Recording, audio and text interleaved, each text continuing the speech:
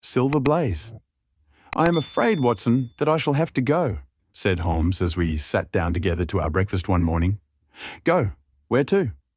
To Dartmoor, to King's Pyland. I was not surprised. Indeed, my only wonder was that he had not already been mixed up in this extraordinary case, which was the one topic of conversation through the length and breadth of England. For a whole day my companion had rambled about the room, with his chin upon his chest and his brows knitted, charging and recharging his pipe with the strongest black tobacco, and absolutely deaf to any of my questions or remarks. Fresh editions of every paper had been sent up by our newsagent, only to be glanced over and tossed down into a corner. Yet, silent as he was, I knew perfectly well what it was over which he was brooding. There was but one problem before the public which could challenge his powers of analysis, and that was the singular disappearance of the favourite for the Wessex Cup and the tragic murder of its trainer. When, therefore, he suddenly announced his intention of setting out for the scene of the drama, it was only what I had both expected and hoped for. I should be most happy to go down with you if I should not be in the way, said I. My dear Watson, you would confer a great favour upon me by coming, and I think that your time will not be misspent, for there are points about the case which promise to make it an absolutely unique one. We have, I think, just time to catch our train at Paddington, and I will go further into the matter upon our journey. You would oblige me by bringing with you your very excellent field glass. And so it happened that an hour or so later, I found myself in the corner of a first-class carriage flying along en route for Exeter, while Sherlock Holmes, with his sharp, eager face framed in his ear-flapped travelling cap, dipped rapidly into the bundle of fresh papers which he had procured at Paddington. We had left Reading far behind us before he thrust the last one of them under the seat and offered me his cigar case. "We are going well," said he, looking out the window and glancing at his watch. "Our rate at present is 53.5 miles an hour." "I have not observed the quarter-mile posts," said I. "Nor have I. But the telegraph posts upon this line are 60 yards apart, and the calculation is a simple one. I presume that you have looked into this matter of the murder of John Straker and the disappearance of Silver Blaze?" "I have seen what the Telegraph and the Chronicle have to say."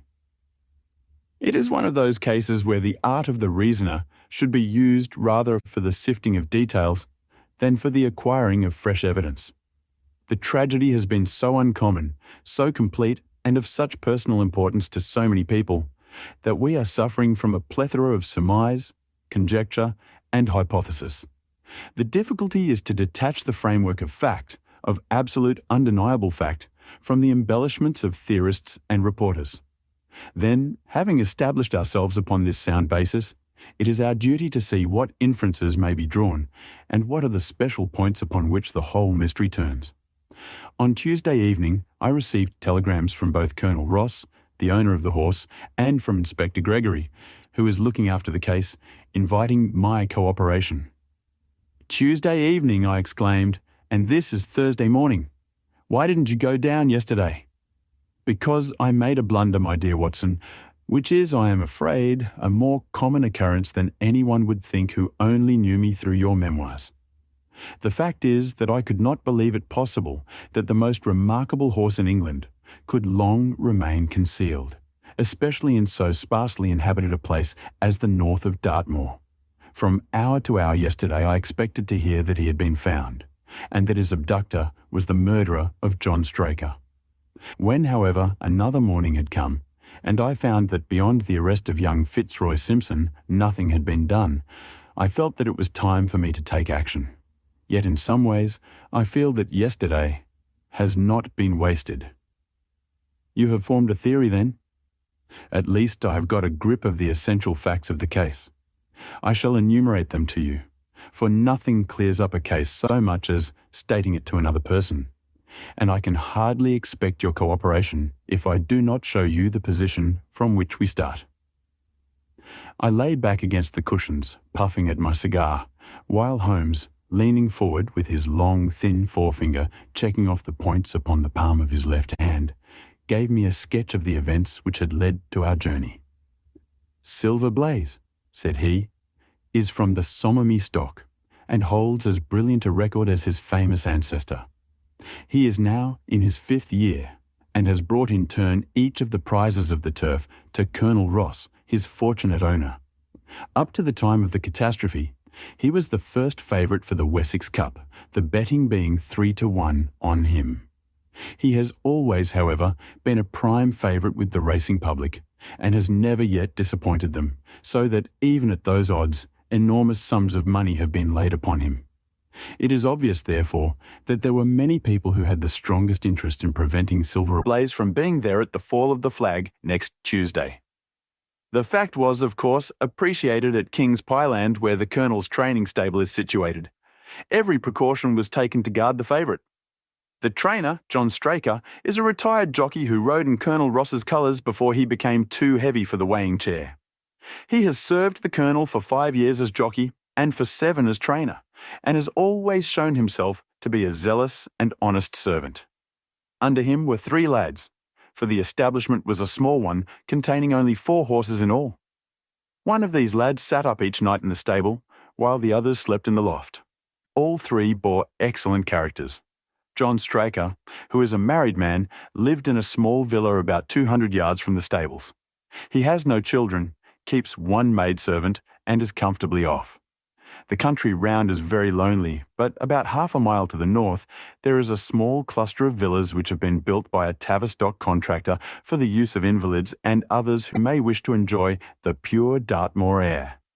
Tavistock itself lies 2 miles to the west, while across the moor, also about 2 miles distant, is the larger training establishment of Mapleton, which belongs to Lord Backwater and is managed by Silas Brown.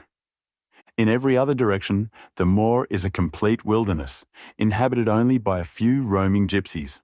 Such was the general situation last Monday night, when the catastrophe occurred. On that evening, the horses had been exercised and watered as usual, and the stables were locked up at 9 o'clock. 2 of the lads walked up to the trainer's house, where they had supper in the kitchen, while the third, Ned Hunter, remained on guard. At a few minutes after 9, the maid, Edith Baxter, carried down to the stables his supper, which consisted of a dish of curried mutton. She took no liquid, as there was a water tap in the stables, and it was the rule that the lad on duty should drink nothing else. The maid carried a lantern with her, as it was very dark and the path ran across the open moor. Edith Baxter was within 30 yards of the stables, when a man appeared out of the darkness and called to her to stop. As he stepped into the circle of yellow light thrown by the lantern, she saw that he was a person of gentlemanly bearing, dressed in a grey suit of tweeds with a cloth cap. He wore gaiters and carried a heavy stick with a knob to it. She was most impressed, however, by the extreme pallor of his face and by the nervousness of his manner. His age, she thought, would be rather over 30 than under it. "Can you tell me where I am?" he asked. "I had almost made up my mind to sleep on the moor, when I saw the light of your lantern." "You are close to the King's Pyland training stables," said she. "Oh, indeed. What a stroke of luck," he cried. "I understand that a stable boy sleeps there alone every night. Perhaps that is his supper which you are carrying to him. Now, I am sure that you would not be too proud to earn the price of a new dress, would you?" He took a piece of white paper folded up out of his waistcoat pocket. "See that the boy has this tonight, and you shall have the prettiest frock that money can buy." She was frightened by the earnestness of his manner, and ran past him to the window through which she was accustomed to hand the meals. It was already opened, and Hunter was seated at the small table inside. She had begun to tell him of what had happened when the stranger came up again. "Good evening," said he, looking through the window. "I wanted to have a word with you." The girl has sworn that as he spoke, she noticed the corner of the little paper packet protruding from his closed hand. "What business have you here?" asked the lad. "It's business that may put something into your pocket," said the other. "You've 2 horses in for the Wessex Cup, Silver Blaze and Bayard. Let me have the straight tip and you won't be a loser. Is it a fact that at the weights, Bayard could give the other 100 yards in 5 furlongs, and that the stable have put their money on him?" "So, you're one of those damned touts," cried the lad. "I'll show you how we serve them in King's Pyland." He sprang up and rushed across the stable to unloose the dog. The girl fled away to the house, but as she ran, she looked back and saw that the stranger was leaning through the window. A minute later, however, when Hunter rushed out with the hound, he was gone, and though he ran all round the buildings, he failed to find any trace of him. One moment, I asked. Did the stable boy, when he ran out with the dog, leave the door unlocked behind him? Excellent, Watson, excellent, murmured my companion. The importance of the point struck me so forcibly that I sent a special wire to Dartmoor yesterday to clear the matter up. The boy locked the door before he left it. The window, I may add, was not large enough for a man to get through. Hunter waited until his fellow grooms had returned, when he sent a message to the trainer and told him what had occurred. Straker was excited at hearing the account, although he does not seem to have quite realized its true significance. It left him, however, vaguely uneasy, and Mrs. Straker, waking at 1 a.m, found that he was dressing. In reply to her inquiries, he said that he could not sleep on account of his anxiety about the horses, and that he intended to walk down to the stables to see that all was well. She begged him to remain at home, as she could hear the rain pattering against the window, but in spite of her entreaties, he pulled on his large mackintosh and left the house. Mrs. Straker awoke at 7 a.m. to find that her husband had not yet returned. She dressed herself hastily, called the maid, and set off for the stables. The door was open. Inside, huddled together upon a chair, Hunter was sunk in a state of absolute stupor. The favourite stall was empty, and there were no signs of his trainer. The two lads who slept in the chaff-cutting loft above the harness room were quickly aroused. They had heard nothing during the night, for they are both sound sleepers. Hunter was obviously under the influence of some powerful drug, and as no sense could be got out of him, he was left to sleep it off while the two lads and the two women ran out in search of the absentees. They still had hopes that the trainer had for some reason taken out the horse for early exercise, but on ascending the knoll near the house, from which all the neighbouring moors were visible, they not only could see no signs of the missing favourite, but they perceived something which warned them that they were in the presence of a tragedy. About a quarter of a mile from the stables, John Straker's overcoat was flapping from a furze bush. Immediately beyond there was a bowl-shaped depression in the moor, and at the bottom of this was found the dead body of the unfortunate trainer.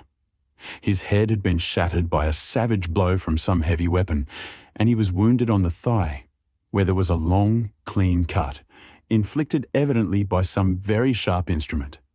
It was clear, however, that Straker had defended himself vigorously against his assailants, for in his right hand he held a small knife, which was clotted with blood up the handle, while in his left he clasped a red and black silk cravat, which was recognised by the maid as having been worn on the preceding evening by the stranger who had visited the stables.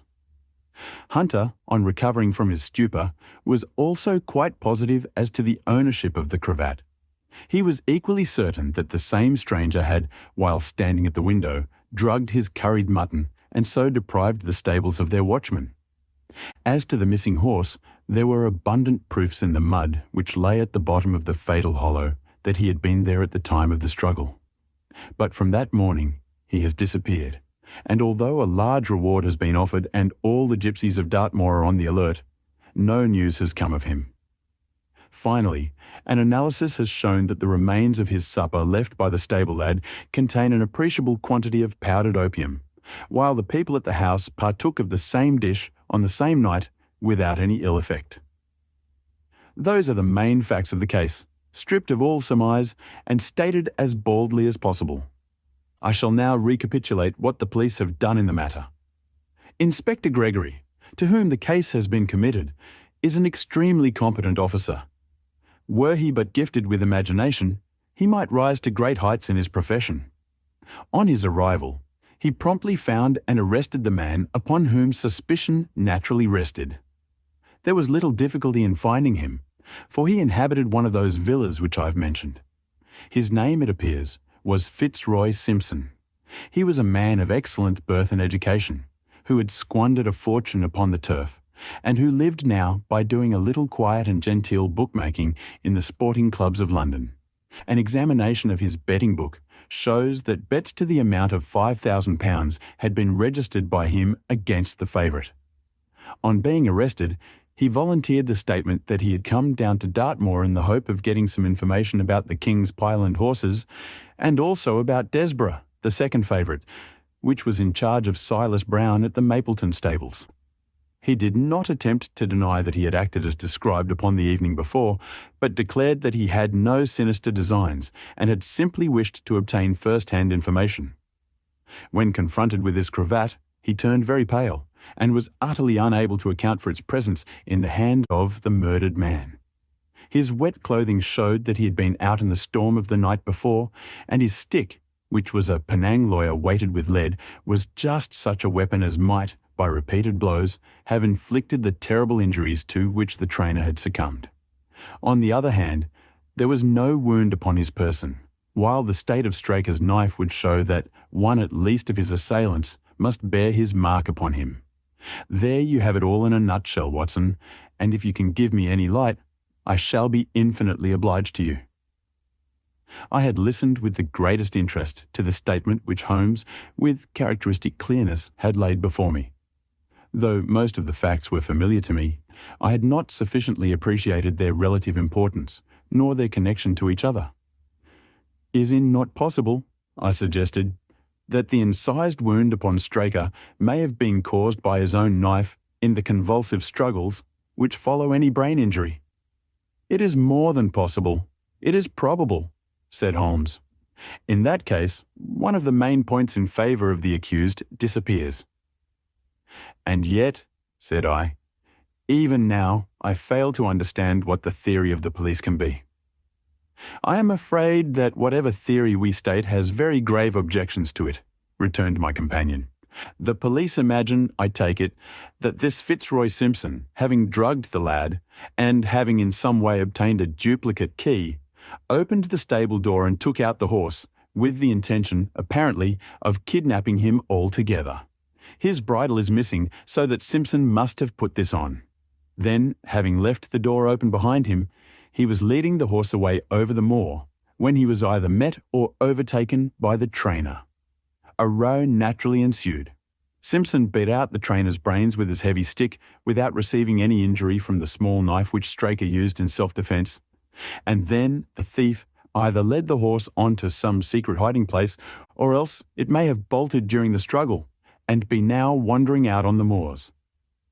That is the case as it appears to the police, and improbable as it is, all other explanations are more improbable still. However, I shall very quickly test the matter when I am once upon the spot, and until then I cannot really see how we can get much further than our present position. So, it was evening before we reached the little town of Tavistock, which lies, like the boss of a shield, in the middle of the huge circle of Dartmoor. Two gentlemen were awaiting us in the station, the one a tall, fair man with lion-like hair and beard and curiously penetrating light blue eyes. The other a small, alert person, very neat and dapper, in a frock coat and gaiters, with trim little side whiskers and an eyeglass. The latter was Colonel Ross, the well-known sportsman. The other, Inspector Gregory, a man who was rapidly making his name in the English detective service. "I am delighted that you have come down, Mr. Holmes," said the Colonel. "The Inspector here has done all that could possibly be suggested, but I wish to leave no stone unturned in trying to avenge poor Straker, and in recovering my horse." "Have there been any fresh developments?" asked Holmes. "I am sorry to say that we have made very little progress," said the Inspector. "We have an open carriage outside, and as you would no doubt like to see the place before the light fails, we might talk it over as we drive." A minute later, we were all seated in a comfortable landau, and were rattling through the quaint old Devonshire city. Inspector Gregory was full of his case, and poured out a stream of remarks, while Holmes threw in an occasional question or interjection. Colonel Ross leaned back with his arms folded and his hat tilted over his eyes, while I listened with interest to the dialogue of the two detectives. Gregory was formulating his theory, which was almost exactly what Holmes had foretold in the train. The net is drawn pretty close round Fitzroy Simpson, he remarked, and I believe myself that he is our man. At the same time, I recognise that the evidence is purely circumstantial and that some new development may upset it. How about Straker's knife? We have quite come to the conclusion that he wounded himself in his fall. My friend Dr. Watson made that suggestion to me as we came down. If so, it would tell against this man Simpson. Undoubtedly. He has neither a knife nor any sign of a wound. The evidence against him is certainly very strong. He had a great interest in the disappearance of the favourite. He lies under suspicion of having poisoned the stable boy. He was undoubtedly out in the storm. He was armed with a heavy stick, and his cravat was found in the dead man's hand. I really think we have enough to go before a jury. Holmes shook his head. A clever counsel would tear it all to rags, said he. Why should he take the horse out of the stable? If he wished to injure it, why could he not do it there? Has a duplicate key been found in his possession? What chemist sold him the powdered opium? Above all, where could he, a stranger to the district, hide a horse, and such a horse as this? What is his own explanation as to the paper which he wished the maid to give to the stable boy? He says that it was a £10 note. One was found in his purse, but your other difficulties are not so formidable as they seem. He is not a stranger to the district. He has twice lodged at Tavistock in the summer. The opium was probably brought from London. The key, having served its purpose, would be hurled away. The horse may be at the bottom of one of the pits or old mines upon the moor. What does he say about the cravat? He acknowledges that it is his and declares that he had lost it. But a new element has been introduced into the case which may account for his leading the horse from the stable. Holmes pricked up his ears. We have found traces which show that a party of gypsies encamped on Monday night within a mile of the spot where the murder took place. On Tuesday, they were gone. Now, presuming that there was some understanding between Simpson and these gypsies, might he not have been leading the horse to them when he was overtaken? And may they not have him now? It is certainly possible. The moor is being scoured for these gypsies. I have also examined every stable and outhouse in Tavistock, and for a radius of 10 miles. There is another training stable quite close, I understand? Yes, and that is a factor which we must certainly not neglect. As Desborough, their horse, was second in the betting, they had an interest in the disappearance of the favourite. Silas Brown, the trainer, is known to have had large bets upon the event, and he was no friend to poor Straker. We have, however, examined the stables, and there is nothing to connect him with the affair. And nothing to connect this man Simpson with the interests of the Mapleton stables? Nothing at all. Holmes leaned back in the carriage, and the conversation ceased. A few minutes later, our driver pulled up at a neat little red brick villa with overhanging eaves which stood by the road. Some distance off, across a paddock, lay a long, grey-tiled outbuilding. In every other direction, the low curves of the moor, bronze-coloured from the fading ferns, stretched away to the skyline, broken only by the steeples of Tavistock, and by a cluster of houses away to the westward which marked the Mapleton stables. We all sprang out with the exception of Holmes, who continued to lean back with his eyes fixed upon the sky in front of him, entirely absorbed in his own thoughts. It was only when I touched his arm that he roused himself with a violent start and stepped out of the carriage. "Excuse me," said he, turning to Colonel Ross, who had looked at him in some surprise. "I was daydreaming." There was a gleam in his eyes and a suppressed excitement in his manner which convinced me, used as I was to his ways, that his hand was upon a clue, though I could not imagine where he had found it. "Perhaps you would prefer at once to go on to the scene of the crime, Mr. Holmes?" said Gregory. "I think that I should prefer to stay here a little and go into one or two questions of detail. Straker was brought back here, I presume?" "Yes, he lies upstairs. The inquest is tomorrow." "He has been in your service some years, Colonel Ross?" "I have always found him an excellent servant." "I presume that you made an inventory of what he had in his pockets at the time of his death, Inspector?" "I have the things themselves in the sitting room, if you would care to see them." I should be very glad. We all filed into the front room and sat round the central table, while the inspector unlocked a square tin box and laid a small heap of things before us.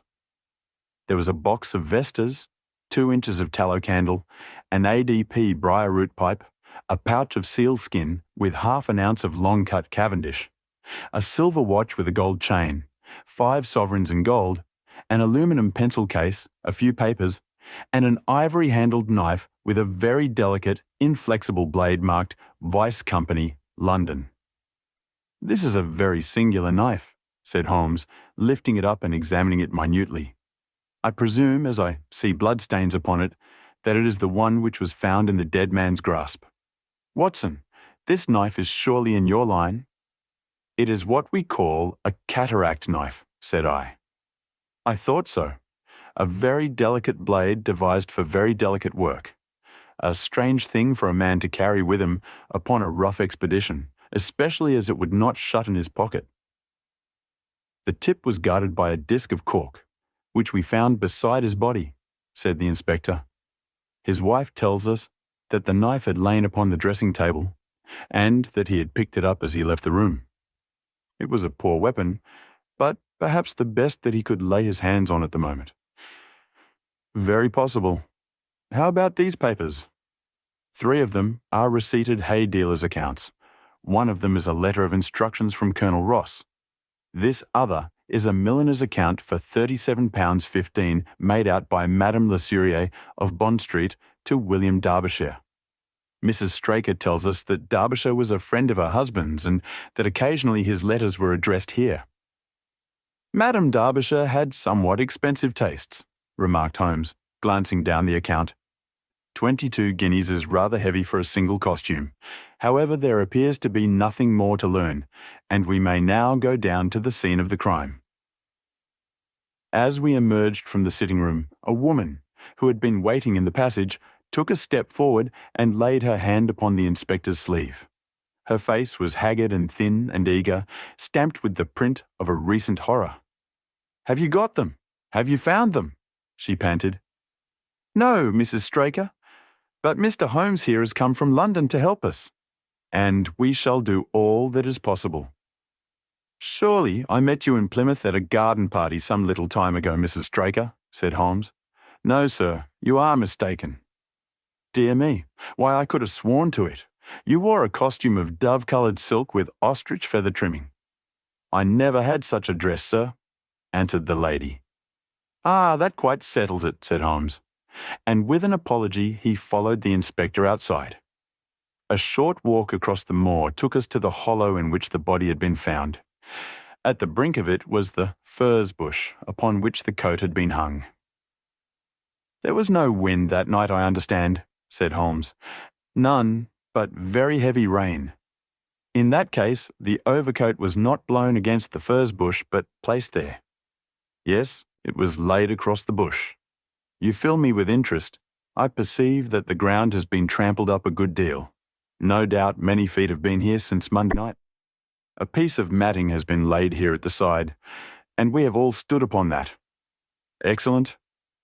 In this bag I have one of the boots which Straker wore, one of Fitzroy Simpson's shoes, and a cast horseshoe of Silver Blaze."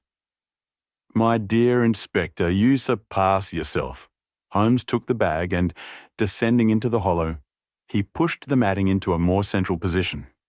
Then, stretching himself upon his face and leaning his chin upon his hands, he made a careful study of the trampled mud in front of him. "Hullo," said he, suddenly. "What's this?" It was a wax vesta, half burned, which was so coated with mud that it looked at first like a little chip of wood. "I cannot think how I came to overlook it," said the inspector, with an expression of annoyance. "It was invisible, buried in the mud. I only saw it because I was looking for it." "What? You expected to find it?" "I thought it not unlikely." He took the boots from the bag and compared the impressions of each of them with marks upon the ground. Then he clambered up to the rim of the hollow and crawled about among the ferns and bushes. "I'm afraid that there are no more tracks," said the inspector. "I have examined the ground very carefully for 100 yards in each direction." "Indeed," said Holmes, rising. I should not have the impertinence to do it again after what you say, but I should like to take a little walk over the moor before it grows dark, that I may know my ground tomorrow, and I think that I shall put this horseshoe into my pocket for luck." Colonel Ross, who had shown some signs of impatience at my companion's quiet and systematic method of work, glanced at his watch. "I wish you would come back with me, Inspector," said he. "There are several points on which I should like your advice, and especially as to whether we do not owe it to the public to remove our horse's name from the entries for the Cup." "Certainly not," cried Holmes with decision. "I should let the name stand." The Colonel bowed. "I'm very glad to have had your opinion, sir," said he. "You will find us at poor Straker's house when you have finished your walk, and we can drive together into Tavistock." He turned back with the inspector, while Holmes and I walked slowly across the moor. The sun was beginning to sink behind the stables of Mapleton, and the long sloping plain in front of us was tinged with gold, deepening into rich ruddy browns where the faded ferns and brambles caught the evening light. But the glories of the landscape were all wasted upon my companion, who was sunk in the deepest thought. "It's this way, Watson," said he at last. "We may leave the question of who killed John Straker for the instant, and confine ourselves to finding out what has become of the horse. Now, supposing that he broke away during or after the tragedy, where could he have gone to? The horse is a very gregarious creature. If left to himself, his instincts would have been either to return to King's Pyland or go over to Mapleton. Why should he run wild upon the moor? He would surely have been seen by now. And why should gypsies kidnap him? These people always clear out when they hear of trouble, for they do not wish to be pestered by the police. They could not hope to sell such a horse. They would run a great risk and gain nothing by taking him. Surely that is clear. Where is he then? I have already said that he must have gone to King's Pyland or to Mapleton. He is not at King's Pyland. Therefore he is at Mapleton. Let us take that as a working hypothesis and see what it leads us to. This part of the moor, as the inspector remarked, is very hard and dry, but it falls away towards Mapleton, and you can see from here that there is a long hollow over yonder, which must have been very wet on Monday night. If our supposition is correct, then the horse must have crossed that, and there is the point where we should look for his tracks. We had been walking briskly during this conversation, and a few more minutes brought us to the hollow in question. At Holmes's request, I walked down the bank to the right and he to the left, but I had not taken 50 paces before I heard him give a shout, and saw him waving his hand to me. The track of a horse was plainly outlined in the soft earth in front of him, and the shoe which he took from his pocket exactly fitted the impression. "See the value of imagination," said Holmes. "It is the one quality which Gregory lacks. We imagined what might have happened, acted upon the supposition, and find ourselves justified. Let us proceed." We crossed the marshy bottom and passed over a quarter of a mile of dry, hard turf. Again the ground sloped, and again we came on the tracks. Then we lost them for half a mile, but only to pick them up once more quite close to Mapleton. It was Holmes who saw them first, and he stood pointing with a look of triumph upon his face. A man's track was visible beside the horse's. "The horse was alone before," I cried. "Quite so. It was alone before. Hello, what is this?" The double track turned sharp off and took the direction of King's Pyland. Holmes whistled, and we both followed along after it. His eyes were on the trail, but I happened to look a little to one side, and saw to my surprise the same tracks coming back again in the opposite direction. "One for you, Watson," said Holmes, when I pointed it out. "You have saved us a long walk, which would have brought us back on our own traces. Let us follow the return track." We had not to go far.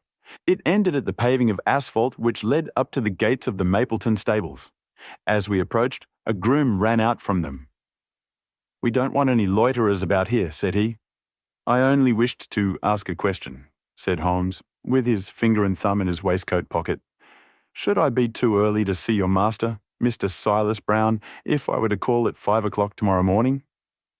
"Bless you, sir. If anyone is about he will be, for he is always the first stirring. But here he is, sir, to answer your questions for himself. No, sir, no. It is as much as my place is worth to let him see me touch your money. Afterwards, if you like." As Sherlock Holmes replaced the half-crown which he had drawn from his pocket, a fierce-looking elderly man strode out from the gate with hunting crop swinging in his hand. "What's this, Dawson?" he cried. "No gossiping. Go about your business. And you, what the devil do you want here?" "10 minutes' talk with you, my good sir," said Holmes in the sweetest of voices. "I've no time to talk to every gadabout. We want no stranger here. Be off, or you may find a dog at your heels." Holmes leaned forward and whispered something in the trainer's ear. He started violently and flushed to the temples. "It's a lie," he shouted. "An infernal lie." "Very good. Shall we argue about it here in public or talk it over in your parlour?" "Oh, come in if you wish to." Holmes smiled. "I shall not keep you more than a few minutes, Watson," said he. "Now, Mr. Brown, I'm quite at your disposal." It was 20 minutes and the reds had all faded into greys before Holmes and the trainer reappeared. Never have I seen such a change as had been brought about in Silas Brown in that short time. His face was ashy pale, beads of perspiration shone upon his brow, and his hands shook until the hunting crop wagged like a branch in the wind. His bullying, overbearing manner was all gone too, and he cringed along at my companion's side like a dog with its master. "Your instructions will be done. It shall all be done," said he. "There must be no mistake," said Holmes, looking round at him. The other winced as he read the menace in his eyes.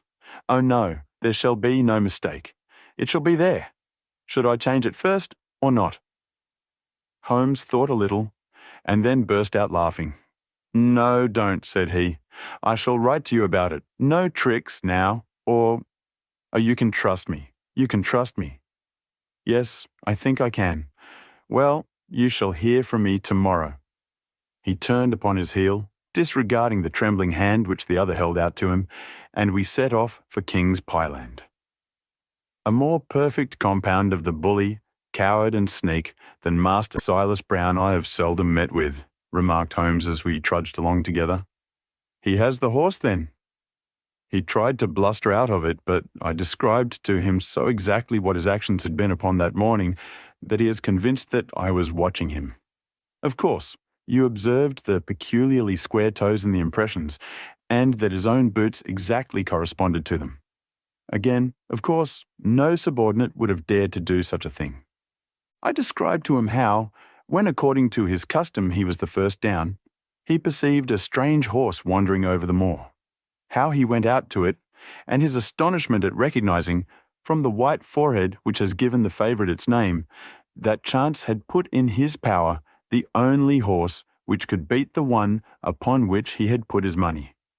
Then I described how his first impulse had been to lead him back to King's Pyland, and how the devil had shown him how he could hide the horse until the race was over, and how he had led it back and concealed it at Mapleton. When I told him every detail, he gave it up and thought only of saving his own skin. But his stables had been searched. Oh, an old horse-faker like him has many a dodge. But are you not afraid to leave the horse in his power now, since he has every interest in injuring it? My dear fellow, he will guard it as the apple of his eye. He knows that his only hope of mercy is to produce it safe. Colonel Ross did not impress me as a man who would be likely to show much mercy in any case. The matter does not rest with Colonel Ross. I follow my own methods and tell as much or as little as I choose. That is the advantage of being unofficial. I don't know whether you observed it, Watson, but the Colonel's manner has been just a trifle cavalier to me. I am inclined now to have a little amusement at his expense. Say nothing to him about the horse. Certainly not without your permission. And of course, this is all quite a minor point compared to the question of who killed John Straker. And you will devote yourself to that? On the contrary, we both go back to London by the night train. I was thunderstruck by my friend's words. We had only been a few hours in Devonshire, and that he should give up an investigation which he had begun so brilliantly was quite incomprehensible to me. Not a word more could I draw from him until we were back at the trainer's house. The Colonel and the Inspector were awaiting us in the parlour. "My friend and I returned to town by the night express," said Holmes. "We have had a charming little breath of your beautiful Dartmoor air." The Inspector opened his eyes, and the Colonel's lip curled in a sneer. "So you despair of arresting the murderer of poor Straker?" said he. Holmes shrugged his shoulders. "There are certainly grave difficulties in the way," said he. "I have every hope, however, that your horse will start upon Tuesday, and I beg that you will have your jockey in readiness. Might I ask for a photograph of Mr. John Straker?" The Inspector took one from an envelope and handed it to him. "My dear Gregory, you anticipate all my wants. If I might ask you to wait here for an instant, I have a question which I should like to put to the maid. I must say that I am rather disappointed in our London consultant," said Colonel Ross bluntly, as my friend left the room. "I do not see that we are any further than when he came." "At least you have his assurance that your horse will run," said I. "Yes, I have his assurance," said the Colonel with a shrug of his shoulders. "I should prefer to have the horse." I was about to make some reply in defence of my friend when he entered the room again. "Now, gentlemen," said he, "I am quite ready for Tavistock." As we stepped into the carriage, one of the stable lads held the door open for us. A sudden idea seemed to occur to Holmes, for he leaned forward and touched the lad upon the sleeve. "You have a few sheep in the paddock," he said. "Who attends to them?" "I do, sir." "Have you noticed anything amiss with them of late?" "Well, sir, not of much account, but 3 of them have gone lame, sir." I could see that Holmes was extremely pleased, for he chuckled and rubbed his hands together. "A long shot, Watson, a very long shot," said he, pinching my arm. "Gregory, let me recommend to your attention this singular epidemic among the sheep. Drive on, coachman." Colonel Ross still wore an expression which showed the poor opinion which he had formed of my companion's ability, but I saw by the inspector's face that his attention had been keenly aroused. "You consider that to be important?" he asked. "Exceedingly so." "Is there any point to which you would wish to draw my attention?" "To the curious incident of the dog in the night time." "The dog did nothing in the night time." "That was the curious incident," remarked Sherlock Holmes. 4 days later, Holmes and I were again in the train, bound for Winchester to see the race for the Wessex Cup. Colonel Ross met us by appointment outside the station, and we drove in his drag to the course beyond the town. His face was grave, and his manner was cold in the extreme. "I have seen nothing of my horse," said he. "I suppose that you would know him when you saw him?" asked Holmes. The Colonel was very angry. "I've been on the turf for 20 years and never was asked such a question as that before," said he. "A child would know Silver Blaze, with his white forehead and his mottled-off foreleg." "How is the betting?" "Well, that is the curious part of it. You could have got 15 to 1 yesterday, but the prices become shorter and shorter, until you can hardly get 3 to 1 now." Said Holmes. "Somebody knows something. That is clear." As the drag drew up in the enclosure near the grand stand, I glanced at the card to see the entries. Wessex plate. It ran 50 sovs, each HF'd with 1,000 sovs, added for 4 and 5-year-olds. Second, £300. Third, £200. New course 1 mile and 5 furlongs. 1. Mr. Heath Newton's The Negro.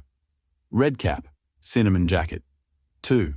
Colonel Wardlaw's pugilist. Pink cap, blue and black jacket. 3. Lord Backwater's Desborough. Yellow cap and sleeves. 4. Colonel Ross's Silver Blaze. Black cap, red jacket. 5. Duke of Balmoral's Iris. Yellow and black stripes. 6. Lord Singleford's Rasper. Purple cap, black sleeves. "We scratched our other one and put all hopes on your word," said the Colonel. "Why, what is that? Silver Blaze favourite?" 5 to 4 against Silver Blaze," roared the ring. 5 to 4 against Silver Blaze. 5 to 15 against Desborough. 5-4 on the field." "There are the numbers up," I cried. "They are all 6 there." "All 6 there? Then my horse is running," cried the Colonel in great agitation. "But I don't see him. My colours have not passed. Only 5 have passed. This must be he." As I spoke, a powerful bay horse swept out from the waiting enclosure and cantered past us, bearing on its back the well-known black and red of the Colonel. "That's not my horse," cried the owner. "That beast has not a white hair upon its body. What is this that you have done, Mr. Holmes?" "Well, well, let us see how he gets on," said my friend, imperturbably. For a few minutes he gazed through my field glass. "Capital, an excellent start," he cried suddenly. "There they are, coming round the curve." From our drag we had a superb view as they came up the straight. The 6 horses were so close together that a carpet could have covered them, but halfway up the yellow of the Mapleton stable showed to the front. Before they reached us, however, Desborough's bolt was shot, and the Colonel's horse, coming away with a rush, passed the post a good 6 lengths before its rival, the Duke of Balmoral's Iris, making a bad third. "It's my race anyhow," gasped the Colonel, passing his hand over his eyes. "I confess that I can make neither head nor tail of it. Don't you think that you have kept up your mystery long enough, Mr. Holmes?" "Certainly, Colonel. You shall know everything. Let us all go round and have a look at the horse together. Here he is," he continued as we made our way into the weighing enclosure, where only owners and their friends find admittance. "You have only to wash his face and his leg in spirits of wine, and you will find that he is the same old Silver Blaze as ever. You take my breath away. I found him in the hands of a faker, and took the liberty of running him just as he was sent over. My dear sir, you have done wonders. The horse looks very fit and well. It never went better in its life. I owe you 1,000 apologies for having doubted your ability. You have done me a great service by recovering my horse. You would do me a greater still if you could lay your hands on the murderer of John Straker." "I have done so," said Holmes quietly. The Colonel and I stared at him in amazement. "You have got him. Where is he then?" "He is here." "Here? Where?" "In my company at the present moment." The Colonel flushed angrily. "I quite recognize that I am under obligations to you, Mr. Holmes," said he, "but I must regard what you have just said as either a very bad joke or an insult." Sherlock Holmes laughed. "I assure you that I have not associated you with the crime, Colonel," said he. "The real murderer is standing immediately behind you." He stepped past and laid his hand upon the glossy neck of the thoroughbred. "The horse!" cried both the Colonel and myself. "Yes, the horse. And it may lessen his guilt if I say that it was done in self-defence, and that John Straker was a man who was entirely unworthy of your confidence. But there goes the bell, and as I stand to win a little on this next race, I shall defer a lengthy explanation until a more fitting time." We had the corner of a Pullman car to ourselves that evening as we whirled back to London, and I fancy that the journey was a short one to Colonel Ross as well as to myself, as we listened to our companion's narrative of the events which had occurred at the Dartmoor training stables upon the Monday night, and the means by which he had unravelled them. "I confess," said he, "that any theories which I had formed from the newspaper reports were entirely erroneous, and yet there were indications there, had they not been overlaid by other details which concealed their true import. I went to Devonshire with the conviction that Fitzroy Simpson was the true culprit, although, of course, I saw that the evidence against him was by no means complete. It was while I was in the carriage, just as we reached the trainer's house, that the immense significance of the curried mutton occurred to me.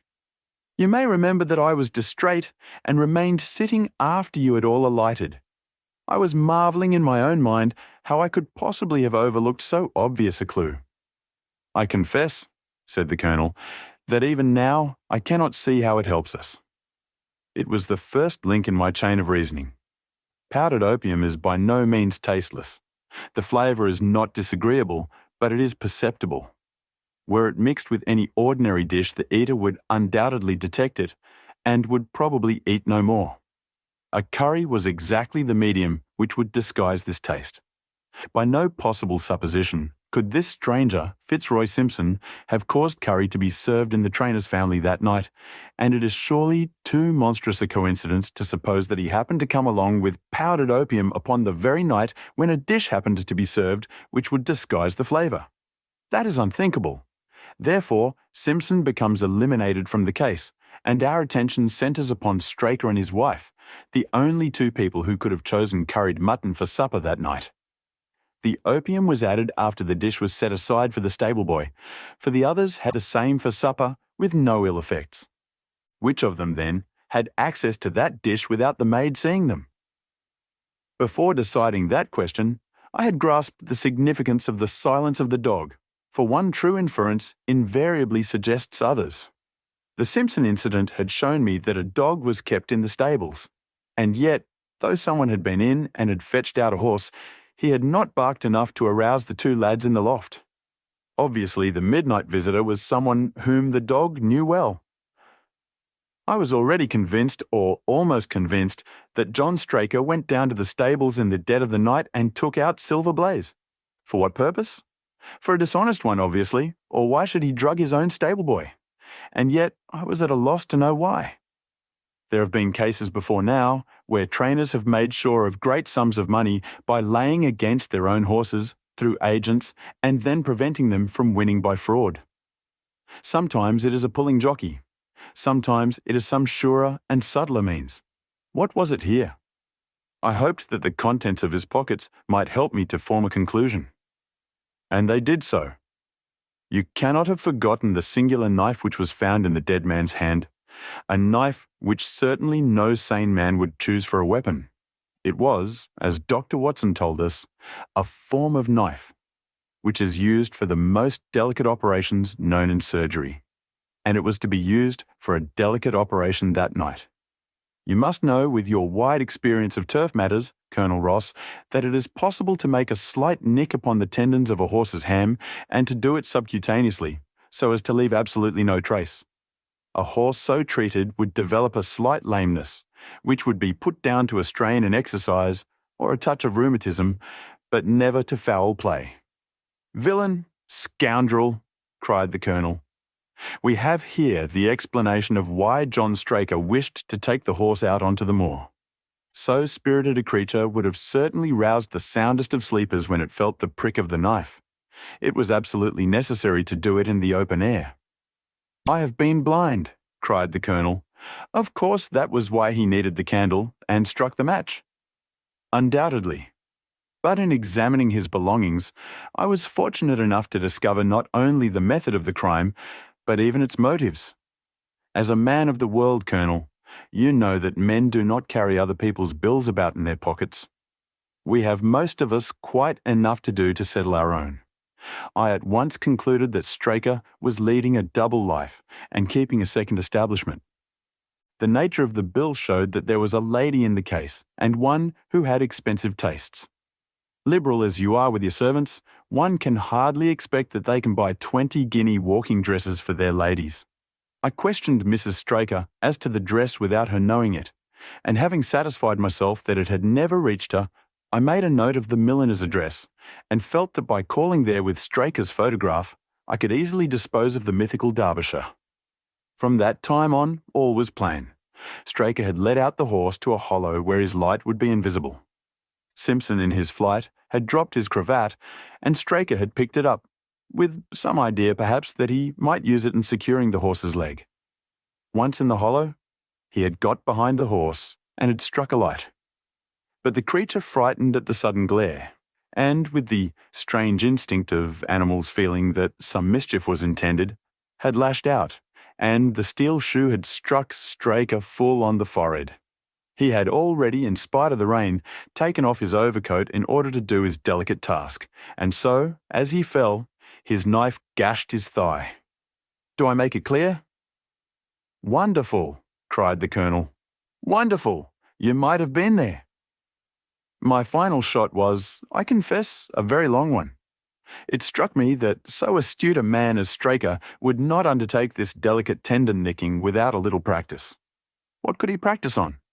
My eyes fell upon the sheep, and I asked a question which, rather to my surprise, showed that my surmise was correct. When I returned to London, I called upon the milliner, who had recognised Straker as an excellent customer of the name of Derbyshire, who had a very dashing wife, with a strong partiality for expensive dresses. I have no doubt that this woman had plunged him over head and ears in debt, and so led him into this miserable plot.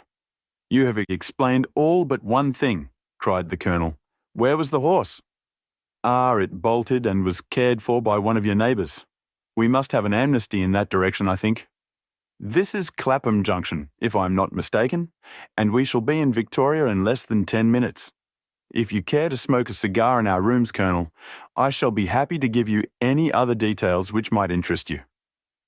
This text is provided to you as is, without any warranty. No warranties of any kind, expressed or implied, are made to you as to the text or any medium it may be on, including but not limited to warranties of merchantability or fitness for a particular purpose." I hope you liked this audiobook. If you'd like to hear more, please support us on patreon.com. It really helps us keep going.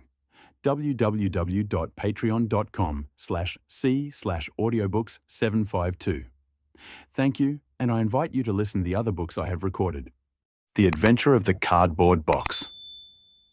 In choosing a few typical cases which illustrate the remarkable mental qualities of my friend Sherlock Holmes, I have endeavoured, as far as possible, to select those which presented the minimum of sensationalism while offering a fair field for his talents.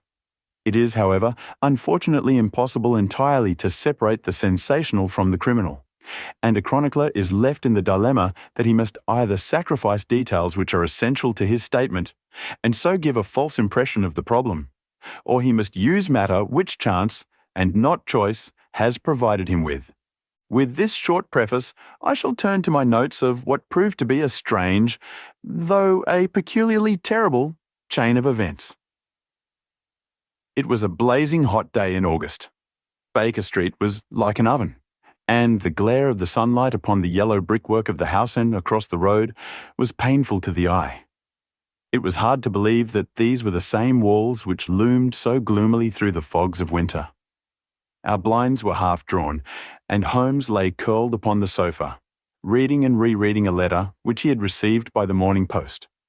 For myself, my term of service in India had trained me to stand heat better than cold, and a thermometer at 90 was no hardship. But the morning paper was uninteresting. Parliament had risen. Everybody was out of town, and I yearned for the glades of the New Forest or the shingle of Southsea. A depleted bank account had caused me to postpone my holiday, and as to my companion, neither the country nor the sea presented the slightest attraction to him. He loved to lie in the very centre of 5 millions of people, with his filaments stretching out and running through them, responsive to every little rumour or suspicion of unsolved crime. Appreciation of nature found no place among his many gifts, and his only change was when he turned his mind from the evildoer of the town to track down his brother of the country. Finding that Holmes was too absorbed for conversation, I had tossed aside the barren paper, and leaning back in my chair, I fell into a brown study. Suddenly my companion's voice broke in upon my thoughts. "You are right, Watson," said he. "It does seem a most preposterous way of settling a dispute."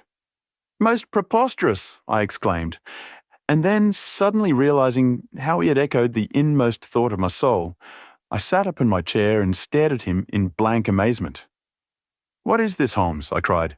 "This is beyond anything which I could have imagined." He laughed heartily at my perplexity. "You remember," said he, "that some little time ago when I read you the passage in one of Poe's sketches, in which a close reasoner follows the unspoken thoughts of his companion, you were inclined to treat the matter as a mere tour de force of the author. On my remarking that I was constantly in the habit of doing the same thing, you expressed incredulity." "Oh, no. Perhaps not with your tongue, my dear Watson, but certainly with your eyebrows. So, when I saw you throw down your paper and enter upon a train of thought, I was very happy to have the opportunity of reading it off, and eventually of breaking into it, as a proof that I had been in rapport with you." But I was still far from satisfied. In the example which you read to me, said I, the reasoner drew his conclusions from the actions of the man whom he observed. If I remember right, he stumbled over a heap of stones, looked up at the stars, and so on. But I have been seated quietly in my chair, and what clues can I have given you? You do yourself an injustice.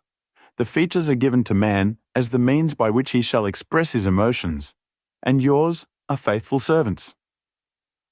Do you mean to say that you read my train of thoughts from my features? Your features, and especially your eyes. Perhaps you cannot yourself recall how your reverie commenced.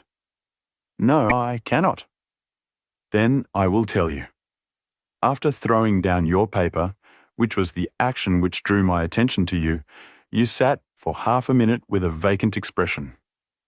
Then your eyes fixed themselves upon your newly framed picture of General Gordon, and I saw, by the alteration in your face, that a train of thought had been started. But it did not lead very far. Your eyes flashed across to the unframed portrait of Henry Ward Beecher, which stands upon the top of your books. Then you glanced up at the wall, and of course your meaning was obvious. You were thinking that if the portrait were framed, it would just cover that bare space and correspond with Gordon's picture there. You have followed me wonderfully, I exclaimed. So far, I could hardly have gone astray. But now your thoughts went back to Beecher, and you looked hard across as if you were studying the character in his features. Then your eyes ceased to pucker, but you continued to look across, and your face was thoughtful. You were recalling the incidents of Beecher's career. I was well aware that you could not do this without thinking of the mission which he undertook on behalf of the North at the time of the Civil War, for I remember your expressing your passionate indignation at the way in which he was received by the more turbulent of our people. You felt so strongly about it that I knew you could not think of Beecher without thinking of that also. When a moment later I saw your eyes wander away from the picture, I suspected that your mind had now turned to the Civil War. And when I observed that your lips set, your eyes sparkled, and your hands clenched, I was positive that you were indeed thinking of the gallantry which was shown by both sides in that desperate struggle. But then, again, your face grew sadder, you shook your head. You were dwelling upon the sadness and horror and useless waste of life. Your hand stole towards your own old wound, and a smile quivered on your lips, which showed me that the ridiculous side of this method of settling international questions had forced itself upon your mind. At this point, I agreed with you that it was preposterous and was glad to find that all my deductions had been correct. Absolutely, said I. And now that you have explained it, I confess that I am as amazed as before. It was very superficial, my dear Watson, I assure you. I should not have intruded it upon your attention had you not shown some incredulity the other day. But I have in my hands here a little problem which may prove to be more difficult of solution than my small essay in thought reading. Have you observed in the paper a short paragraph referring to the remarkable contents of a packet sent through the post to Miss Cushing of Cross Street, Croydon? No, I saw nothing. Ah, then you must have overlooked it. Just toss it over to me. Here it is, under the financial column. Perhaps you would be good enough to read it aloud. I picked up the paper which he had thrown back to me and read the paragraph indicated. It was headed, "A Gruesome Packet." Miss Susan Cushing, living at Cross Street, Croydon, has been made the victim of what must be regarded as a peculiarly revolting practical joke, unless some more sinister meaning should prove to be attached to the incident. At 2 o'clock yesterday afternoon, a small packet, wrapped in brown paper, was handed in by the postman. A cardboard box was inside, which was filled with coarse salt. On emptying this, Miss Cushing was horrified to find 2 human ears, apparently quite freshly severed. The box had been sent by parcel post from Belfast upon the morning before. There is no indication as to the sender, and the matter is the more mysterious as Miss Cushing, who is a maiden lady of 50, has led a most retired life, and has so few acquaintances or correspondents that it is a rare event for her to receive anything through the post. Some years ago, however, when she resided at Penge, she let apartments in her house to 3 young medical students, whom she was obliged to get rid of on account of their noisy and irregular habits. The police are of opinion that this outrage may have been perpetrated upon Miss Cushing by these youths, who owed her a grudge and who hoped to frighten her by sending her these relics of the dissecting rooms. Some probability is lent to the theory by the fact that one of these students came from the north of Ireland and, to the best of Miss Cushing's belief, from Belfast. In the meantime, the matter is being actively investigated, Mr. Lestrade, one of the very smartest of our detective officers, being in charge of the case. So much for the Daily Chronicle, said Holmes as I finished reading. Now for our friend Lestrade. I had a note from him this morning in which he says, I think that this case is very much in your line. We have every hope of clearing the matter up, but we find a little difficulty in getting anything to work upon. We have, of course, wired to the Belfast post office, but a large number of parcels were handed in upon that day, and they have no means of identifying this particular one or of remembering the sender. The box is a half-pound box of honeydew tobacco and does not help us in any way. The medical student theory still appears to me to be the most feasible, but if you should have a few hours to spare, I should be very happy to see you out here. I shall be either at the house or in the police station all day. What say you, Watson? Can you rise superior to the heat and run down to Croydon with me on the off chance of a case for your annals? I was longing for something to do. You shall have it then. Ring for our boots and tell them to order a cab. I'll be back in a moment when I've changed my dressing gown and filled my cigar case. A shower of rain fell while we were in the train, and the heat was far less oppressive in Croydon than in town. Holmes had sent on a wire, so that Lestrade, as wiry, as dapper, and as ferret-like as ever, was waiting for us at the station. A walk of 5 minutes took us to Cross Street, where Miss Cushing resided. It was a very long street of 2-story brick houses, neat and prim, with whitened stone steps and little groups of aproned women gossiping at the doors. Halfway down, Lestrade stopped and tapped at a door, which was opened by a small servant girl. Miss Cushing was sitting in the front room, into which we were ushered. She was a placid-faced woman, with large, gentle eyes and grizzled hair curving down over her temples on each side. A worked antimacassar lay upon her lap, and a basket of coloured silk stood upon a stool beside her. They are in the outhouse, those dreadful things, said she as Lestrade entered. I wish that you would take them away altogether. So I shall, Miss Cushing. I only kept them here until my friend, Mr. Holmes, should have seen them in your presence. Why in my presence, sir? In case he wished to ask any questions. What is the use of asking me questions when I tell you I know nothing whatever about it? Quite so, madam, said Holmes in his soothing way.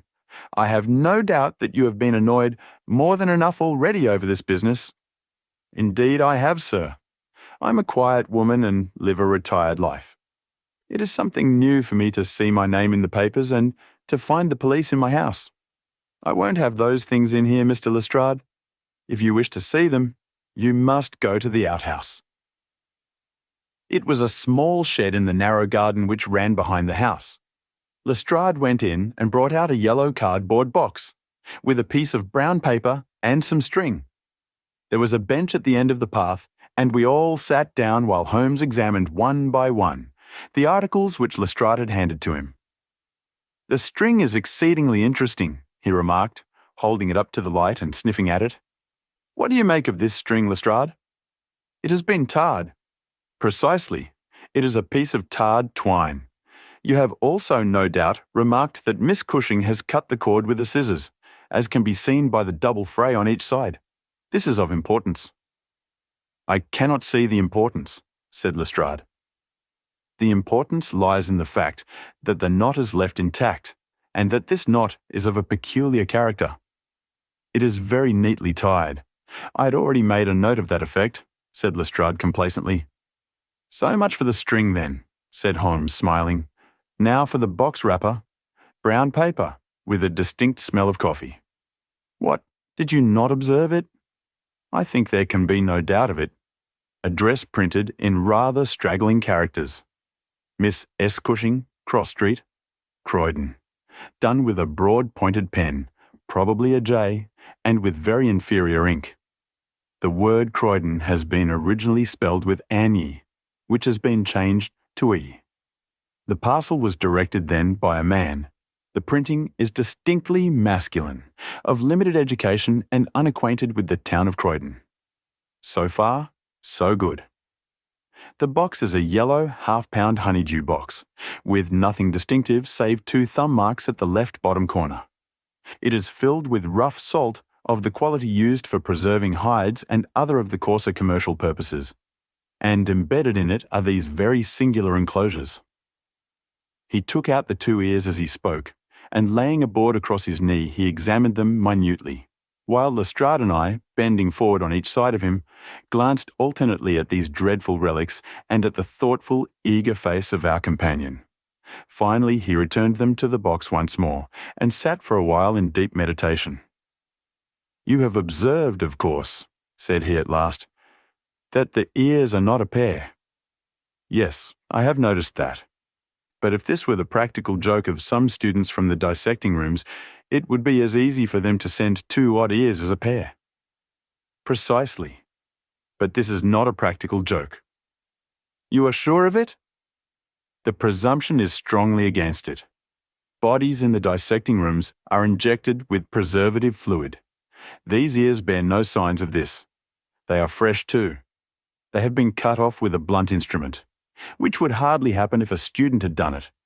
Again, carbolic or rectified spirits would be the preservatives which would suggest themselves to the medical mind, certainly not rough salt. I repeat that there is no practical joke here, but that we are investigating a serious crime." A vague thrill ran through me as I listened to my companion's words and saw the stern gravity which had hardened his features. This brutal preliminary seemed to shadow forth some strange and inexplicable horror in the background. Lestrade, however, shook his head like a man who is only half convinced. "There are objections to the joke theory, no doubt," said he, "but there are much stronger reasons against the other. We know that this woman has led a most quiet and respectable life at Penge and here for the last 20 years. She has hardly been away from her home for a day during that time. Why on earth, then, should any criminal send her the proofs of his guilt? Especially as, unless she is a most consummate actress, she understands quite as little of the matter as we do." "That is the problem which we have to solve," Holmes answered. "And for my part, I shall set about it by presuming that my reasoning is correct, and that a double murder has been committed. One of these ears is a woman's, small, finely formed, and pierced for an earring. The other is a man's, sunburned, discoloured, and also pierced for an earring. These 2 people are presumably dead, or we should have heard their story before now. Today is Friday. The packet was posted on Thursday morning. The tragedy then occurred on Wednesday or Tuesday or earlier. If the 2 people were murdered, who but their murderer would have sent this sign of his work to Miss Cushing? We may take it that the sender of the packet is the man whom we want, but he must have some strong reason for sending Miss Cushing this packet. What reason then? It must have been to tell her that the deed was done, or to pain her perhaps. But in that case, she knows who it is. Does she know? I doubt it. If she knew, why should she call the police in? She might have buried the ears, and no one would have been the wiser. That is what she would have done if she had wished to shield the criminal. But if she does not wish to shield him, she would give his name. There is a tangle here which needs straightening out." He had been talking in a high, quick voice, staring blankly up over the garden fence. But now he sprang briskly to his feet and walked towards the house. "I have a few questions to ask Miss Cushing," said he. "In that case I may leave you here," said Lestrade, "for I have another small business on hand. I think that I have nothing further to learn from Miss Cushing. You will find me at the police station." "We shall look in on our way to the train," answered Holmes. A moment later he and I were back in the front room, where the impassive lady was still quietly working away at her antimacassar. She put it down on her lap as we entered and looked at us with her frank, searching blue eyes. "I am convinced, sir," she said, "that this matter is a mistake, and that the parcel was never meant for me at all. I have said this several times to the gentleman from Scotland Yard, but he simply laughs at me. I have not an enemy in the world, as far as I know, so why should anyone play me such a trick?" "I am coming to be of the same opinion, Miss Cushing," said Holmes, taking a seat beside her. "I think that it is more than probable." He paused, and I was surprised, on glancing round, to see that he was staring with singular intentness at the lady's profile. Surprise and satisfaction were both for an instant to be read upon his eager face, though when she glanced round to find out the cause of his silence, he had become as demure as ever. I stared hard myself at her flat, grizzled hair, her trim cap, her little gilt earrings, her placid features, but I could see nothing which could account for my companion's evident excitement. There were one or two questions. "Oh, I am weary of questions," cried Miss Cushing impatiently. "You have 2 sisters, I believe." "How could you know that?" "I observed the very instant that I entered the room that you have a portrait group of 3 ladies upon the mantelpiece, one of whom is undoubtedly yourself, while the others are so exceedingly like you that there could be no doubt of the relationship." "Yes, you are quite right. Those are my sisters, Sarah and Mary." "And here at my elbow is another portrait taken at Liverpool of your younger sister, in the company of a man who appears to be a steward by his uniform. I observed that she was unmarried at the time." "You are very quick at observing." "That is my trade." "Well, you are quite right, but she was married to Mr. Browner a few days afterwards. He was on the South American line when that was taken, but he was so fond of her that he couldn't abide to leave her for so long, and he got into the Liverpool and London boats." "Ah, the Conqueror, perhaps?" "No, the May Day, when last I heard. Jim came down here to see me once. That was before he broke the pledge, but afterwards he would always take drink when he was ashore, and a little drink would send him stark, staring mad. Ah, it was a bad day that ever he took a glass in his hand again. First he dropped me, then he quarrelled with Sarah, and now that Mary has stopped writing, we don't know how things are going with them." It was evident that Miss Cushing had come upon a subject on which she felt very deeply. Like most people who lead a lonely life, she was shy at first, but ended by becoming extremely communicative. She told us many details about her brother-in-law, the steward, and then wandering off on the subject of her former lodgers, the medical students, she gave us a long account of their delinquencies, with their names and those of their hospitals. Holmes listened attentively to everything, throwing in a question from time to time. "About your second sister, Sarah," said he, "I wonder, since you are both maiden ladies, that you do not keep house together." "Ah, you don't know Sarah's temper, or you would wonder no more. I tried it when I came to Croydon, and we kept on until about 2 months ago, when we had to part. I don't want to say a word against my own sister, but she was always meddlesome and hard to please. Was Sarah."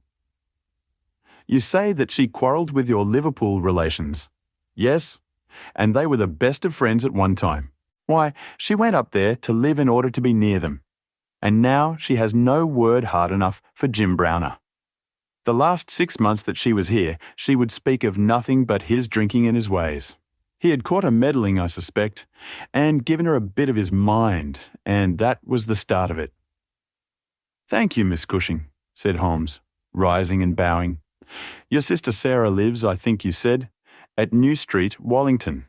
Goodbye, and I am very sorry that you should have been troubled over a case with which, as you say, you have nothing whatever to do." There was a cab passing as we came out, and Holmes hailed it. "How far to Wallington?" he asked. "Only about a mile, sir." "Very good. Jump in, Watson. We must strike while the iron is hot. Simple as the case is, there have been 1 or 2 very instructive details in connection with it. Just pull up at a telegraph office as you pass, cabby." Holmes sent off a short wire, and for the rest of the drive lay back in the cab, with his hat tilted over his nose to keep the sun from his face. Our drive pulled up at a house which was not unlike the one which we had just quitted. My companion ordered him to wait, and had his hand upon the knocker, when the door opened and a grave young gentleman in black, with a very shiny hat, appeared on the step. "Is Miss Cushing at home?" asked Holmes. "Miss Sarah Cushing is extremely ill," said he. "She has been suffering since yesterday from brain symptoms of great severity. As her medical advisor, I cannot possibly take the responsibility of allowing anyone to see her. I should recommend you to call again in 10 days. He drew on his gloves, closed the door, and marched off down the street. "Well, if we can't, we can't," said Holmes cheerfully. "Perhaps she could not or would not have told you much." "I did not wish her to tell me anything. I only wanted to look at her. However, I think that I have got all that I want. Drive us to some decent hotel, cabby, where we may have some lunch, and afterwards we shall drop down upon friend Lestrade at the police station." We had a pleasant little meal together, during which Holmes would talk about nothing but violins, narrating with great exultation how he had purchased his own Stradivarius, which was worth at least 500 guineas, at a Jew broker's in Tottenham Court Road for 55 shillings. This led him to Paganini, and we sat for an hour over a bottle of claret, while he told me anecdote after anecdote of that extraordinary man. The afternoon was far advanced, and the hot glare had softened into a mellow glow before we found ourselves at the police station. Lestrade was waiting for us at the door. "A telegram for you, Mr. Holmes," said he. "Ha! It is the answer!" He tore it open, glanced his eyes over it, and crumpled it into his pocket. "That's all right," said he. "Have you found out anything?" "I have found out everything." "What?" Lestrade stared at him in amazement. "You are joking." "I was never more serious in my life. A shocking crime has been committed, and I think I've now laid bare every detail of it." "And the criminal?" Holmes scribbled a few words upon the back of one of his visiting cards and threw it over to Lestrade. "That is the name," he said. "You cannot effect an arrest until tomorrow night at the earliest. I should prefer that you do not mention my name at all in connection with the case, as I choose to be only associated with those crimes which present some difficulty in their solution. Come on, Watson." We strode off together to the station, leaving Lestrade still staring with a delighted face at the card which Holmes had thrown him. "The case," said Sherlock Holmes as we chatted over our cigars that night in our rooms at Baker Street, "is one where, as in the investigations which you have chronicled under the names of A Study in Scarlet and of The Sign of Four, we have been compelled to reason backward from effects to causes. I have written to Lestrade asking him to supply us with the details which are now wanting, and which he will only get after he had secured his man, that he may be safely trusted to do, for although he is absolutely devoid of reason, he is as tenacious as a bulldog when he once understands what he has to do. And indeed, it is just this tenacity which has brought him to the top at Scotland Yard." "Your case is not complete, then?" I asked. "It is fairly complete in essentials. We know who the author of the revolting business is, although one of the victims still escapes us. Of course, you have formed your own conclusions. I presume that this Jim Browner, the steward of a Liverpool boat, is the man whom you suspect?" "Oh, it is more than a suspicion. And yet I cannot see anything save very vague indications. On the contrary, to my mind nothing could be more clear. Let me run over the principal steps. We approached the case, you remember, with an absolutely blank mind, which is always an advantage. We had formed no theories. We were simply there to observe and to draw inferences from our observations. What did we see first? A very placid and respectable lady who seemed quite innocent of any secret, and a portrait which showed me that she had 2 younger sisters. It instantly flashed across my mind that the box might have been meant for one of these. I set the idea aside as one which could be disproved or confirmed at our leisure. Then we went to the garden, as you remember, and we saw the very singular contents of the little yellow box. The string was of the quality which is used by sailmakers aboard ship, and at once a whiff of the sea was perceptible in our investigation. When I observed that the knot was one which is popular with sailors, that the parcel had been posted at a port, and that the male ear was pierced for an earring, which is so much more common among sailors than landsmen, I was quite certain that all the actors in the tragedy were to be found among our seafaring classes. When I came to examine the address of the packet, I observed that it was to Miss S. Cushing. Now, the oldest sister would, of course, be Miss Cushing, and although her initial was as, it might belong to one of the others as well. In that case, we should have to commence our investigation from a fresh basis altogether. I therefore went into the house with the intention of clearing up this point. I was about to assure Miss Cushing that I was convinced that a mistake had been made, when you may remember that I came suddenly to a stop. The fact was that I had just seen something which filled me with surprise and at the same time narrowed the field of our inquiry immensely. As a medical man, you are aware, Watson, that there is no part of the body which varies so much as the human ear. Each ear is as a rule quite distinctive and differs from all other ones. In last year's anthropological journal, you will find 2 short monographs from my pen upon the subject.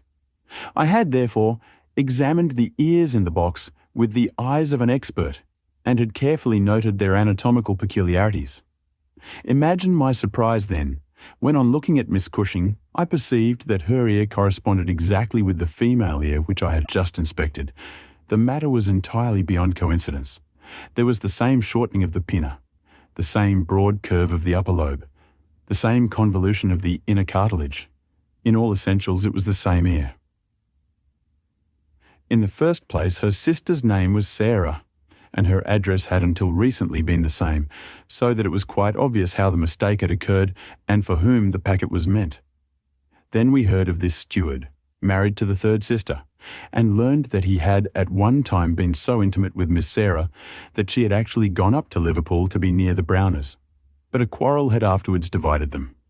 This quarrel had put a stop to all communications for some months, so that if Browner had occasion to address a packet to Miss Sarah, he would undoubtedly have done so to her old address. And now the matter had begun to straighten itself out wonderfully. We had learned of the existence of this steward, an impulsive man of strong passions. You remember that he threw up what must have been a very superior berth in order to be nearer to his wife, subject, too, to occasional fits of hard drinking. We had reason to believe that his wife had been murdered, and that a man, presumably a seafaring man, had been murdered at the same time. Jealousy, of course, at once suggests itself as the motive for the crime. And why should these proofs of the deed be sent to Miss Sarah Cushing?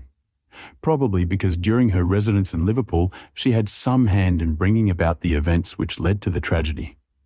You will observe that this line of boats call at Belfast, Dublin, and Waterford, so that, presuming that Browner had committed the deed and had embarked at once upon his steamer the May Day, Belfast would be the first place at which he could post his terrible packet. A second solution was, at this stage, obviously possible, and although I thought it exceedingly unlikely, I was determined to elucidate it before going further.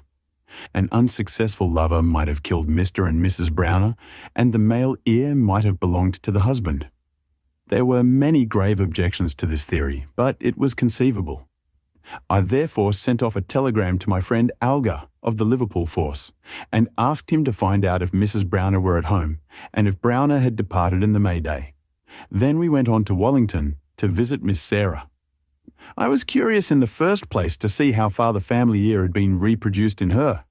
Then, of course, she might give us very important information, but I was not sanguine that she would. She must have heard of the business the day before, since all Croydon was ringing with it, and she alone could have understood for whom the packet was meant. If she had been willing to help justice, she would probably have communicated with the police already. However, it was clearly our duty to see her. So we went. We found that the news of the arrival of the packet, for her illness dated from that time, had such an effect upon her as to bring on brain fever. It was clearer than ever that she understood its full significance, but equally clear that we should have to wait some time for any assistance from her. However, we were really independent of her help. Our answers were waiting for us at the police station, where I had directed Algar to send them. Nothing could be more conclusive. Mrs. Browner's house had been closed for more than 3 days, and the neighbours were of opinion that she had gone south to see her relatives. It had been ascertained at the shipping offices that Browner had left aboard of the May Day, and I calculate that she is due in the Thames tomorrow night. When he arrives, He will be met by the obtuse but resolute Lestrade, and I have no doubt that we shall have all our details filled in." Sherlock Holmes was not disappointed in his expectations. 2 days later, he received a bulky envelope, which contained a short note from the detective, and a typewritten document which covered several pages of foolscap. "Lestrade has got him all right," said Holmes, glancing up at me. "Perhaps it would interest you to hear what he says.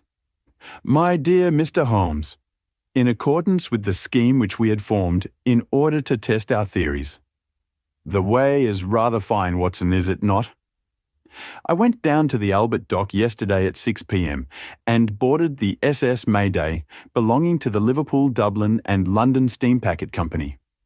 On inquiry, I found that there was a steward on board of the name of James Browner, and that he had acted during the voyage in such an extraordinary manner that the captain had been compelled to relieve him of his duties.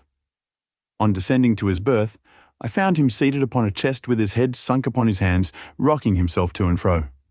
He is a big, powerful chap, clean-shaven and very swarthy, something like Aldridge, who helped us in the bogus laundry affair. He jumped up when he heard my business, and I had my whistle to my lips to call a couple of river police who were round the corner, but he seemed to have no heart in him, and he held out his hands quietly enough for the darbies. We brought him along to the cells, and his box as well, for we thought there might be something incriminating, but bar a big sharp knife, such as most sailors have, we got nothing for our trouble. However, we find that we shall want no more evidence, for on being brought before the inspector at the station, he asked leave to make a statement, which was of course taken down, just as he made it, by our shorthand man. We had 3 copies typewritten, one of which I enclose. The affair proves, as I always thought it would, to be an extremely simple one, but I am obliged to you for assisting me in my investigation. With kind regards, yours very truly, G. Lestrade. The investigation really was a very simple one, remarked Holmes, but I don't think it struck him in that light when he first called us in. However, let us see what Jim Browner has to say for himself. This is his statement as made before Inspector Montgomery at the Shadwell Police Station, and it has the advantage of being verbatim.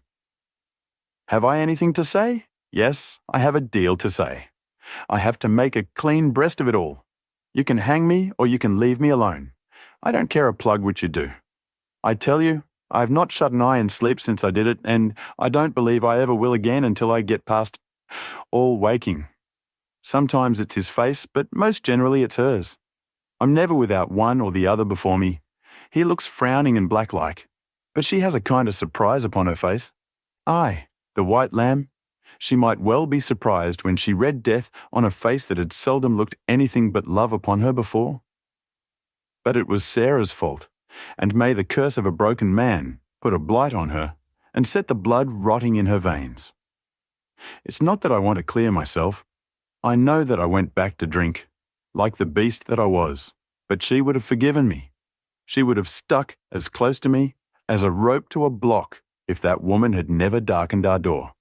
For Sarah Cushing loved me. That's the root of the business. She loved me until all her love turned to poisonous hate when she knew that I thought more of my wife's footmark in the mud than I did of her whole body and soul. There were 3 sisters altogether. The old one was just a good woman, the second was a devil, and the third was an angel. Sarah was 33 and Mary was 29 when I married. We were just as happy as the day was long when we set up house together, and in all Liverpool there was no better woman than my Mary. And then we asked Sarah up for a week, and the week grew into a month, and one thing led to another until she was just one of ourselves. I was blue ribbon at that time, and we were putting a little money by, and all was as bright as a new dollar. My God, whoever would have thought that it could have come to this? Whoever would have dreamed it? I used to be home for the weekends very often, and sometimes if the ship were held back for cargo, I would have a whole week at a time, and in this way I saw a deal of my sister-in-law Sarah. She was a fine tall woman, black and quick and fierce, with a proud way of carrying her head, and a glint from her eye like a spark from a flint. But when little Mary was there, I had never a thought of her, and that I swear as I hope for God's mercy. It had seemed to me sometimes that she liked to be alone with me, or to coax me out for a walk with her, but I had never thought anything of that. But one evening, my eyes were opened. I had come up from the ship and found my wife out, but Sarah at home. "Where's Mary?" I asked. "Oh, she has gone to pay some accounts." I was impatient and paced up and down the room. "Can't you be happy for 5 minutes without Mary, Jim?" says she. "It's a bad compliment to me that you can't be contented with my society for so short a time." "That's all right, my lass," said I, putting out my hand towards her in a kindly way. But she had it in both hers in an instant, and they burned as if they were in a fever. I looked into her eyes and I read it all there. There was no need for her to speak, nor for me either. I frowned and drew my hand away. Then she stood by my side in silence for a bit, and then put up her hand and patted me on the shoulder. "Steady, old Jim," said she, and with a kind of mocking laugh, she ran out of the room. Well, from that time Sarah hated me with her whole heart and soul, and she is a woman who can hate too. I was a fool to let her go on biting with us, a besotted fool, but I never said a word to Mary, for I knew it would grieve her. Things went on much as before, but after a time I began to find that there was a bit of a change in Mary herself. She had always been so trusting and so innocent, but now she became queer and suspicious, wanting to know where I'd been and what I'd been doing and whom my letters were from and what I had in my pockets and 1,000 such follies. Day by day she grew queerer and more irritable, and we had ceaseless rows about nothing. I was fairly puzzled by it all. Sarah avoided me now, but she and Mary were just inseparable. I can see now how she was plotting and scheming and poisoning my wife's mind against me, but I was such a blind beetle that I could not understand it at the time. Then I broke my blue ribbon and began to drink again, but I think I should not have done it if Mary had been the same as ever. She had some reason to be disgusted with me now, and the gap between us began to be wider and wider. And then this Alec Fairbairn chipped in, and things became 1,000 times blacker. It was to see Sarah that he came to my house first, but soon it was to see us. For he was a man with winning ways, and he made friends wherever he went. He was a dashing, swaggering chap, smart and curled, who had seen half the world and could talk of what he had seen. He was good company, I won't deny it, and he had wonderful polite ways with him for a sailor man, so that I think there must have been a time when he knew more of the poop than the forecastle. For a month he was in and out of my house, and never once did it cross my mind that harm might come of his soft, tricky ways. And then, at last, something made me suspect, and from that day, my peace was gone forever. It was only a little thing too. I had come into the parlour unexpected, and as I walked in at the door, I saw a light of welcome on my wife's face. But as she saw who it was, it faded again, and she turned away with a look of disappointment. That was enough for me. There was no one but Alec Fairbairn whose step she could have mistaken for mine. If I could have seen him, then I should have killed him, for I have always been like a madman when my temper gets loose. Mary saw the devil's light in my eyes, and she ran forward with her hands on my sleeve. "Don't, Jim, don't," says she. "Where's Sarah?" I asked. "In the kitchen," says she. "Sarah," says I as I went in, "this man Fairbairn is never to darken my door again." "Why not?" says she. "Because I order it." "Oh," says she, "if my friends are not good enough for this house, then I am not good enough for it either." "You can do what you like," says I, "but if Fairbairn shows his face here again, I'll send you one of his ears for a keepsake." She was frightened by my face, I think, for she never answered a word, and the same evening she left my house. Well, I don't know now whether it was pure devilry on the part of this woman, or whether she thought that she could turn me against my wife by encouraging her to misbehave. Anyway, she took a house just 2 streets off and let lodgings to sailors. Fairbairn used to stay there, and Mary would go round to have tea with her sister and him. How often she went I don't know, but I followed her one day, and as I broke in at the door, Fairbairn got away over the back garden wall, like the cowardly skunk that he was. I swore to my wife that I would kill her if I found her in his company again, and I led her back with me, sobbing and trembling, and as white as a piece of paper. There was no trace of love between us any longer.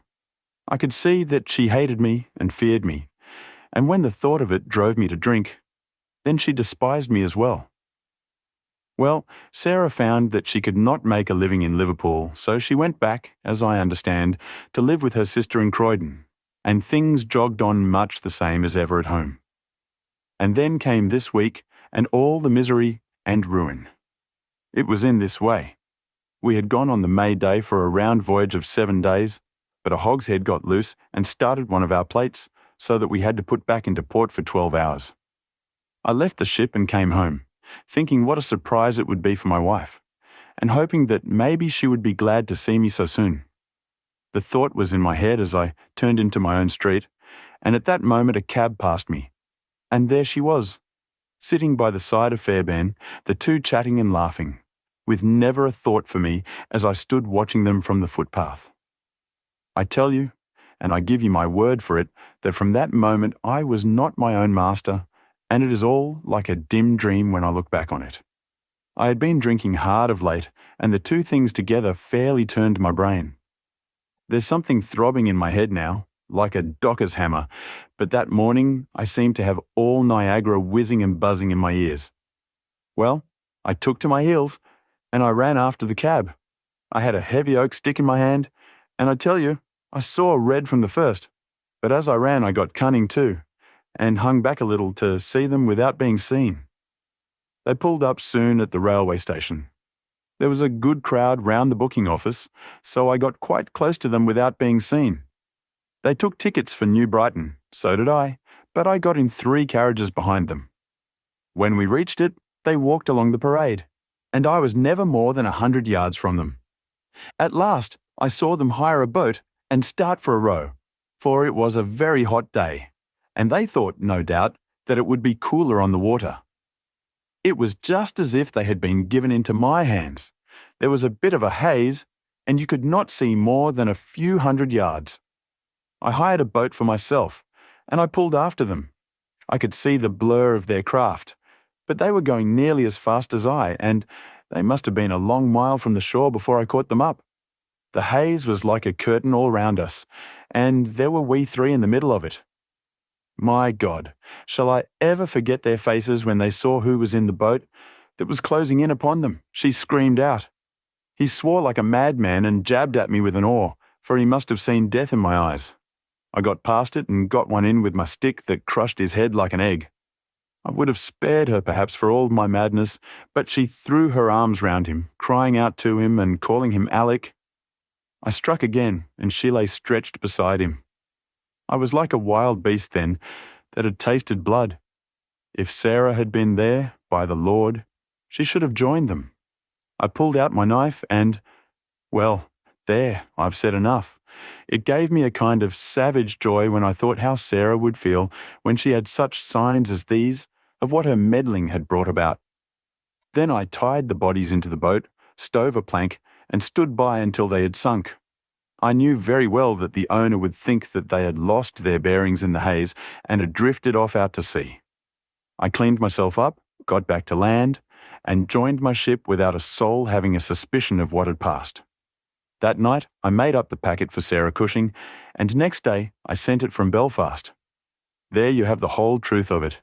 You can hang me or do what you like with me, but you cannot punish me as I have been punished already. I cannot shut my eyes, but I see those 2 faces staring at me as they stared when my boat broke through the haze. I killed them quick, but they are killing me slow, and if I have another night of it, I shall be either mad or dead before morning. You won't put me alone into a cell, sir? For pity's sake, don't, and may you be treated in your day of agony as you treat me now. What is the meaning of it, Watson? Said Holmes solemnly, as he laid down the paper. What object is served by this circle of misery and violence and fear? It must tend to some end, or else our universe is ruled by chance, which is unthinkable. But what end? There is the great, standing perennial problem to which human reason is as far from an answer as ever. I hope you liked this audiobook. If you'd like to hear more, please support us on patreon.com. It really helps us keep going. www.patreon.com/c/audiobooks752. Thank you, and I invite you to listen to the other books I have recorded. The Yellow Face. In publishing these short sketches based upon the numerous cases in which my companions' singular gifts have made us the listeners to, and eventually the actors in, some strange drama, it is only natural that I should dwell rather upon his successes than upon his failures. And this, not so much for the sake of his reputations, for indeed, it was when he was at his wits' end that his energy and his versatility were most admirable, but because where he failed it happened too often that no one else succeeded, and that the tale was left forever without a conclusion. Now and again, however, it chanced that even when he erred, the truth was still discovered. I have noted of some half-dozen cases of the kind of which the adventure of the Musgrave ritual and that which I am about to recount are the two which present the strongest features of interest. Sherlock Holmes was a man who seldom took exercise for exercise's sake. Few men were capable of greater muscular effort, and he was undoubtedly one of the finest boxers of his weight that I have ever seen. But he looked upon aimless bodily exertion as a waste of energy, and he seldom bestirred himself save when there was some professional object to be served. Then he was absolutely untiring and indefatigable. That he should have kept himself in training under such circumstances is remarkable, but his diet was usually of the sparest, and his habits were simple to the verge of austerity. Save for the occasional use of cocaine, he had no vices, and he only turned to the drug as a protest against the monotony of existence when cases were scanty and the papers uninteresting. One day in early spring he had so far relaxed as to go for a walk with me in the park, where the first faint shoots of green were breaking out upon the elms, and the sticky spearheads of the chestnuts were just beginning to burst into their fivefold leaves. For 2 hours we rambled about together, in silence for the most part, as befits two men who know each other intimately. It was nearly 5 before we were back in Baker Street once more. "Beg pardon, sir," said our page boy as he opened the door. "There's been a gentleman here asking for you, sir." Holmes glanced reproachfully at me. "So much for afternoon walks," said he. "Has this gentleman gone, then?" "Yes, sir." "Didn't you ask him in?" "Yes, sir. He came in." "How long did he wait?" "Half an hour, sir. He was a very restless gentleman, sir, a walking and a stamping all the time he was here. I was waiting outside the door, sir, and I could hear him. At last he outs into the passage, and he cries, 'Is that man never going to come?' Those were his very words, sir. 'You'll only need to wait a little longer,' says I. 'Then I'll wait in the open air, for I feel half choked,' says he. 'I'll be back before long.' And with that he ups and he outs, and all I could say wouldn't hold him back."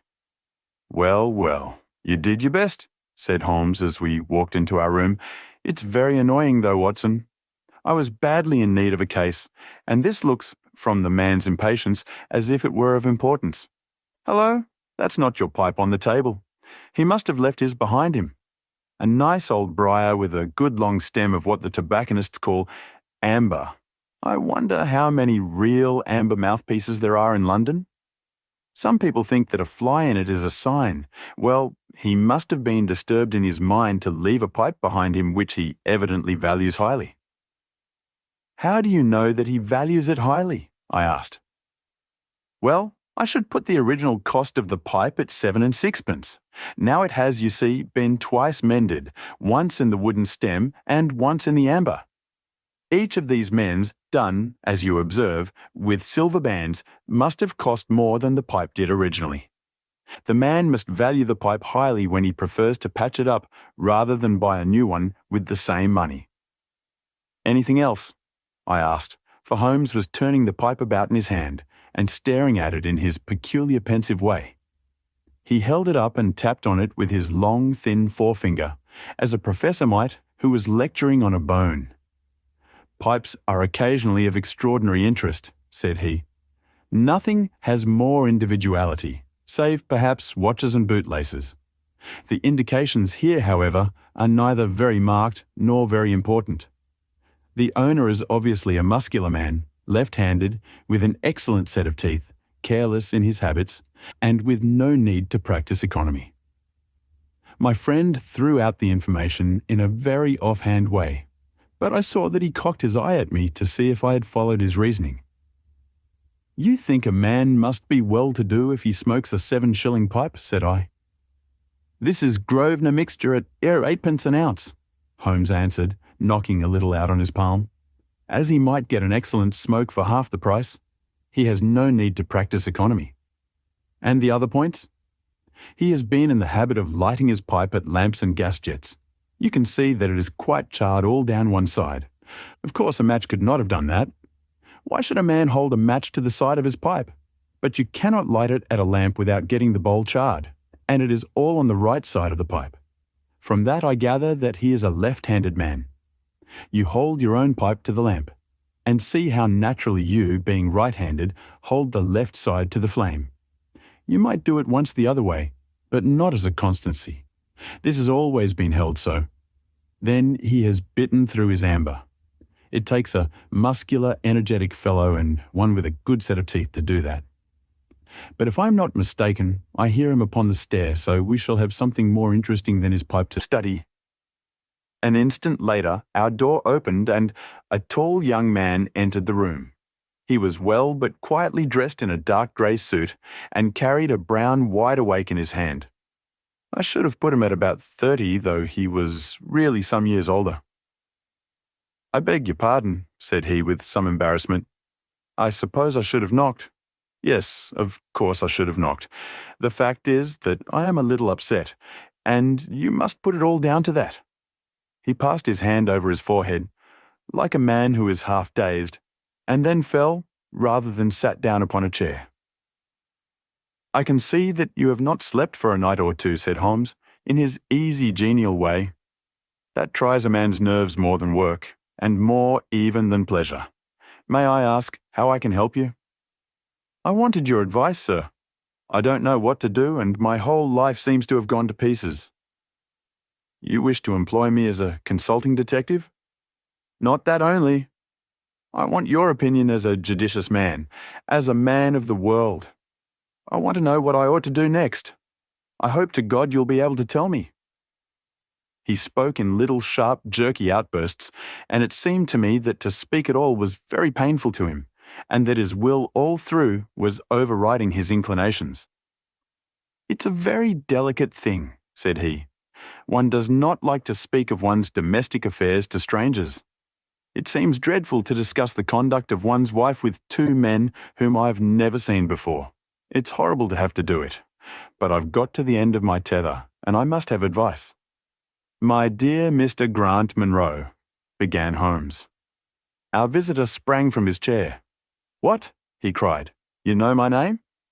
"If you wish to preserve your incognito," said Holmes, smiling, "I would suggest that you cease to write your name upon the lining of your hat, or else that you turn the crown towards the person whom you are addressing. I was about to say that my friend and I have listened to a good many strange secrets in this room, and that we have had the good fortune to bring peace to many troubled souls. I trust that we may do as much for you. Might I beg you, as time may prove to be of importance, to furnish me with the facts of your case without further delay?" Our visitor again passed his hand over his forehead, as if he found it bitterly hard. From every gesture and expression I could see that he was a reserved, self-contained man, with a dash of pride in his nature, more likely to hide his wounds than to expose them. Then, suddenly, with a fierce gesture of his closed hand, like one who throws reserve to the winds, he began. "The facts are these, Mr. Holmes," said he. "I am a married man, and have been so for 3 years. During that time, my wife and I have loved each other as fondly, and lived as happily as any two that ever were joined. We have not had a difference, not one, in thought or word or deed. And now, since last Monday, there has suddenly sprung up a barrier between us, and I find that there is something in her life and in her thought of which I know as little as if she were the woman who brushes by me in the street. We are estranged, and I want to know why. Now, there is one thing that I want to impress upon you before I go any further, Mr. Holmes. Effie loves me. Don't let there be any mistake about that. She loves me with her whole heart and soul, and never more than now. I know it. I feel it. I don't want to argue about that. A man can tell easily enough when a woman loves him, but there's this secret between us, and we can never be the same until it is cleared. Kindly let me have the facts, Mr. Monroe, said Holmes with some impatience. I'll tell you what I know about Effie's history. She was a widow when I met her first, though quite young, only 25. Her name then was Mrs. Hebron. She went out to America when she was young, and lived in the town of Atlanta, where she married this Hebron, who was a lawyer with a good practice. They had one child, but the yellow fever broke out badly in the place, and both husband and child died of it. I have seen his death certificate. This sickened her of America, and she came back to live with a maiden aunt at Pinner, in Middlesex. I may mention that her husband had left her comfortably off, and that she had a capital of about £4,500, which had been so well invested by him that it returned an average of 7%. She had only been 6 months at Pinner when I met her. We fell in love with each other, and we married a few weeks afterwards. I am a hop merchant myself, and as I have an income of 700 or 800, we found ourselves comfortably off, and took a nice £80 a year villa at Norbury. Our little place was very countrified, considering that it is so close to town. We had an inn and 2 houses a little above us, and a single cottage at the other side of the field which faces us. And except those, there were no houses until you got halfway to the station. My business took me into town at certain seasons, but in summer I had less to do. And then in our country home, my wife and I were just as happy as could be wished. I tell you that there never was a shadow between us until this accursed affair began. There's one thing I ought to tell you before I go further. When we married, my wife made over all her property to me, rather against my will, for I saw how awkward it would be if my business affairs went wrong. However, she would have it so, and it was done. Well, about 6 weeks ago she came to me. "Jack," said she, "when you took my money you said that if ever I wanted any I was to ask you for it." "Certainly," said I. "It's all your own." "Well," said she, "I want £100. I was a bit staggered at this, for I had imagined it was simply a new dress or something of the kind that she was after. "What on earth for?" I asked. "Oh," said she in her playful way, "you said that you were only my banker, and bankers never ask questions, you know." "If you really mean it, of course you shall have the money," said I. "Oh yes, I really mean it. And you won't tell me what you want it for?" "Some day, perhaps, but not just at present, Jack." So I had to be content with that, though it was the first time that there had ever been any secret between us. I gave her a cheque, and I never thought any more of the matter. It may have nothing to do with what came afterwards, but I thought it only right to mention it. Well, I told you just now that there is a cottage not far from our house. There is just a field between us, but to reach it, you have to go along the road and then turn down a lane.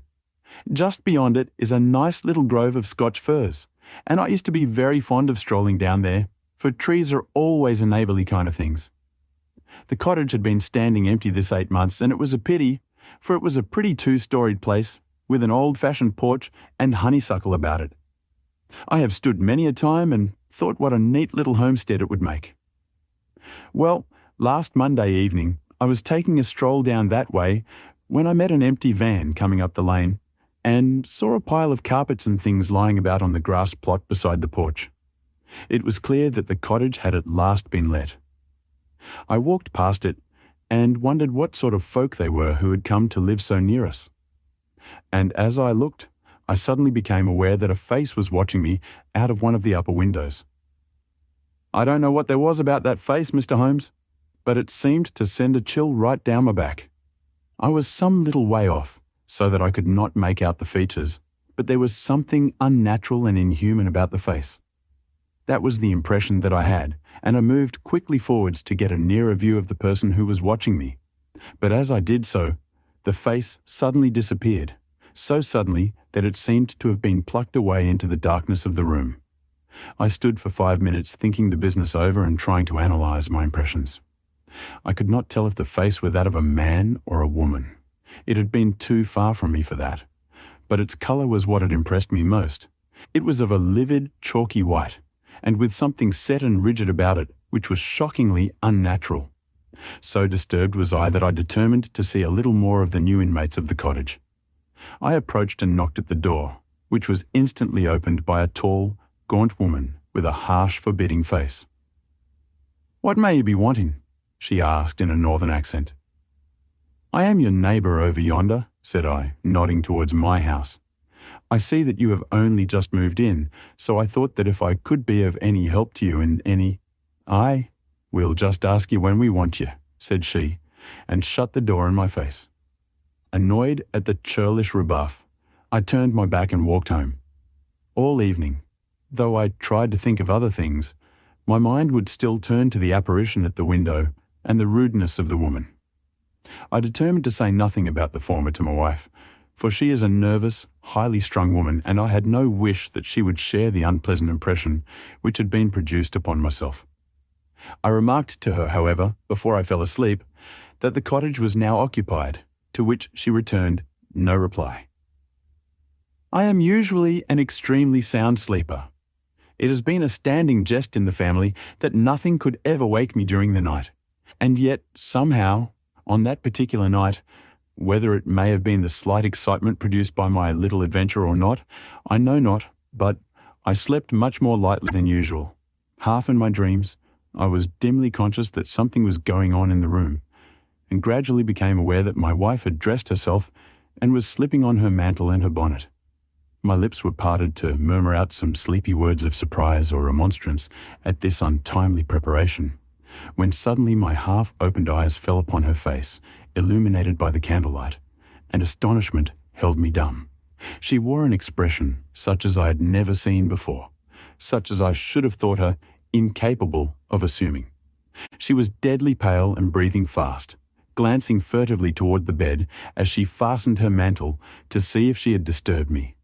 Then, thinking that I was still asleep, she slipped noiselessly from the room, and an instant later I heard a sharp creaking which could only come from the hinges of the front door.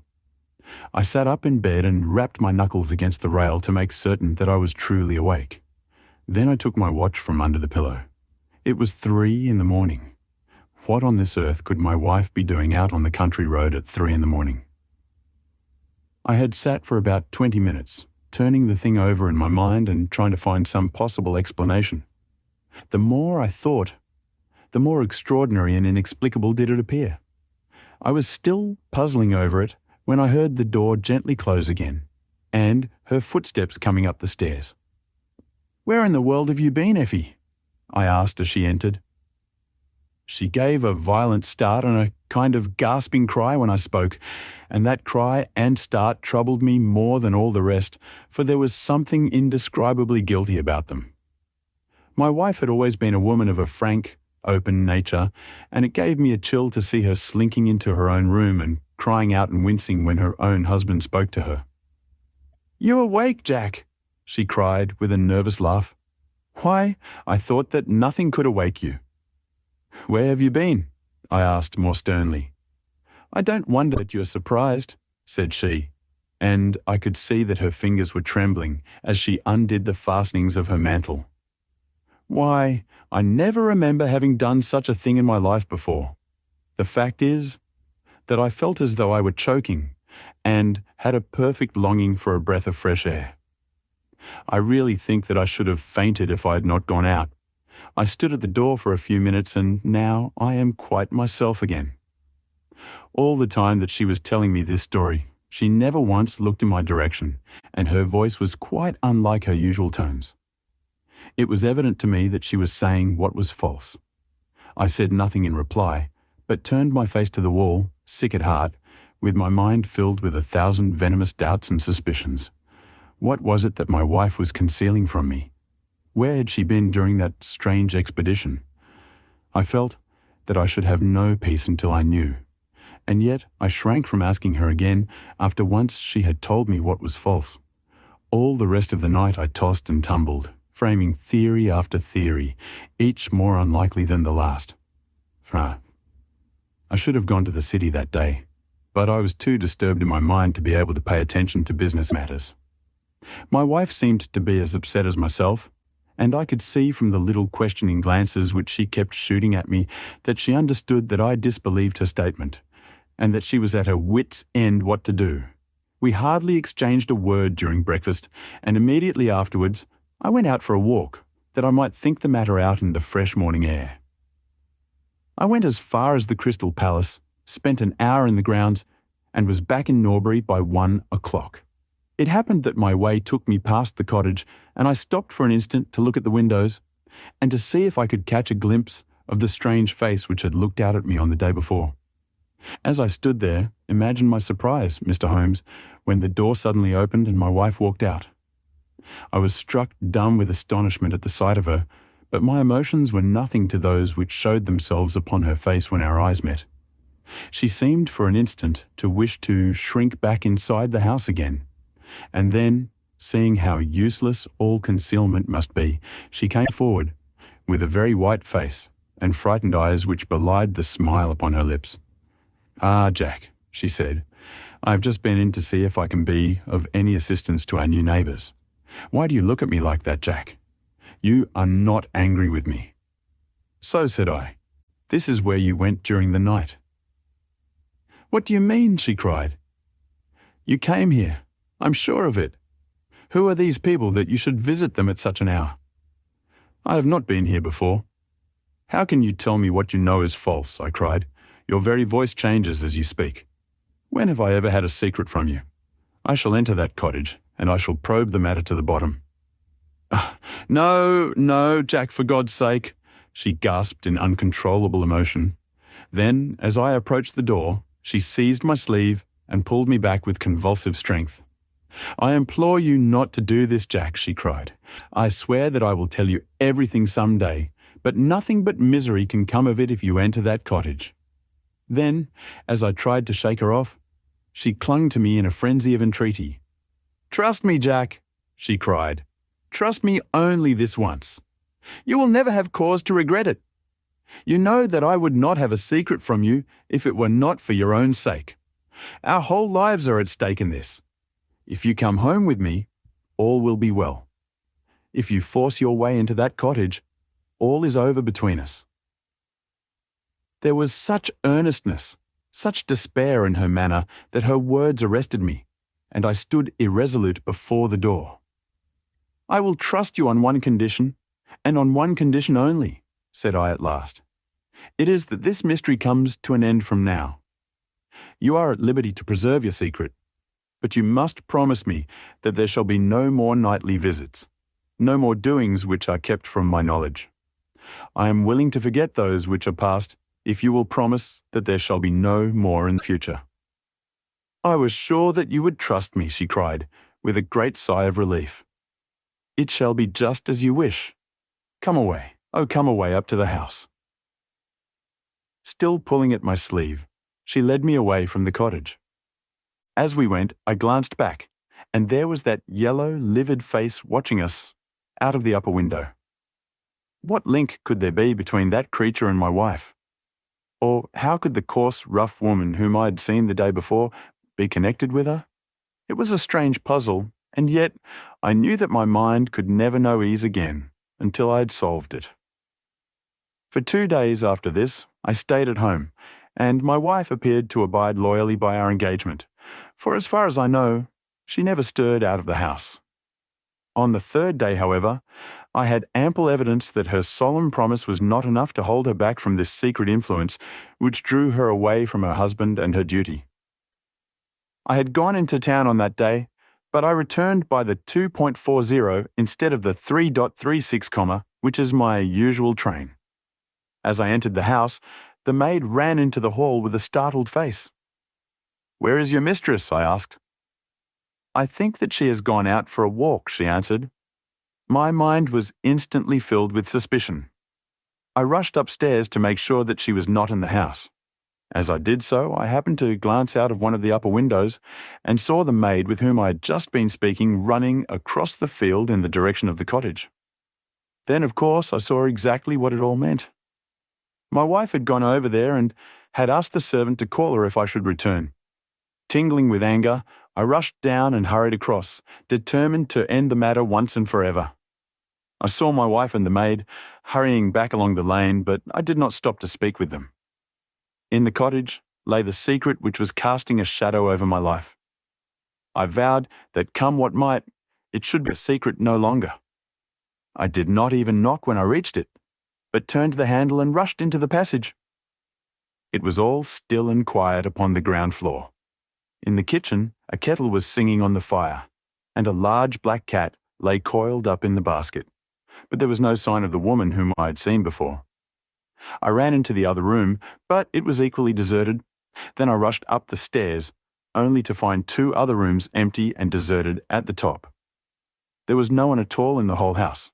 The furniture and pictures were of the most common and vulgar description, save in the one chamber at the window, of which I'd seen the strange face. That was comfortable and elegant, and all my suspicions rose into a fierce bitter flame when I saw that on the mantelpiece stood a copy of a full-length photograph of my wife, which had been taken at my request only 3 months ago. I stayed long enough to make certain that the house was absolutely empty. Then I left it, feeling a weight at my heart such as I had never had before. My wife came out into the hall as I entered my house, but I was too hurt and angry to speak with her, and pushing past her, I made my way into my study. She followed me, however, before I could close the door. "I'm sorry that I broke my promise, Jack," said she, "but if you knew all the circumstances, I'm sure that you would forgive me." "Tell me everything then," said I. "I cannot, Jack, I cannot," she cried. "Until you tell me who it is that has been living in that cottage, and who it is to whom you have given that photograph, there can never be any confidence between us," said I, and breaking away from her, I left the house. That was yesterday, Mr. Holmes, and I have not seen her since, nor do I know anything more about this strange business. It is the first shadow that has come between us, and it has so shaken me that I do not know what I should do for the best. Suddenly this morning, it occurred to me that you were the man to advise me, so I have hurried to you now, and I place myself unreservedly in your hands. If there is any point which I have not made clear, pray question me about it. But above all, tell me quickly what I am to do, for this misery is more than I can bear." Holmes and I had listened with the utmost interest to this extraordinary statement, which had been delivered in the jerky, broken fashion of a man who is under the influence of extreme emotions. My companion sat silent for some time, with his chin upon his hand, lost in thought. "Tell me," said he at last, "could you swear that this was a man's face which you saw at the window?" "Each time that I saw it, I was some distance away from it, so that it is impossible for me to say." "You appear, however, to have been disagreeably impressed by it." "It seemed to be of an unnatural colour and to have a strange rigidity about the features. When I approached, it vanished with a jerk." "How long is it since your wife asked you for £100? "Nearly 2 months." "Have you ever seen a photograph of her first husband?" "No.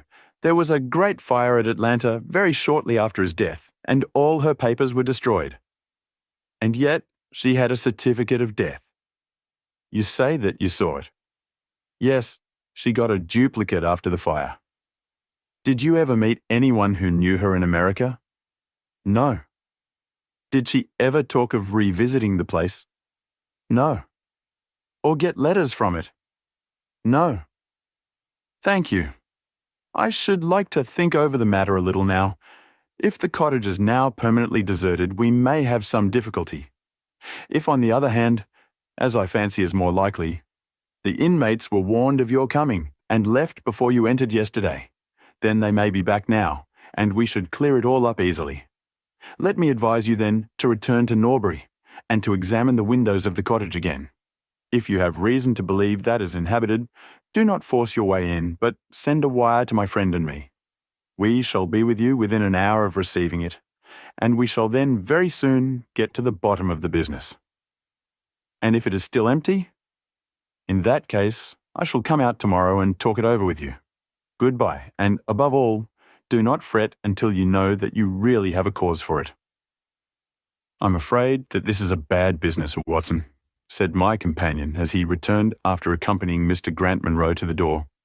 "What do you make of it?" "It had an ugly sound," I answered. "Yes, there's blackmail in it, or I am much mistaken." "And who is the blackmailer?" "Well, it must be the creature who lives in the only comfortable room in the place and has her photograph above his fireplace. Upon my word, Watson, there is something very attractive about that livid face at the window, and I would not have missed the case for worlds." "You have a theory?" "Yes, a provisional one, but I shall be surprised if it does not turn out to be correct. This woman's first husband is in that cottage." "Why do you think so?" "How else can we explain her frenzied anxiety that her second one should not enter it? The facts, as I read them, are something like this. This woman was married in America. Her husband developed some hateful qualities, or shall we say that he contracted some loathsome disease and became a leper or an imbecile. She flies from him at last, returns to England, changes her name, and starts her life, as she thinks, afresh. She has been married 3 years and believes that her position is quite secure, having shown her husband the death certificate of some man whose name she has assumed when suddenly her whereabouts is discovered by her first husband. Or, we may suppose, by some unscrupulous woman who has attached herself to the invalid. They write to the wife and threaten to come and expose her. She asks for £100 and endeavours to buy them off. They come in spite of it, and when the husband mentions casually to the wife that there are newcomers in the cottage, she knows in some way that they are her pursuers. She waits until her husband is asleep, and then she rushes down to endeavour to persuade them to leave her in peace. Having no success, she goes again next morning, and her husband meets her, as he has told us, as she comes out. She promises him then not to go there again, but 2 days afterwards, the hope of getting rid of those dreadful neighbours was too strong for her, and she made another attempt, taking down with her the photograph which had probably been demanded from her. In the midst of this interview, the maid rushed in to say that the master had come home, on which the wife, knowing that he would come straight down to the cottage, hurried the inmates out at the back door, into the grove of fir trees probably, which was mentioned as standing near. In this way, he found the place deserted. I shall be very much surprised, however, if it's still so when he reconnoitres it this evening. What do you think of my theory?" "It is all surmise. But at least it covers all the facts.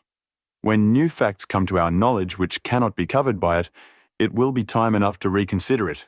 We can do nothing more until we have a message from our friend at Norbury." But we had not a very long time to wait for that. It came just as we had finished our tea. "The cottage is still tenanted," it said. "Have seen the face again at the window. We'll meet the 7 o'clock train, and we'll take no steps until you arrive." He was waiting on the platform when we stepped out, and we could see in the light of the station lamps that he was very pale and quivering with agitation. "They are still there, Mr. Holmes," said he, laying his hand hard upon my friend's sleeve. "I saw lights in the cottage as I came down. We shall settle it now, once and for all." "What is your plan, then?" asked Holmes, as he walked down the dark tree-lined road. "I am going to force my way in and see for myself who is in the house. I wish you both to be there as witnesses." "You are quite determined to do this, in spite of your wife's warning that it is better that you should not solve the mystery?" "Yes, I am determined." "Well, I think that you are in the right. Any truth is better than indefinite doubt. We had better go up at once. Of course, legally, we are putting ourselves hopelessly in the wrong, but I think that it is worth it." It was a very dark night, and a thin rain began to fall as we turned from the high road into a narrow lane, deeply rutted, with hedges on either side. Mr. Grant Munro pushed impatiently forward, however, and we stumbled after him as best we could. "There are the lights of my house," he murmured, pointing to a glimmer among the trees. "And here is the cottage which I'm going to enter." We turned a corner in the lane as he spoke, and there was the building close beside us. A yellow bar falling across the black foreground showed that the door was not quite closed, and one window in the upper story was brightly illuminated. As we looked, we saw a dark blur moving across the blind. "There is that creature," cried Grant Munro. "You can see for yourselves that someone is there. Now follow me and we shall soon know all." We approached the door, but suddenly a woman appeared out of the shadow and stood in the golden track of the lamplight. I could not see her face in the darkness, but her arms were thrown out in an attitude of entreaty. "For God's sake, don't, Jack," she cried. "I had a presentiment that you would come this evening. Think better of it, dear. Trust me again, and you will never have cause to regret it." "I have trusted you too long, Effie," he cried sternly. "Leave go of me. I must pass you. My friends and I are going to settle this matter once and forever." He pushed her to one side, and we followed closely after him.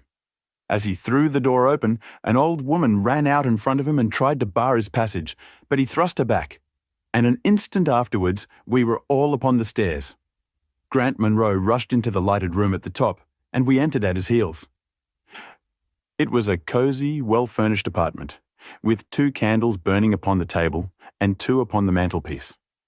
In the corner, stooping over a desk, there sat what appeared to be a little girl. Her face was turned away as we entered, but we could see that she was dressed in a red frock, and that she had long white gloves on. As she whisked round to us, I gave a cry of surprise and horror. The face which she turned towards us was of the strangest livid tint, and the features were absolutely devoid of any expression. An instant later the mystery was explained. Holmes, with a laugh, passed his hand behind the child's ear. A mask peeled off from her countenance, and there was a little coal-black negress, with all her white teeth flashing in amusement at our amazed faces. I burst out laughing, out of sympathy with her merriment, but Grant Munro stood staring, with his hand clutching his throat. "My God!" he cried. "What can be the meaning of this?" "I will tell you the meaning of it," cried the lady, sweeping into the room with a proud, set face. "You have forced me against my own judgment to tell you, and now we must both make the best of it. My husband died at Atlanta. My child survived." "Your child?" She drew a large silver locket from her bosom. "You have never seen this open." "I understood that it did not open." She touched a spring, and the front hinged back.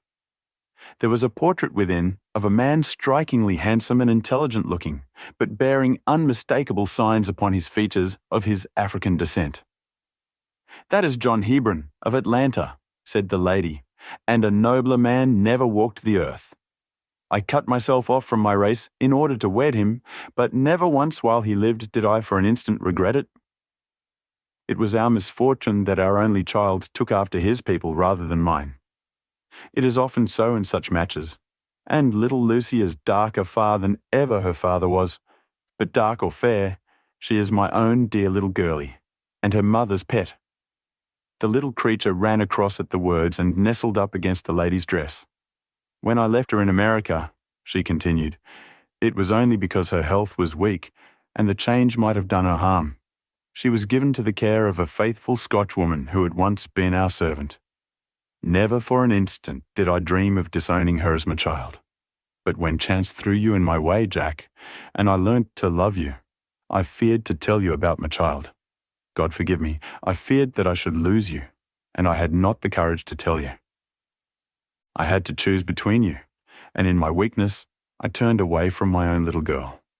For 3 years I have kept her existence a secret from you, but I heard from the nurse, and I knew that all was well with her. At last, however, there came an overwhelming desire to see the child once more. I struggled against it, but in vain. Though I knew the danger, I determined to have the child over, if it were but for a few weeks. I sent £100 to the nurse, and I gave her instructions about this cottage, so that she might come as a neighbour, without my appearing to be in any way connected with her.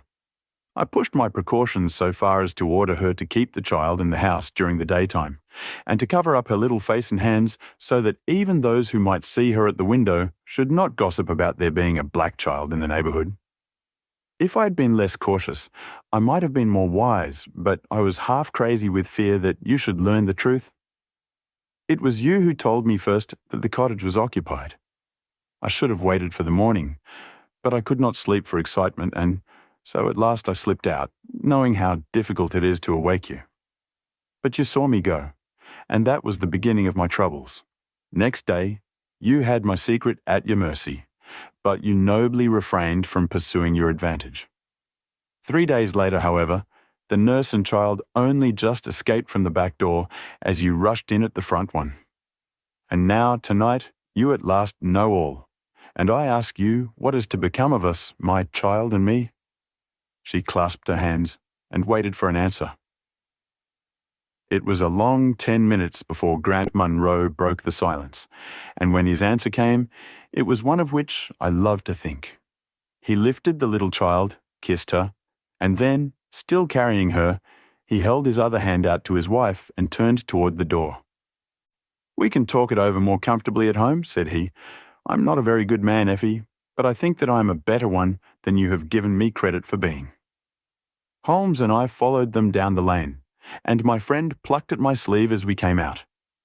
"I think," said he, "that we shall be of more use in London than in Norbury."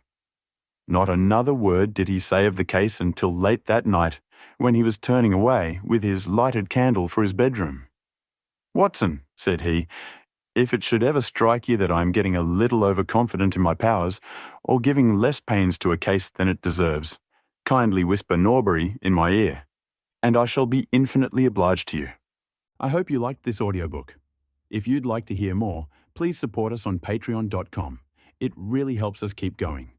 www.patreon.com/c/audiobooks752. Thank you, and I invite you to listen to the other books I have recorded. The Stockbroker's Clerk. Shortly after my marriage, I had bought a connection in the Paddington district. Old Mr. Farquhar, from whom I purchased it, had at one time an excellent general practice, but his age, and an affliction of the nature of St. Vitus's dance from which he suffered, had very much thinned it. The public not unnaturally goes on the principle that he who would heal others must himself be whole, and looks askance at the curative powers of the man whose own case is beyond the reach of his drugs. Thus, as my predecessor weakened, his practice declined, until when I purchased it from him, it had sunk from 1,200 to little more than 300 a year. I had confidence, however, in my own youth and energy, and was convinced that in a very few years the concern would be as flourishing as ever. For 3 months after taking over the practice, I was kept very closely at work, and saw little of my friend Sherlock Holmes, for I was too busy to visit Baker Street, and he seldom went anywhere himself save upon professional business. I was surprised, therefore, when, one morning in June, as I sat reading the British Medical Journal after breakfast, I heard a ring at the bell, followed by the high, somewhat strident tones of my old companion's voice. "Ah, my dear Watson," said he, striding into the room, "I'm very delighted to see you. I trust that Mrs. Watson has entirely recovered from all the little excitements connected with our adventure of the Sign of 4. "Thank you, we are both very well," said I, shaking him warmly by the hand. "And I hope also," he continued, sitting down in the rocking chair, "that the cares of medical practice have not entirely obliterated the interest which you used to take in our little deductive problems." "On the contrary," I answered, "it was only last night that I was looking over my old notes and classifying some of our past results. I trust that you don't consider your collection closed." "Not at all. I should wish nothing better than to have some more of such experiences." "Today, for example?" "Yes, today, if you like." "And as far off as Birmingham?" "Certainly, if you wish it." "And the practice?" "I do my neighbour's when he goes. He is always ready to work off the debt." "Ha! Nothing could be better," said Holmes, leaning back in his chair and looking keenly at me from under his half-closed lids. "I perceive that you have been unwell lately. Summer colds are always a little trying." I was confined to the house by a severe chill for 3 days last week. I thought, however, that I had cast off every trace of it. So you have. You look remarkably robust. How then did you know of it? My dear fellow, you know my methods. You deduced it then? Certainly. And from what? From your slippers. I glanced down at the new patent leathers which I was wearing. How on earth, I began, but Holmes answered my question before it was asked. Your slippers are new, he said. You could not have had them more than a few weeks. The soles which you are at this moment presenting to me are slightly scorched. For a moment, I thought they might have got wet and been burned in the drying, but near the instep there is a small circular wafer of paper with the shopman's hieroglyphics upon it. Damp would of course have removed this. You had then been sitting with our feet outstretched to the fire, which a man would hardly do even in so wet a June as this, if he were in his full health. Like all Holmes's reasoning, the thing seemed simplicity itself when it was once explained. He read the thought upon my features, and his smile had a tinge of bitterness.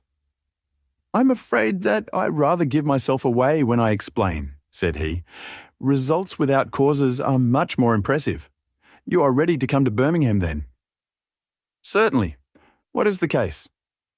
You shall hear it all in the train. My client is outside in a four-wheeler. Can you come at once? In an instant. I scribbled a note to my neighbour, rushed upstairs to explain the matter to my wife, and joined Holmes upon the doorstep. Your neighbour is a doctor, said he, nodding at the brass plate. Yes, he bought a practice as I did. An old established one? Just the same as mine. Both have been ever since the houses were built. Ah, then you got hold of the best of the two. I think I did. But how do you know? By the steps, my boy. Yours are worn 3 inches deeper than his. But this gentleman in the cab is my client, Mr. Hall Pycroft. Allow me to introduce you to him. Whip your horse up, cabby, for we have only just time to catch our train. The man whom I found myself facing was a well-built, fresh-complexioned young fellow with a frank, honest face and a slight, crisp yellow moustache. He wore a very shiny top hat and a neat suit of sober black, which made him look what he was, a smart young city man of the class who have been labelled cockneys, but who give us our crack volunteer regiments and who turn out more fine athletes and sportsmen than any body of men in these islands. His round, ruddy face was naturally full of cheeriness, but the corners of his mouth seemed to me to be pulled down in a half-comical distress. It was not, however, until we were all in a first-class carriage and well started upon our journey to Birmingham that I was able to learn what the trouble was which had driven him to Sherlock Holmes. We have a clear run here of 70 minutes, Holmes remarked. I want you, Mr. Hall Pycroft, to tell my friend your very interesting experience exactly as you have told it to me, or with more detail if possible. It will be of use to me to hear the succession of events again. It is a case, Watson, which may prove to have something in it, or may prove to have nothing, but which at least presents those unusual and outre features which are as dear to you as they are to me.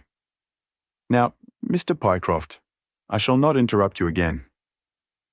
Our young companion looked at me with a twinkle in his eye. The worst of the story is, said he, that I show myself up as such a confounded fool. Of course it may work out all right, and I don't see that I could have done otherwise. But if I've lost my crib and get nothing in exchange, I shall feel what a soft Johnny I've been. I'm not very good at telling a story, Dr. Watson, but it is like this with me. I used to have a billet at Cox and Woodhouse's of Draper's Gardens, but they were let in early in the spring through the Venezuelan loan, as no doubt you remember, and came a nasty cropper. I had been with them 5 years, and old Coxon gave me a ripping good testimonial when the smash came, but of course we clerks were all turned adrift, the 27 of us. I tried here and tried there, but there were lots of other chaps on the same lay as myself, and it was a perfect frost for a long time. I had been taking £3 a week at Coxon's, and I'd saved about 70 of them, but I soon worked my way through that and out at the other end. I was fairly at the end of my tether at last, and could hardly find the stamps to answer the advertisements or the envelopes to stick them to. I had worn out my boots, paddling up office stairs, and I seemed just as far from getting a billet as ever. At last, I saw a vacancy at Mawson Williams's, the great stockbroking firm in Lombard Street. I dare say EC is not much in your line, but I can tell you that this is about the richest house in London. The advertisement was to be answered by letter only. I sent in my testimonial and application, but without the least hope of getting it. Back came an answer by return, saying that if I would appear next Monday, I might take over my new duties at once, provided that my appearance was satisfactory. No one knows how these things are worked. Some people say that the manager just plunges his hand into the heap and takes the first that comes. Anyhow, it was my innings that time, and I don't ever wish to feel better pleased. The screw was £1 a week rise, and the duties just about the same as at Coxon's. And now I come to the queer part of the business. I was in diggings out Hampstead Way, 17 Potter's Terrace. Well, I was sitting doing a smoke that very evening after I'd been promised the appointment, when up came my landlady with a card which had Arthur Pinner, financial agent, printed upon it. I had never heard the name before and could not imagine what he wanted with me. But, of course, I asked her to show him up. In he walked, a middle-sized, dark-haired, dark-eyed, black-bearded man, with a touch of the Sheeny about his nose. He had a brisk kind of way with him and spoke sharply, like a man who knew the value of time. "Mr. Hall Pycroft, I believe?" said he. "Yes, sir," I answered, pushing a chair towards him. "Lately engaged at Cox and Woodhouse's?" "Yes, sir." "And now on the staff of Mawson's?" "Quite so." "Well," said he, "the fact is that I have heard some really extraordinary stories about your financial ability. You remember Parker, who used to be Coxon's manager? He can never say enough about it." Of course I was pleased to hear this. I had always been pretty sharp in the office, but I had never dreamed that I was talked about in the city in this fashion. "You have a good memory?" said he. "Pretty fair," I answered modestly. "Have you kept in touch with the market while you have been out of work?" he asked. "Yes, I read the stock exchange list every morning." "Now that shows real application," he cried. "That is the way to prosper. You won't mind my testing you, will you? Let me see, how are Ayrshires? 106 1/4 to 105 7/8. And New Zealand Consolidated? 104. And British Broken Hills? 7 to 7 6. "Wonderful!" he cried with his hands up. "This quite fits in with all that I had heard. My boy, you are very much too good to be a clerk at Mawson's." This outburst rather astonished me, as you can think. "Well," said I, "other people don't think quite so much of me as you seem to do, Mr. Pinner. I had a hard enough fight to get this berth, and I am very glad to have it." "Oh, man, you should soar above it. You are not in your true sphere. Now, I'll tell you how it stands with me. What I have to offer is little enough when measured by your ability, but when compared with Mawson's, it's light to dark. Let me see, when do you go to Mawson's?" "On Monday." Ha. I think I would risk a little sporting flutter that you don't go there at all." "Not go to Mawson's?" "No, sir. By that day, you will be the business manager of the Franco-Midland Hardware Company, Limited, with 134 branches in the towns and villages of France, not counting one in Brussels and one in San Remo." This took my breath away. "I never heard of it," said I. "Very likely not. It has been kept very quiet, for the capital was all privately subscribed, and it's too good a thing to let the public into. My brother, Harry Pinner, is promoter, and joins the board after allotment as managing director. He knew I was in the swim down here, and asked me to pick up a good man cheap. A young, pushing man with plenty of snap about him. Parker spoke of you, and that brought me here tonight. We can only offer you a beggarly 500 to start with." "500 a year," I shouted. "Only that at the beginning. But you are to have an overriding commission of 1% on all business done by your agents, and you may take my word for it that this will come to more than your salary. But I know nothing about hardware. Tut, my boy, you know about figures?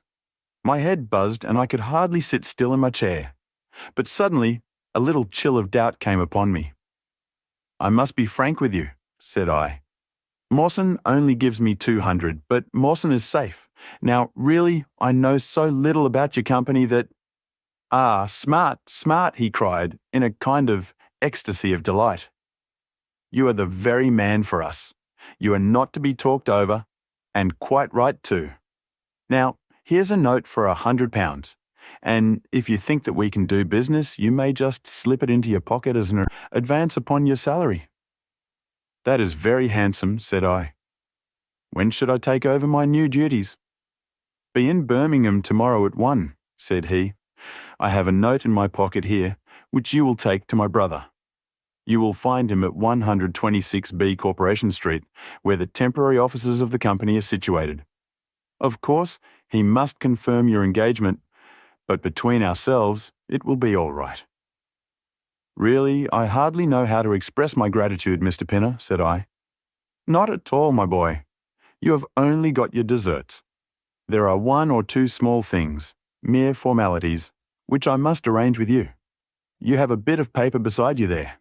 Kindly write upon it, I am perfectly willing to act as business manager to the Franco Midland Hardware Company Limited, at a minimum salary of £500. I did as he asked, and he put the paper in his pocket. There is one other detail, said he. What do you intend to do about Mawson's? I had forgotten all about Mawson's in my joy. I'll write and resign, said I. Precisely what I don't want you to do. I had a row over you with Mawson's manager. I had gone up to ask him about you, and he was very offensive. Accused me of coaxing you away from the service of the firm and that sort of thing. At last, I fairly lost my temper. If you want good men, you should pay them a good price, said I. He would rather have our small price than your big one, said he. I'll lay you a £5, said I, that when he has my offer, you'll never so much as hear from him again. Done, said he. We picked him out of the gutter, and he won't leave us so easily. Those were his very words. The impudent scoundrel, I cried. I've never so much as seen him in my life. Why should I consider him in any way? I shall certainly not write if you would rather I didn't. Good, that's a promise, said he, rising from his chair. Well, I'm delighted to have got so good a man for my brother. Here's your advance of £100, and here is the letter. Make a note of the address, 126B Corporation Street, and remember that 1 o'clock tomorrow is your appointment. Good night, and may you have all the fortune that you deserve. That's just about all that passed between us, as near as I can remember. You can imagine, Dr. Watson, how pleased I was at such an extraordinary bit of good fortune. I sat up half the night hugging myself over it, and next day I was off to Birmingham in a train that would take me in plenty time for my appointment. I took my things to a hotel in New Street, and then I made my way to the address which had been given me. It was a quarter of an hour before my time, but I thought that would make no difference. 126B was a passage between 2 large shops, which led to a winding stone stair, from which there were many flats, letters offices to companies or professional men. The names of the occupants were painted at the bottom on the wall, but there was no such name as the Franco Midland Hardware Company Limited. I stood for a few minutes with my heart in my boots, wondering whether the whole thing was an elaborate hoax or not, when up came a man and addressed me. He was very like the chap I'd seen the night before, the same figure and voice, but he was clean-shaven, and his hair was lighter. "Are you Mr. Hall Pycroft?" he asked. "Yes," said I. "Oh, I was expecting you. But you are a trifle before your time. I had a note from my brother this morning in which he sang your praises very loudly. I was just looking for the officers when you came. We have not got our name up yet, for we only secured these temporary premises last week. Come up with me, and we will talk the matter over." I followed him to the top, of a very lofty stair, and there, right under the slates, were a couple of empty, dusty little rooms, uncarpeted and uncurtained, into which he led me. I had thought of a great office with shining tables and rows of clerks, such as I was used to, and I dare say I stared rather straight at the 2 deal chairs and 1 little table, which, with a ledger and a waste paper basket, made up the whole furniture. "Don't be disheartened, Mr. Pycroft," said my new acquaintance, seeing the length of my face. "Rome was not built in a day, and we have lots of money at our backs, though we don't cut much dash yet in offices. Pray sit down, and let me have your letter." I gave it to him, and her read it over very carefully. "You seem to have made a vast impression upon my brother Arthur," said he, "and I know that he is a pretty shrewd judge. He swears by London, you know, and I by Birmingham, but this time I shall follow his advice. Pray consider yourself definitely engaged." "What are my duties?" I asked. "You will eventually manage the great depot in Paris, which will pour a flood of English crockery into the shops of 134 agents in France. The purchase will be completed in a week, and meanwhile you will remain in Birmingham and make yourself useful." "How?" For answer, he took a big red book out of a drawer. "This is a directory of Paris," said he, "with the trades after the names of the people. I want you to take it home with you, and to mark off all the hardware sellers with their addresses. It would be of the greatest use to me to have them." "Surely there are classified lists," I suggested. "Not reliable ones. Their system is different from ours. Stick at it, and let me have the lists by Monday at 12. Good day, Mr. Pycroft.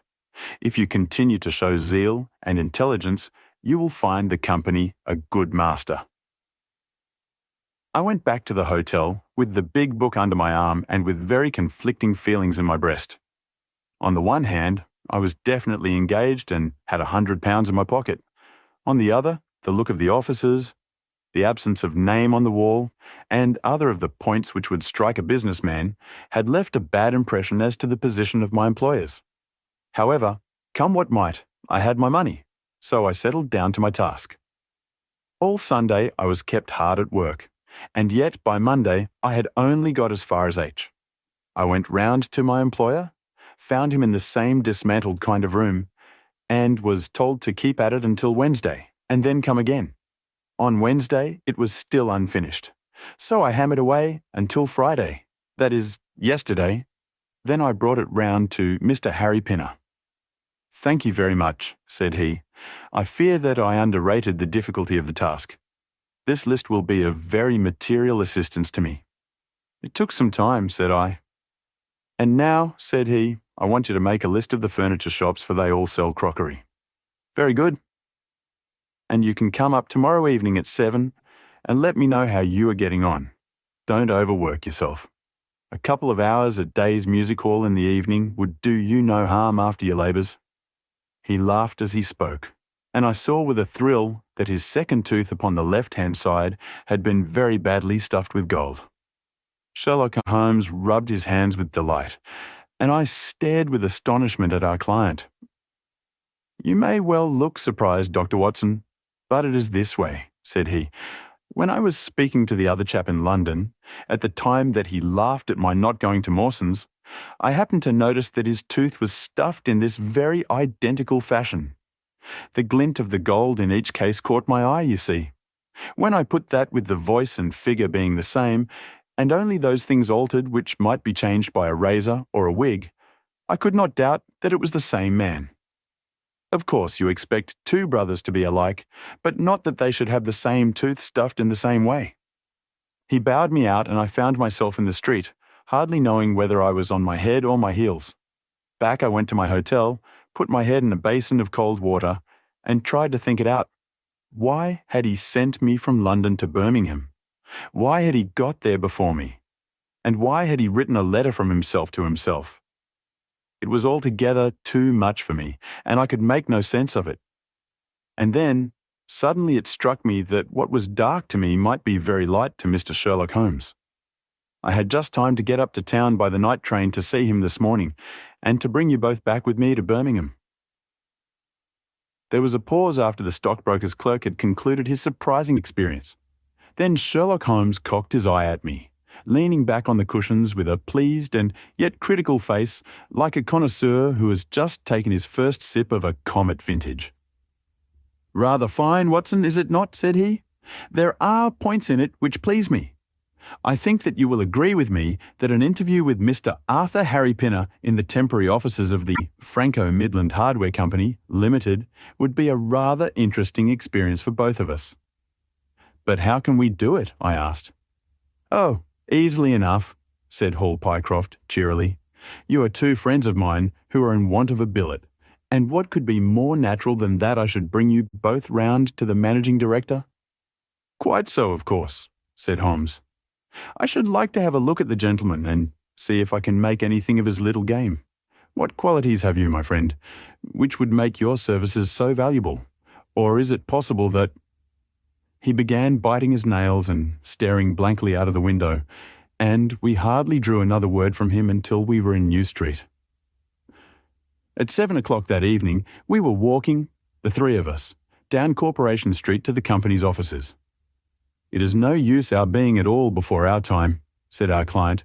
"He only comes there to see me, apparently, for the place is deserted up to the very hour he names."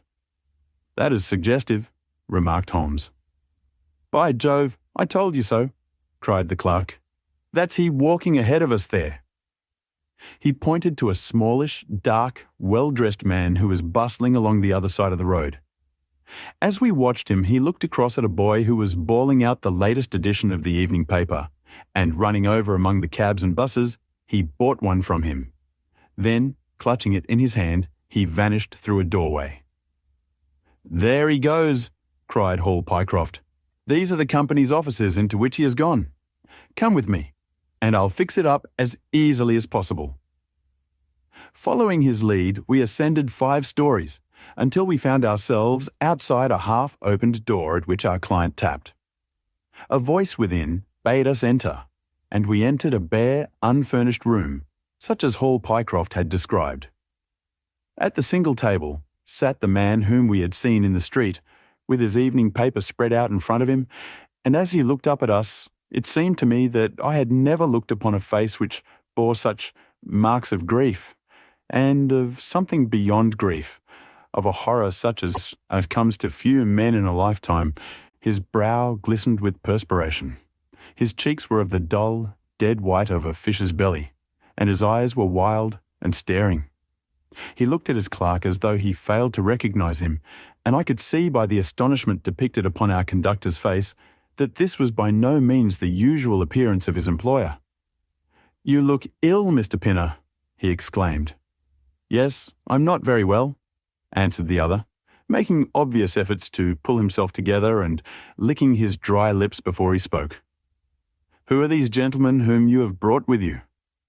"One is Mr. Harris of Bermondsey, and the other is Mr. Price of this town," said our clerk glibly. "They are friends of mine, and gentlemen of experience, but they have been out of a place for some little time, and they hoped that perhaps you might find an opening for them in the company's employment." "Very possibly, very possibly," cried Mr. Pinner with a ghastly smile. "Yes, I have no doubt that we shall be able to do something for you. What is your particular line, Mr. Harris?" "I am an accountant," said Holmes. "Ah, yes, we shall want something of the sort. And you, Mr. Price?" "A clerk," said I. "I have every hope that the company may accommodate you. I will let you know about it as soon as we come to any conclusion. And now, I beg that you will go. For God's sake, leave me to myself." These last words were shot out of him, as though the constraint which he was evidently setting upon himself had suddenly and utterly burst asunder. Holmes and I glanced at each other, and Hall Pycroft took a step towards the table. "You forget, Mr. Pinner, that I am here by appointment to receive some directions from you," said he. "Certainly, Mr. Pycroft, certainly," the other resumed in a calmer tone. "You may wait here a moment, and there is no reason why your friends should not wait with you." I will be entirely at your service in 3 minutes, if I might trespass upon your patience so far." He rose with a very courteous air and, bowing to us, he passed out through a door at the farther end of the room, which he closed behind him. "What now?" whispered Holmes. "Is he giving us the slip?" "Impossible," answered Pycroft. "Why so?" "That door leads into an inner room." "There is no exit." "None." "Is it furnished?" "It was empty yesterday." "Then what on earth can he be doing? There is something which I don't understand in his manner.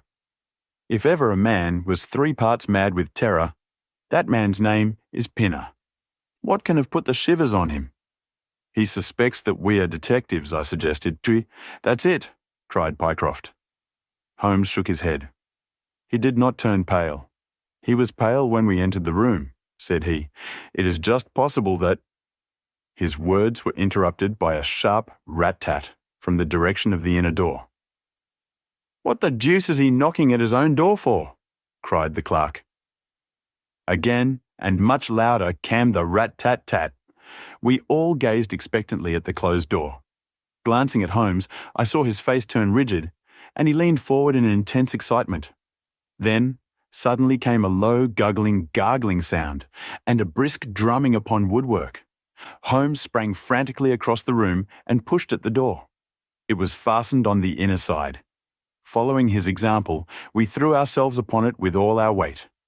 One hinge snapped, then the other, and down came the door with a crash.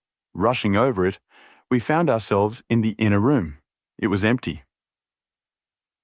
But it was only for a moment that we were at fault. At one corner, the corner nearest the room which we had left, there was a second door.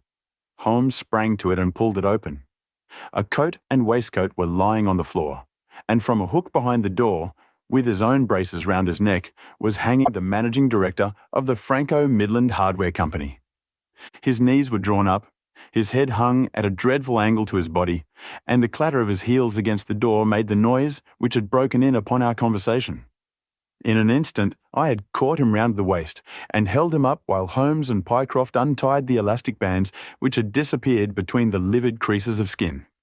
Then we carried him into the other room, where he lay with a clay-coloured face, puffing his purple lips in and out with every breath, a dreadful wreck of all that he had been but 5 minutes before. "What do you think of him, Watson?" asked Holmes. I stooped over him and examined him. His pulse was feeble and intermittent, but his breathing grew longer, and there was a little shivering of his eyelids which showed a thin, white slit of ball beneath. "It has been touch and go with him," said I, "but he'll live now. Just open that window and hand me the water carafe." I undid his collar, poured the cold water over his face, and raised and sank his arms until he drew a long, natural breath. "It's only a question of time now," said I as I turned away from him. Holmes stood by the table, with his hands deep in his trousers pockets and his chin upon his breast. "I suppose we ought to call the police in now," said he, "and yet I confess that I'd like to give them a complete case when they come." "It's a blessed mystery to me," cried Pycroft, scratching his head. "Whatever they wanted to bring me all the way up here for, and then—" "Pooh, all that is clear enough," said Holmes impatiently. "It is this last sudden move." "You understand the rest, then?" "I think that it is fairly obvious. What do you say, Watson?" I shrugged my shoulders. "I must confess that I am out of my depths," said I. "Oh, surely, if you consider the events at first, they can only point to one conclusion." "What do you make of them?" "Well, the whole thing hinges upon 2 points. The first is the making of Pycroft write a declaration by which he entered the service of this preposterous company. Do you not see how very suggestive that is?" "I'm afraid I missed the point." "Well, why did they want him to do it? Not as a business matter, for these arrangements are usually verbal, and there was no earthly business reason why this should be an exception. Don't you see, my young friend, that they were very anxious to obtain a specimen of your handwriting, and had no other way of doing it? And why?" "Quite so. Why? When we answer that we have made some progress with our little problem, Why? There can be only one adequate reason. Someone wanted to learn to imitate your writing and had to procure a specimen of it first. And now, if we pass on to the second point, we find that each throws light upon the other. That point is the request made by Pinner that you should not resign your place, but should leave the manager of this important business in the full expectation that a Mr. Hall Pycroft, whom he had never seen, was about to enter the office upon the Monday morning. "My God," cried our client, "what a blind beetle I've been." Now, you see the point about the handwriting. Suppose that someone turned up in your place who wrote a completely different hand from that in which you had applied for the vacancy. Of course the game would have been up. But in the interval, the rogue had learned to imitate you, and his position was therefore secure, as I presume that nobody in the office had ever set eyes upon you. "Not a soul," groaned Hall Pycroft. "Very good. Of course it was of the utmost importance to prevent you from thinking better of it, and also to keep you from coming into contact with anyone who might tell you that your double was at work in Mawson's office. Therefore, they gave you a handsome advance on your salary and ran you off to the Midlands, where they gave you enough work to do to prevent your going to London, where you might have burst their little game up. That is all plain enough. But why should this man pretend to be his own brother? Well, that is pretty clear also. There are evidently only two of them in it. The other is impersonating you at the office. This one acted as your engager, and then found that he could not find you an employer without admitting a third person into his plot, that he was most unwilling to do. He changed his appearance as far as he could, and trusted that the likeness, which you could not fail to observe, would be put down to a family resemblance. But for the happy chance of the gold stuffing, your suspicions would probably never have been aroused." Hall Pycroft shook his clenched hands in the air. "Good Lord," he cried. "While I've been fooled in this way, what has this other Hall Pycroft been doing at Mawson's? What should we do, Mr. Holmes? Tell me what to do." "We must wire to Mawson's. They shut at 12 on Saturdays. Never mind. There may be some doorkeeper or attendant. Ah, yes. They keep a permanent guard there, on account of the value of the securities that they hold. I remember hearing it talked of in the city. Very good. We shall wire to him and see if all is well, and if a clerk of your name is working there. That is clear enough. But what is not so clear is why, at sight of us, one of the rogues should instantly walk out of the room and hang himself." "The paper," croaked a voice behind us. The man was sitting up, blanched and ghastly, with returning reason in his eyes, and hands which rubbed nervously at the broad red band which still encircled his throat. "The paper, of course," yelled Holmes, in a paroxysm of excitement. Idiot that I was! I thought so must of our visit that the paper never entered my head for an instant. To be sure, the secret must be there. He flattened it out upon the table, and a cry of triumph burst from his lips. "Look at this, Watson," he cried. "It is a London paper, an early edition of the Evening Standard. Here is what we want. Look at the headlines.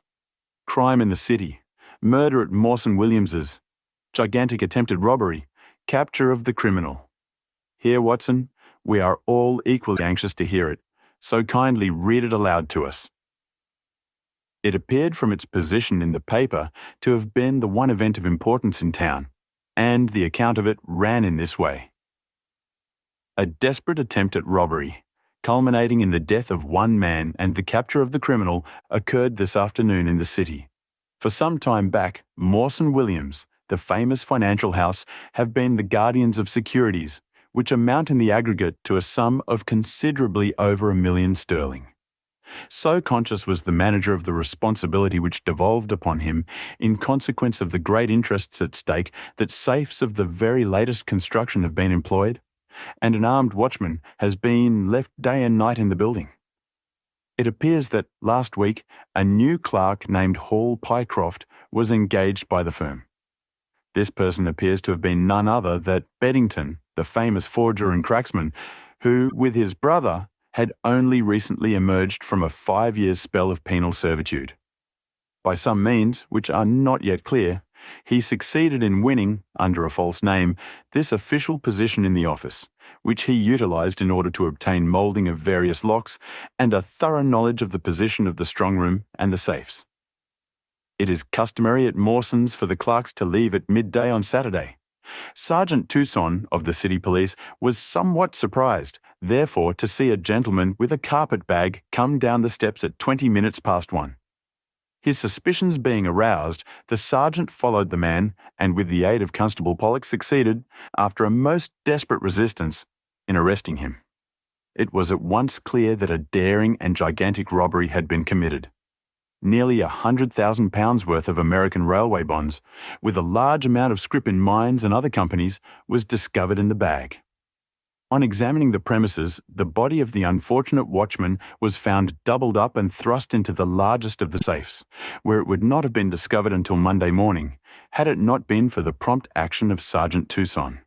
The man's skull had been shattered by a blow from a poker delivered from behind.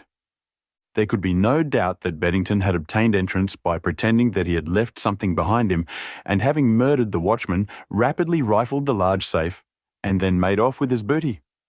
His brother, who usually works with him, has not appeared in this job as far as can at present be ascertained, although the police are making energetic inquiries as to his whereabouts. Well, we may save the police some little trouble in that direction, said Holmes, glancing at the haggard figure huddled up by the window. Human nature is a strange mixture, Watson. You see that even a villain and murderer can inspire such affection that his brother turns to suicide when he learns that his neck is forfeited. However, we have no choice as to our action.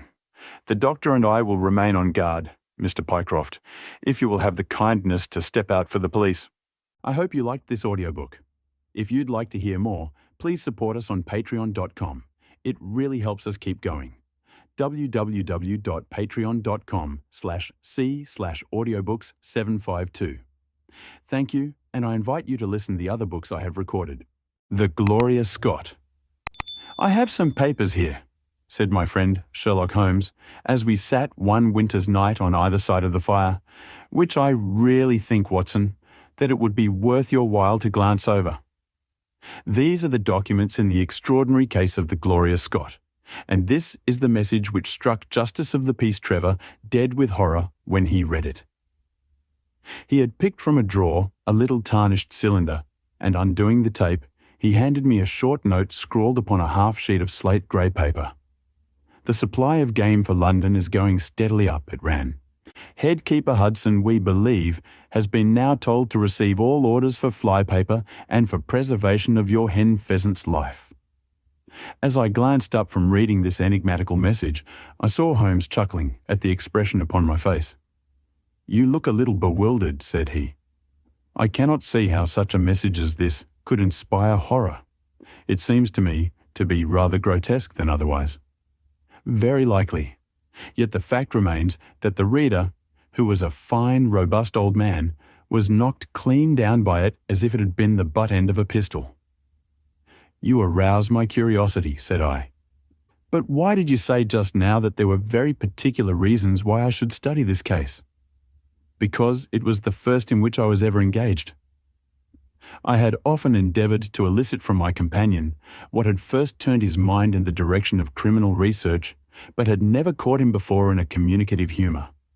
Now he sat forward in his armchair and spread out the documents upon his knees. Then he lit his pipe and sat for some time smoking and turning them over. You never heard me talk of Victor Trevor? He asked. He was the only friend I made during the 2 years I was at college. I was never a very sociable fellow, Watson, always rather fond of moping in my rooms and working out my own little methods of thought, so that I never mixed much with the men of my year. Bar fencing and boxing, I had few athletic tastes, and then my line of study was quite distinct from that of the other fellows, so that we had no points of contact at all. Trevor was the only man I knew, and that only through the accident of his bull terrier freezing onto my ankle one morning as I went down to chapel. It was a prosaic way of forming a friendship, but it was effective. I was laid by the heels for 10 days, but Trevor used to come in to inquire after me. At first, it was only a minute's chat, But soon his visits lengthened, and before the end of the term we were close friends. He was a hearty, full-blooded fellow, full of spirits and energy, the very opposite to me in most respects. But we had some subjects in common, and it was a bond of union when I found that he was as friendless as I. Finally, he invited me down to his father's place at Donnithorpe in Norfolk, and I accepted his hospitality for a month of the long vacation. Old Trevor was evidently a man of some wealth and consideration, a J.P. and a landed proprietor. Donnithorpe is a little hamlet just to the north of Langmere, in the country of the Broads. The house was an old-fashioned, wide-spread, oak-beamed brick building, with a fine lime-lined avenue leading up to it. There was excellent wild duck shooting in the fens, remarkably good fishing, a small but select library taken over, as I understood from a former occupant, and a tolerable cook, so that he would be a fastidious man who could not put in a pleasant month there. Trevor Senior was a widower, and my friend his only son. There had been a daughter, I heard, but she had died of diphtheria while on a visit to Birmingham. The father interested me extremely. He was a man of little culture, but with a considerable amount of rude strength, both physically and mentally.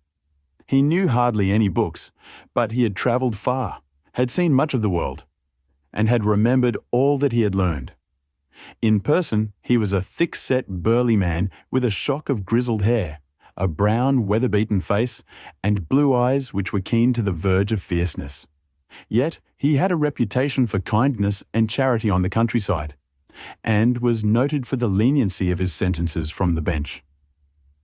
One evening, shortly after my arrival, we were sitting over a glass of port after dinner, when young Trevor began to talk about those habits of observation and inference which I had already formed into a system, although I had not yet appreciated the part which they were to play in my life. The old man evidently thought that his son was exaggerating in his description of one or two trivial feats which I had performed. "Come now, Mr. Holmes," said he, laughing good-humouredly. "I'm an excellent subject, if you can deduce anything from me." "I fear there is not very much," I answered. "I might suggest that you have gone about in fear of some personal attack within the last 12 months. The laugh faded from his lips and he stared at me in great surprise. "Well, that's true enough," said he. "You know, Victor," turning to his son, "when we broke up that poaching gang they swore to knife us, and Sir Edward Holly has actually been attacked. I've always been on my guard since then, though I have no idea how you know it."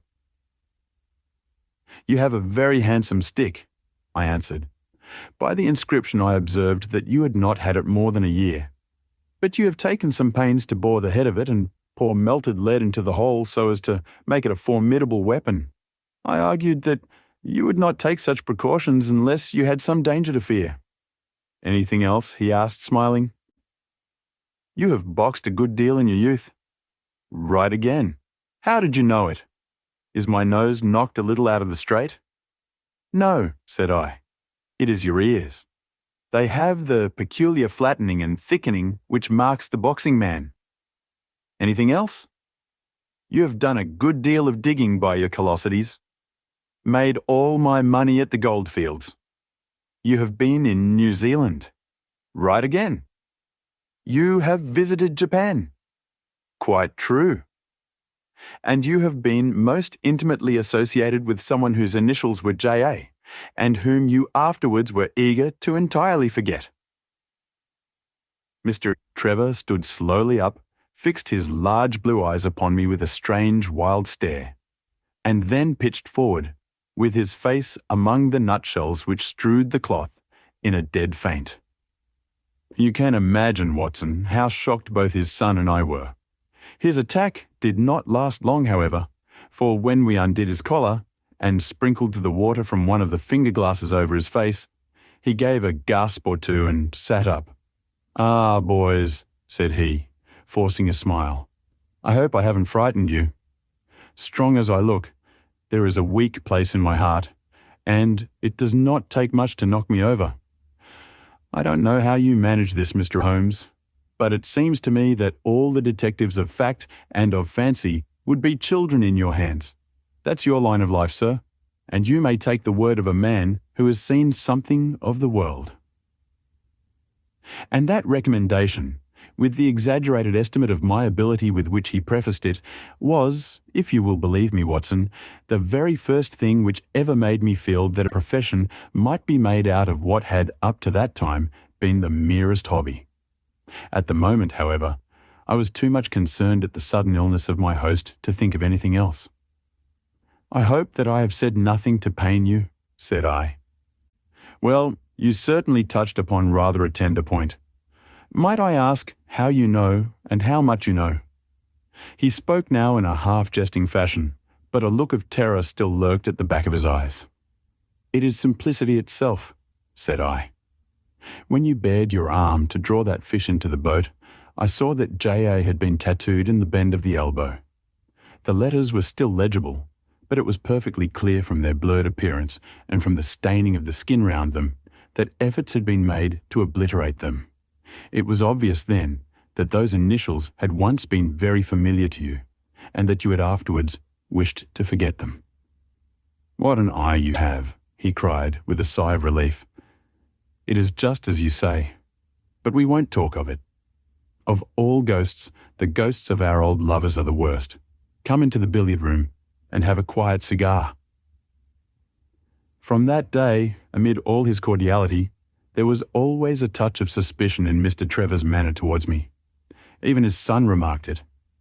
"You've given the governor such a turn," said he, "that he'll never be sure again of what you know and what you don't know."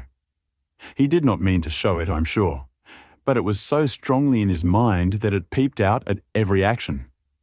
At last I became so convinced that I was causing him uneasiness that I drew my visit to a close. On the very day, however, before I left, an incident occurred which proved in the sequel to be of importance. We were sitting out upon the lawn on garden chairs, the three of us, basking in the sun and admiring the view across the Broads, when a maid came out to say that there was a man at the door who wanted to see Mr. Trevor. "What is his name?" asked my host. "He would not give any." "What does he want then?" "He says that you know him, and that he only wants a moment's conversation." "Show him round here." An instant afterwards there appeared a little wizened fellow with a cringing manner and a shambling style of walking. He wore an open jacket with a splotch of tar on the sleeve, a red and black check shirt, dungaree trousers, and heavy boots badly worn. His face was thin and brown and crafty, with a perpetual smile upon it, which showed an irregular line of yellow teeth, and his crinkled hands were half closed in a way that is distinctive of sailors. As he came slouching across the lawn, I heard Mr. Trevor make a sort of hiccoughing noise in his throat, and jumping out of his chair, he ran into the house. He was back in a moment, and I smelt a strong reek of brandy as he passed me. "Well, my man," said he, "what can I do for you?" The sailor stood looking at him with puckered eyes, and with the same loose-lipped smile upon his face. "You don't know me?" he asked. "Why, dear me, it is surely Hudson," said Mr. Trevor in a tone of surprise. "Hudson it is, sir," said the seaman. "Why, it's 30 year and more since I saw you last. Here you are in your house, and me still picking my salt meat out of the harness cask." "Tut, you will find that I have not forgotten old times," cried Mr. Trevor, and, walking towards the sailor, he said something in a low voice. "Go into the kitchen," he continued out loud, "and you will get food and drink. I have no doubt that I shall find you a situation." "Thank you, sir," said the seaman, touching his forelock. "I'm just off a 2-year in an 8-knot tramp, short-handed at that, and I wants a rest. I thought I'd get it either with Mr. Beddoes or with you." "Ah," cried Trevor, "you know where Mr. Beddoes is?" "Bless you, sir, I know where all my old friends are," said the fellow with a sinister smile, and he slouched off after the maid to the kitchen. Mr. Trevor mumbled something to us about having been shipmate with the man when he was going back to the diggings, and then, leaving us on the lawn, he went indoors. An hour later, when we entered the house, we found him stretched dead drunk upon the dining-room sofa. The whole incident left a most ugly impression upon my mind, and I was not sorry next day to leave Donnithorpe behind me, for I felt that my presence must be a source of embarrassment to my friend. All this occurred during the first month of the long vacation. I went up to my London rooms, where I spent 7 weeks working out a few experiments in organic chemistry. One day, however, when the autumn was far advanced and the vacation drawing to a close, I received a telegram from my friend imploring me to return to Donnithorpe and saying that he was in great need of my advice and assistance. Of course, I dropped everything and set out for the north once more. He met me with the dog cart at the station, and I saw at a glance that the last 2 months had been very trying ones for him. He had grown thin and careworn, and had lost the loud, cheery manner for which he had been remarkable. "The governor is dying," were the first words he said. "Impossible," I cried. "What is the matter?" "Apoplexy. Nervous shock. He's been on the verge all day. I doubt if we shall find him alive." I was, as you may think, Watson, horrified at this unexpected news. "What has caused it?" I asked. "Ah, that is the point. Jump in and we can talk it over while we drive. You remember that fellow who came upon the evening before you left us?" "Perfectly." "Do you know who it was that we let into the house that day?" "I have no idea."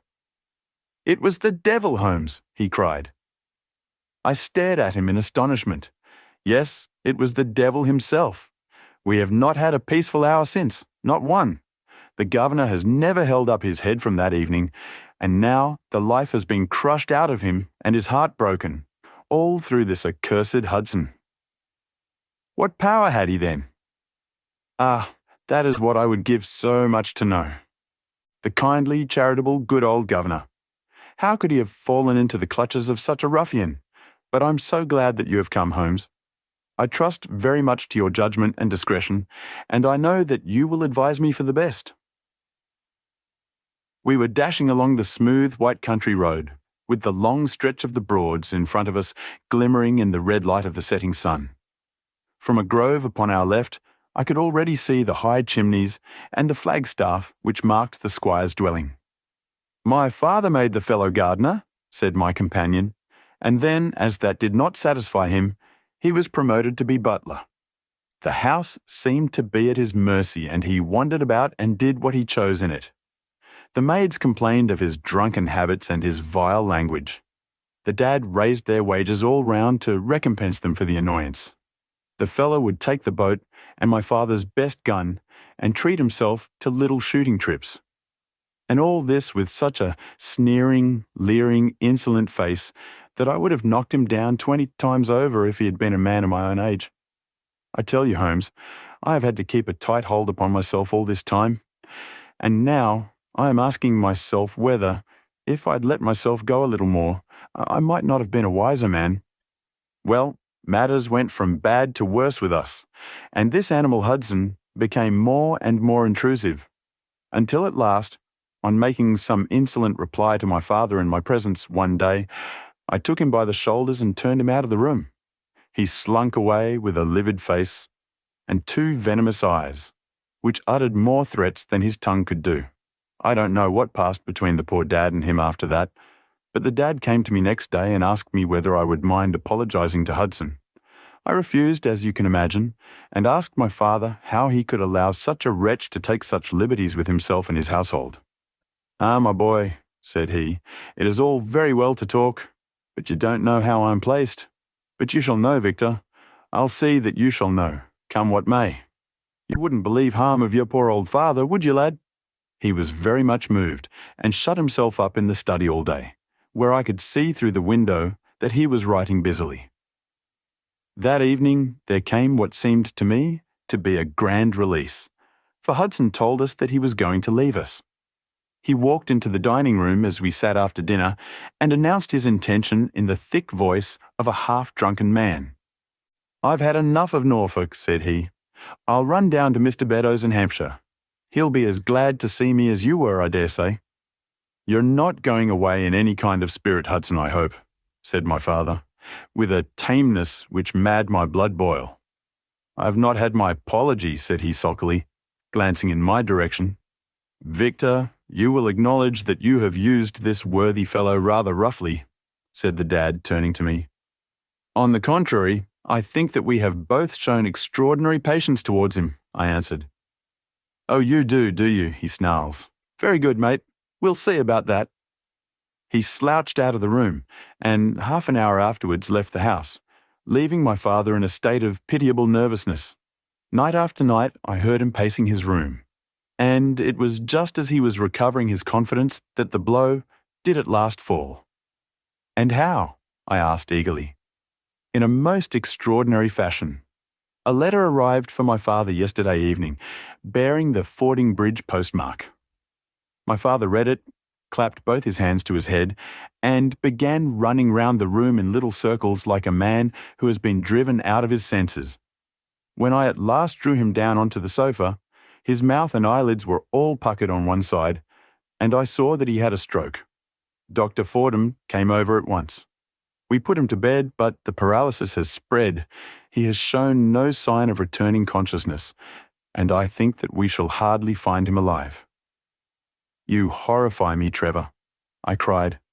"What then could have been in this letter to cause so dreadful a result?" "Nothing. There lies the inexplicable part of it. The message was absurd and trivial. Ah, my God, it is as I feared." As he spoke, we came round the curve of the avenue and saw in the fading light that every blind in the house had been drawn down. As we dashed up to the door, my friend's face convulsed with grief. A gentleman in black emerged from it. "When did it happen, Doctor?" asked Trevor. "Almost immediately after you left." "Did he recover consciousness?" "For an instant before the end." "Any message for me?" "Only that the papers were in the back drawer of the Japanese cabinet." My friend ascended with the doctor to the chamber of death, while I remained in the study, turning the whole matter over and over in my head, and feeling as sombre as ever I had done in my life. What was the past of this Trevor, pugilist, traveller, and gold digger, and how had he placed himself in the power of this acid-faced seaman? Why, too, should he faint at an allusion to the half-effaced initials upon his arm, and die of fright when he had a letter from Fordingham? Then I remembered that Fordingham was in Hampshire, and that this Mr. Beddoes, whom the seaman had gone to visit and presumably to blackmail, had also been mentioned as living in Hampshire. The letter, then, might either come from Hudson, the seaman, saying that he had betrayed the guilty secret which appeared to exist, or it might come from Beddoes, warning an old confederate that such a betrayal was imminent. So far it seemed clear enough. But then, how could this letter be trivial and grotesque, as described by the son? He must have misread it. If so, it must have been one of those ingenious secret codes which mean one thing while they seem to mean another. I must see this letter. If there were a hidden meaning in it, I was confident that I could pluck it forth. For an hour I sat pondering over it in the gloom, until at last a weeping maid brought in a lamp, and close at her heels came my friend Trevor, pale but composed, with these very papers which lie upon my knee held in his grasp. He sat down opposite to me, drew the lamp to the edge of the table, and handed me a short note scribbled, as you see, upon a single sheet of grey paper. "The supply of game for London is going steadily up," it ran. "Headkeeper Hudson, we believe, has been now told to receive all orders for fly paper and for preservation of your hen pheasant's life." I dare say my face looked as bewildered as yours did just now when first I read this message. Then I reread it very carefully. It was evidently as I had thought, and some secret meaning must lie buried in this strange combination of words. Or could it be that there was a prearranged significance to such phrases as fly paper and hen pheasant? Such a meaning would be arbitrary and could not be deduced in any way. And yet I was loath to believe that this was the case, and the presence of the word Hudson seemed to show that the subject of the message was as I had guessed, and that it was from Beddoes rather than the sailor. I tried it backwards, but the combination life pheasant's hen was not encouraging. Then I tried alternate words, but neither the afore nor supply game London promised to throw any light upon it. And then, in an instant, the key of the riddle was in my hands, and I saw that every third word, beginning with the first, would give a message which might well drive old Trevor to despair. It was short and terse, the warning, as I now read it to my companion. "The game is up. Hudson has told all. Fly for your life." Victor Trevor sank his face into his shaking hands. "It must be that, I suppose," said he. "This is worse than death, for it means disgrace as well. But what is the meaning of these head-keepers and hen pheasants?" "It means nothing to the message, but it might mean a good deal to us if we had no other means of discovering the sender. You see that he has begun by writing, 'The game is,' and so on. Afterwards he had, to fulfill the prearranged cipher, to fill in any 2 words in each space. He would naturally use the first words which came to his mind, and if there were so many which referred to sport among them, you may be tolerably sure that he is either an ardent shot or interested in breeding.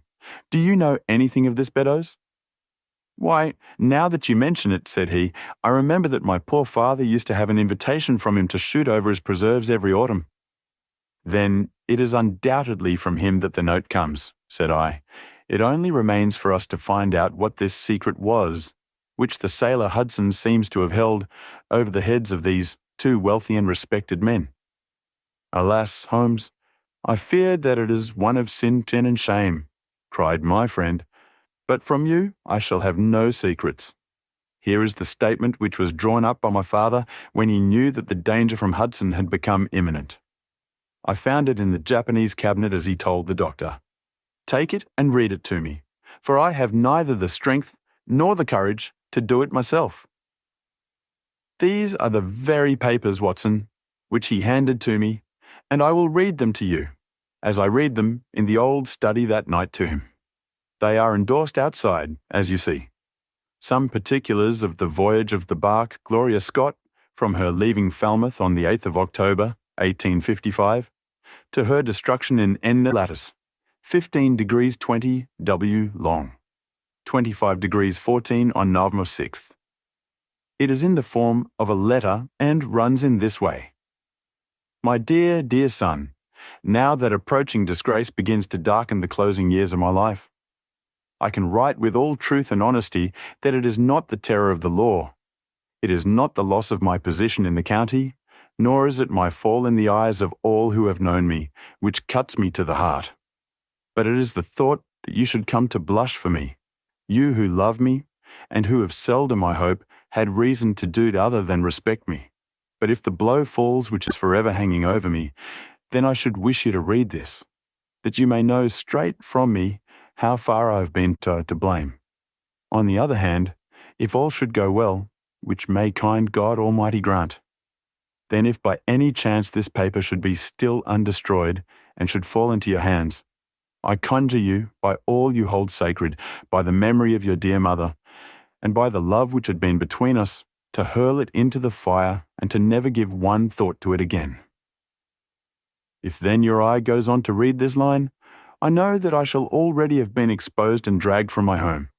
Or as is more likely, for you know that my heart is weak by lying with my tongue sealed forever in death.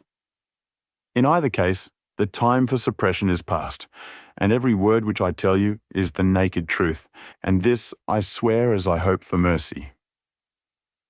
My name, dear lad, is not Trevor.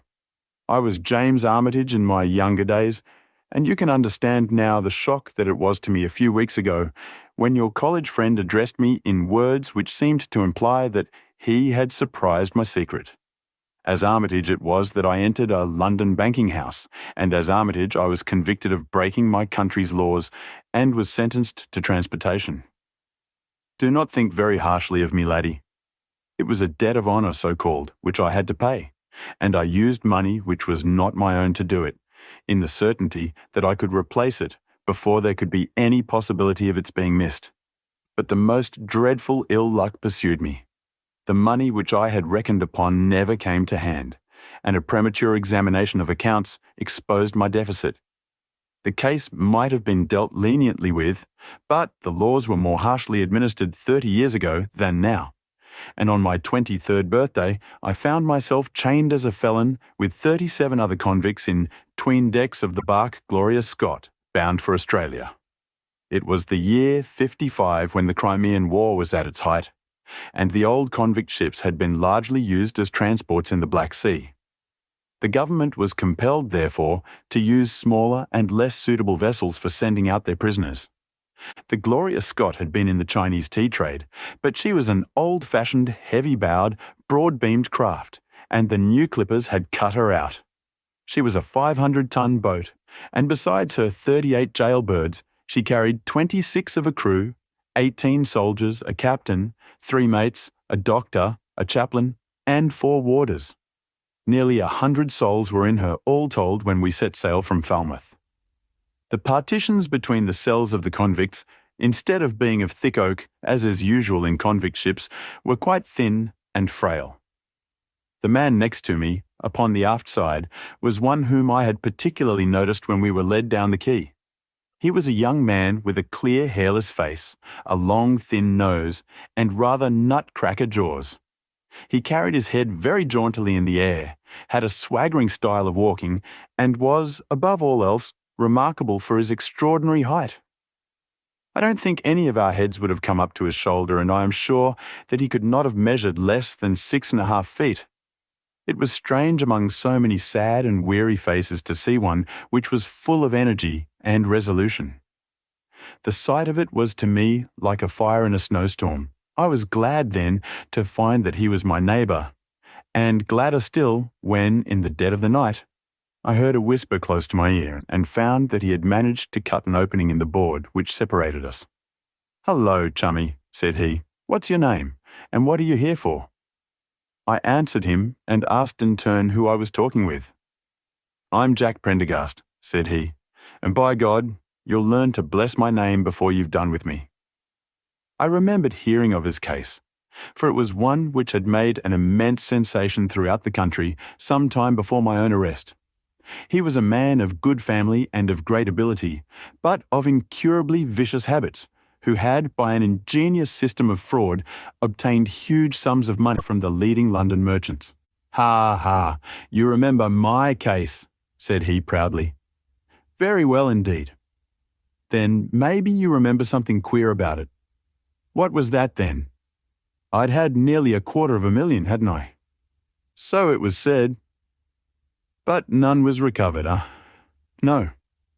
"Well, where do you suppose the balance is?" he asked. "I have no idea," said I. "Right between my finger and thumb," he cried. "By God, I've got more pounds to my name than you've hairs on your head.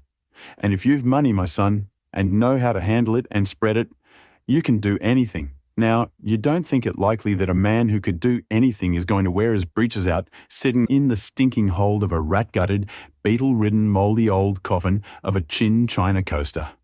No, sir, such a man will look after himself and will look after his chums. You may lay to that. You hold on to him and you may kiss the book that he'll haul you through." That was his style of talk, and at first I thought it meant nothing. But after a while, when he had tested me and sworn me in with all possible solemnity, he let me understand that there really was a plot to gain command of the vessel. A dozen of the prisoners had hatched it before they came aboard. Prendergast was the leader, and his money was the motive power. "I'd a partner," said he, "a rare good man, as true as a stock to a barrel. He's got the dibs, he has. And where do you think he is at this moment? Why, he's the chaplain of this ship. The chaplain, no less.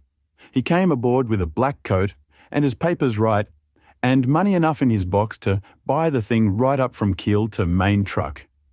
The crew are his, body and soul. He could buy 'em at so much a gross with a cash discount, and he did it before ever they signed on. He's got 2 of the warders and Mercer, the second mate, and he'd get the captain himself, if he thought him worth it." "What are we to do then?" I asked. "What do you think?" said he.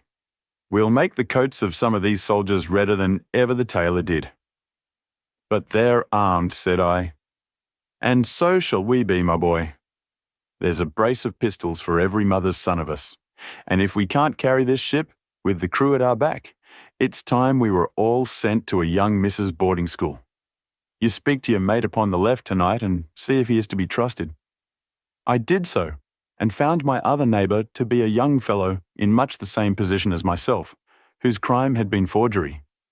His name was Evans, but he afterwards changed it like myself, and he is now a rich and prosperous man in the south of England.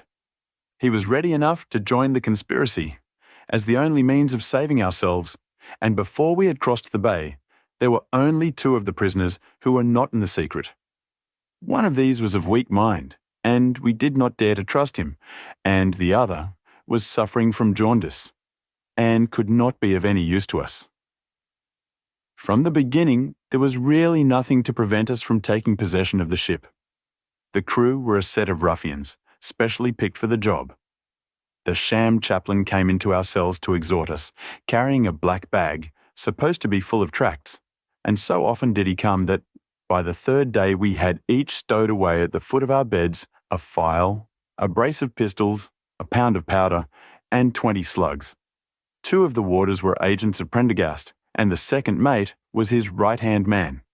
The captain, the 2 mates, 2 warders, Lieutenant Martin, his 18 soldiers, and the doctor were all that we had against us. Yet, safe as it was, we determined to neglect no precaution, and to make our attack suddenly by night. It came, however, more quickly than we expected, and in this way. One evening, about the 3rd week after our start, the doctor had come down to see one of the prisoners who was ill, and putting his hand down on the bottom of his bunk, he felt the outline of the pistols. If he had been silent, he might have blown the whole thing. But he was a nervous little chap, so he gave a cry of surprise and turned so pale that the man knew what was up in an instant and seized him. He was gagged before he could give the alarm and tied down upon the bed. He had unlocked the door that led to the deck, and we were through it in a rush. The 2 sentries were shot down, and so was a corporal who came running to see what was the matter. There were 2 more soldiers at the door of the stateroom, and their muskets seemed not to be loaded, for they never fired upon us, and they were shot while trying to fix their bayonets. Then we rushed on into the captain's cabin, but as we pushed open the door, there was an explosion from within, and there he lay with his brains smeared over the chart of the Atlantic, which was pinned upon the table, while the chaplain stood with a smoking pistol in his hand at his elbow.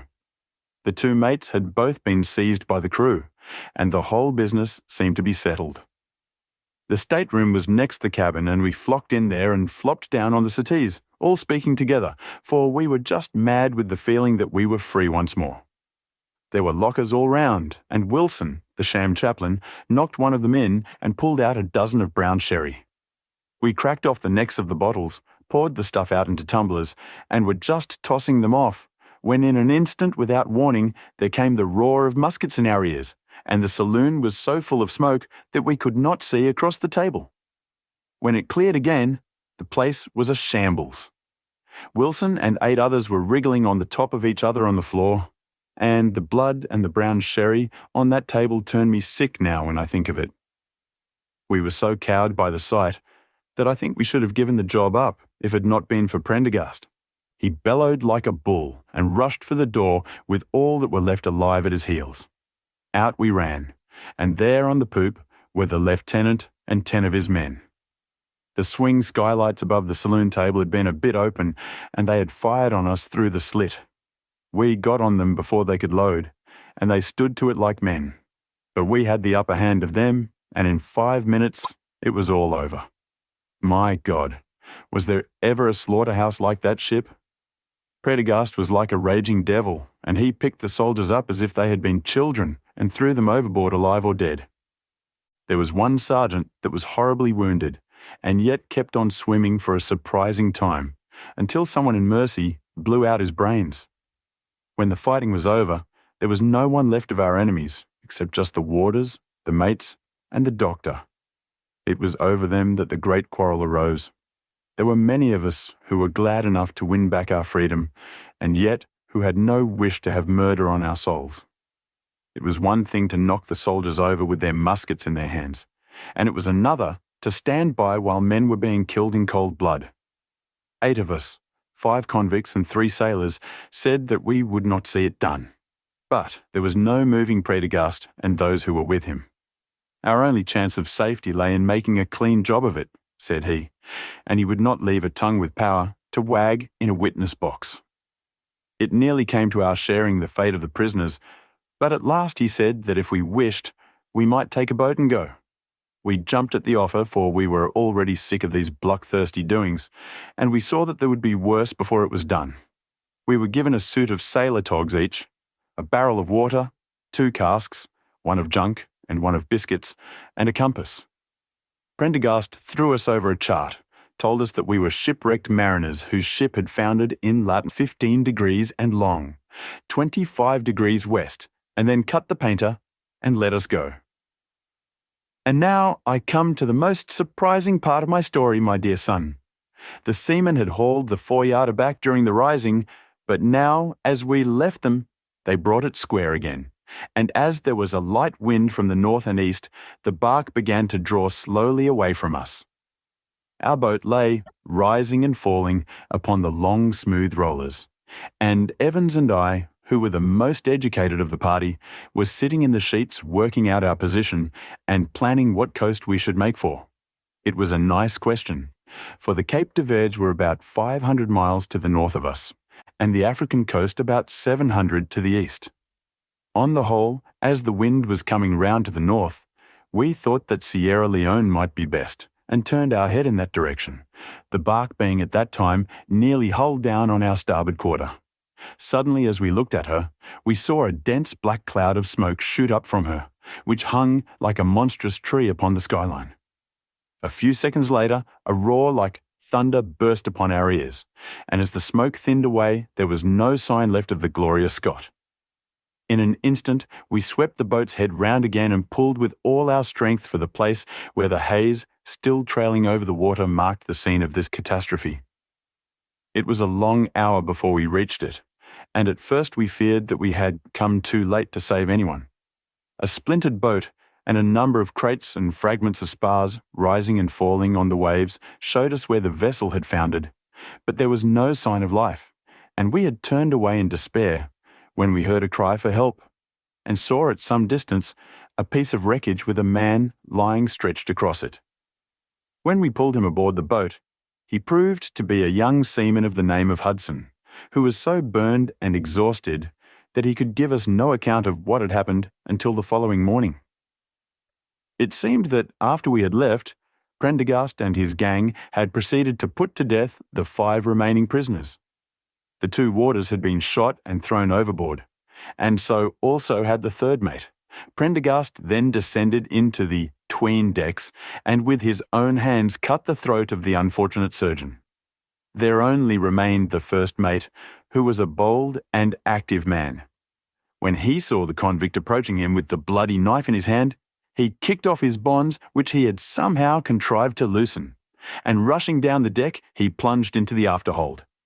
A dozen convicts, who descended with their pistols in search of him, found him with a matchbox in his hand, seated beside an open powder barrel, which was one of 100 carried on board, and swearing that he would blow all hands up if he were in any way molested.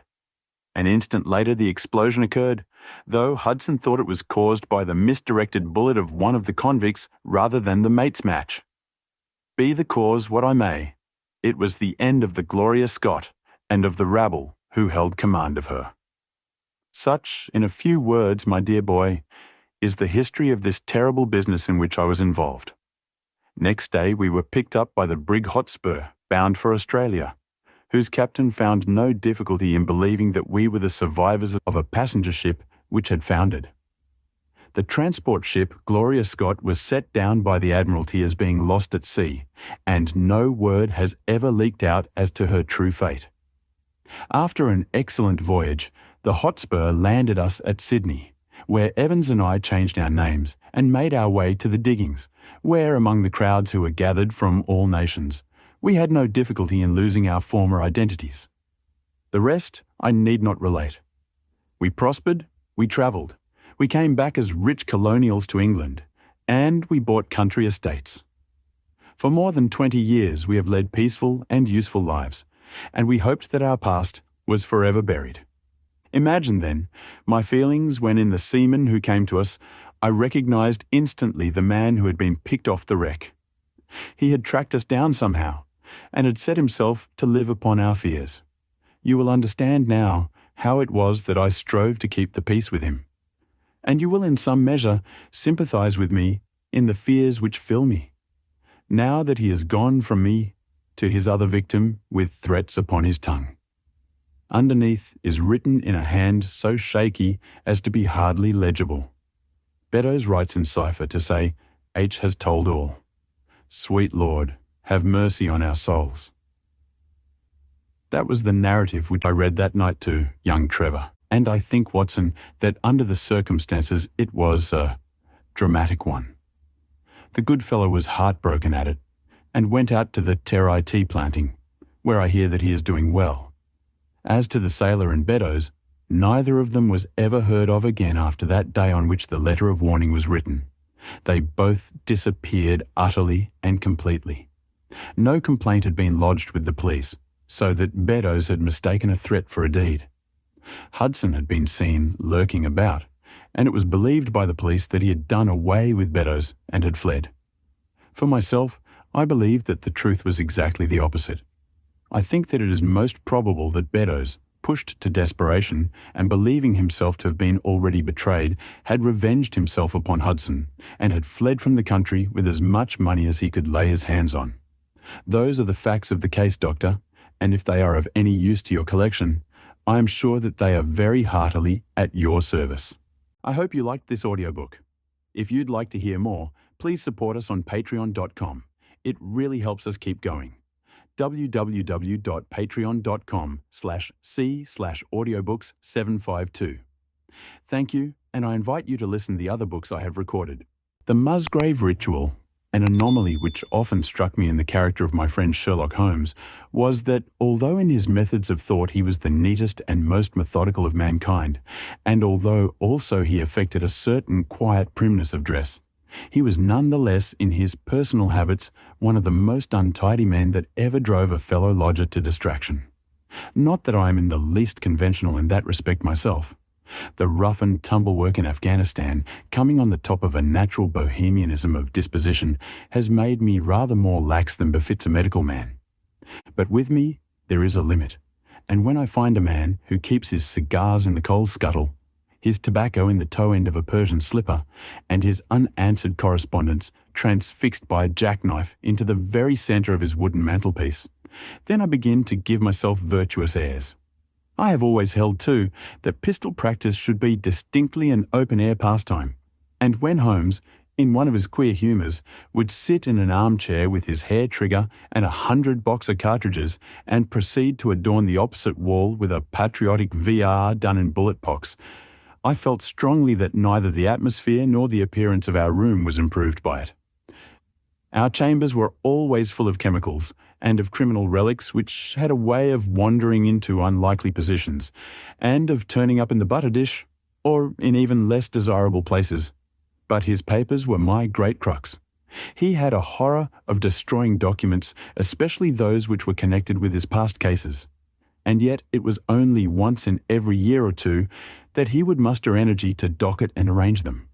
For as I have mentioned somewhere in these incoherent memoirs, the outbursts of passionate energy when he performed the remarkable feats with which his name is associated were followed by reactions of lethargy, during which he would lie about with his violin and his books, hardly moving save from the sofa to the table. Thus, month after month, his papers accumulated, until every corner of the room was stacked with bundles of manuscript which were on no account to be burned, and which could not be put away save by their owner. One winter's night, as we sat together by the fire, I ventured to suggest to him that, as he had finished pasting extracts into his commonplace book, he might employ the next 2 hours in making our room a little more habitable. He could not deny the justice of my request, so, with a rather rueful face, he went off to his bedroom, from which he returned presently pulling a large tin box behind him. This he placed in the middle of the floor, and, squatting down upon a stool in front of it, he threw back the lid. I could see that it was already a third full of bundles of paper tied up with red tape into separate packages. "There are cases enough here, Watson," said he, looking at me with mischievous eyes. "I think that if you knew all that I had in this box, you would ask me to pull some out instead of putting others in." "These are the records of your early work, then?" I asked. "I have often wished that I had notes of those cases." "Yes, my boy. These were all done prematurely, before my biographer had come to glorify me." He lifted bundle after bundle in a tender, caressing sort of way. "They are not all successes, Watson," said he, "but there are some pretty little problems among them. Here's the record of the Tarleton murders, and the case of Vanbury, the wine merchant, and the adventure of the old Russian woman, and the singular affair of the aluminium crutch, as well as a full account of Ricoletti of the clubfoot, and his abominable wife. And here, now, this really is something a little recherché." He dived his arm down to the bottom of the chest and brought up a small wooden box with a sliding lid, such as children's toys are kept in. From within he produced a crumpled piece of paper, an old-fashioned brass key, a peg of wood with a ball of string attached to it, and 3 rusty old discs of metal. "Well, my boy, what do you make of this lot?" he asked, smiling at my expression. "It is a curious collection." "Very curious, and the story that hangs round it will strike you as being more curious still." "These relics have a history, then?" "So much so that they are history." "What do you mean by that?" Sherlock Holmes picked them up one by one and laid them along the edge of the table. Then he reseated himself in his chair and looked them over with a gleam of satisfaction in his eyes. "These," said he, "are all that I have left to remind me of the adventure of the Musgrave ritual." I had heard him mention the case more than once, though I had never been able to gather the details. "I should be so glad," said I, "if you would give me an account of it." "And leave the litter as it is?" he cried mischievously. "Your tidiness won't bear much strain after all, Watson, but I should be glad that you should add this case to your annals, for there are points in it which make it quite unique in the criminal records of this or, I believe, of any other country. A collection of my trifling achievements would certainly be incomplete, which contained no account of this very singular business. You may remember how the affair of the Gloria Scott, and my conversation with the unhappy man, whose fate I told you of, first turned my attention in the direction of the profession which has become my life's work. You see me now when my name has become known, far and wide, and when I am generally recognized both by the public and by the official force as being a final court of appeal in doubtful cases. Even when you knew me first, at the time of the affair which you have commemorated in A Study in Scarlet, I had already established a considerable, though not a very lucrative, connection. You can hardly realize then how difficult I found it at first, and how long I had to wait before I succeeded in making any headway. When I first came up to London, I had rooms in Montague Street, just round the corner from the British Museum, and there I waited, filling in my too abundant leisure time by studying all those branches of science which might make me more efficient. Now and again cases came in my way, principally through the introduction of old fellow students. For during my last years at the university, there was a good deal of talk there about myself and my methods. The third of these cases was that of the Musgrave ritual, and it is to the interest which was aroused by that singular chain of events and the large issues which proved to be at stake that I trace my first stride towards the position which I now hold. Reginald Musgrave had been in the same college as myself, and I had some slight acquaintance with him. He was not generally popular among the undergraduates, though it always seemed to me that what was set down as pride was really an attempt to cover extreme natural diffidence. In appearance he was a man of exceedingly aristocratic type, thin, high-nosed, and large-eyed, with languid and yet courtly manners. He was indeed a scion of one of the very oldest families in the kingdom, though his branch was a cadet one which had separated from the northern Musgraves some time in the 16th century, and had established itself in western Sussex, where the manor house of Hurlstone is perhaps the oldest inhabited building in the county. Something of his birthplace seemed to cling to the man, and I never looked at his pale, keen face, or the poise of his head without associating him with grey archways and mullioned windows and all the venerable wreckage of a feudal keep. Once or twice we drifted into talk, and I can remember that more than once he expressed a keen interest in my methods of observation and inference. For 4 years I had seen nothing of him until one morning he walked into my room in Montague Street. He had changed little, was dressed like a young man of fashion, he was always a bit of a dandy, and preserved the same quiet, suave manner which had formerly distinguished him. "How has all gone with you, Musgrave?" I asked after we had cordially shaken hands. "You probably heard of my poor father's death," said he. "He was carried off about 2 years ago. Since then, I have of course had the Hurlstone estates to manage, and as I am member for my district as well, my life has been a busy one. But I understand, Holmes, that you are turning to practical ends, those powers with which you used to amaze us." "Yes," said I have taken to living by my wits." "I am delighted to hear it, for your advice at present would be exceedingly valuable to me. We have had some very strange doings at Hurlstone, and the police have been able to throw no light upon the matter. It is really the most extraordinary and inexplicable business." You can imagine with what eagerness I listened to him, Watson, for the very chance for which I had been panting during all those months of inaction seemed to have come within my reach. In my inmost heart I believed that I could succeed where others failed, and now I had the opportunity to test myself. "Pray, let me have the details," I cried. Reginald Musgrave sat down opposite to me and lit the cigarette which I had pushed towards him. "You must know," said he, "that though I am a bachelor, I have to keep up a considerable staff of servants at Hurlstone, for it is a rambling old place and takes a good deal of looking after. I preserve too, and in the pheasant months I usually have a house party so that it would not do to be short-handed. Altogether there are 8 maids, the cook, the butler, 2 footmen, and a boy. The garden and the stables, of course, have a separate staff. Of these servants, the one who had been longest in our service was Brunton the butler. He was a young schoolmaster out of place when he was first taken up by my father, but he was a man of great energy and character, and he soon became quite invaluable in the household. He was a well-grown, handsome man, with a splendid forehead, and though he has been with us for 20 years, he cannot be more than 40 now. With his personal advantages and his extraordinary gifts, for he can speak several languages and play nearly every musical instrument, it is wonderful that he should have been satisfied so long in such a position. But I suppose that he was comfortable and lacked energy to make any change.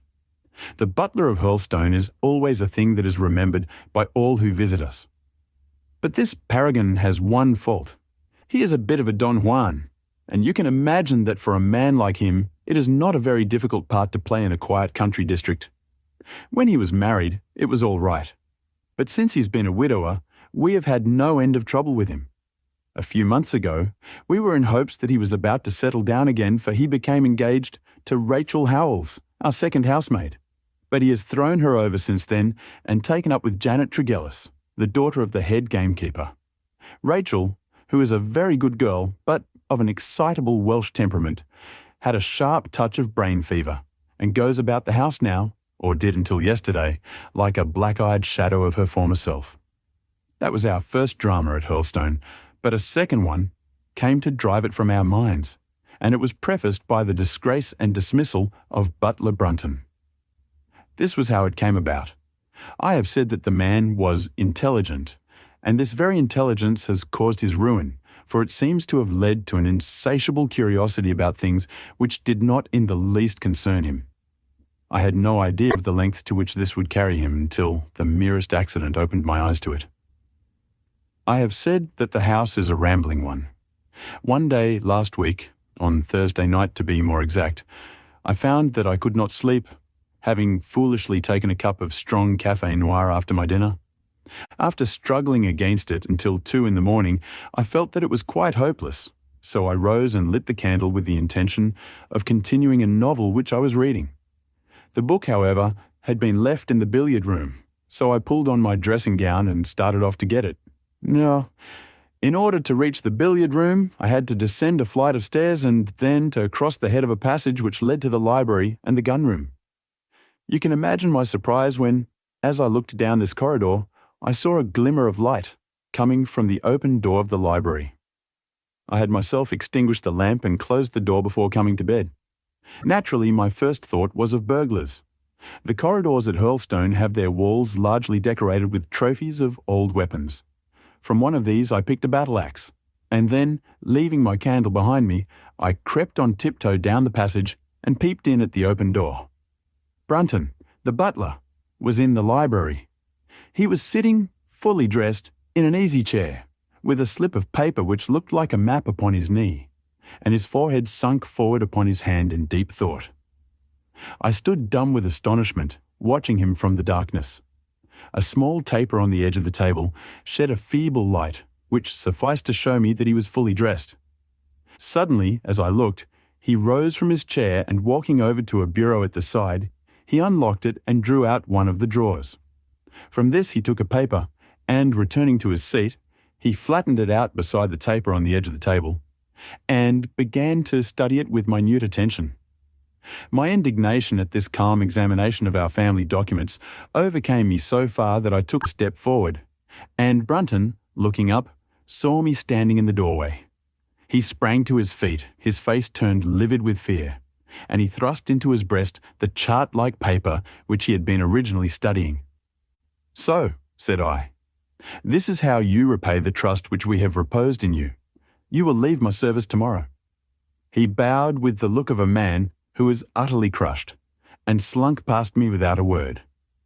The taper was still on the table, and by its light I glanced to see what the paper was which Brunton had taken from the bureau. To my surprise, it was nothing of any importance at all, but simply a copy of the questions and answers in the singular old observance called the Musgrave ritual. It is a sort of ceremony peculiar to our family, which each Musgrave for centuries past has gone through on his coming of age, a thing of private interest, and perhaps of some little importance to the archaeologist, like our own blazonings and charges, but of no practical use whatever. "We had better come back to the paper afterwards," said I. "If you think it really necessary," he answered with some hesitation. To continue my statement, however, I relocked the bureau, using the key which Brunton had left, and I had turned to go when I was surprised to find that the butler had returned and was standing before me. "Mr. Musgrave, sir," he cried, in a voice which was hoarse with emotion. "I can't bear disgrace, sir. I've always been proud above my station in life, and disgrace would kill me. My blood will be on your head, sir. It will, indeed, if you drive me to despair. If you cannot keep me after what has passed, then, for God's sake, let me give you notice and leave in a month, as if of my own free will. I could stand that, Mr. Musgrave, but not to be cast out before all the folk that I know so well." "You don't deserve much consideration, Brunton," I answered. "Your conduct has been most infamous. However, as you have been a long time in the family, I have no wish to bring public disgrace upon you. A month, however, is too long. Take yourself away in a week, and give what reason you like for going." "Only a week, sir?" he cried in a despairing voice. "A fortnight. Say at least a fortnight." "A week," I repeated, "and you may consider yourself to have been very leniently dealt with." He crept away, his face sunk upon his breast like a broken man, while I put out the light and returned to my room. For 2 days after this, Brunton was most assiduous in his attention to his duties. I made no allusion to what had passed, and waited with some curiosity to see how he would cover his disgrace. On the third morning, however, he did not appear, as was his custom after breakfast, to receive my instructions for the day. As I left the dining room, I happened to meet Rachel Howells, the maid. I have told you that she had only recently recovered from an illness, and was looking so wretchedly pale and wan that I remonstrated with her for being at work. "You should be in bed," I said. "Come back to your duties when you are stronger."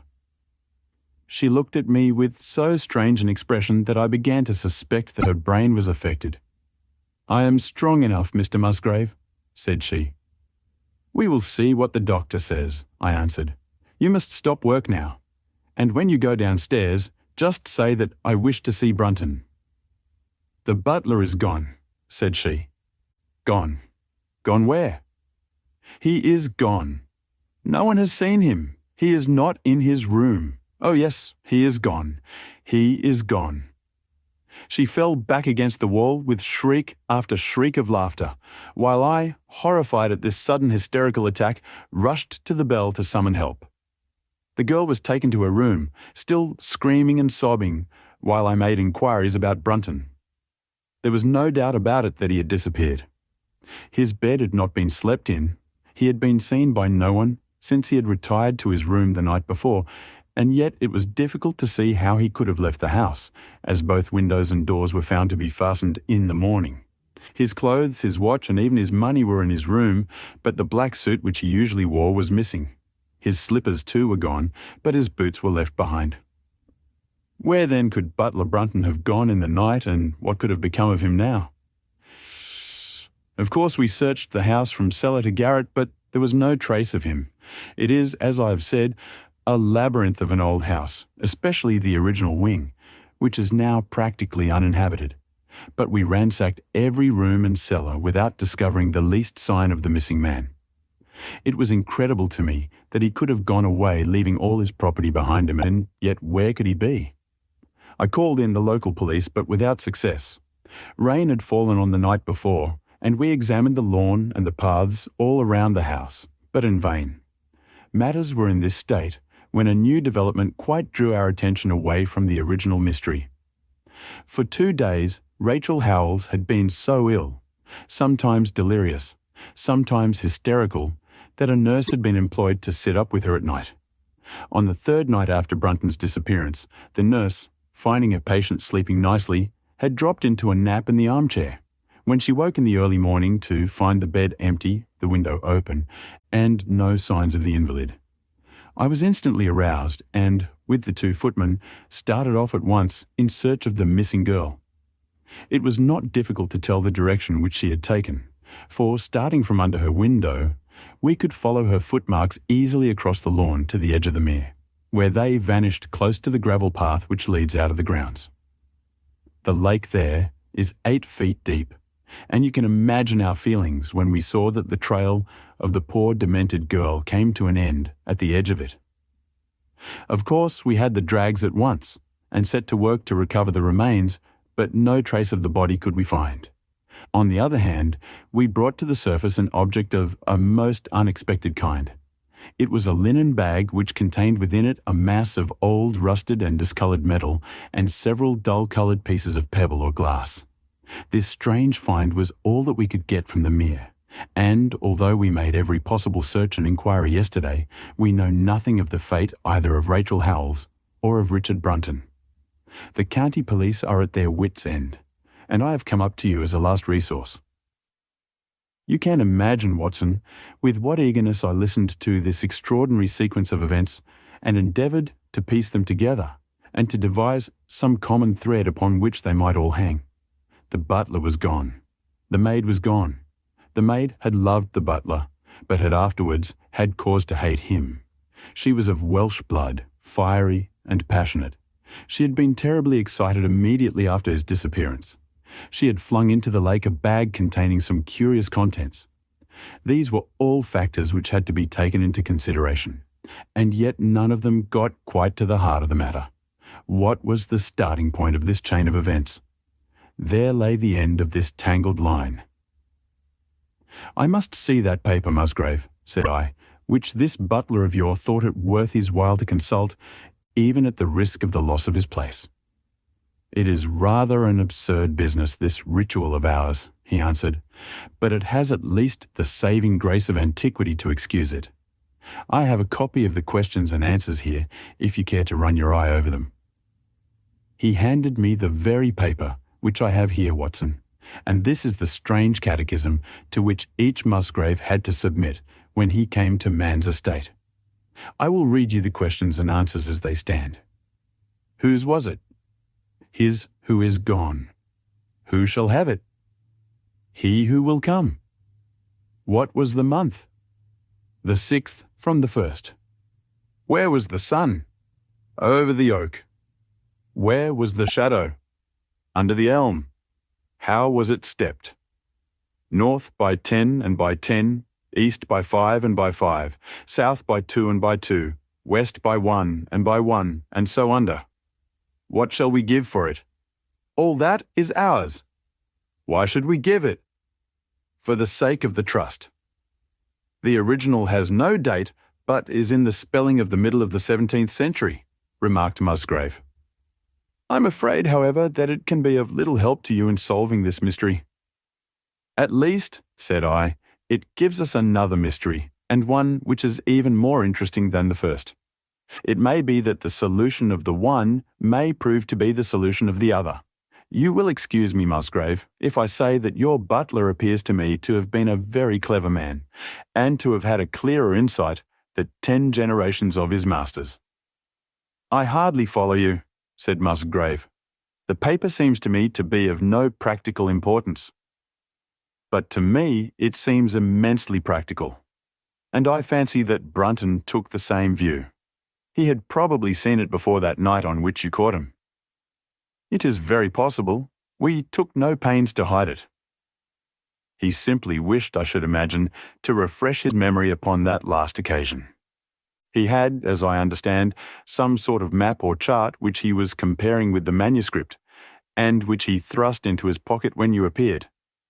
That is true. But what could he have to do with this old family custom of ours? And what does this rigmarole mean? I don't think that we should have much difficulty in determining that, said I. With your permission, we will take the first train down to Sussex and go a little more deeply into the matter upon the spot. The same afternoon saw us both at Hurlstone. Possibly you have seen pictures and read descriptions of the famous old building, so I will confine my account of it to saying that it is built in the shape of an L, the long arm being the more modern portion, and the shorter the ancient nucleus, from which the other had developed. Over the low, heavily linteled door, in the centre of this old part, is chiselled the date 1607, but experts are agreed that the beams and stonework are really much older than this. The enormously thick walls and tiny windows of this part had in the last century driven the family into building the new wing, and the old one was used now as a storehouse and a cellar, when it was used at all. A splendid park with fine old timber surrounds the house, and the lake to which my client had referred lay close to the avenue, about 200 yards from the building. I was already firmly convinced, Watson, that there were not 3 separate mysteries here, but one only, and that if I could read the Musgrave ritual aright, I should hold in my hand the clue which would lead me to the truth concerning both the butler Brunton and the maid Howells. To that then I turned all my energies. Why should this servant be so anxious to master this old formula? Evidently because he saw something in it which had escaped all those generations of country squires, and from which he expected some personal advantage. What was it then, and how had it affected his fate? It was perfectly obvious to me on reading the ritual that the measurements must refer to some spot to which the rest of the document alluded, and that if we could find that spot, we should be in a fair way towards finding what the secret was which the old Musgraves had thought it necessary to embalm in so curious a fashion. There were 2 guides given us to start with, an oak and an elm. As to the oak, there could be no question at all. Right in front of the house, upon the left-hand side of the drive, there stood a patriarch among oaks, one of the most magnificent trees that I have ever seen. That was there when your ritual was drawn up, said I, as we drove past it. It was there at the Norman conquest in all probability, he answered. It has a girth of 23 feet. Here was one of my fixed points secured. Have you any old elms? I asked. There used to be a very old one over yonder, but it was struck by lightning 10 years ago, and we cut down the stump. You can see where it used to be? Oh, yes. There are no other elms. No old ones, but plenty of beeches. I should like to see where it grew. We had driven up in a dog cart, and my client led me away at once, without our entering the house, to the scar on the lawn where the elm had stood. It was nearly midway between the oak and the house. My investigations seemed to be progressing. I suppose it is impossible to find out how high the elm was? I asked. I can give you it at once. It was 64 feet. How do you come to know it? I asked in surprise. When my old tutor used to give me an exercise in trigonometry, it always took the shape of measuring heights. When I was a lad, I worked out every tree and building in the estate. This was an unexpected piece of luck. My data were coming more quickly than I could have reasonably hoped. "Tell me," I asked, "did your butler ever ask you such a question?" Reginald Musgrave looked at me in astonishment. "Now that you call it to my mind," he answered, "Brunton did ask me about the height of the tree some months ago, in connection with some little argument with the groom." This was excellent news, Watson, for it showed me that I was on the right road. I looked up at the sun. It was low in the heavens, and I calculated that in less than an hour it would lie just above the topmost branches of the old oak. One condition mentioned in the ritual would then be fulfilled, and the shadow of the elm must mean the farther end of the shadow, otherwise the trunk would have been chosen as the guide. I had then to find where the far end of the shadow would fall, when the sun was just clear of the oak. That must have been difficult, Holmes, when the elm was no longer there. Well, at least I knew that if Brunton could do it, I could also. Besides, there was no real difficulty. I went with Musgrave to his study and whittled myself this peg, to which I tied this long string with a knot at each yard. Then I took 2 lengths of a fishing rod, which came to just 6 feet, and I went back with my client to where the elm had been. The sun was just grazing the top of the oak. I fastened the rod on end, marked out the direction of the shadow and measured it. It was 9 feet in length. Of course, the calculation now was a simple one.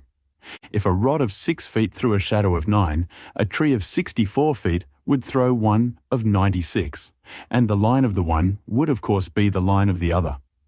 I measured out the distance, which brought me almost to the wall of the house, and I thrust a peg into the spot. You can imagine my exultation, Watson, when within 2 inches of my peg I saw a conical depression in the ground. I knew that it was the mark made by Brunton in his measurements, and that I was still upon his trail. From this starting point I proceeded to step, having first taken the cardinal points by my pocket compass.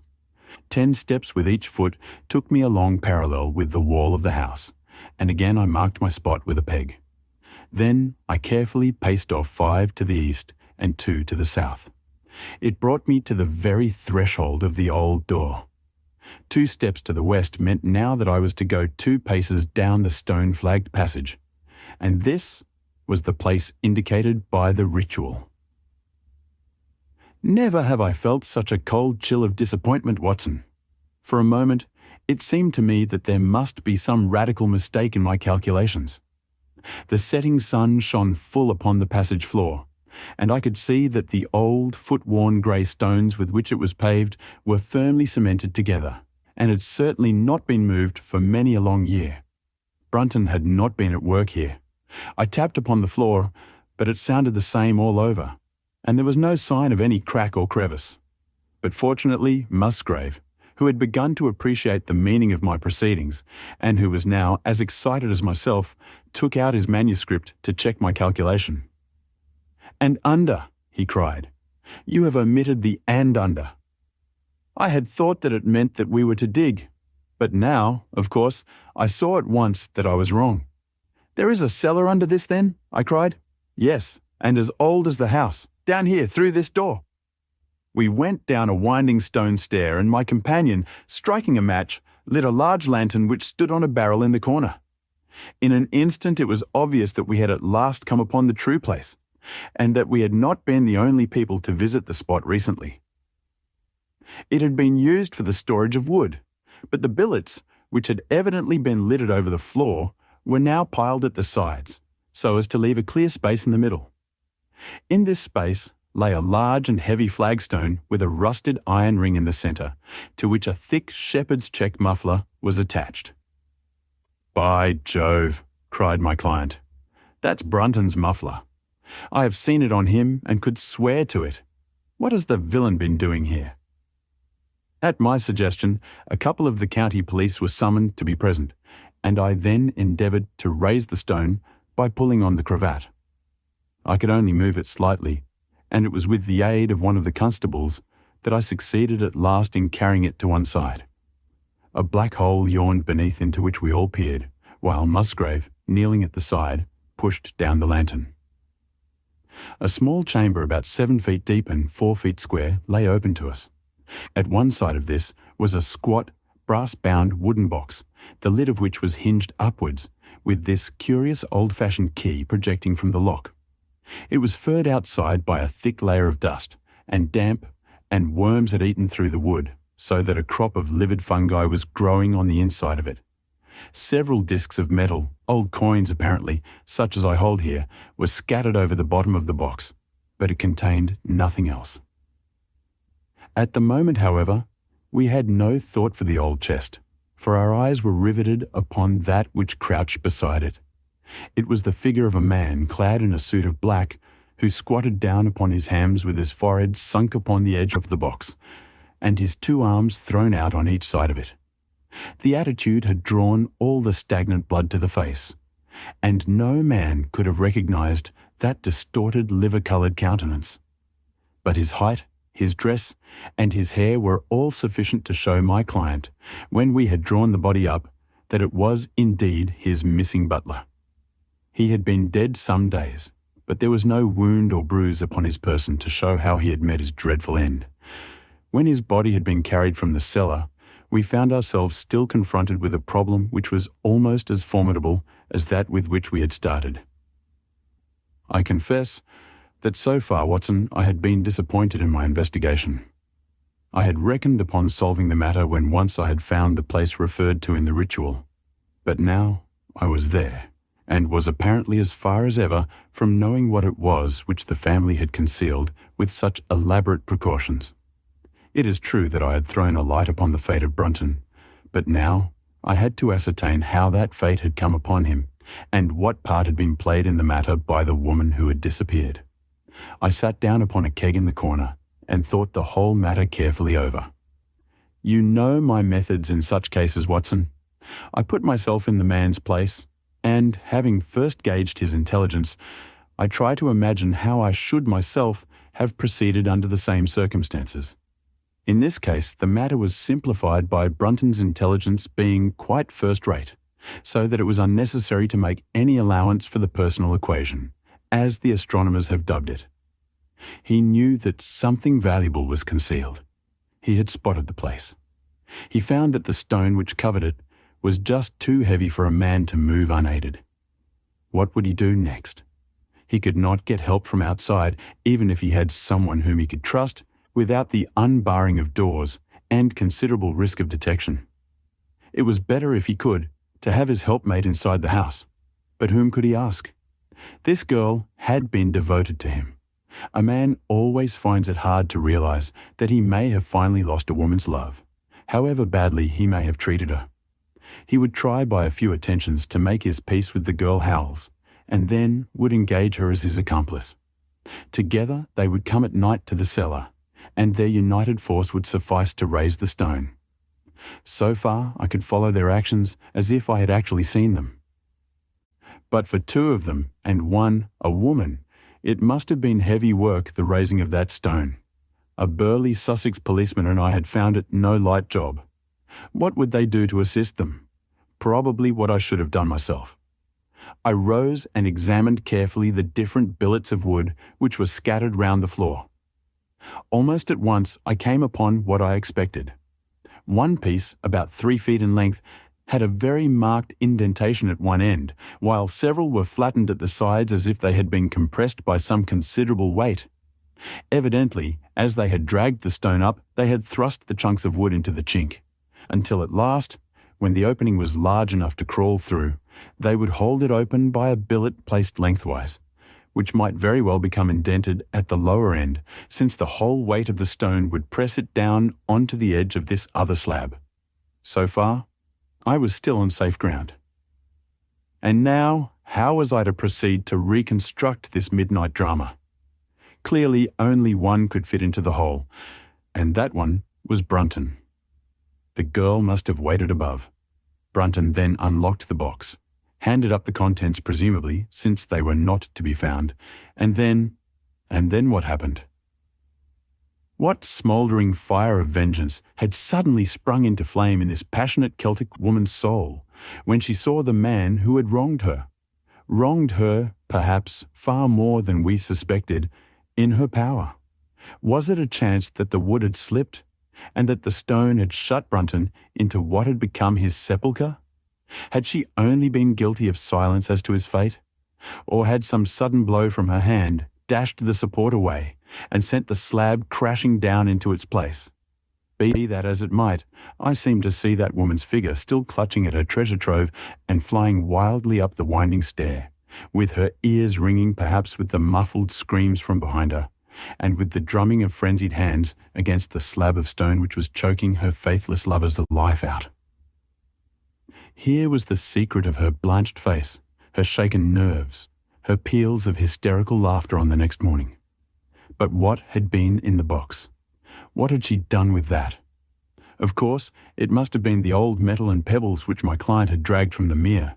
She had thrown them in there at the first opportunity to remove the last trace of her crime. For 20 minutes I had sat motionless, thinking the matter out.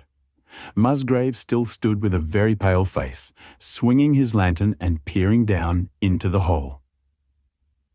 "These are coins of Charles I," said he, holding out the few which had been in the box. "You see, we were right in fixing our date for the ritual." "We may find something else of Charles I," I cried, as the probable meaning of the first two questions of the ritual broke suddenly upon me. "Let me see the contents of the bag which you fished from the mere." We ascended to his study, and he laid the debris before me. I could understand his regarding it as of small importance when I looked at it, for the metal was almost black, and the stones lustreless and dull.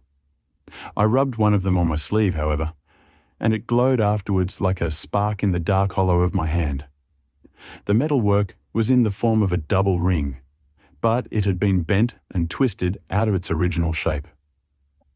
"You must bear in mind," said I, "that the royal party made head in England even after the death of the king, and that when they at last fled they probably left many of their most precious possessions buried behind them, with the intention of returning for them in more peaceful times. My ancestor, Sir Ralph Musgrave, was a prominent cavalier and the right-hand man of Charles II in his wanderings," said my friend. "Ah, indeed," I answered. "Well now, I think that really should give us the last link that we wanted.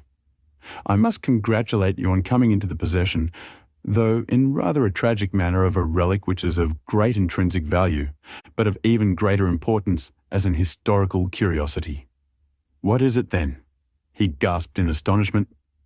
"It is nothing less than the ancient crown of the kings of England." "The crown!" "Precisely. Consider what the ritual says. How does it run? Whose was it?" "His who is gone." "That was after the execution of Charles. Then, who shall have it?" "He who will come." "That was Charles II, whose advent was already foreseen. There can, I think, be no doubt that this battered and shapeless diadem once encircled the brows of the royal Stuarts." "And how came it in the pond?" "Ah, that is a question that will take some time to answer." And with that I sketched out to him the whole long chain of surmise and of proof which I had constructed. The twilight had closed in, and the moon was shining brightly in the sky before my narrative was finished. "And how was it then that Charles did not get his crown when he returned?" asked Musgrave, pushing back the relic into its linen bag. "Ah, there you lay your finger upon the one point which we shall probably never be able to clear up. It is likely that the Musgrave who held the secret died in the interval, and by some oversight left this guide to his descendant without explaining the meaning of it. From that day to this, it has been handed down from father to son, until at last it came within reach of a man who tore its secret out of it and lost his life in the venture. And that's the story of the Musgrave ritual, Watson. They have the crown down at Hurlstone, though they had some legal bother and a considerable sum to pay before they were allowed to retain it. I am sure that if you mentioned my name, they would be happy to show it to you. Of the woman nothing was ever heard, and the probability is that she got away out of England and carried herself and the memory of her crime to some land beyond the seas. The Reigate squires. It was some time before the health of my friend Mr. Sherlock Holmes recovered from the strain caused by his immense exertions in the spring of '87. The whole question of the Netherlands Sumatra Company and of the colossal schemes of Baron Maupertuis are too recent in the minds of the public, and are too intimately concerned with politics and finance to be fitting subjects for this series of sketches. They led, however, in an indirect fashion to a singular and complex problem, which gave my friend an opportunity of demonstrating the value of a fresh weapon among the many with which he waged his lifelong battle against crime. On referring to my notes, I see that it was upon the 14th of April that I received a telegram from Lyons, which informed me that Holmes was lying ill in the Hotel Dulong. Within 24 hours I was in his sick room, and was relieved to find that there was nothing formidable in his symptoms. Even his iron constitution, however, had broken down under the strain of an investigation which had extended over 2 months, during which period he had never worked less than 15 hours a day, and had more than once, as he assured me, kept to his task for 5 days at a stretch. Even the triumphant issue of his labours could not save him from reaction after so terrible an exertion, and at a time when Europe was ringing with his name and when his room was literally ankle-deep with congratulatory telegrams, I found him a prey to the blackest depression. Even the knowledge that he had succeeded where the police of 3 countries had failed, and that he had outmanoeuvred at every point the most accomplished swindler in Europe, was insufficient to rouse him from his nervous prostration. 3 days later, we were back in Baker Street together.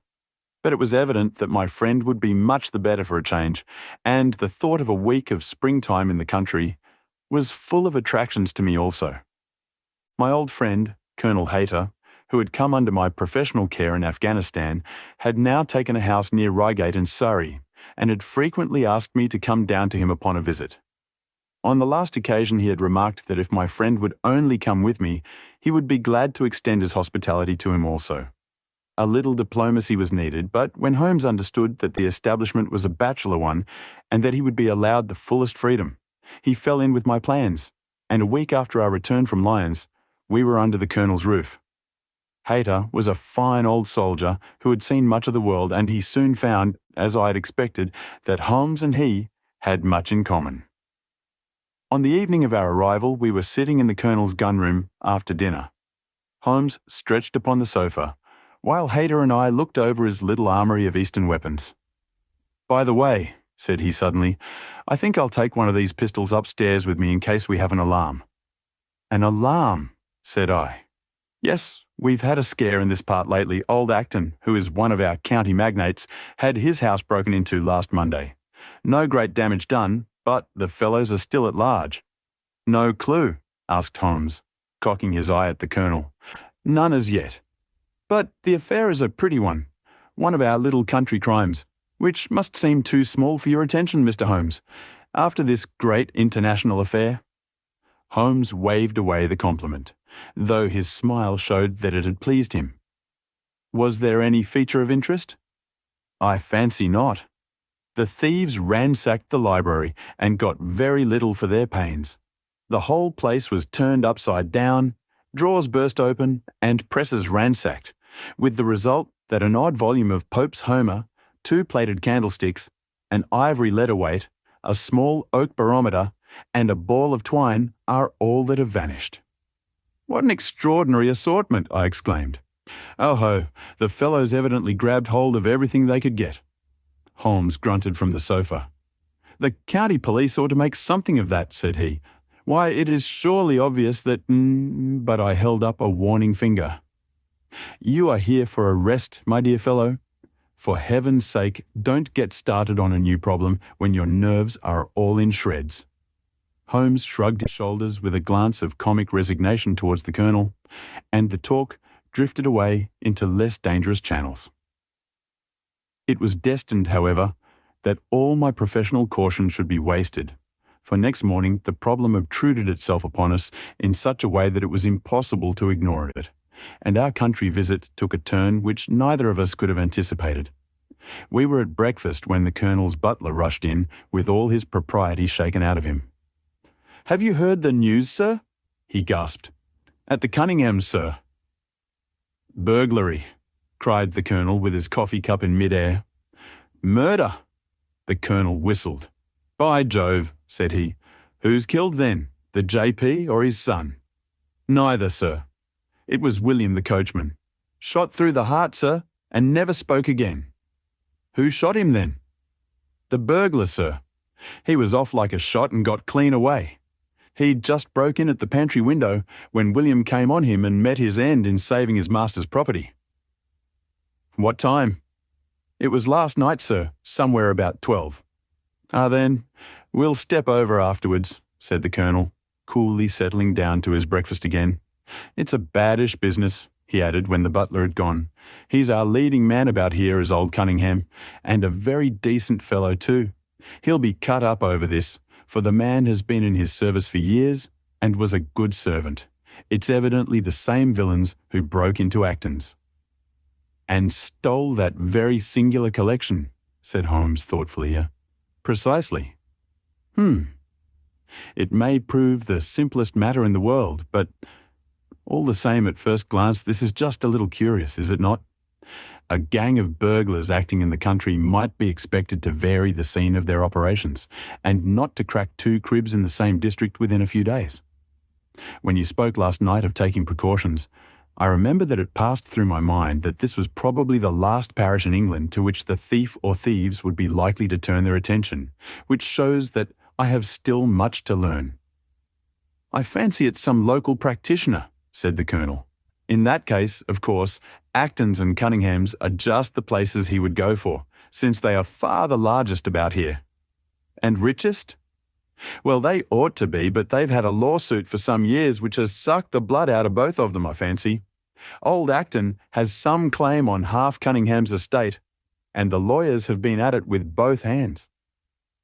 If it's a local villain, there should not be much difficulty in running him down, said Holmes with a yawn. All right, Watson, I don't intend to meddle. Inspector Forrester, sir, said the butler, throwing open the door. The official, a smart, keen-faced young fellow, stepped into the room. Good morning, Colonel, said he. I hope I don't intrude, but we hear that Mr. Holmes of Baker Street is here. The Colonel waved his hand towards my friend, and the inspector bowed. We thought that perhaps you would care to step across, Mr. Holmes.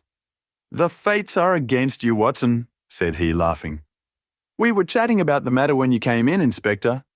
Perhaps you can let us have a few details. As he leaned back in his chair in the familiar attitude, I knew that the case was hopeless. We had no clue in the Acton affair, but here we have plenty to go on, and there's no doubt it is the same party in each case. The man was seen. Ah, yes, sir. But he was off like a deer after the shot that killed poor William Kerwin was fired. Mr. Cunningham saw him from the bedroom window, and Mr. Alec Cunningham saw him from the back passage. It was 11:45 when the alarm broke out. Mr. Cunningham had just got into bed, and Mr. Alec was smoking a pipe in his dressing gown.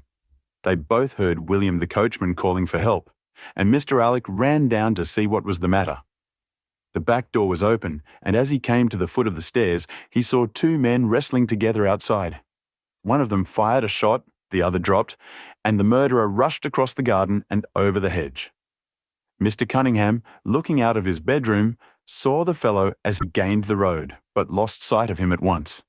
Mr. Alec stopped to see if he could help the dying man, and so the villain got clean away. Beyond the fact that he was a middle-sized man and dressed in some dark stuff, we have no personal clue, but we are making energetic inquiries, and if he is a stranger, we shall soon find him out. What was this William doing there? Did he say anything before he died? Not a word. He lives at the lodge with his mother, and as he was a very faithful fellow, we imagined that he walked up to the house with the intention of seeing that all was right there. Of course, this Acton business has put everyone on their guard. The robber must have just burst open the door, the lock has been forced, when William came upon him.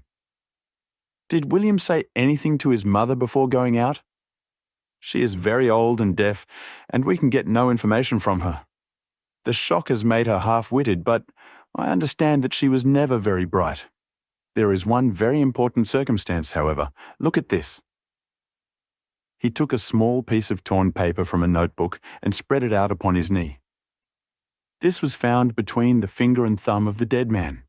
It appears to be a fragment torn from a larger sheet. You will observe that the hour mentioned upon it is the very time at which the poor fellow met his fate. You see that his murderer might have torn the rest of the sheet from him, or he might have taken this fragment from the murderer. It reads almost as though it were an appointment. Holmes took up the scrap of paper, a facsimile of which is here reproduced. Presuming that it is an appointment, continued the inspector, it is of course a conceivable theory that this William Kirwan, though he had the reputation of being an honest man, may have been in league with the thief. He may have met him there, may even have helped him to break in the door, and then they may have fallen out between themselves. This writing is of extraordinary interest, said Holmes, who had been examining it with intense concentration. These are much deeper waters than I had thought. He sank his head upon his hands, while the inspector smiled at the effect which his case had had upon the famous London specialist. Your last remark, said Holmes presently, as to the possibility of there being an understanding between the burglar and the servant, and this being a note of appointment from one to the other, is an ingenious and not entirely impossible supposition. But this writing opens up. He sank his head into his hands again, and remained for some minutes in the deepest thought. When he raised his face again, I was surprised to see that his cheek was tinged with colour, and his eyes as bright as before his illness. He sprang to his feet with all his old energy. I'll tell you what, said he, I should like to have a quiet little glance into the details of this case. There is something in it which fascinates me extremely. If you will permit me, Colonel, I will leave my friend Watson and you, and I will step round with the inspector to test the truth of one or two little fancies of mine. I will be with you again in half an hour. An hour and a half had elapsed before the inspector returned alone. Mr. Holmes is walking up and down in the field outside, said he. He wants us all four to go up to the house together. To Mr. Cunningham's. Yes, sir. What for? The inspector shrugged his shoulders. I don't quite know, sir. Between ourselves, I think Mr. Holmes had not quite got over his illness yet. He's been behaving very queerly, and he is very much excited. I don't think you need alarm yourself, said I. I have usually found that there was method in his madness. Some folks might say there was madness in his method, muttered the inspector. But he's all on fire to start, Colonel, so we had best go out if you're ready. We found Holmes pacing up and down in the field, his chin sunk upon his breast, and his hands thrust into his trousers pockets. The matter grows in interest, said he. Watson, your country trip has been a distinct success. I have had a charming morning. You have been up to the scene of the crime, I understand, said the Colonel. Yes, the inspector and I have made quite a little reconnaissance together. Any success? Well, we have seen some very interesting things. I'll tell you what we did as we walk. First of all, we saw the body of this unfortunate man. He certainly died from a revolver wound as reported. Had you doubted it then? Oh, it is as well to test everything. Our inspection was not wasted. We then had an interview with Mr. Cunningham and his son, who were able to point out the exact spot where the murderer had broken through the garden hedge in his flight. That was of great interest. Naturally. Then we had a look at this poor fellow's mother. We could get no information from her, however, as she is very old and feeble. And what is the result of your investigations? The conviction that the crime is a very peculiar one. Perhaps our visit now may do something to make it less obscure. I think that we are both agreed, Inspector, that the fragment of paper in the dead man's hand, bearing, as it does, the very hour of his death written upon it, is of extreme importance. It should give a clue, Mr. Holmes. It does give a clue. Whoever wrote that note was the man who brought William Kirwan out of his bed at that hour. But where is the rest of that sheet of paper? I examined the ground carefully in the hope of finding it, said the inspector. It was torn out of the dead man's hand. Why was someone so anxious to get possession of it? Because it incriminated him. And what would he do with it? thrust it into his pocket most likely, never noticing that a corner of it had been left in the grip of the corpse. If we could get the rest of that sheet, it is obvious that we should have gone a long way towards solving the mystery. Yes, but how can we get at the criminal's pocket before we catch the criminal? Well, well, it was worth thinking over. Then there is another obvious point. The note was sent to William. The man who wrote it could not have taken it. Otherwise, of course, he might have delivered his own message by word of mouth. Who brought the note then? Or did it come through the post? I have made inquiries, said the inspector. William received a letter by the afternoon post yesterday. The envelope was destroyed by him. Excellent, cried Holmes, clapping the inspector on the back. You've seen the postman? It is a pleasure to work with you. Well, here is the lodge, and if you will come up, Colonel, I will show you the scene of the crime. We passed the pretty cottage where the murdered man had lived, and walked up an oak-lined avenue to the fine old Queen Anne house, which bears the date of Malplaquet upon the lintel of the door. Holmes and the inspector led us round it until we came to the side gate, which is separated by a stretch of garden from the hedge which lines the road. A constable was standing at the kitchen door. Throw the door open, officer, said Holmes. Now, it was on those stairs that young Mr. Cunningham stood and saw the two men struggling just where we are. Old Mr. Cunningham was at that window, the second on the left, and he saw the fellow get away just to the left of that bush. So did the son. They are both sure of it on account of the bush. Then Mr. Alec ran out and knelt beside the wounded man. The ground is very hard, you see, and there are no marks to guide us. As he spoke, two men came down the garden path, from round the angle of the house. The one was an elderly man with a strong, deep-lined, heavy-eyed face. The other a dashing young fellow, whose bright, smiling expression and showy dress were in strange contrast with the business which had brought us there. Still at it, then? Said he to Holmes. I thought you Londoners were never at fault. You don't seem to be so very quick after all. Ah, you must give us a little time, said Holmes good-humouredly. You'll want it, said young Alec Cunningham. Why, I don't see that we have any clue at all. There's only one, answered the inspector. We thought that if we could only find— Good heavens, Mr. Holmes, what is the matter? My poor friend's face had suddenly assumed the most dreadful expression. His eyes rolled upwards, his features writhed in agony, and with a suppressed groan, he dropped on his face upon the ground.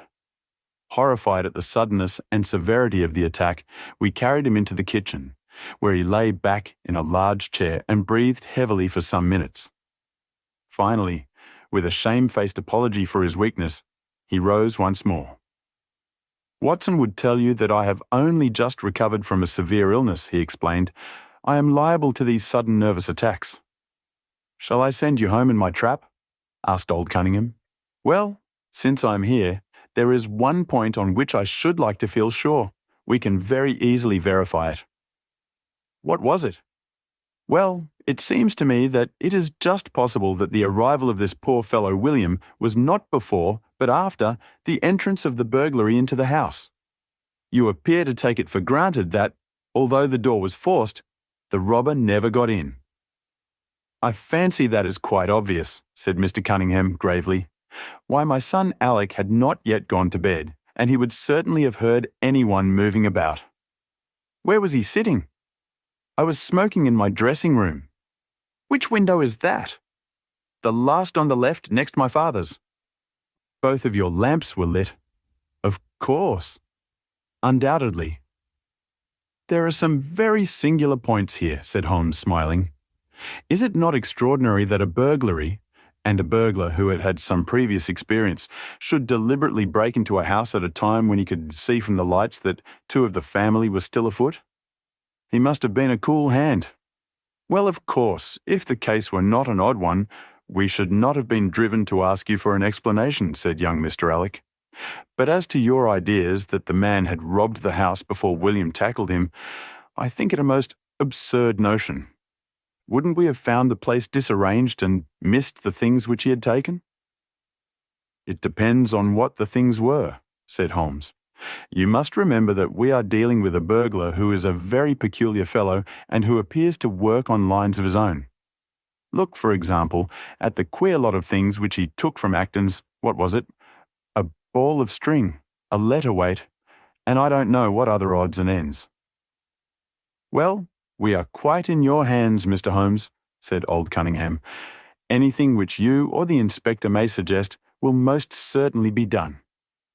In the first place, said Holmes, I should like you to offer a reward, coming from yourself, for the officials may take a little time before they would agree upon the sum, and these things cannot be done too promptly.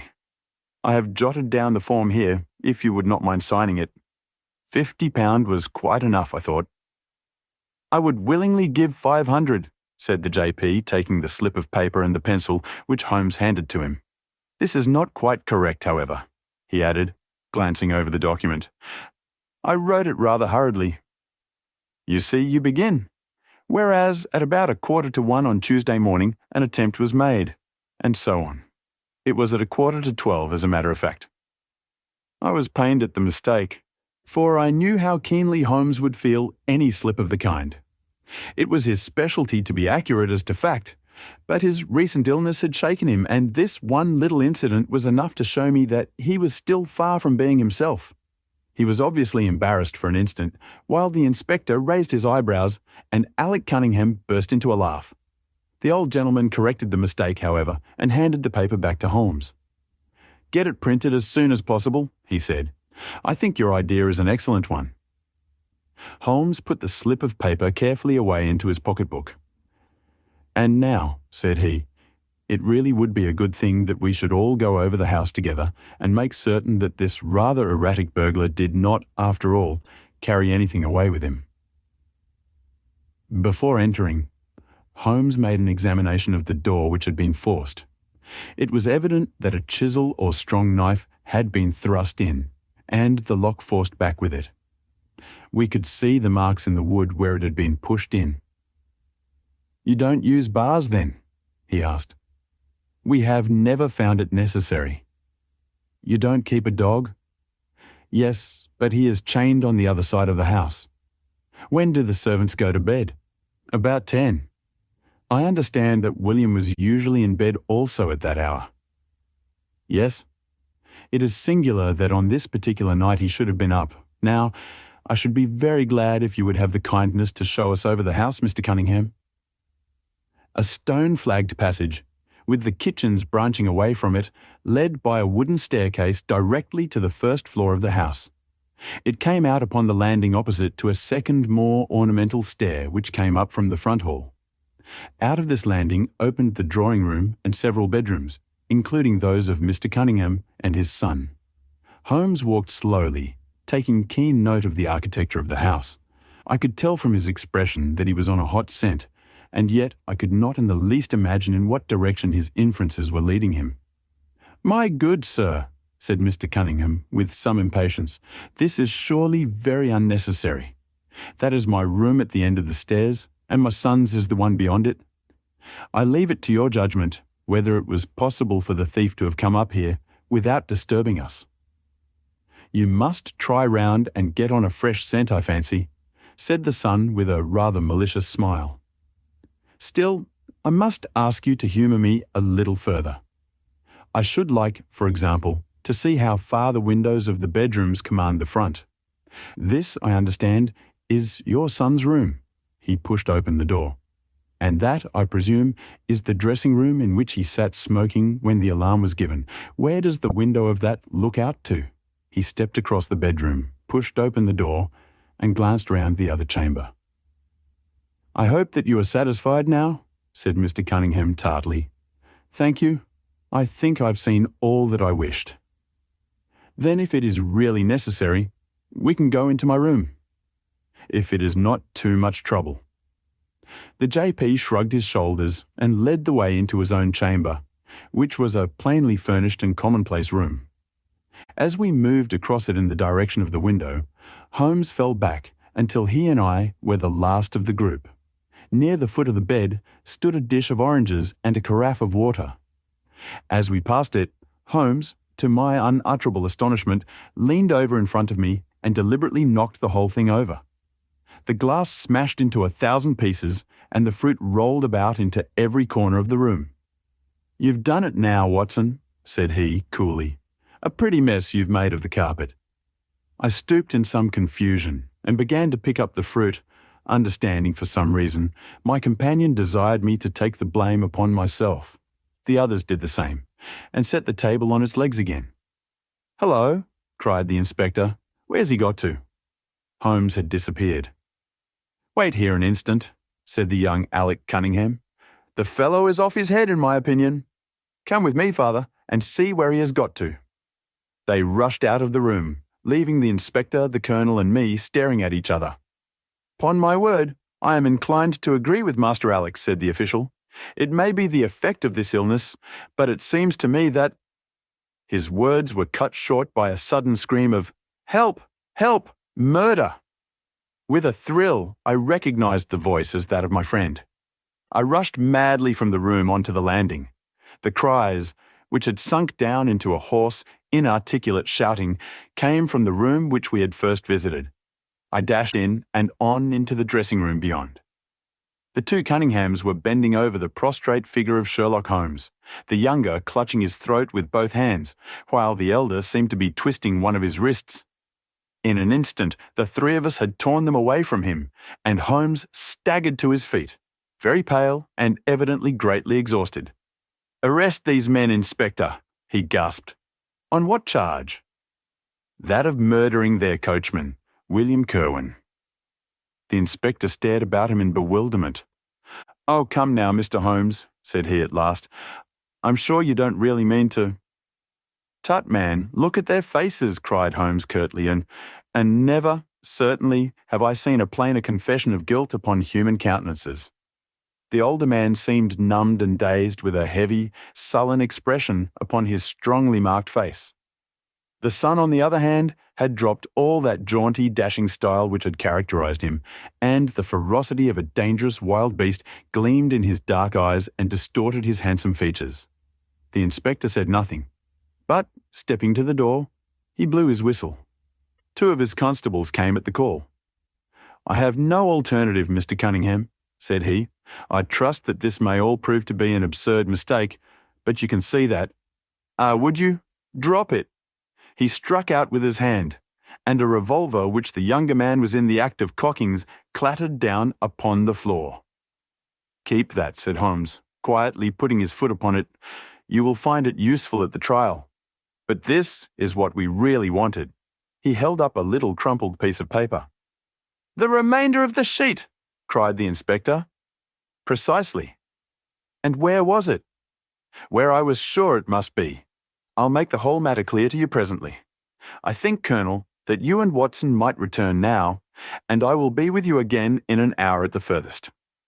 The inspector and I must have a word with the prisoners, but you will certainly see me back at luncheon time." Sherlock Holmes was as good as his word, for about 1 o'clock he rejoined us in the Colonel's smoking room. He was accompanied by a little elderly gentleman, who was introduced to me as the Mr. Acton, whose house had been the scene of the original burglary. "I wished Mr. Acton to be present while I demonstrated this small matter to you," said Holmes, "for it is natural that he should take a keen interest in the details. I am afraid, my dear Colonel, that you must regret the hour that you took in such a stormy petrel as I am."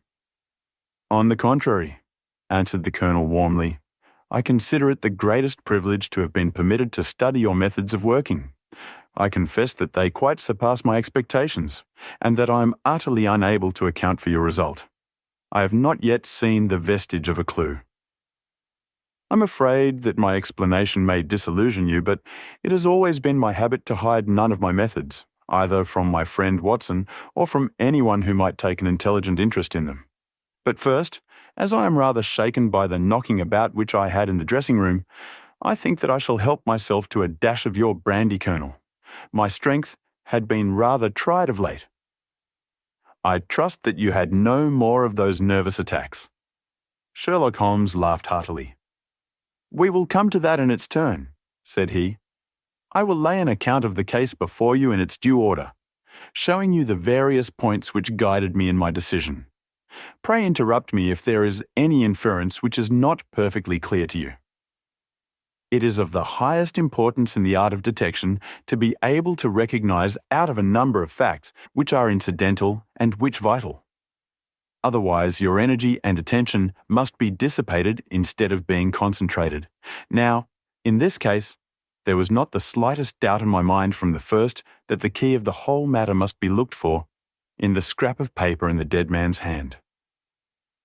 Before going into this, I would draw your attention to the fact that if Alec Cunningham's narrative was correct, and if the assailant, after shooting William Kirwan, had instantly fled, then it obviously could not be he who tore the paper from the dead man's hand. But if it was not he, it must have been Alec Cunningham himself, for by the time that the old man had descended, several servants were upon the scene. The point is a simple one, but the inspector had overlooked it, because he had started with the supposition that these county magnates had had nothing to do with the matter. Now, I make a point of never having any prejudices and of following docilely wherever fact may lead me, and so, in the very first stage of the investigation, I found myself looking a little askance at the part which had been played by Mr. Alec Cunningham. And now I made a very careful examination of the corner of paper which the inspector had submitted to us. It was at once clear to me that it formed part of a very remarkable document. Here it is. Do you not now observe something very suggestive about it? It has a very irregular look, said the Colonel. My dear sir, cried Holmes, there cannot be the least doubt in the world that it has been written by two persons doing alternate words. When I draw your attention to the strong T's of at and to, and ask you to compare them with the weak ones of quarter and 12, you will instantly recognize the fact. A very brief analysis of these four words would enable you to say with the utmost confidence that the learn and the maybe are written in the stronger hand and the what in the weaker. By Jove, it's as clear as day, cried the Colonel. Why on earth should two men write a letter in such a fashion? Obviously, the business was a bad one, and one of the men who distrusted the other was determined that, whatever was done, each should have an equal hand in it. Now, of the two men, it is clear that the one who wrote the at and to was the ringleader. How do you get at that? We might deduce it from the mere character of the one hand as compared with the other, but we have more assured reasons than that for supposing it. If you examine this scrap with attention, you will come to the conclusion that the man with the stronger hand wrote all his words first, leaving blanks for the other to fill up. These blanks were not always sufficient, and you can see that the second man had a squeeze to fit his quarter in between the at and the to, showing that the latter were already written. The man who wrote all his words first is undoubtedly the man who planned the affair. Excellent, cried Mr. Acton. But very superficial, said Holmes. We come now, however, to a point which is of importance. You may not be aware that the deduction of a man's age from his writing is one which has been brought to considerable accuracy by experts. In normal cases, one can place a man in his true decade with tolerable confidence. I say normal cases because ill health and physical weakness reproduce the signs of old age, even when the invalid is a youth. In this case, looking at the bold, strong hand of the one and the rather broken-backed appearance of the other, which still retains its legibility, although the T's have begun to lose their crossing, we can say that the one was a young man and the other was advanced in years without being positively decrepit. Excellent, cried Mr. Acton again. There is a further point, however, which is subtler and of greater interest.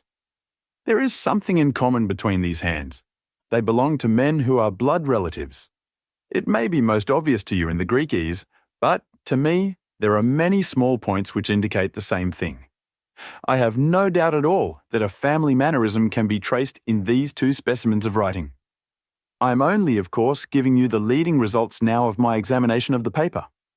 There were 23 other deductions, which would be of more interest to experts than to you. They all tended to deepen the impression upon my mind that the Cunninghams, father and son, had written this letter. Having got so far, My next step was, of course, to examine into the details of the crime, and to see how far they would help us. I went up to the house with the inspector and saw all that was to be seen. The wound upon the dead man was, as I was able to determine with absolute confidence, fired from a revolver at the distance of something over 4 yards. There was no powder blackening on the clothes. Evidently, therefore, Alec Cunningham had lied when he said that the two men were struggling when the shot was fired. Again, both father and son agreed as to the place where the man escaped into the road. At that point, however, as it happens, there is a broadish ditch, moist at the bottom. As there were no indications of boot marks about this ditch, I was absolutely sure not only that the Cunninghams had again lied, but that there had never been any unknown man upon the scene at all. And now I have to consider the motive of this singular crime. To get at this, I endeavoured first of all to solve the reason of the original burglary at Mr. Acton's. I understood, from something which the Colonel told us, that a lawsuit had been going on between you, Mr. Acton, and the Cunninghams. Of course, it instantly occurred to me that they had broken into your library with the intention of getting at some document which might be of importance in the case. Precisely so, said Mr. Acton. There can be no possible doubt as to their intentions. I have the clearest claim upon half of their present estate, and if they could have found a single paper, which fortunately was in the strong box of my solicitors, they would undoubtedly have crippled our case. There you are, said Holmes, smiling. It was a dangerous, reckless attempt, in which I seemed to trace the influence of young Alec. Having found nothing, they tried to divert suspicion by making it appear to be an ordinary burglary, to which end they carried off whatever they could lay their hands upon. That is all clear enough, but there was much that was still obscure. What I wanted above all was to get the missing part of that note. I was certain that Alec had torn it out of the dead man's hand, and almost certain that he must have thrust it into the pocket of his dressing gown. Where else could he have put it? The only question was whether it was still there. It was worth an effort to find out, and for that object we all went up to the house. The Cunninghams joined us, as you doubtless remember, outside the kitchen door. It was, of course, of the very first importance that they should not be reminded of the existence of this paper, otherwise they would naturally destroy it without delay.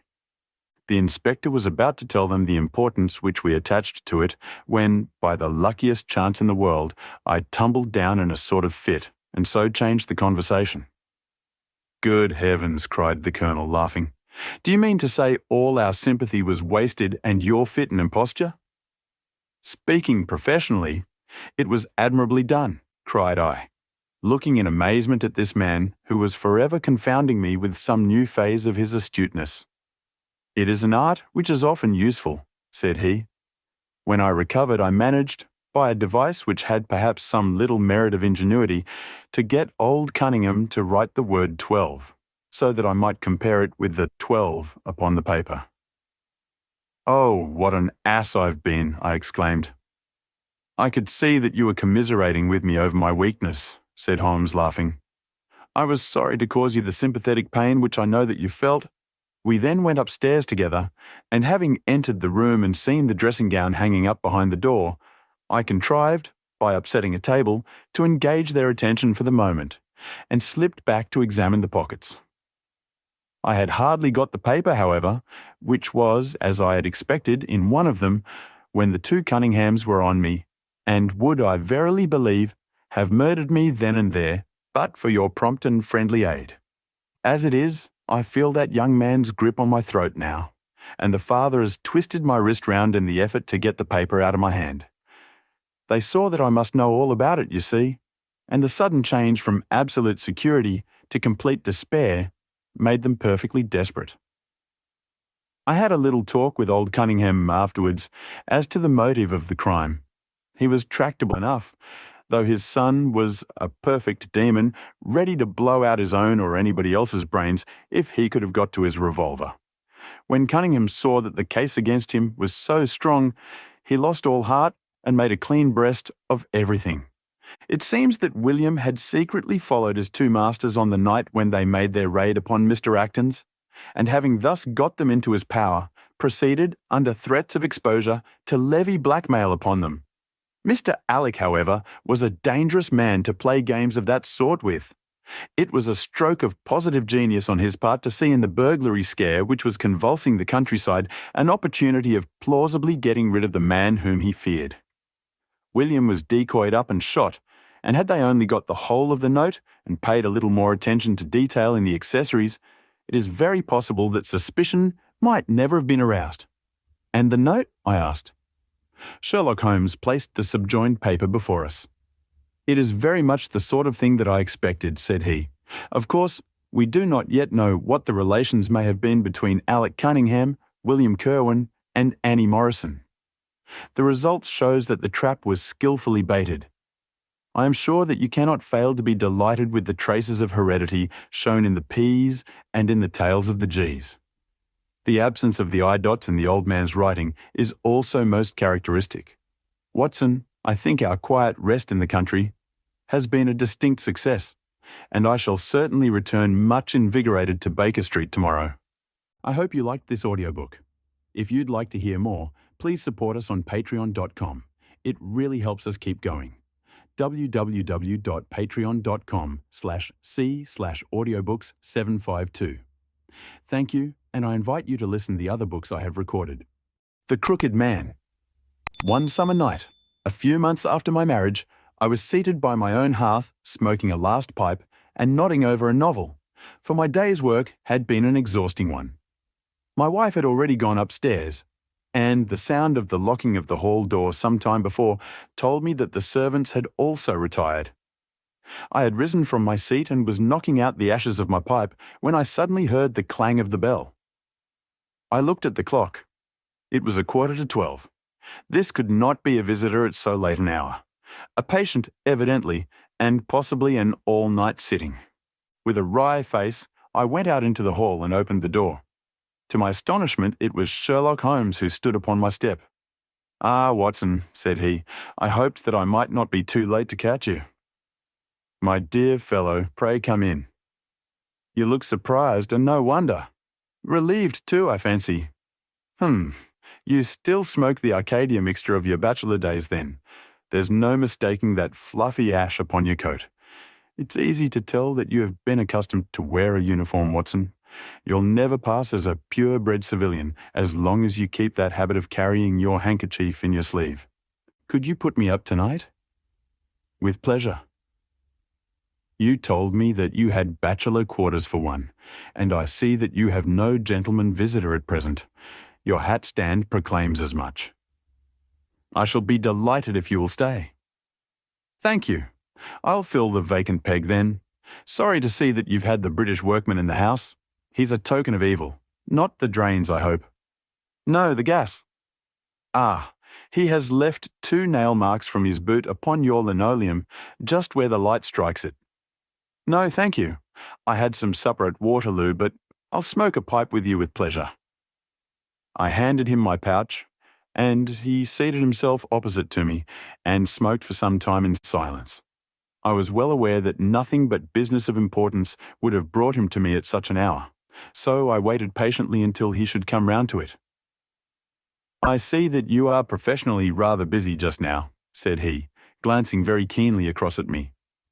"Yes, I've had a busy day," I answered. "It may seem very foolish in your eyes," I added, "but really I don't know how you deduced it." Holmes chuckled to himself.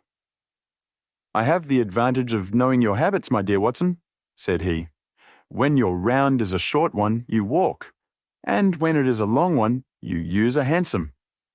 As I perceive that your boots, although used, are by no means dirty, I cannot doubt that you are at present busy enough to justify the hansom." "Excellent," I cried. "Elementary," said he. "It is one of those instances where the reasoner can produce an effect which seems remarkable to his neighbour, because the latter has missed the one little point which is the basis of the deduction. The same may be said, my dear fellow, for the effect of some of these little sketches of yours, which is entirely meretricious, depending as it does upon your retaining in your own hands some factors in the problem which are never imparted to the reader. Now, at present, I am in the position of these same readers, for I hold in this hand several threads of one of the strangest cases which ever perplexed a man's brain. And yet I lack the one or two which are needful to complete my theory. But I'll have them, Watson. I'll have them. His eyes kindled and a slight flush sprang into his thin cheeks. For an instant, the veil had lifted upon his keen, intense nature, but for an instant only. When I glanced again, his face had resumed that Red Indian composure which had made so many regard him as a machine rather than a man. "The problem presents features of interest," said he. "I may even say exceptional features of interest. I have already looked into the matter and have come, as I think, within sight of my solution. If you could accompany me in that last step, you might be of considerable service to me." "I should be delighted." "Could you go as far as Aldershot tomorrow?" "I have no doubt Jackson would take my practice." "Very good. I want to start by the 11.10 from Waterloo. That would give me time. Then, if you are not too sleepy, I will give you a sketch of what has happened, and of what remains to be done. I was sleepy before you came. I'm quite wakeful now. I will compress the story as far as may be done without omitting anything vital to the case. It is conceivable that you may even have read some account of the matter. It is the supposed murder of Colonel Barclay, of the Royal Munsters at Aldershot, which I am investigating. I have heard nothing of it. It has not excited much attention yet, except locally. The facts are only 2 days old. Briefly, they are these. The Royal Munsters is, as you know, one of the most famous Irish regiments in the British Army. It did wonders both in the Crimea and the Mutiny, and has since that time distinguished itself upon every possible occasion. It was commanded up to Monday night by James Barclay, a gallant veteran who started as a full private, was raised to commissioned rank for his bravery at the time of the Mutiny, and so lived to command the regiment in which he had once carried a musket. Colonel Barclay had married at the time when he was a sergeant, and his wife, whose maiden name was Miss Nancy Devoy, was the daughter of a former colour sergeant in the same corps. There was, therefore, as can be imagined, some little social friction when the young couple, for they were still young, found themselves in their new surroundings. They appear, however, to have quickly adapted themselves, and Mrs. Barclay has always, I understand, been as popular with the ladies of the regiment as her husband was with his brother officers. I may add that she was a woman of great beauty, and that even now, when she has been married for upwards of 30 years, she is still of a striking and queenly appearance. Colonel Barclay's family life appears to have been a uniformly happy one. Major Murphy, to whom I owe most of my facts, assures me that he has never heard of any misunderstanding between the pair. On the whole, he thinks that Barclay's devotion to his wife was greater than his wife's to Barclay. He was acutely uneasy if he were absent from her for a day. She, on the other hand, though devoted and faithful, was less obtrusively affectionate, but they were regarded in the regiment as the very model of a middle-aged couple.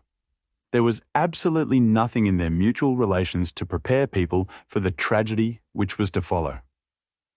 Colonel Barclay himself seems to have had some singular traits in his character. He was a dashing, jovial old soldier in his usual mood, but there were occasions on which he seemed to show himself capable of considerable violence and vindictiveness.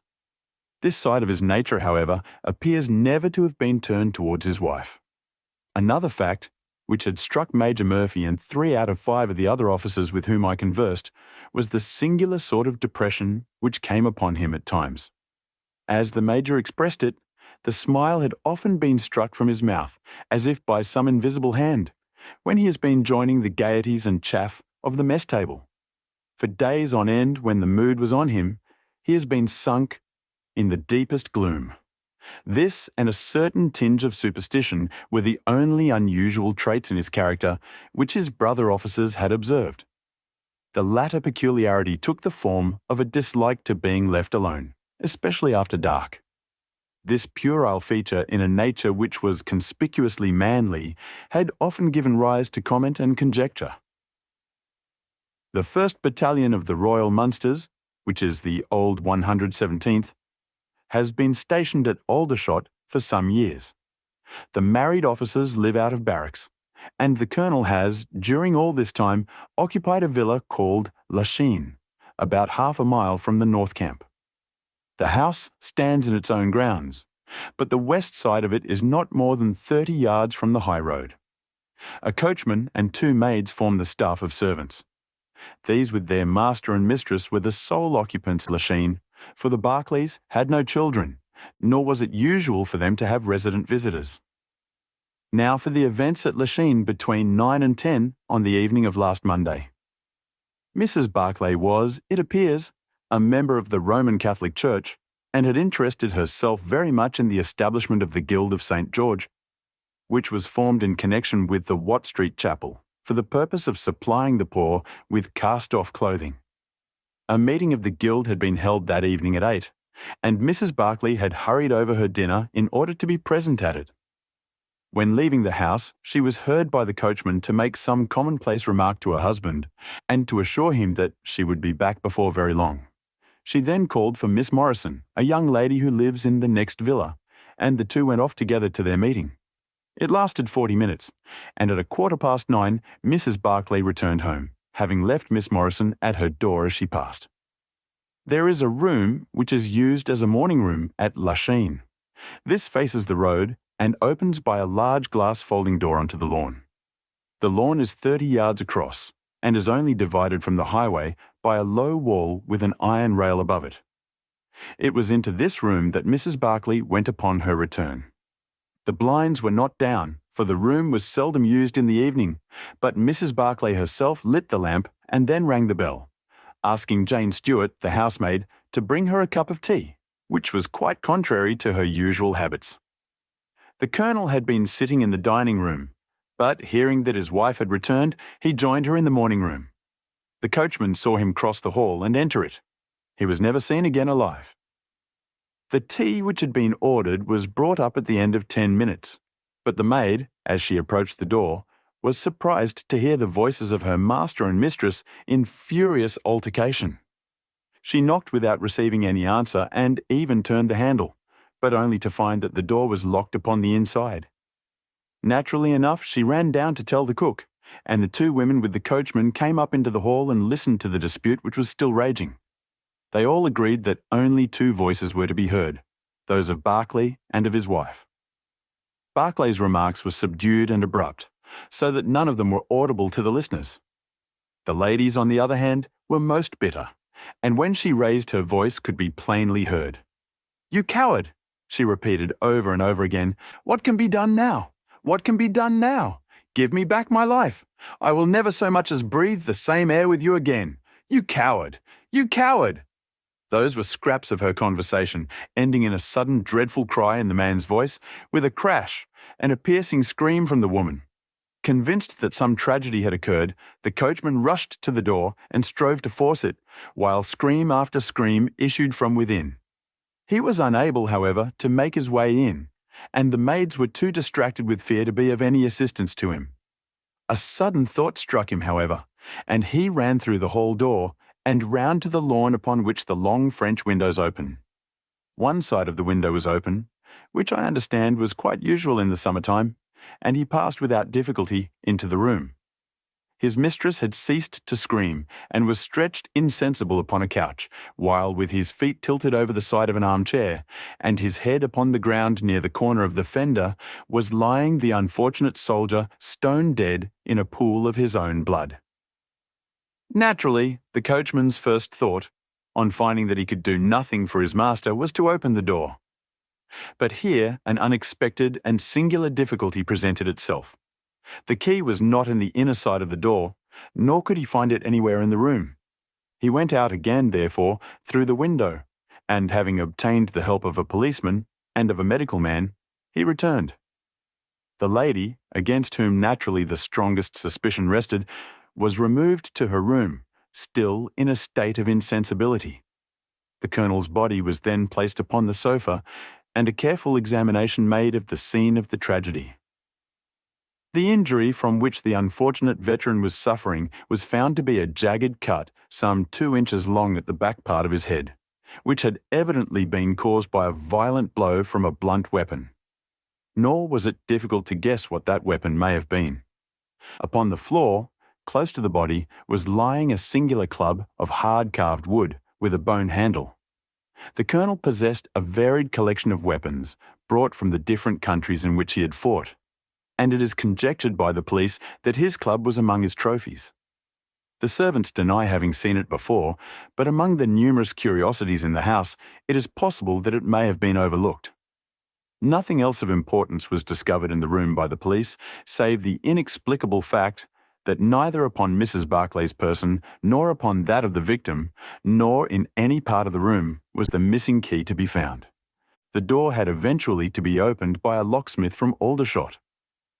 That was the state of things, Watson, when upon the Tuesday morning I, at the request of Major Murphy, went down to Aldershot to supplement the efforts of the police.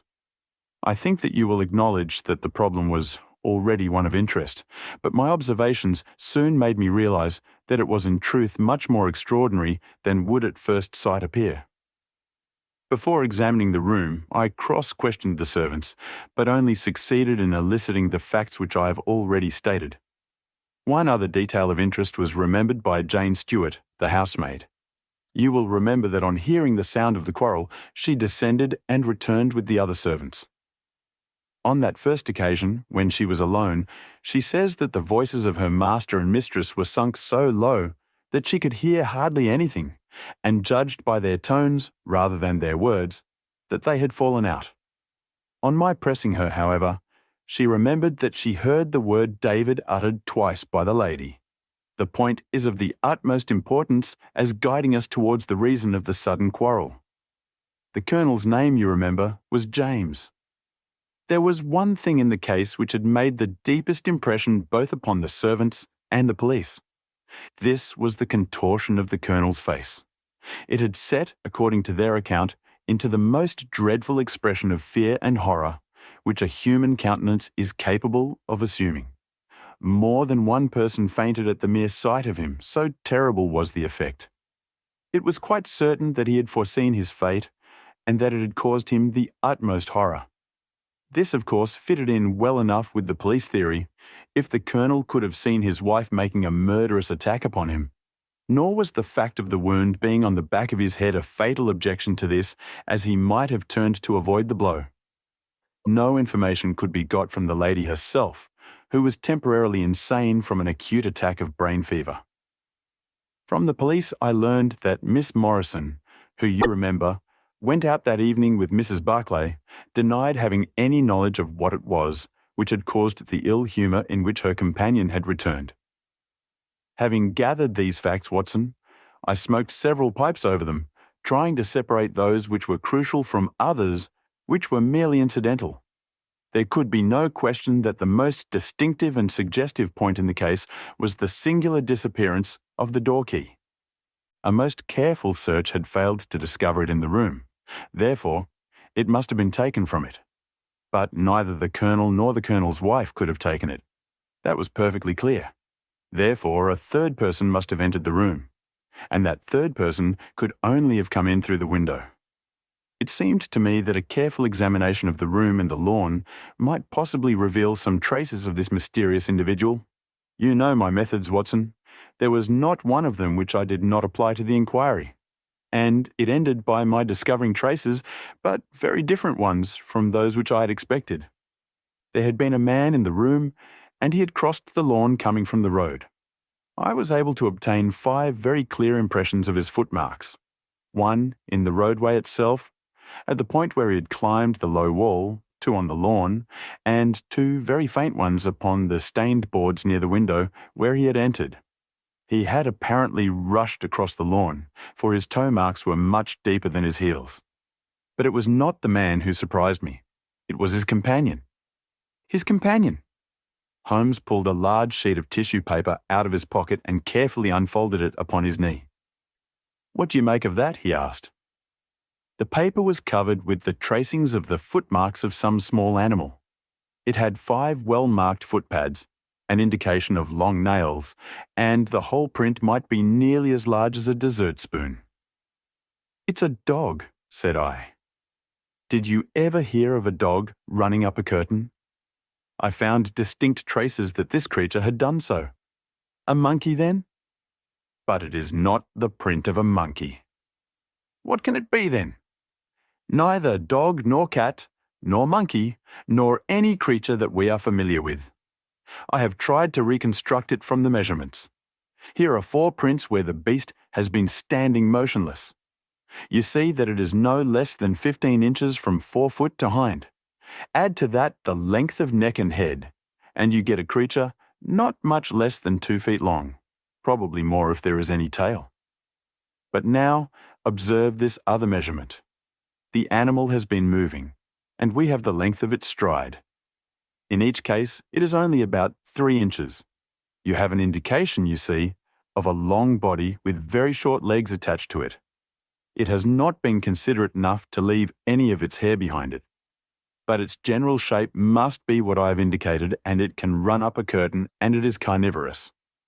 How do you deduce that? Because it ran up the curtain.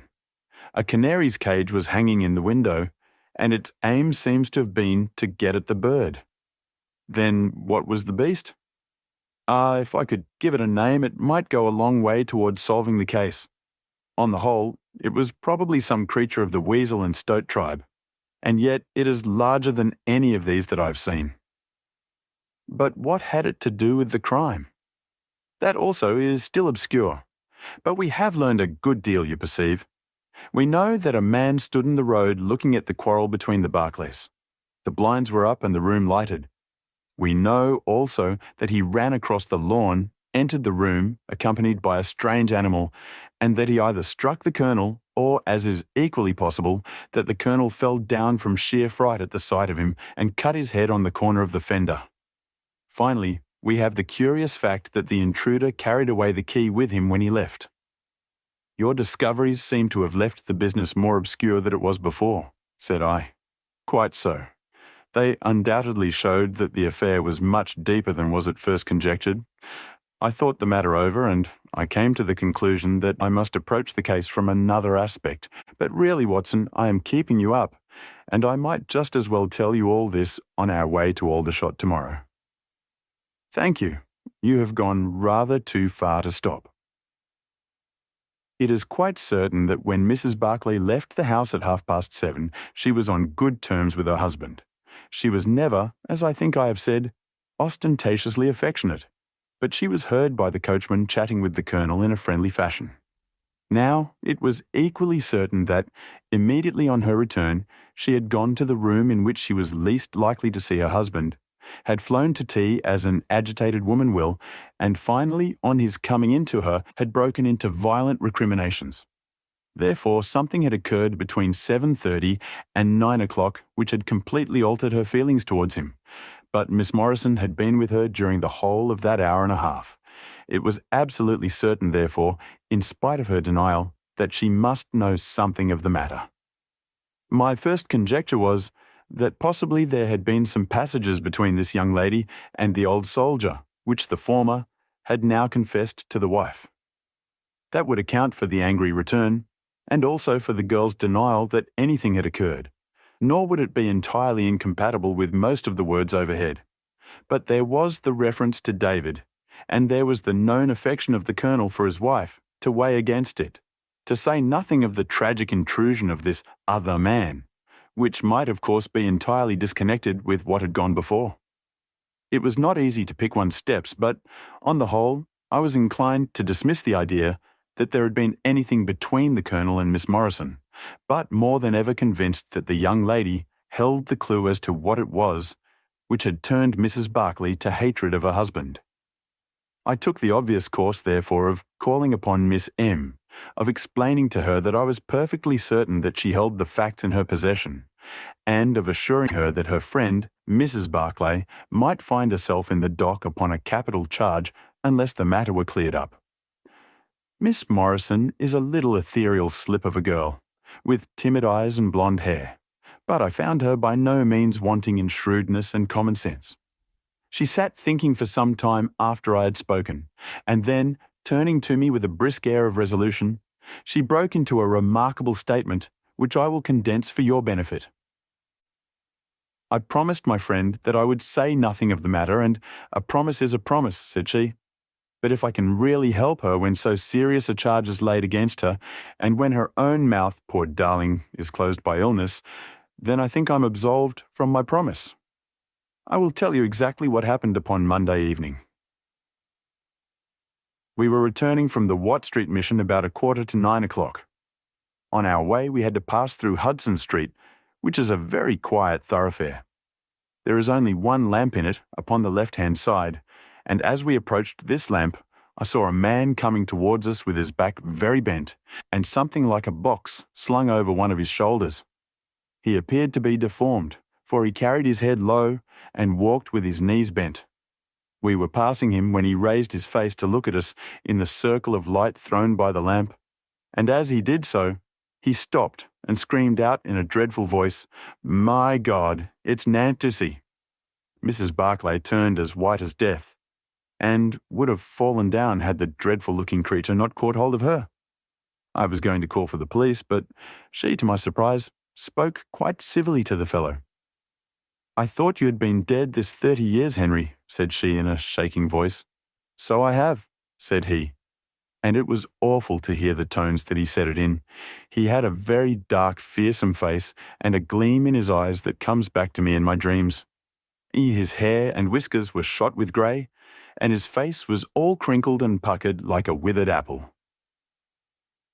"Just walk on a little way, dear," said Mrs. Barclay. "I want to have a word with this man. There is nothing to be afraid of." She tried to speak boldly, but she was still deadly pale and could hardly get her words out for the trembling of her lips. I did as she asked me, and they talked together for a few minutes.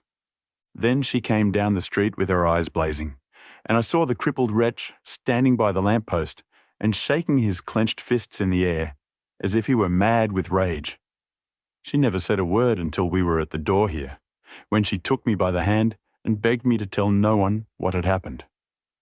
"It's an old acquaintance of mine who has come down in the world," said she. When I promised her I would say nothing, she kissed me, and I have never seen her since. I have told you now the whole truth, and if I withheld it from the police, it is because I did not realize then the danger in which my dear friend stood. I know that it can only be to her advantage that everything should be known. There was her statement, Watson, and to me, as you can imagine, it was like a light on a dark night. Everything which had been disconnected before began at once to assume its true place, and I had a shadowy presentiment of the whole sequence of events. My next step obviously was to find the man who had produced such a remarkable impression upon Mrs. Barclay. If he was still in Aldershot, it should not be a very difficult matter. There are not such a very great number of civilians, and a deformed man was sure to have attracted attention. I spent a day in the search, and by evening, this very evening, Watson, I had run him down. The man's name is Henry Wood, and he lives in lodgings in this same street in which the ladies met him. He has only been 5 days in the place. In the character of a registration agent, I had a most interesting gossip with his landlady. The man is by trade a conjurer and performer, going round the canteens after nightfall and giving a little entertainment at each. He carries some creature about with him in that box, about which the landlady seemed to be in considerable trepidation, for she had never seen an animal like it. He uses it in some of his tricks according to her account.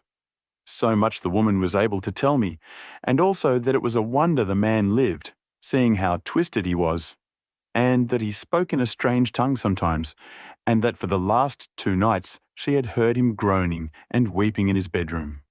He was all right, as far as money went, but in his deposit he had given her what looked like a bad florin. She showed it to me, Watson, and it was an Indian rupee.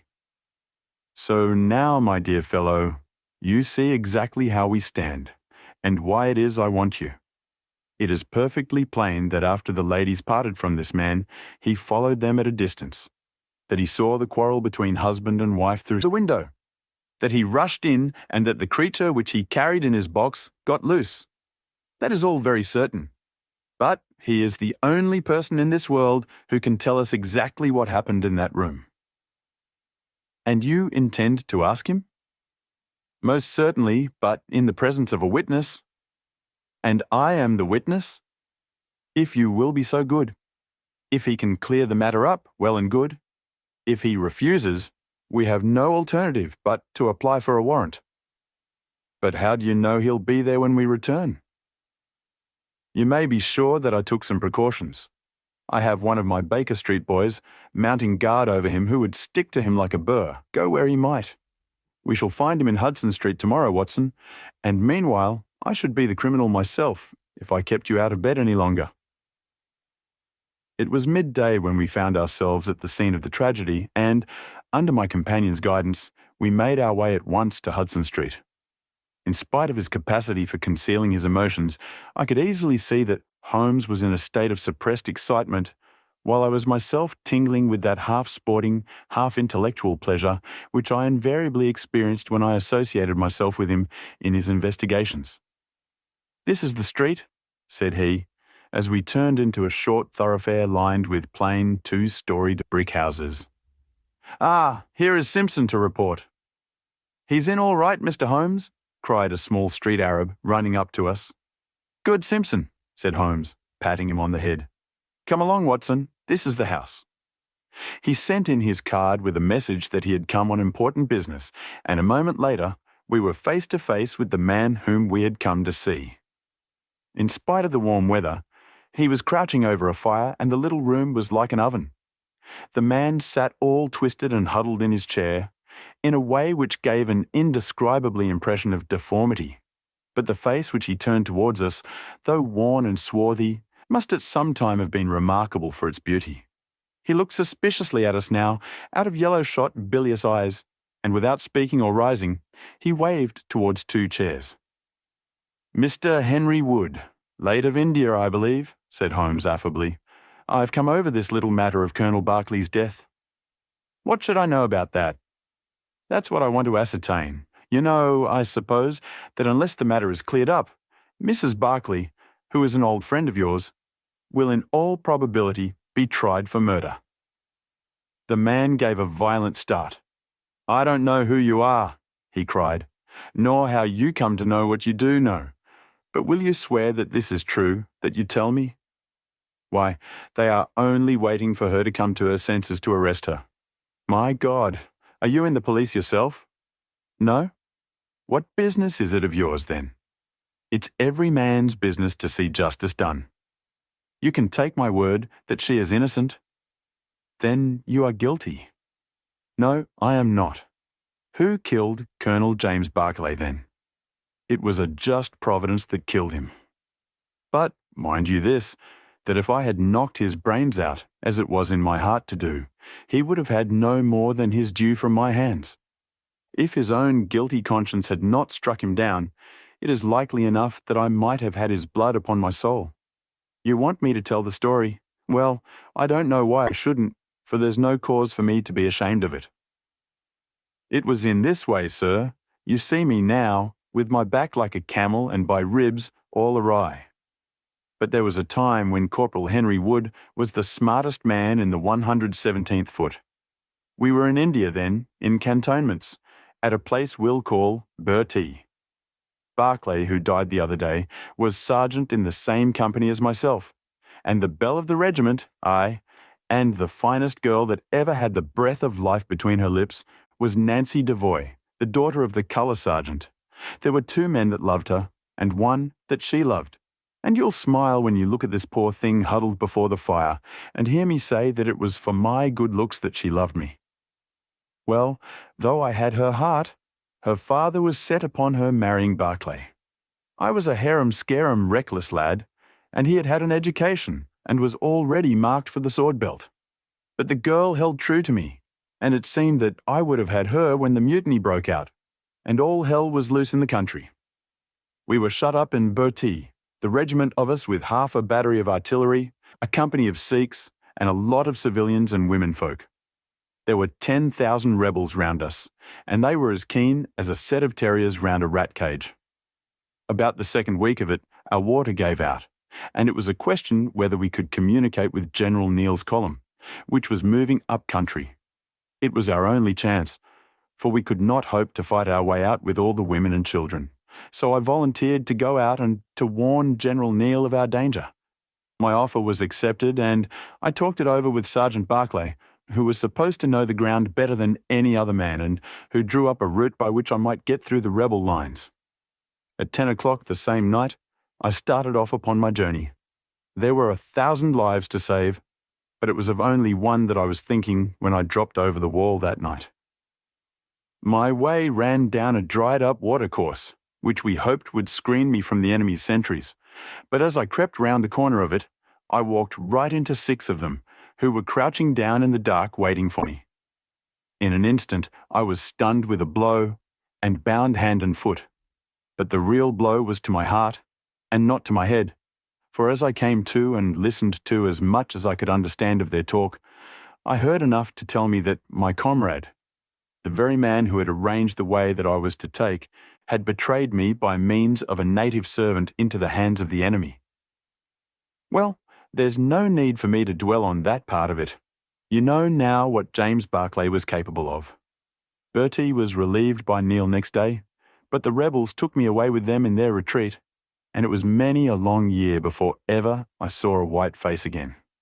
I was tortured and tried to get away, and was captured and tortured again. You can see for yourselves the state in which I was left. Some of them that fled into Nepal took me with them, and then afterwards I was up past Darjeeling. The hill folk up there murdered the rebels who had me, and I became their slave for a time until I escaped. But instead of going south, I had to go north until I found myself among the Afghans. There I wandered about for many a year, and at last came back to the Punjab, where I lived mostly among the natives and picked up a living by the conjuring tricks that I had learned. What use was it for me, a wretched cripple, to go back to England, or to make myself known to my old comrades? Even my wish for revenge would not make me do that. I had rather that Nancy and my old pals should think of Harry Wood as having died with a straight back, than see him living and crawling with a stick like a chimpanzee. They never doubted that I was dead, and I meant that they never should.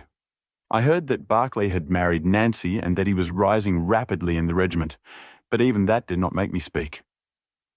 But when one gets old, one has a longing for home. For years I've been dreaming of the bright green fields and the hedges of England. At last I determined to see them before I died.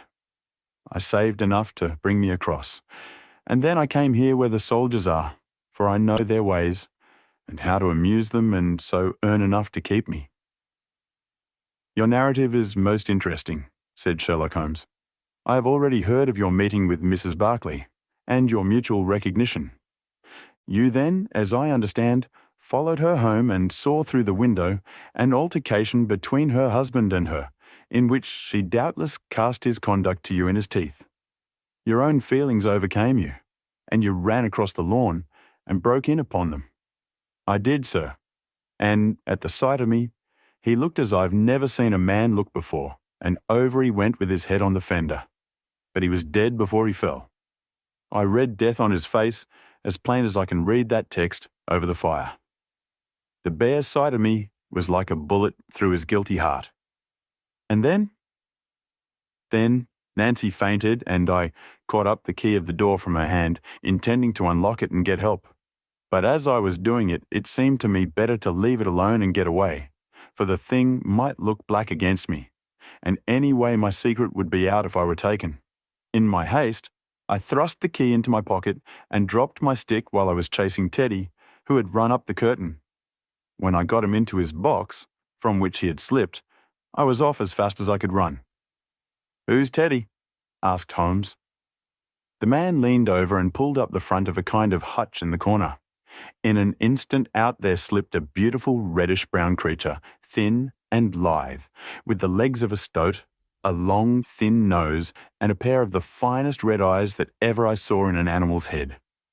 "It's a mongoose," I cried. "Well, some call them that, and some call them ichneumon," said the man. "Snake catcher is what I call them, and Teddy is amazing quick on cobras. I have one here without the fangs, and Teddy catches it every night to please the folk in the canteen." "Any other point, sir?" "Well, we may have to apply to you again if Mrs. Barclay should prove to be in serious trouble." In that case, of course, I'd come forward. But if not, there is no object in raking up this scandal against a dead man, foully as he has acted. You have at least the satisfaction of knowing that, for 30 years of his life, his conscience bitterly reproached him for this wicked deed. Ah, there goes Major Murphy on the other side of the street. Goodbye, Wood. I want to learn if anything has happened since yesterday. We were in time to overtake the Major before he reached the corner. Ah, Holmes, he said, I suppose you have heard that all this fuss has come to nothing? What then? The inquest is just over. The medical evidence showed conclusively that death was due to apoplexy. You see, it was quite a simple case after all. Oh, remarkably superficial, said Holmes, smiling. Come, Watson, I don't think we shall be wanted in Aldershot any more. There's one thing, said I as we walked down to the station. If the husband's name was James and the other was Henry, what was this talk about David? That one word, my dear Watson, should have told me the whole story, had I been the ideal reasoner which you are so fond of depicting. It was evidently a term of reproach. Of reproach? Yes, David strayed a little occasionally, you know, and on one occasion in the same direction as Sergeant James Barclay. You remember the small affair of Uriah and Bathsheba? My biblical knowledge is a trifle rusty, I fear, but you will find the story in the 1st or 2nd of Samuel. I hope you liked this audiobook. If you'd like to hear more, please support us on patreon.com. It really helps us keep going. www.patreon.com/c/audiobooks752. Thank you, and I invite you to listen to the other books I have recorded. The Resident Patient. Glancing over the somewhat incoherent series of memoirs with which I have endeavoured to illustrate a few of the mental peculiarities of my friend Mr. Sherlock Holmes, I have been struck by the difficulty which I have experienced in picking out examples which shall in every way answer my purpose. For in those cases in which Holmes has performed some tour de force of analytical reasoning and has demonstrated the value of his peculiar methods of investigation, the facts themselves have often been so slight or so commonplace that I could not feel justified in laying them before the public. On the other hand, it has frequently happened that he has been concerned in some research where the facts have been of the most remarkable and dramatic character, but where the share which he has himself taken in determining their causes has been less pronounced than I, as his biographer, could wish. The small matter which I have chronicled under the heading of A Study in Scarlet, and that other later one connected with the loss of the Gloria Scott, may serve as examples of this Scylla and Charybdis, which are forever threatening the historian. It may be that in the business of which I am now about to write, the part which my friend played is not sufficiently accentuated, and yet the whole train of circumstances is so remarkable that I cannot bring myself to omit it entirely from this series. Try it. It had been a close, rainy day in October. Our blinds were half drawn, and Holmes lay curled upon the sofa, reading and rereading a letter which he had received by the morning post. For myself, my term of service in India had trained me to stand heat better than cold, and a thermometer of 90 was no hardship. But the paper was uninteresting. Parliament had risen.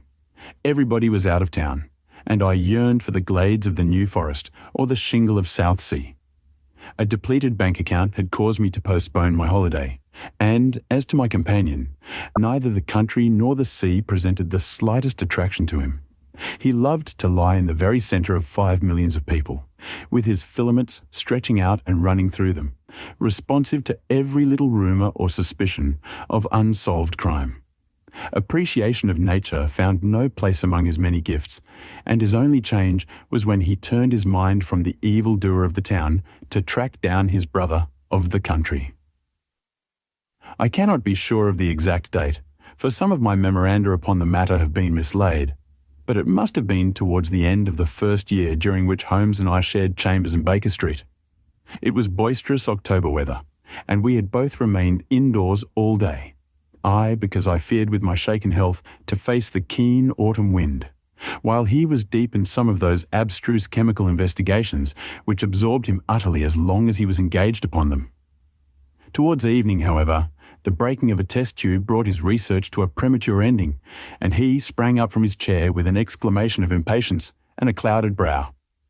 "A day's work ruined, Watson," said he, striding across to the window. "Ha! The stars are out and wind has fallen. What do you say to a ramble through London?" I was weary of our little sitting room and gladly acquiesced. For 3 hours we strolled about together, watching the ever-changing kaleidoscope of life as it ebbs and flows through Fleet Street and the Strand. His characteristic talk, with its keen observance of detail and subtle power of inference, held me amused and enthralled. It was 10 o'clock before we reached Baker Street again. A brougham was waiting at our door. A doctor's general practitioner, I perceive," said Holmes. "Not been long in practice, but has had a good deal to do. Come to consult us, I fancy. Lucky we came back." I was sufficiently conversant with Holmes's methods to be able to follow his reasoning, and to see that the nature and state of the various medical instruments in the wicker basket, which hung in the lamplight inside the brougham, had given him the data for his swift deduction. The light in our window above showed that this late visit was indeed intended for us. With some curiosity as to what could have sent a brother medico to us at such an hour, I followed Holmes into our sanctum. A pale, taper-faced man with sandy whiskers rose up from a chair by the fire as we entered. His age may not have been more than 3 or 4 and 30, but his haggard expression and unhealthy hue told of a life which has sapped his strength and robbed him of his youth. His manner was nervous and shy, like that of a sensitive gentleman, and the thin white hand which he laid on the mantelpiece as he rose was that of an artist rather than of a surgeon. His dress was quiet and sombre, a black frock coat, dark trousers, and a touch of colour about his necktie. "Good evening, Doctor," said Holmes cheerily. "I am glad to see that you have only been waiting a very few minutes." "You spoke to my coachman, then?" "No, it was the candle on the side table that told me. Pray resume your seat and let me know how I can serve you." "My name is Dr. Percy Trevelyan," said our visitor, "and I live at 403 Brook Street." "Are you not the author of a monograph upon obscure nervous lesions?" I asked. His pale cheeks flushed with pleasure at hearing that his work was known to me. "I so seldom hear of the work that I thought it was quite dead," said he. "My publishers gave me a most discouraging account of its sale. You are yourself, I presume, a medical man? A retired army surgeon?" "My own hobby has always been nervous disease. I should wish to make it an absolute specialty, but, of course, a man must take what he can get at first. This, however, is beside the question, Mr. Sherlock Holmes, and I quite appreciate how valuable your time is. The fact is that a very singular train of events has occurred recently at my house in Brook Street, and tonight they came to such a head that I felt it was quite impossible for me to wait another hour before asking for your advice and assistance." Sherlock Holmes sat down and lit his pipe. "You are very welcome to both," said he. "Pray let me have a detailed account of what the circumstances are which have disturbed you." "One or two of them are so trivial," said Dr. Trevelyan, "that really I am almost ashamed to mention them. But the matter is so inexplicable, and the recent turn which it has taken is so elaborate, that I shall lay it all before you, and you shall judge what is essential and what is not. I am compelled, to begin with, to say something of my own college career. I am a London University man, you know, and I am sure that you will not think that I am unduly singing my own praises if I say that my student career was considered by my professors to be a very promising one. After I had graduated, I continued to devote myself to research, occupying a minor position in King's College Hospital, and I was fortunate enough to excite considerable interest by my research into the pathology of catalepsy, and finally to win the Bruce Pinkerton Prize and Medal by the monograph on nervous lesions to which your friend has just alluded. I should not go too far if I were to say that there was a general impression at that time that a distinguished career lay before me.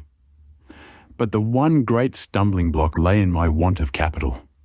As you will readily understand, a specialist who aims high is compelled to start in one of a dozen streets in the Cavendish Square quarter, all of which entail enormous rents and furnishing expenses. Besides this preliminary outlay, he must be prepared to keep himself for some years, and to hire a presentable carriage and horse. To do this was quite beyond my power, and I could only hope that by economy I might in 10 years' time save enough to enable me to put up my plate. Suddenly, however, an unexpected incident opened up quite a new prospect to me. This was a visit from a gentleman of the name of Blessington, who was a complete stranger to me. He came up to my room one morning and plunged into business in an instant. "You are the same Percy Trevelyan who has had so distinguished a career and won a great prize lately," said he. I bowed. "Answer me frankly," he continued, "for you will find it to your interest to do so. You have all the cleverness which makes a successful man. Have you the tact?" I could not help smiling at the abruptness of the question. "I trust that I have my share," I said. "Any bad habits? Not drawn towards drink, eh?" "Really, sir?" I cried. "Quite right, that's all right, but I was bound to ask. With all these qualities, why are you not in practice?" I shrugged my shoulders. Come," said he in his bustling way. "It's the old story. More in your brains than in your pocket, eh? What would you say if I were to start you in Brook Street?" I stared at him in astonishment. "Oh, it's for my sake, not for yours," he cried. "I'll be perfectly frank with you, and if it suits you, it will suit me very well. I have a few thousands to invest, do you see, and I think I'll sink them in you." "But why?" I gasped. "Well, it's just like any other speculation and safer than most." "What am I to do then?" "I'll tell you. I'll take the house, furnish it, pay the maids, and run the whole place. All you have to do is just to wear out your chair in the consulting room. I'll let you have pocket money and everything. Then you hand over to me 3/4 of what you earn, and you keep the other quarter for yourself." This was the strange proposal, Mr. Holmes, with which the man Blessington approached me. I won't weary you with the account of how we bargained and negotiated. It ended in my moving into the house next Lady Day and starting in practice on very much the same conditions as he had suggested. He came himself to live with me in the character of a resident patient. His heart was weak, it appears, and he needed constant medical supervision. He turned the 2 best rooms of the first floor into a sitting room and bedroom for himself. He was a man of singular habits, shunning company and very seldom going out. His life was irregular, but in one respect he was regularity itself. Every evening, at the same hour, he walked into the consulting room, examined the books, put down 5 and 3 for every guinea that I had earned, and carried the rest off to the strong box in his own room. I may say with confidence that he never had occasion to regret his speculation. From the first, it was a success. A few good cases and the reputation which I had won in the hospital brought me rapidly to the front, and during the last few years I have made him a rich man. So much, Mr. Holmes, for my past history and my relations with Mr. Blessington. It only remains for me now to tell you what has occurred to bring me here tonight. Some weeks ago, Mr. Blessington came down to me in, as it seemed to me, a state of considerable agitation. He spoke of some burglary which, he said, had been committed in the West End, and he appeared, I remember, to be quite unnecessarily excited about it, declaring that a day should not pass before we should add stronger bolts to our windows and doors. For a week he continued to be in a peculiar state of restlessness, peering continually out of the windows, and ceasing to take the short walk, which had usually been the prelude to his dinner. From his manner it struck me that he was in mortal dread of something or somebody, but when I questioned him upon the point, he became so offensive that I was compelled to drop the subject. Gradually, as time passed, his fears appeared to die away, and he had renewed his former habits when a fresh event reduced him to the pitiable state of prostration in which he now lies. What happened was this. 2 days ago I received the letter which I now read to you. Neither address nor date is attached to it. A Russian nobleman who is now resident in England, it runs, would be glad to avail himself of the professional assistance of Dr. Percy Trevelyan. He has been for some years a victim to cataleptic attacks, on which, as is well known, Dr. Trevelyan is an authority. He proposes to call at about 6:15 tomorrow evening, if Dr. Trevelyan will make it convenient to be at home. This letter interested me deeply, because the chief difficulty in the study of catalepsy is the rareness of the disease. You may believe, then, that I was in my consulting room when, at the appointed hour, the page showed in the patient. He was an elderly man, thin, demure, and commonplace, by no means the conception one forms of a Russian nobleman. I was much more struck by the appearance of his companion. This was a tall young man, surprisingly handsome, with a dark, fierce face, and the limbs and chest of a Hercules. He had his hand under the other's arm as they entered, and helped him to a chair with a tenderness which one would hardly have expected from his appearance. "You will excuse my coming in, doctor," said he to me, speaking English with a slight lisp. "This is my father, and his health is a matter of the most overwhelming importance to me." I was touched by this filial anxiety. "You would perhaps care to remain during the consultation," said I. "Not for the world," he cried with a gesture of horror. "It is more painful to me than I can express. If I were to see my father in one of these dreadful seizures, I am convinced that I should never survive it. My own nervous system is an exceptionally sensitive one. With your permission, I will remain in the waiting room while you go into my father's case." To this, of course, I assented, and the young man withdrew. The patient and I then plunged into a discussion of his case, of which I took exhaustive notes. He was not remarkable for intelligence, and his answers were frequently obscure, which I attributed to his limited acquaintance with our language.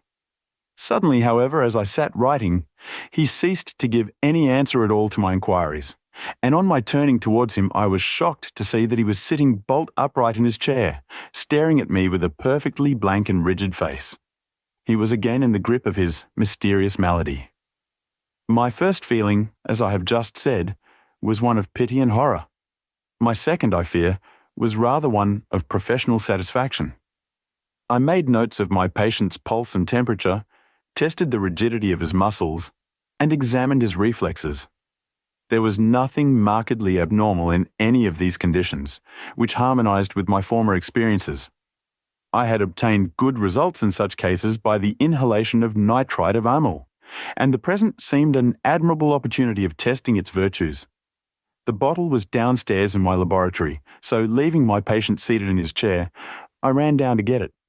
There was some little delay in finding it, 5 minutes, let us say, and then I returned. Imagine my amazement to find the room empty and the patient gone. Of course, my first act was to run into the waiting room. The son had gone also. The hall door had been closed, but not shut. My page who admits patients is a new boy, and by no means quick. He waits downstairs and runs up to show patients out when I ring the consulting room bell. He had heard nothing, and the affair remained a complete mystery. Mr. Blessington came in from his walk shortly afterwards, but I did not say anything to him upon the subject, for, to tell the truth, I have got in the way of late of holding as little communication with him as possible. Well, I never thought that I should see anything more of the Russian and his son, so you can imagine my amazement when, at the very same hour this evening, they both came marching into my consulting room, just as they had done before. "I feel that I owe you a great many apologies for my abrupt departure yesterday, doctor," said my patient. "I confess that I was very much surprised at it," said I. "Well, the fact is," he remarked, "that when I recover from these attacks, my mind is always very clouded as to all that has gone before. I woke up in a strange room, as it seemed to me, and made my way out into the street in a sort of dazed way when you were absent." "And I," said the son, seeing my father pass the door of the waiting room, naturally thought that the consultation had come to an end. It was not until we had reached home that I began to realize the true state of affairs. "Well," said I, laughing, "there is no harm done except that you puzzled me terribly. So if you, sir, would kindly step into the waiting room, I shall be happy to continue our consultation, which was brought to so abrupt an ending." For half an hour or so I discussed that old gentleman's symptoms with him, and then, having prescribed for him, I saw him go off upon the arm of his son. I have told you that Mr. Blessington generally chose this hour of the day for his exercise. He came in shortly afterwards and passed upstairs. An instant later, I heard him running down, and, He burst into my consulting room like a man who is mad with panic. "Who has been in my room?" he cried. "No one," said I. "It's a lie," he yelled. "Come up and look." I passed over the grossness of his language, as he seemed half out of his mind with fear. When I went upstairs with him, he pointed to several footprints upon the light carpet. "Do you mean to say those are mine?" he cried. They were certainly very much larger than any which he could have made, and were evidently quite fresh. It rained hard this afternoon, as you know, and my patients were the only people who called. It must have been the case then that the man in the waiting room had, for some unknown reason, while I was busy with the other, ascended to the room of my resident patient. Nothing has been touched or taken, but there were the footprints to prove that the intrusion was an undoubted fact. Mr. Blessington seemed more excited over the matter than I should have thought possible, though of course it was enough to disturb anybody's peace of mind. He actually sat crying in an armchair, and I could hardly get him to speak coherently. It was his suggestion that I should come round to you, and of course I at once saw the propriety of it, for certainly the incident is a very singular one, though he appears to completely overrate its importance. If you would only come back with me in my brougham, you would at least be able to soothe him, though I can hardly hope that you will be able to explain this remarkable occurrence. Sherlock Holmes had listened to this long narrative with an intentness which showed me that his interest was keenly aroused. His face was as impassive as ever, but his lids had drooped more heavily over his eyes, and his smoke had curled up more thickly from his pipe to emphasize each curious episode in the doctor's tale. As our visitor concluded, Holmes sprang up without a word, handed me my hat, picked his own from the table, and followed Dr. Trevelyan to the door. Within a quarter of an hour, we had been dropped at the door of the physician's residence in Brook Street, one of those sombre, flat-faced houses which one associates with a West End practice. A small page admitted us, and we began at once to ascend the broad, well-carpeted stair. But a singular interruption brought us to a standstill. The light at the top was suddenly whisked out, and from the darkness came a reedy, quivering voice. "I have a pistol," it cried. "I give you my word that I'll fire if you come any nearer." "This really grows outrageous, Mr. Blessington," cried Dr. Trevelyan. "Oh, then it is you, Doctor," said the voice, with a great heave of relief. "But those other gentlemen, are they what they pretend to be?" We were conscious of a long scrutiny out of the darkness. Yes, it's all right," said the voice at last. "You can come up, and I'm sorry if my precautions have annoyed you." He relit the stair gas as he spoke, and we saw before us a singular-looking man whose appearance, as well as his voice, testified to his jangled nerves. He was very fat, but had apparently at some time been much fatter, so that the skin hung about his face in loose pouches, like the cheeks of a bloodhound. He was of a sickly colour, and his thin, sandy hair seemed to bristle up with the intensity of his emotion. In his hand, he held a pistol, but he thrust it into his pocket as we advanced. "Good evening, Mr. Holmes," said he. "I'm sure I'm very much obliged to you for coming round. No one ever needed your advice more than I do. I suppose that Dr. Trevelyan has told you of this most unwarrantable intrusion into my rooms." "Quite so," said Holmes. "Who are these two men, Mr. Blessington, and why do they wish to molest you?" Well, said the resident patient in a nervous fashion, "of course it is hard to say that. You can hardly expect me to answer that, Mr. Holmes." "Do you mean that you don't know?" "Come in here, if you please. Just have the kindness to step in here." He led the way into his bedroom, which was large and comfortably furnished. "You see that," said he, pointing to a big black box at the end of his bed. "I have never been a very rich man, Mr. Holmes. Never made but one investment in my life, as Dr. Trevelyan would tell you. But I don't believe in bankers. I would never trust a banker, Mr. Holmes. Between ourselves, what little I have is in that box, so you can understand what it means to me when unknown people force themselves into my rooms." Holmes looked at Blessington in his questioning way and shook his head. "I cannot possibly advise you if you try to deceive me," said he. "But I have told you everything." Holmes turned on his heel with a gesture of disgust. "Good night, Dr. Trevelyan," said he. "And no advice for me?" cried Blessington in a breaking voice. "My advice to you, sir, is to speak the truth." A minute later, we were in the street and walking for home. We had crossed Oxford Street and were halfway down Harley Street before I could get a word from my companion. "Sorry to bring you out on such a fool's errand, Watson," he said at last. "It is an interesting case, too, at the bottom of it." "I can make little of it," I confessed.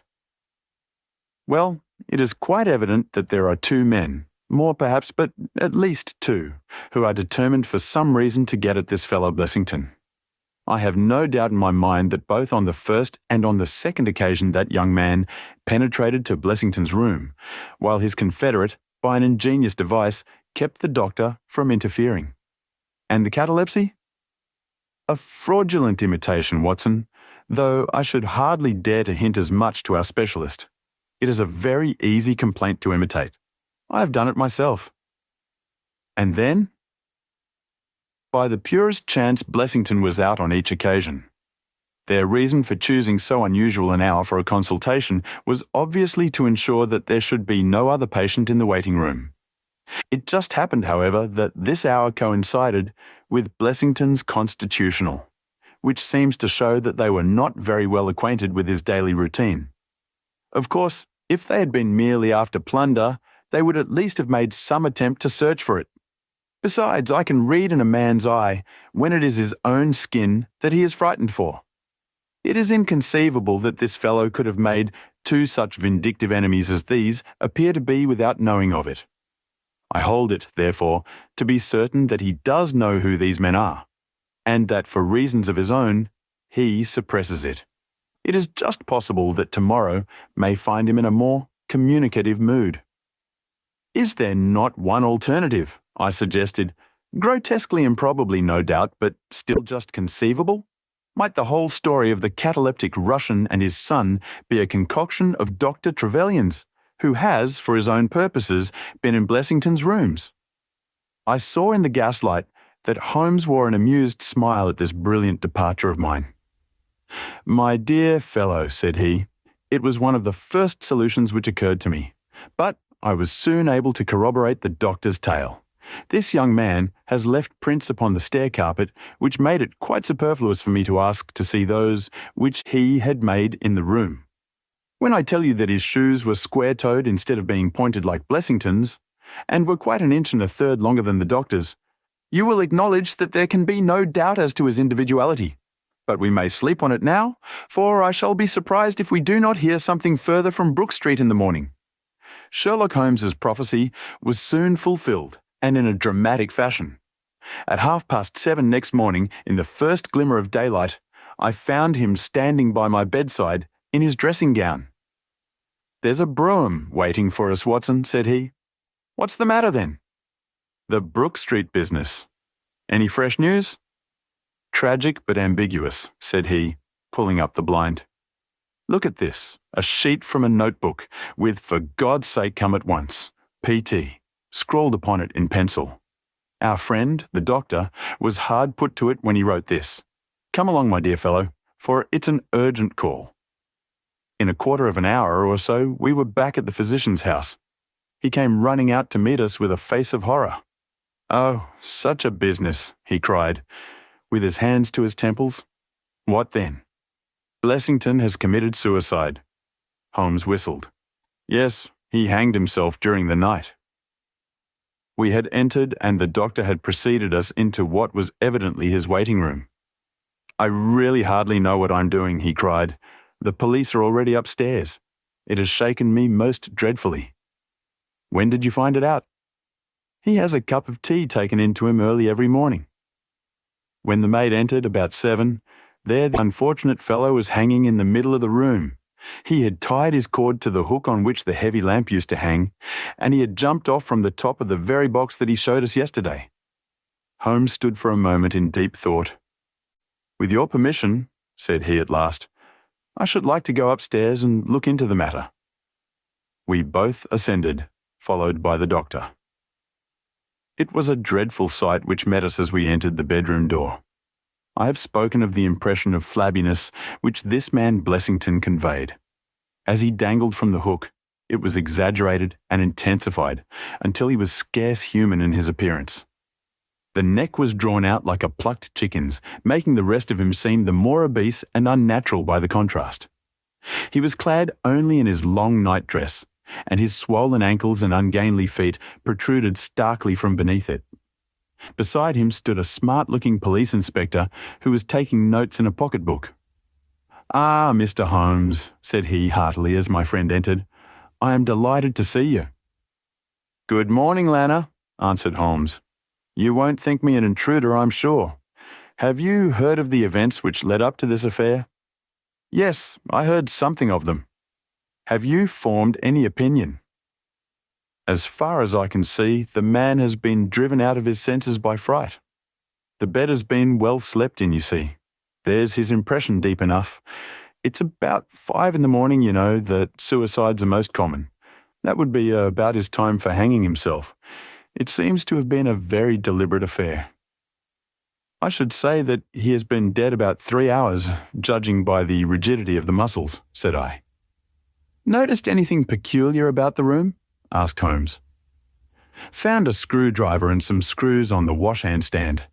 Seems to have smoked heavily during the night, too. Here are 4 cigar ends that I picked out of the fireplace." Said Holmes. "Have you got his cigar holder?" "No, I have seen none." "His cigar case, then?" "Yes, it was in his coat pocket." Holmes opened it and smelled the single cigar which it contained. "Oh, this is an Havana, and these others are cigars of the peculiar sort which are imported by the Dutch from their East Indian colonies. They are usually wrapped in straw, you know, and are thinner for their length than any other brand."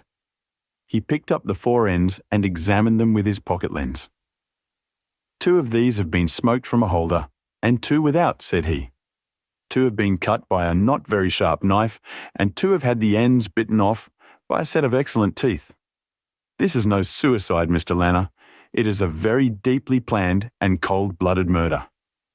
"Impossible!" cried the inspector. "And why?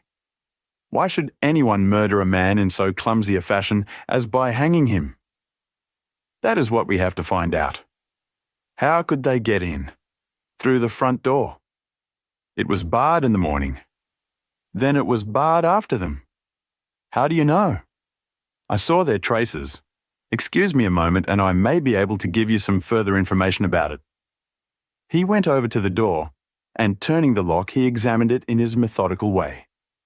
Then he took out the key, which was on the inside, and inspected that also.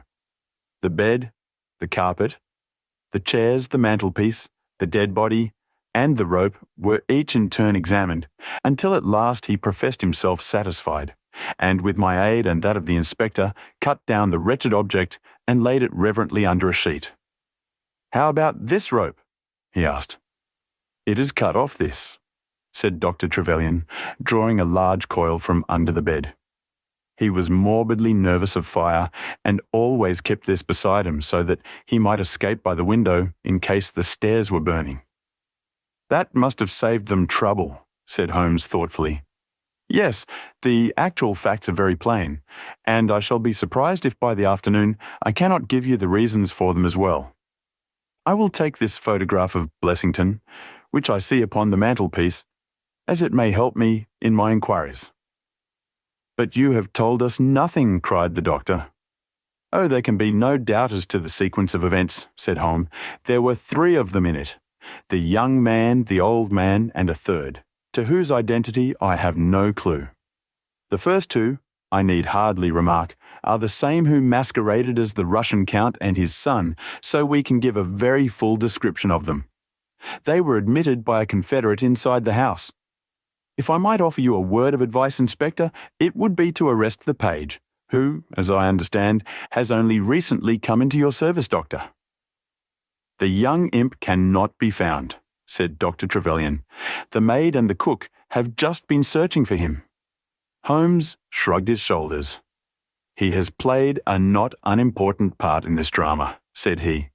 "The 3 men having ascended the stairs, which they did on tiptoe, the elder man first, the younger man second, and the unknown man in the rear. My dear Holmes, I ejaculated. Oh, there could be no question as to the superimposing of the footmarks. I had the advantage of learning which was which last night. They ascended then to Mr. Blessington's room, the door of which they found to be locked. With the help of a wire, however, they forced round the key. Even without the lens, you will perceive, by the scratches on this ward, where the pressure was applied. On entering the room, their first proceeding must have been to gag Mr. Blessington. He may have been asleep, or he may have been so paralysed with terror as to have been unable to cry out. These walls are thick, and it is conceivable that his shriek, if he had time to utter one, was unheard. Having secured him, it is evident to me that a consultation of some sort was held. Probably it was something in the nature of a judicial proceeding. It must have lasted for some time, for it was then that these cigars were smoked. The older man sat in that wicker chair. It was he who used the cigar holder. The younger man sat over yonder. He knocked his ash off against the chest of drawers. The third fellow paced up and down. Blessington, I think, sat upright in the bed, but of that I cannot be absolutely certain. Well, it ended by their taking Blessington and hanging him. The matter was so prearranged that it is my belief that they brought with them some sort of block or pulley which might serve as a gallows. That screwdriver and those screws were, as I conceive, for fixing it up. Seeing the hook, however, they naturally saved themselves the trouble. Having finished their work, they made off, and the door was barred behind them by their confederate. We had all listened with the deepest interest to this sketch of the night's doings, which Holmes had deduced from signs so subtle and minute that, even when he had pointed them out to us, we could scarcely follow him in his reasoning. The inspector hurried away on the instant to make inquiries about the page, while Holmes and I returned to Baker Street for breakfast. "I'll be back by 3, said he, when we had finished our meal. "Both the inspector and the doctor will meet me here at that hour, and I hope by that time to have cleared up any little obscurity which the case may still present."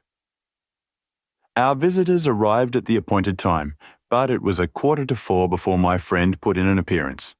From his expression as he entered, however, I could see that all had gone well with him. "Any news, Inspector?" "We have got the boy, sir."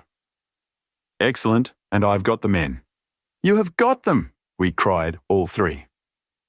"Well, at least I've got their identity. This so-called Blessington is, as I expected, well known at headquarters, and so are his assailants. Their names are Biddle, Hayward, and Moffat." "The Worthington Bank gang," cried the inspector. "Precisely," said Holmes. "Then Blessington must have been Sutton." "Exactly," said Holmes. "Why, that makes it as clear as crystal," said the inspector. But Trevelyan and I looked at each other in bewilderment. "You must surely remember the great Worthington Bank business," said Holmes. 5 men were in it. These 4 and a fifth called Cartwright. Tobin, the caretaker, was murdered, and the thieves got away with £7,000. This was in 1875. They were all 5 arrested, but the evidence against them was by no means conclusive. This Blessington or Sutton, who was the worst of the gang, turned informer. On his evidence, Cartwright was hanged and the other 3 got 15 years apiece. When they got out the other day, which was some years before their full term, they set themselves, as you perceive, to hunt down the traitor and to avenge the death of their comrade upon him. Twice they tried to get at him and failed. A third time, you see, it came off. Is there anything further which I can explain, Dr. Trevelyan?" "I think you have made it all remarkable clear," said the doctor. "No doubt the day on which he was perturbed was the day when he had seen of their release in the newspapers." "Quite so. His talk about a burglary was the merest blind." "But why could he not tell you this?" "Well, my dear sir, knowing the vindictive character of his old associates, he was trying to hide his own identity from everybody as long as he could. His secret was a shameful one, and he could not bring himself to divulge it. However, wretch as he was still living under the shield of British law, and I have no doubt, Inspector, that you will see that, though that shield may fail to guard, the sword of justice is still there to avenge." Such were the singular circumstances in connection with the resident patient and the Brook Street doctor, From that night, nothing has been seen of the three murderers by the police, and it is surmised at Scotland Yard that they were among the passengers of the ill-fated steamer Norah Creina, which was lost some years ago with all hands upon the Portuguese coast, some leagues to the north of Oporto. The proceedings against the page broke down for want of evidence, and the Brook Street mystery, as it was called, has never until now been fully dealt with in any public print. This text is provided to you as is, without any warranty. No warranties of any kind, expressed or implied, are made to you as to the text or any medium it may be on, including but not limited to warranties of merchantability or fitness for a particular purpose. I hope you liked this audiobook. If you'd like to hear more, please support us on patreon.com. It really helps us keep going. www.patreon.com/c/audiobooks752. Thank you, and I invite you to listen to the other books I have recorded. The Greek Interpreter. During my long and intimate acquaintance with Mr. Sherlock Holmes, I had never heard him refer to his relations, and hardly ever to his own early life. This reticence upon his part had increased the somewhat inhuman effect which he produced upon me, until sometimes I found myself regarding him as an isolated phenomenon, a brain without a heart, as deficient in human sympathy as he was preeminent in intelligence. His aversion to women and his disinclination to form new friendships were both typical of his unemotional character, but not more so than his complete suppression of every reference to his own people. I had come to believe that he was an orphan with no relatives living, but one day, to my very great surprise, he began to talk to me about his brother. It was after tea on a summer evening, and the conversation, which had roamed in a desultory, spasmodic fashion from golf clubs to the causes of the change in the obliquity of the ecliptic, came round at last to the question of atavism and hereditary aptitudes. The point under discussion was how far any singular gift in an individual was due to his ancestry and how far to his own early training. In your own case, said I, from all that you have told me, it seems obvious that your faculty of observation and your peculiar facility for deduction are due to your own systematic training. To some extent, he answered thoughtfully. My ancestors were country squires who appear to have led much the same life as is natural to their class. But nonetheless, my turn that way is in my veins, and may have come with my grandmother, who was the sister of Vernet, the French artist. Art in the blood is liable to take the strangest forms. But how do you know that it is hereditary? Because my brother Mycroft possesses it in a larger degree than I do. This was news to me indeed. If there were another man with such singular powers in England, how was it that neither police nor public had heard of him? I put the question with a hint that it was my companion's modesty which made him acknowledge his brother as his superior. Holmes laughed at my suggestion. "My dear Watson," said he, "I cannot agree with those who rank modesty among the virtues. To the logician, all things should be seen exactly as they are, and to underestimate oneself is as much a departure from truth as to exaggerate one's own powers. When I say, therefore, that Mycroft has better powers of observation than I, you may take it that I am speaking the exact and literal truth. Is he your junior? 7 years my senior. How comes it that he is unknown? Oh, he is very well known in his own circle. Where then? Well, in the Diogenes Club, for example. I had never heard of the institution, and my face must have proclaimed as much, for Sherlock Holmes pulled out his watch. The Diogenes Club is the queerest club in London, and Mycroft one of the queerest men. He's always there from 5:15 to 8:20. It's 6 now, so if you care for a stroll this beautiful evening, I shall be very happy to introduce you to 2 curiosities. 5 minutes later, we were in the street, walking towards Regent's Circus. You wonder, said my companion, why it is that Mycroft does not use his powers for detective work. He is incapable of it. But I thought you said... I said that he was my superior in observation and deduction. If the art of the detective began and ended in reasoning from an armchair, My brother would be the greatest criminal agent that ever lived, but he has no ambition and no energy. He will not even go out of his way to verify his own solution, and would rather be considered wrong than take the trouble to prove himself right. Again and again, I have taken a problem to him, and have received an explanation which has afterwards proved to be the correct one. And yet he was absolutely incapable of working out the practical points which must be gone into before a case could be laid before a judge or jury. It is not his profession, then? By no means. What is to me a means of livelihood is to him the merest hobby of a dilettante. He has an extraordinary faculty for figures, and audits the books in some of the government departments. Mycroft lodges in Pall Mall, and he walks round the corner into Whitehall every morning and back every evening. From year's end to year's end he takes no other exercise, and is seen nowhere else except only in the Diogenes Club, which is just opposite his rooms. I cannot recall the name. Very likely not. There are many men in London, you know, who, some from shyness, some from misanthropy, have no wish for the company of their fellows.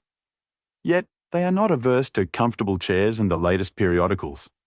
It is for the convenience of these that the Diogenes Club was started, and it now contains the most unsociable and unclubable men in town.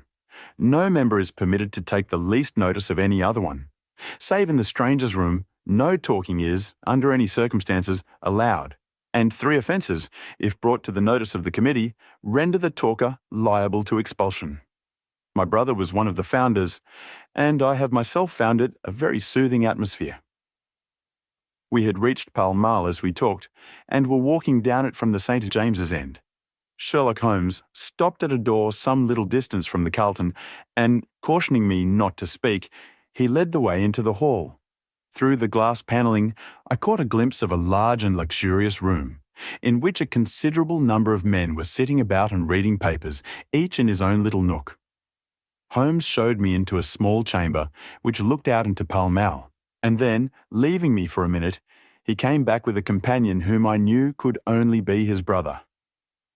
Mycroft Holmes was a much larger and stouter man than Sherlock. His body was absolutely corpulent, but his face, though massive, had preserved something of the sharpness of expression which was so remarkable in that of his brother. His eyes, which were of a peculiarly light, watery grey, seemed to always retain that far-away, introspective look which I had only observed in Sherlock's when he was exerting his full powers. "I am glad to meet you, sir," said he, putting out a broad, fat hand like the flipper of a seal. "I hear of Sherlock everywhere since you became his chronicler.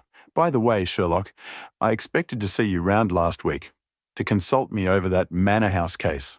I thought you might be a little out of your depth." "No, I solved it," said my friend, smiling. "It was Adams, of course." Yes, it was Adams. I was sure of it from the first. The two sat down together in the bow window of the club. "To anyone who wishes to study mankind, this is the spot," said Mycroft. "Look at the magnificent types. Look at these 2 men who are coming towards us, for example." "The billiard marker and the other?" "Precisely. What do you make of the other?" The 2 men had stopped opposite the window.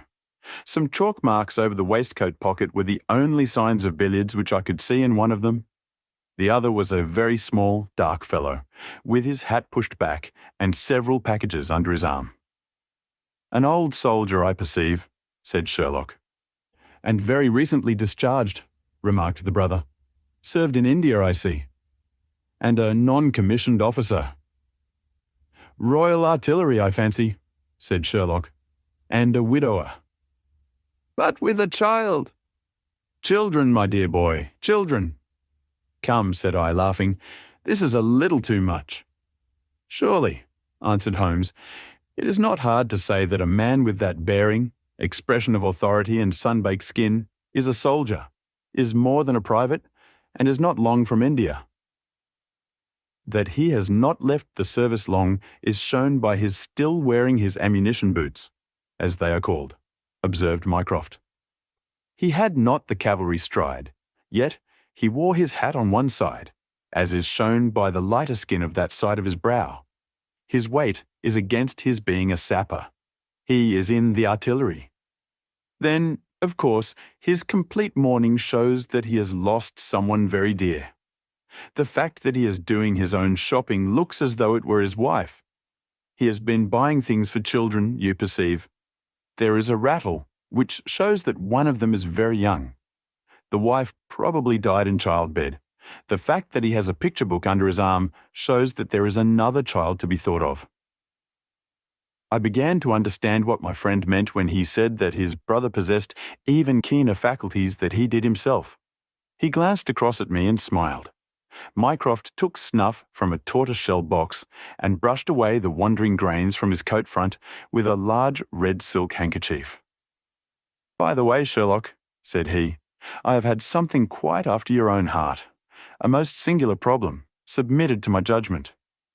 I really had not the energy to follow it up save in a very incomplete fashion, but it gave me a basis for some pleasing speculation. If you would care to hear the facts—" "My dear Mycroft, I should be delighted." The brother scribbled a note upon a leaf of his pocketbook and, ringing the bell, he handed it to the waiter. "I have asked Mr. Mellis to step across," said he. "He lodges on the floor above me, and I have some slight acquaintance with him, which led him to come to me in his perplexity.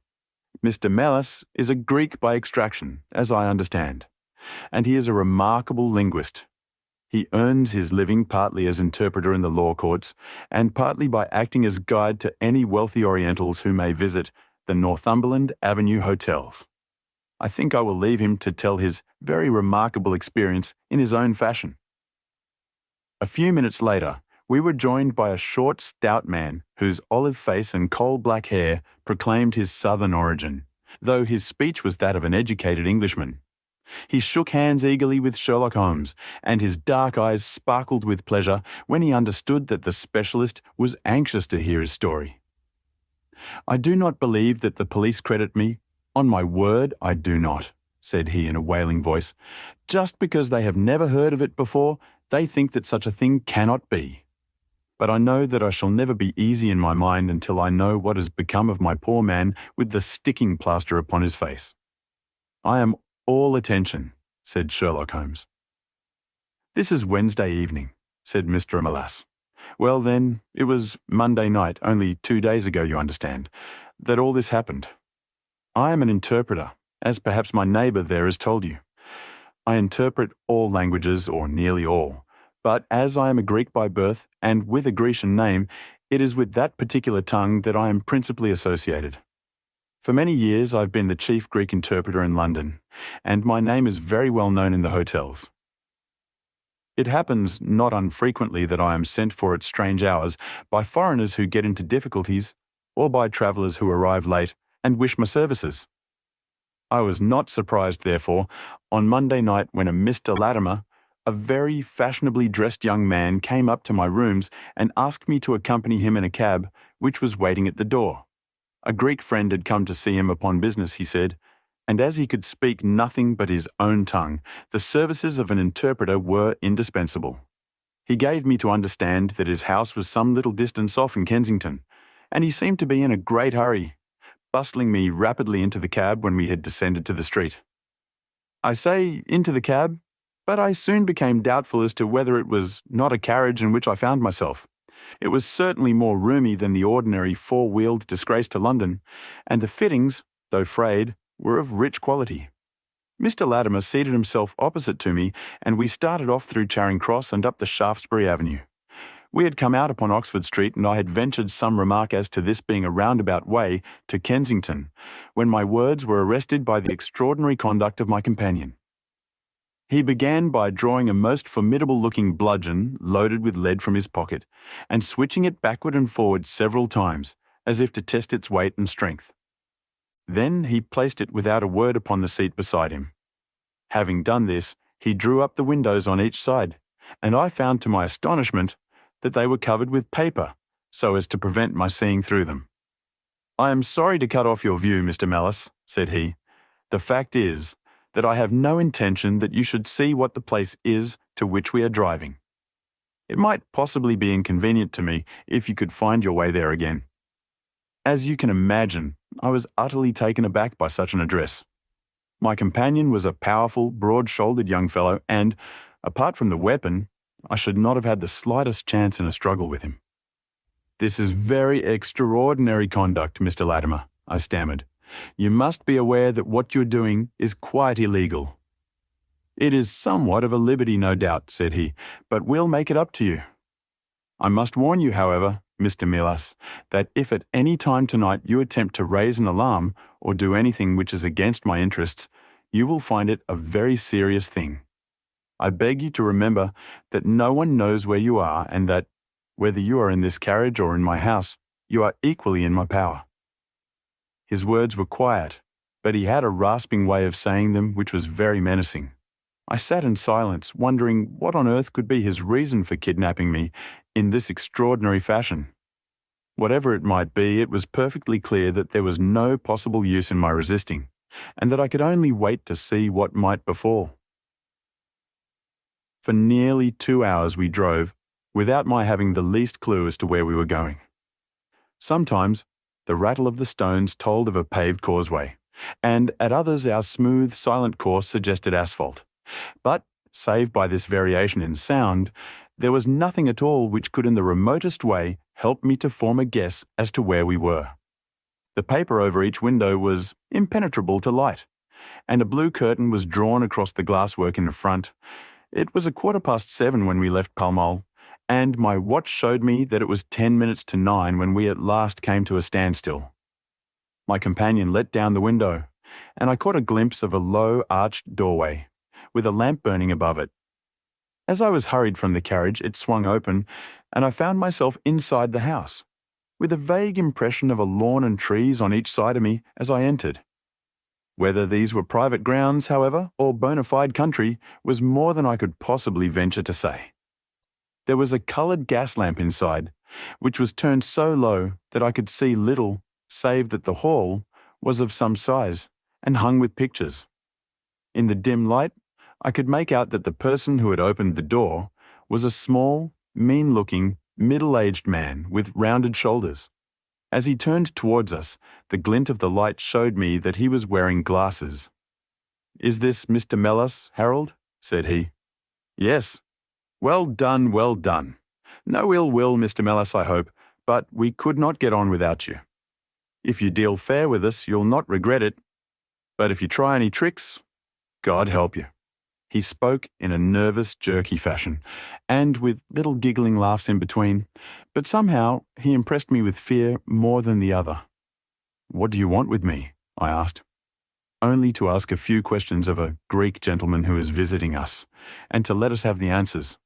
But say no more than you are told to say, or—" Here came the nervous giggle again. "You had better never have been born." As he spoke, he opened a door and showed the way into a room which appeared to be very richly furnished, but again, the only light was afforded by a single lamp half turned down. The chamber was certainly large, and the way in which my feet sank into the carpet as I stepped across it told me of its richness. I caught glimpses of velvet chairs, a high white marble mantelpiece, and what seemed to be a suit of Japanese armour at one side of it. There was a chair just under the lamp, and the elderly man motioned that I should sit in it. The younger had left us, but he suddenly returned through another door, leading with him a gentleman clad in some sort of loose dressing gown who moved slowly towards us. As he came into the circle of dim light, which enabled me to see him more clearly, I was thrilled with horror at his appearance. He was deadly pale and terribly emaciated, with the protruding, brilliant eyes of a man whose spirit was greater than his strength. But what shocked me more than any signs of physical weakness was that his face was grotesquely crisscrossed with sticking plaster, and that one large pad of it was fastened over his mouth. "Have you the slate, Harold?" cried the older man as this strange being fell rather than sat down into a chair. "Are his hands loose? Now then, give him the pencil. You are to ask the questions, Mr. Melas, and he will write the answers. Ask him, first of all, whether he is prepared to sign the papers?" The man's eyes flashed fire. "Never," he wrote in Greek upon the slate. "On no condition?" I asked at the bidding of our tyrant. only if I see her married in my presence by a Greek priest whom I know." The man giggled in his venomous way. "You know what awaits you then? I care nothing for myself." These are samples of the questions and answers which made up our strange half-spoken, half-written conversation. Again and again I had to ask him whether he would give in and sign the documents. Again and again I had the same indignant reply. But soon a happy thought came to me. I took to adding on little sentences of my own to each question, innocent ones at first, to test whether either of our companions knew anything of the matter.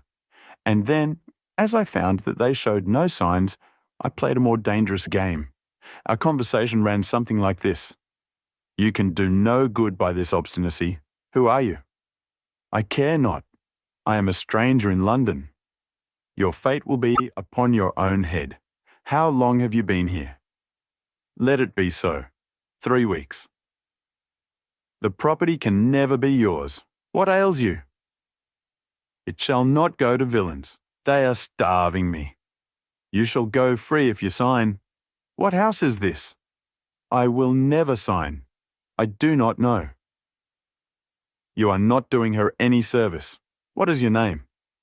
"Let me hear her say so." "Cratides." "You shall see her if you sign." "Where are you from?" "Then I shall never see her." "Athens." Another 5 minutes, Mr. Holmes, and I should have wormed out the whole story under their very noses. My very next question might have cleared the matter up, but at that instant the door opened and a woman stepped into the room. I could not see her clearly enough to know more than that she was tall and graceful, with black hair and clad in some sort of loose white gown. "Harold," said she, speaking English with a broken accent, "I could not stay away longer. It is so lonely up there with only, oh my God, it is Paul." These last words were in Greek, and at the same instant the man with a convulsive effort tore the plaster from his lips and, screaming out, "Sophie! Sophie!" rushed into the woman's arms. Their embrace was but for an instant, however, for the younger man seized the woman and pushed her out of the room, while the elder easily overpowered his emaciated victim and dragged him away through the other door. For a moment, I was left alone in the room, and I sprang to my feet with some vague idea that I might in some way get a clue to what this house was in which I found myself. Fortunately, however, I took no steps, for looking up I saw that the older man was standing in the doorway with his eyes fixed upon me. "That will do, Mr. Mellis," said he. "You perceive that we have taken you into our confidence over some very private business. We should not have troubled you, only that our friend who speaks Greek and who began these negotiations has been forced to return to the East. It was quite necessary for us to find someone to take his place, and we were fortunate in hearing of your powers." I bowed. "There are 5 sovereigns here," said he, walking up to me, "which will, I hope, be a sufficient fee. But remember," he added, tapping me lightly on the chest and giggling, "if you speak to a human soul about this, one human soul, mind, well, may God have mercy upon your soul." I cannot tell you the loathing and horror with which this insignificant-looking man inspired me. I could see him better now as the lamplight shone upon him. His features were peaky and sallow, and his little pointed beard was thready and ill-nourished. He pushed his face forward as he spoke, and his lips and eyelids were continually twitching like a man with St. Vitus's dance. I could not help thinking that his strange, catchy little laugh was also a symptom of some nervous malady.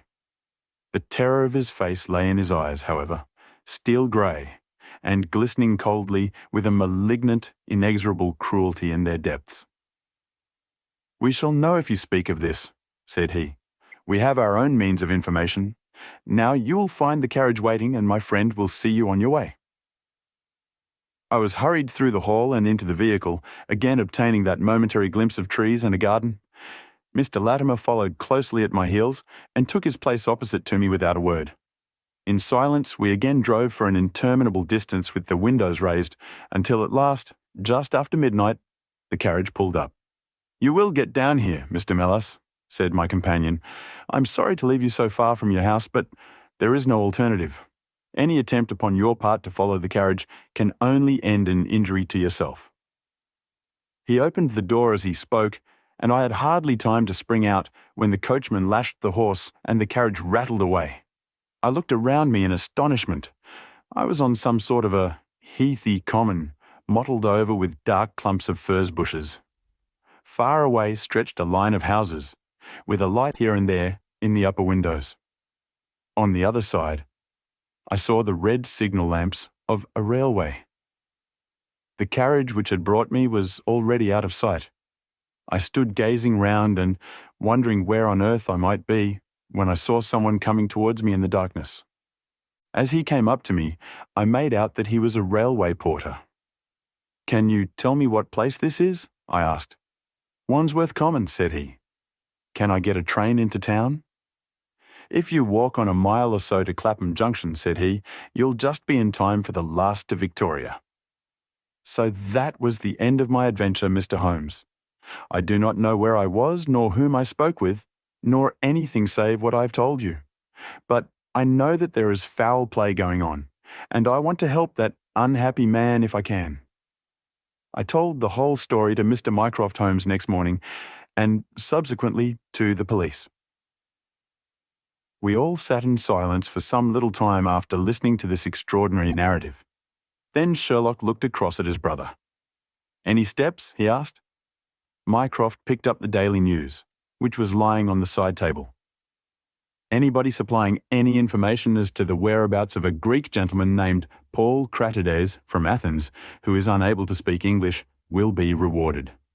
A similar reward paid to anyone giving information about a Greek lady whose first name is Sophie. 2473. That was in all the dailies. No answer.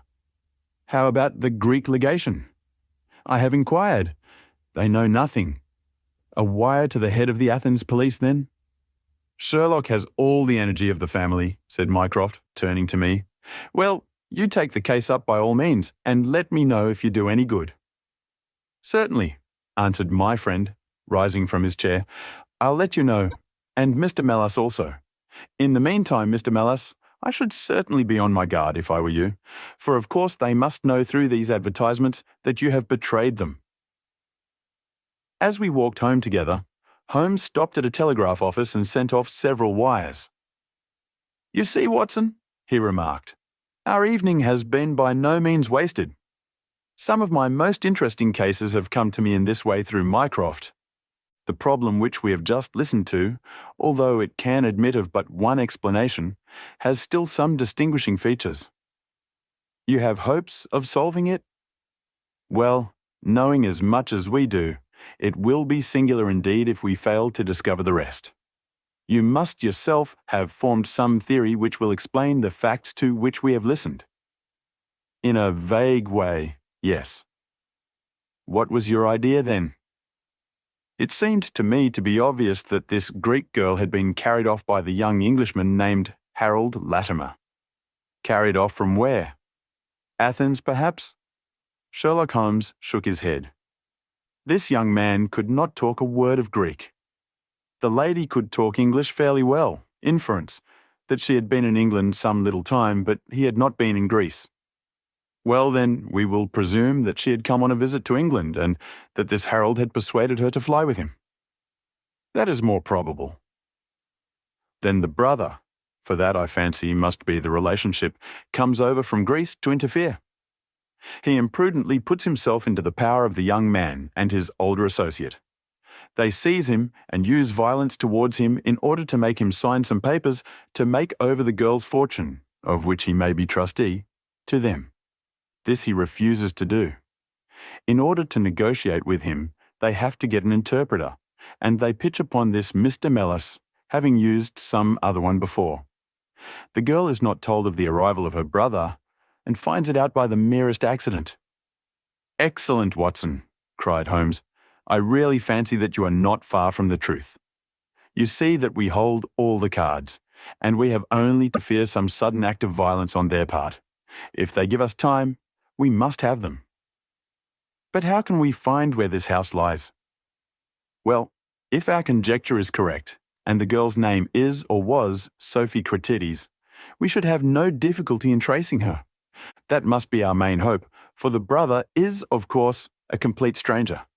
It is clear that some time has elapsed since this Harold established these relations with the girl, some weeks at any rate, since the brother in Greece has had time to hear of it and come across.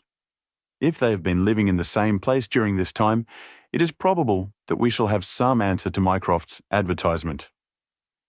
We had reached our house in Baker Street while we had been talking. Holmes ascended the stair first, and as he opened the door of our room, he gave a start of surprise. Looking over his shoulder, I was equally astonished. His brother Mycroft was sitting smoking in the armchair. "Come in, Sherlock. Come in, sir," said he blandly, smiling at our surprised faces. "You don't expect such energy from me, do you, Sherlock? But somehow, this case attracts me. How did you get here? I passed you in a hansom." "There has been some new development?" "I had an answer to my advertisement." "Ah, yes, it came within a few minutes of your leaving?" "And to what effect?" Mycroft Holmes took out a sheet of paper.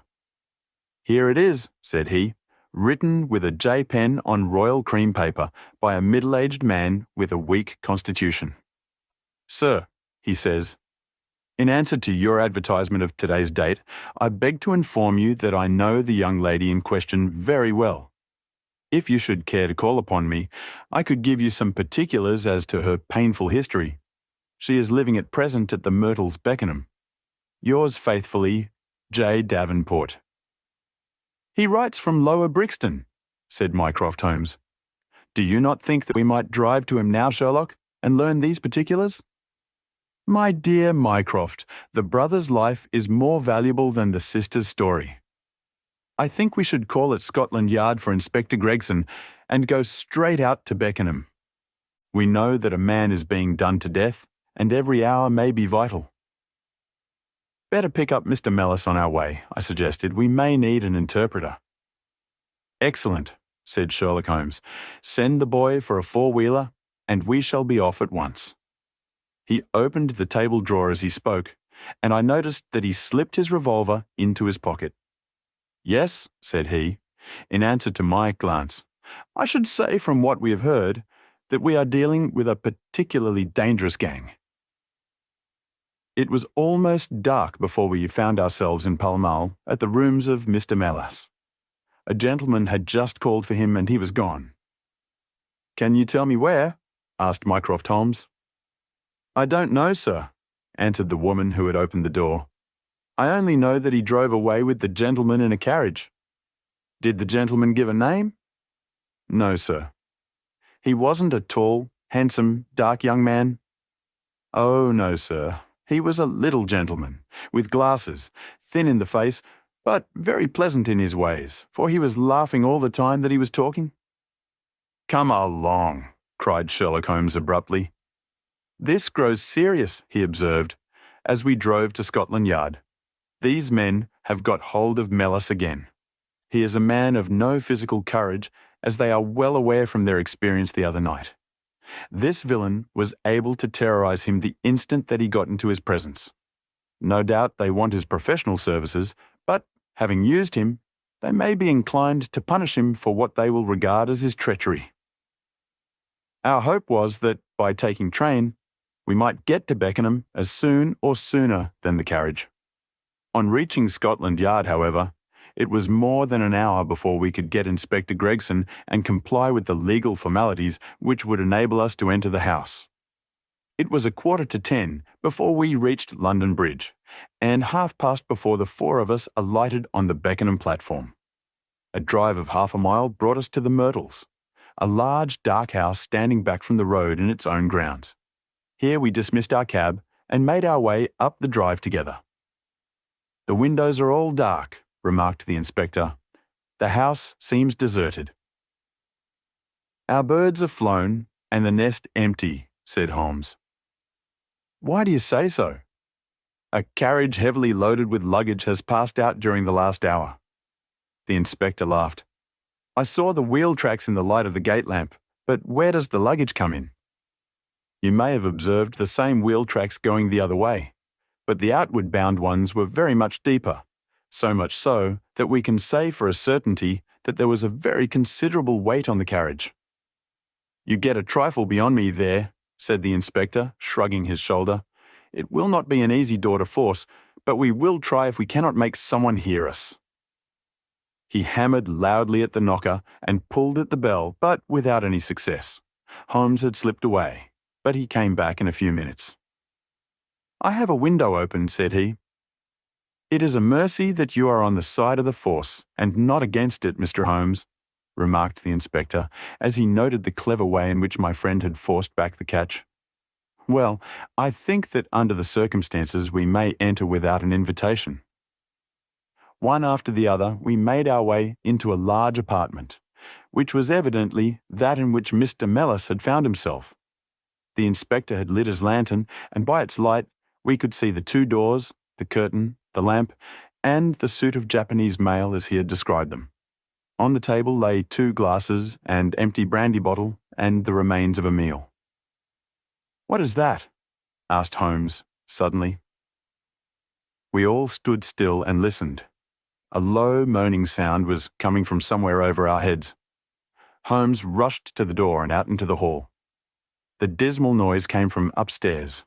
He dashed up, the inspector and I at his heels, while his brother Mycroft followed as quickly as his great bulk would permit.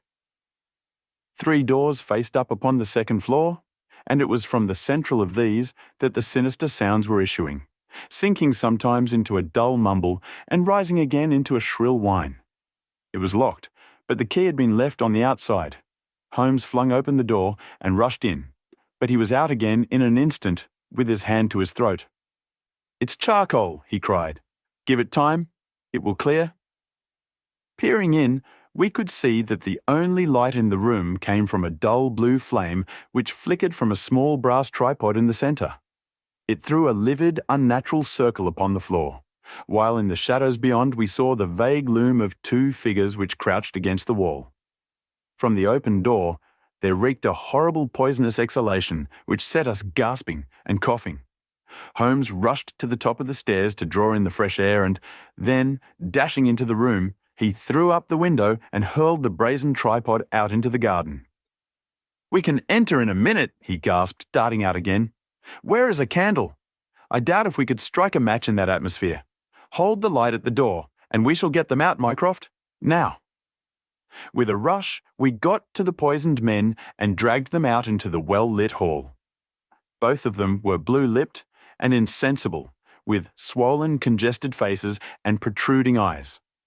Indeed, so distorted were their features that, save for his black beard and the stout figure, we might have failed to recognize in one of them the Greek interpreter who had parted from us only a few hours before at the Diogenes Club.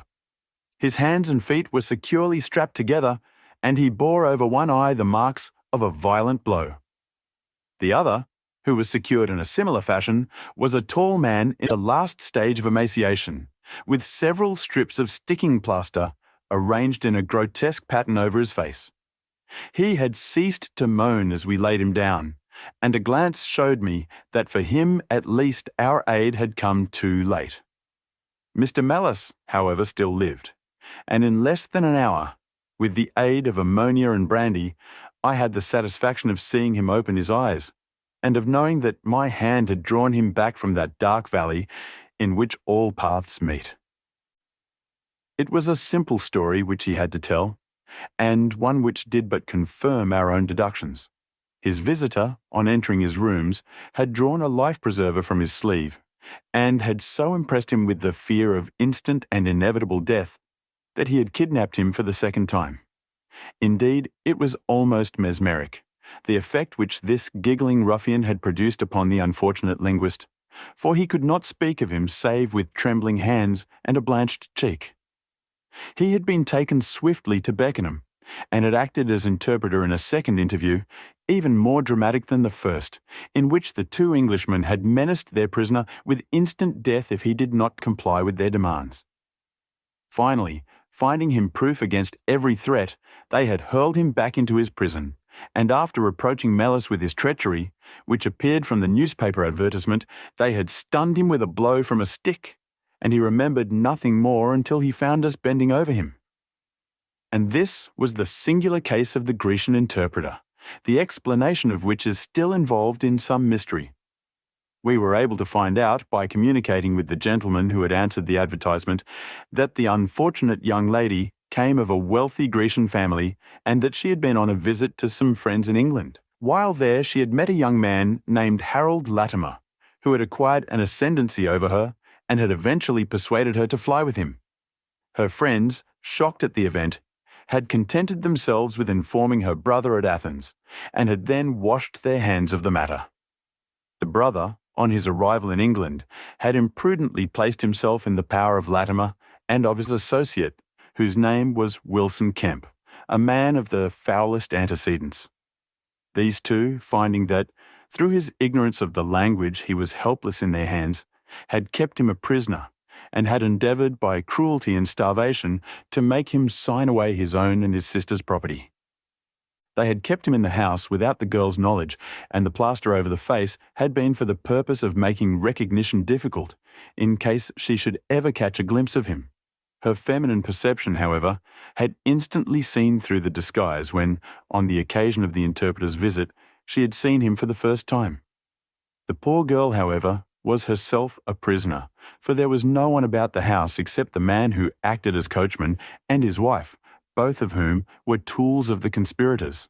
Finding that their secret was out, and that their prisoner was not to be coerced, the two villains with the girl had fled away at a few hours' notice from the furnished house, which they had hired, having first, as they thought, taken vengeance both upon the man who had defied and the one who had betrayed them.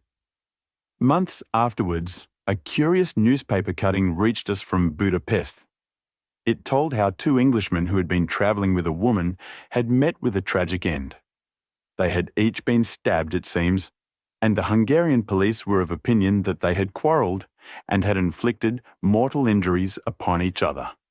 Holmes, however, is, I fancy, of a different way of thinking, and holds to this day that, if one could find the Grecian girl, one might learn how the wrongs of herself and her brother came to be avenged.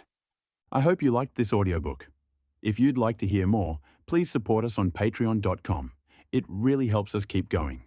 www.patreon.com/c/audiobooks752. Thank you, and I invite you to listen to the other books I have recorded. The Naval Treaty. The July which immediately succeeded my marriage was made memorable by 3 cases of interest, in which I had the privilege of being associated with Sherlock Holmes and of studying his methods. I find them recorded in my notes under the headings of The Adventure of the Second Stain, The Adventure of the Naval Treaty, and The Adventure of the Tired Captain. The first of these, however, deals with interest of such importance and implicates so many of the first families in the kingdom that for many years it will be impossible to make it public. No case, however, in which Holmes was engaged has ever illustrated the value of his analytical methods so clearly, or has impressed those who were associated with him so deeply. I still retain an almost verbatim report of the interview in which he demonstrated the true facts of the case to Monsieur Dubourg of the Paris police, and Fritz von Waldbaum, the well-known specialist of Danzig, both of whom had wasted their energies upon what proved to be side issues. The new century will have come, however, before the story can be safely told. Meanwhile, I pass on to the second on my list, which promised also at one time to be of national importance, and was marked by several incidents which give it a quite unique character. During my school days, I had been intimately associated with a lad named Percy Phelps, who was of much the same age as myself, though he was 2 classes ahead of me. He was a very brilliant boy, and carried away every prize which the school had to offer, finishing his exploits by winning a scholarship which sent him on to continue his triumphant career at Cambridge. He was, I remember, extremely well connected, and even when we were all little boys together, we knew that his mother's brother was Lord Holdhurst, the great Conservative politician. This gaudy relationship did him little good at school. On the contrary, it seemed rather a piquant thing to us to chevy him about the playground and hit him over the shins with a wicket, but it was another thing when he came out into the world. I heard vaguely that his abilities and the influences which he commanded had won him a good position at the Foreign Office, and then he passed completely out of my mind until the following letter recalled his existence. Briarbrae, Woking. My dear Watson, I have no doubt that you can remember Tadpole Phelps, who was in the 5th form when you were in the 3rd. It is possible even that you may have heard that through my uncle's influence I obtained a good appointment at the Foreign Office, and that I was in a situation of trust and honour until a horrible misfortune came suddenly to blast my career. There is no use writing of the details of that dreadful event.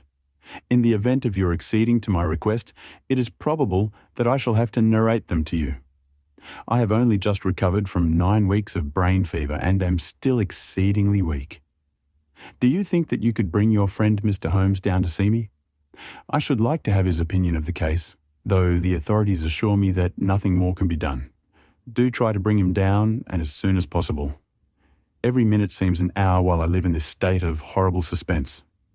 Assure him that if I've not asked his advice sooner, it was not because I did not appreciate his talents, but because I've been off my head ever since the blow fell. Now I am clear again, though I dare not think of it too much for fear of a relapse. I am still so weak that I have to write, as you see, by dictating. Do try to bring him. Your old schoolfellow, Percy Phelps. There was something that touched me as I read this letter, something pitiable in the reiterated appeals to bring Holmes. So moved was I that even had it been a difficult matter, I should have tried it. But of course, I knew well that Holmes loved his art, so that he was ever as ready to bring his aid as his client could be to receive it. My wife agreed with me that not a moment should be lost in laying the matter before him, and so, within an hour of breakfast time, I found myself back once more in the old rooms in Baker Street. Holmes was seated at his side table, clad in his dressing gown, and working hard over a chemical investigation. A large curved retort was boiling furiously in the bluish flame of a Bunsen burner, and the distilled drops were condensing into a 2-litre measure. My friend hardly glanced up as I entered, and I, seeing that his investigation must be of importance, seated myself in an armchair and waited. He dipped into this bottle or that, drawing out a few drops of each with his glass pipette, and finally brought a test tube containing a solution over to the table. In his right hand, he held a slip of litmus paper. "You come at a crisis, Watson," said he. "If this paper remains blue, all is well. If it turns red, it means a man's life." He dipped it into the test tube, and it flushed at once into a dull, dirty crimson. I thought as much," he cried. "I will be at your service in an instant, Watson. You will find tobacco in the Persian slipper." He turned to his desk and scribbled off several telegrams, which were handed over to the page boy. Then he threw himself down into the chair opposite and drew up his knees until his fingers clasped round his long, thin shins. "A very commonplace little murder," said he. "You've got something better, I fancy. You are the stormy petrel of crime, Watson. What is it?" I handed him the letter, which he read with the most concentrated attention. "It does not tell us very much, does it?" he remarked, as he handed it back to me. "Hardly anything. And yet the writing is of interest. But the writing is not his own." "Precisely. It is a woman's. A man's, surely," I cried. "No, a woman's, and a woman of rare character. You see, at the commencement of an investigation, it is something to know that your client is in close contact with someone who, for good or evil, has an exceptional nature. My interest is already awakened in the case. If you are ready, we will start at once for Woking, and see this diplomatist who is in such evil case, and the lady to whom he dictates his letters." We were fortunate enough to catch an early train at Waterloo, and in a little under an hour we found ourselves among the fir woods and the heather of Woking. Briarbrae proved to be a large detached house standing in extensive grounds within a few minutes' walk of the station. On sending in our cards, we were shown into an elegantly appointed drawing-room, where we were joined in a few minutes by a rather stout man who received us with much hospitality. His age may have been nearer 40 than 30, but his cheeks were so ruddy and his eyes so merry that he still conveyed the impression of a plump and mischievous boy. "I am so glad that you have come," said he, shaking our hands with effusion. "Percy has been inquiring for you all morning. Ah, poor old chap. He clings to any straw. His father and his mother asked me to see you, for the mere mention of the subject is very painful to them. We have had no details yet, observed Holmes. I perceive that you are not yourself a member of the family. Our acquaintance looked surprised, and then, glancing down, he began to laugh. Of course you saw the J.H. monogram on my locket, said he. For a moment I thought you had done something clever. Joseph Harrison is my name, and, as Percy is to marry my sister Annie, I shall at least be a relation by marriage. You will find my sister in his room, for she has nursed him hand and foot this 2 months back. Perhaps we'd better go in at once, for I know how impatient he is. The chamber in which we were shown was on the same floor as the drawing-room. It was furnished partly as a sitting and partly as a bedroom, with flowers arranged daintily in every nook and corner. A young man, very pale and worn, was lying upon a sofa near the open window, through which came the rich scent of the garden and the balmy summer air. A woman was sitting beside him, who rose as we entered. "Shall I leave, Percy?" she asked. He clutched her hand to detain her. "How are you, Watson?" said he, cordially. "I should never have known you under that moustache, and I dare say you would not be prepared to swear to me. This, I presume, is your celebrated friend, Mr. Sherlock Holmes?" I introduced him in a few words, and we both sat down. The stout young man had left us, but his sister still remained with her hand in that of the invalid. She was a striking-looking woman, a little short and thick for symmetry, but with a beautiful olive complexion, large, dark, Italian eyes, and a wealth of deep black hair. Her rich tints made the white face of her companion the more worn and haggard by the contrast. "I won't waste your time," said he, raising himself upon the sofa. "I'll plunge into the matter without further preamble. I was a happy and successful man, Mr. Holmes, and, on the eve of being married, when a sudden and dreadful misfortune wrecked all my prospects in life.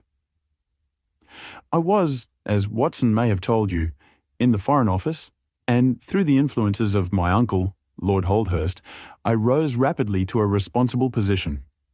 When my uncle became Foreign Minister in this administration, he gave me several missions of trust, and as I always brought them to a successful conclusion, he came at last to have the utmost confidence in my ability and tact.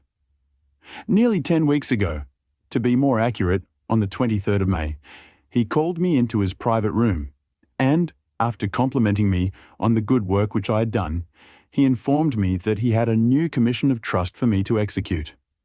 "This," said he, taking a grey roll of paper from his bureau, "is the original of that secret treaty between England and Italy, of which, I regret to say, some rumours have already got into the public press.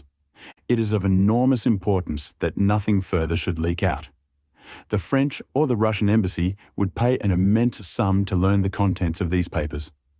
They should not leave my bureau, were it not that it is absolutely necessary to have them copied. You have a desk in your office, sir?" "Yes, sir." "Then take the treaty and lock it up there.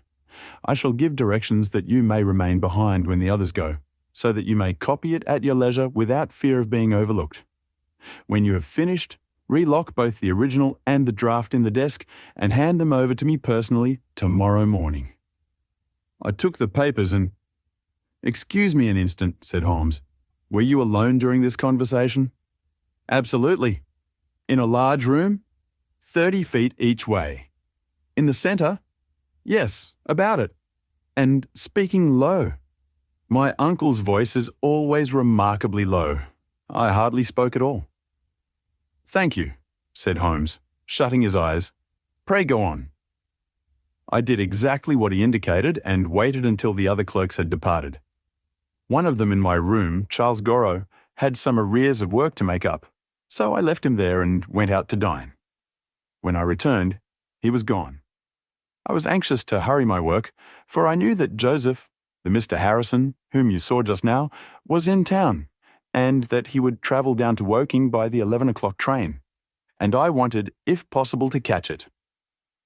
When I came to examine the treaty, I saw at once that it was of such importance that my uncle had been guilty of no exaggeration in what he had said.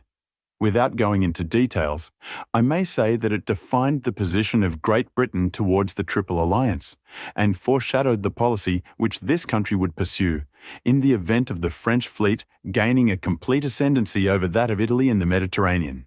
The questions treated in it were purely naval. At the end were the signatures of the high dignitaries who had signed it. I glanced my eyes over it and then settled down to my task of copying. It was a long document, written in the French language and containing 26 separate articles.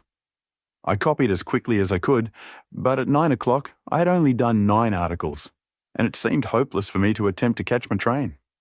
I was feeling drowsy and stupid, partly from my dinner and also from the effects of a long day's work. A cup of coffee would clear my brain. A commissionaire remains all night in a little lodge at the foot of the stairs and is in the habit of making coffee at his spirit lamp for any of the officials who may be working overtime. I rang the bell, therefore, to summon him. To my surprise, it was a woman who answered the summons, a large, coarse-faced, elderly woman in an apron. She explained that she was the commissionnaire's wife who did the charing, and I gave her the order for the coffee. I wrote 2 more articles, and then, feeling more drowsy than ever, I rose and walked up and down the room to stretch my legs. My coffee had not yet come, and I wondered what was the cause of the delay could be. Opening the door, I started down the corridor to find out. There was a straight passage, dimly lighted, which led from the room in which I had been working, and was the only exit from it. It ended in a curving staircase, with the commissionnaire's lodge in the passage at the bottom. Halfway down this staircase is a small landing, with another passage running into it at right angles. This second one leads by means of a second small stair to a side door, used by servants, and also as a shortcut by clerks when coming from Charles Street. Here is a rough chart of the place. "Thank you. I think that I quite follow you," said Sherlock Holmes. "It is of the utmost importance that you should notice this point." I went down the stairs and into the hall, where I found the commissionaire fast asleep in his box, with the kettle boiling furiously upon the spirit lamp. I took off the kettle and blew out the lamp, for the water was spurting over the floor. Then I put out my hand and was about to shake the man, who was still sleeping soundly, when a bell over his head rang loudly, and he woke with a start. "Mr. Phelps, sir," said he, looking at me in bewilderment. "I came down to see if my coffee was ready." "I was boiling the kettle when I fell asleep, sir." He looked at me, and then up at the still quivering bell with an ever-growing astonishment upon his face. "If you was here, sir, then who rang the bell?" he asked. "The bell," I cried. "What bell is it?" "It's the bell of the room you were working in." A cold hand seemed to close round my heart.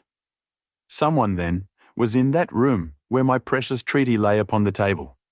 I ran frantically up the stair and along the passage. There was no one in the corridors, Mr. Holmes. There was no one in the room. All was exactly as I left it, save only that the papers which had been committed to my care had been taken from the desk on which they lay. The copy was there, and the original was gone. Holmes sat up in his chair and rubbed his hands. I could see that the problem was entirely to his heart. "Pray, what did you do then?" he murmured. I recognized in an instant that the thief must have come up the stairs from the side door. Of course, I must have met him if he had come the other way. "You were satisfied that he could not have been concealed in the room all the time, or in the corridor which you have just described as dimly lighted?" "It is absolutely impossible. A rat could not conceal himself either in the room or the corridor. There is no cover at all." "Thank you. Pray proceed." "The commissionaire, seeing by my pale face that something was to be feared, had followed me upstairs. Now we both rushed along the corridor and down the steep steps which led to Charles Street. The door at the bottom was closed, but unlocked. We flung it open and rushed out. I can distinctly remember that as we did so, there came 3 chimes from a neighbouring clock. It was 10:15. "That is of enormous importance," said Holmes, making a note upon his shirt cuff. The night was very dark, and a thin, warm rain was falling. There was no one in Charles Street, but a great traffic was going on, as usual in Whitehall, at the extremity.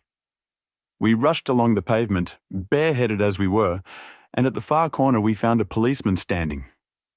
"A robbery has been committed," I gasped. "A document of immense value has been stolen from the Foreign Office. Has anyone passed this way?" "I have been standing here for a quarter of an hour, sir," said he. "Only one person has passed during that time, a woman, tall and elderly, with a paisley shawl." "Ah, that is only my wife," cried the commissionaire. "Has no one else passed?" "No one." "Then it must be the other way that the thief took," cried the fellow, tugging at my sleeve. But I was not satisfied, and the attempts which he made to draw me away increased my suspicions. "Which way did the woman go?" I cried. "I don't know, sir. I noticed her pass, but I had no special reason for watching her. She seemed to be in a hurry." "How long ago was it?" "Oh, not very many minutes."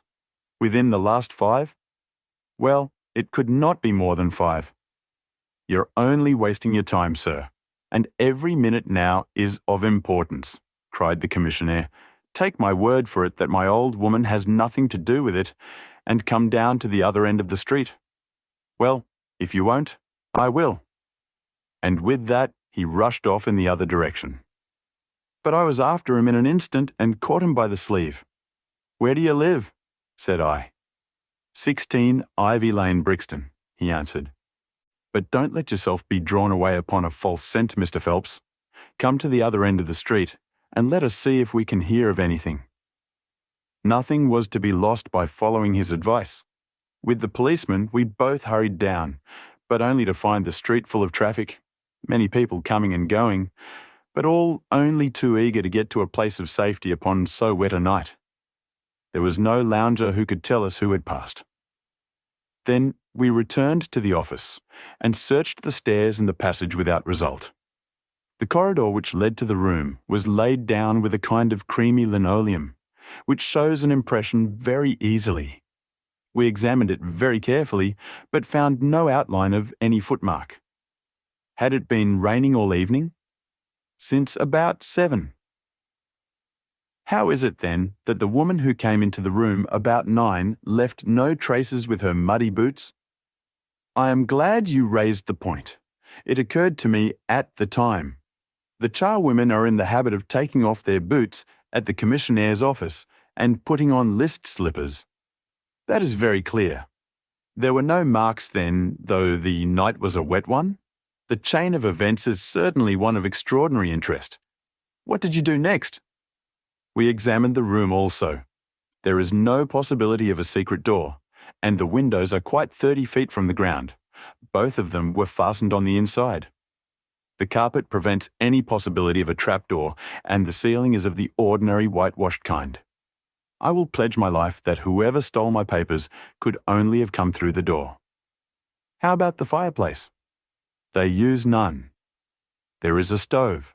The bell rope hangs from the wire just to the right of my desk. Whoever rang it must have come right up to the desk to do it. But why should any criminal wish to ring the bell? It is a most insoluble mystery. Certainly the incident was unusual.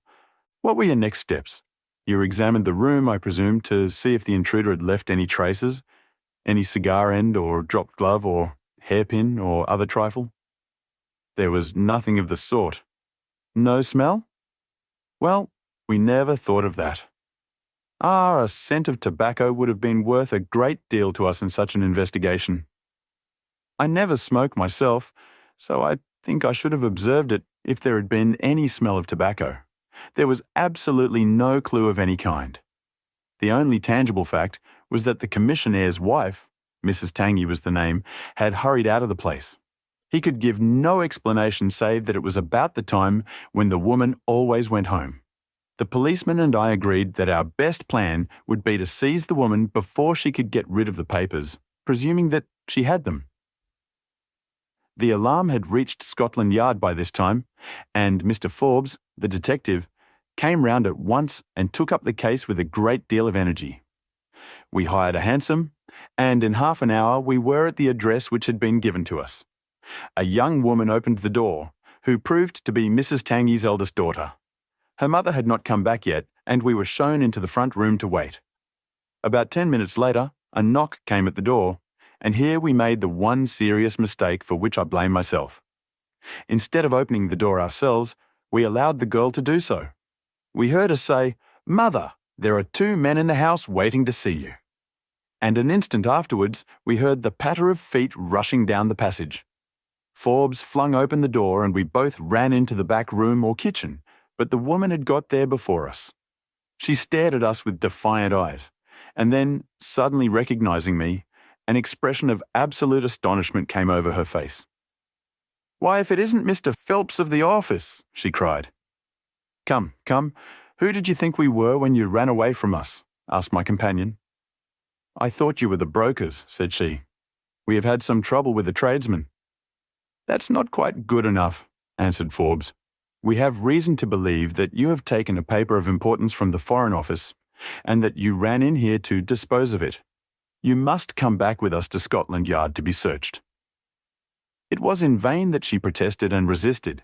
A 4-wheeler was brought, and we all 3 drove back in it. We had first made an examination of the kitchen, and especially of the kitchen fire, to see whether she might have made away with the papers during the instant that she was alone. There were no signs, however, of any ashes or scraps. When we reached Scotland Yard, she was handed over at once to the female searcher. I waited in an agony of suspense until she came back with her report. There were no signs of the papers. Then, for the first time, the horror of my situation came in its full force. Hitherto, I had been acting, and action had numbed thought. I had been so confident of regaining the treaty at once that I had not dared to think of what would be the consequence if I failed to do so. But now there was nothing more to be done, and I had leisure to realize my position. It was horrible. Watson there would tell you that I was a nervous, sensitive boy at school. It is my nature. I thought of my uncle and of his colleagues in the cabinet, of the shame which I had brought upon him, upon myself, upon everyone connected with me. What though I was the victim of an extraordinary accident? No allowance is made for accidents where diplomatic interests are at stake. I was ruined, shamefully, hopelessly ruined. I don't know what I did. I fancy I must have made a scene. I have a dim recollection of a group of officials who crowded round me, endeavouring to soothe me. One of them drove down with me to Waterloo, and saw me into the Woking train. I believe that he would have come all the way had it not been that Dr. Ferrier, who lives near me, was going down by that very train. The doctor most kindly took charge of me, and it was well he did so, for I had a fit in the station, and before we reached home, I was practically a raving maniac. You can imagine the state of things here when they were roused from their beds by the doctor's ringing and found me in this condition. Poor Annie here, and my mother were broken-hearted. Dr. Ferrier had just heard enough from the detective at the station to be able to give an idea of what had happened, and his story did not mend matters. It was evident to all that I was in for a long illness, so Joseph was bundled out of this cheery bedroom, and it was turned into a sick room for me. Here I have lain, Mr. Holmes, for over 9 weeks, unconscious and raving with brain fever. If it had not been for Miss Harrison here and for the doctor's care, I should not be speaking to you now. She has nursed me by day, and a hired nurse has looked after me by night, for in my mad fits I was capable of anything. Slowly my reason is cleared, but it is only during the last 3 days that my memory has quite returned. Sometimes I wish that it never had. The first thing that I did was to wire to Mr. Forbes, who had the case in hand.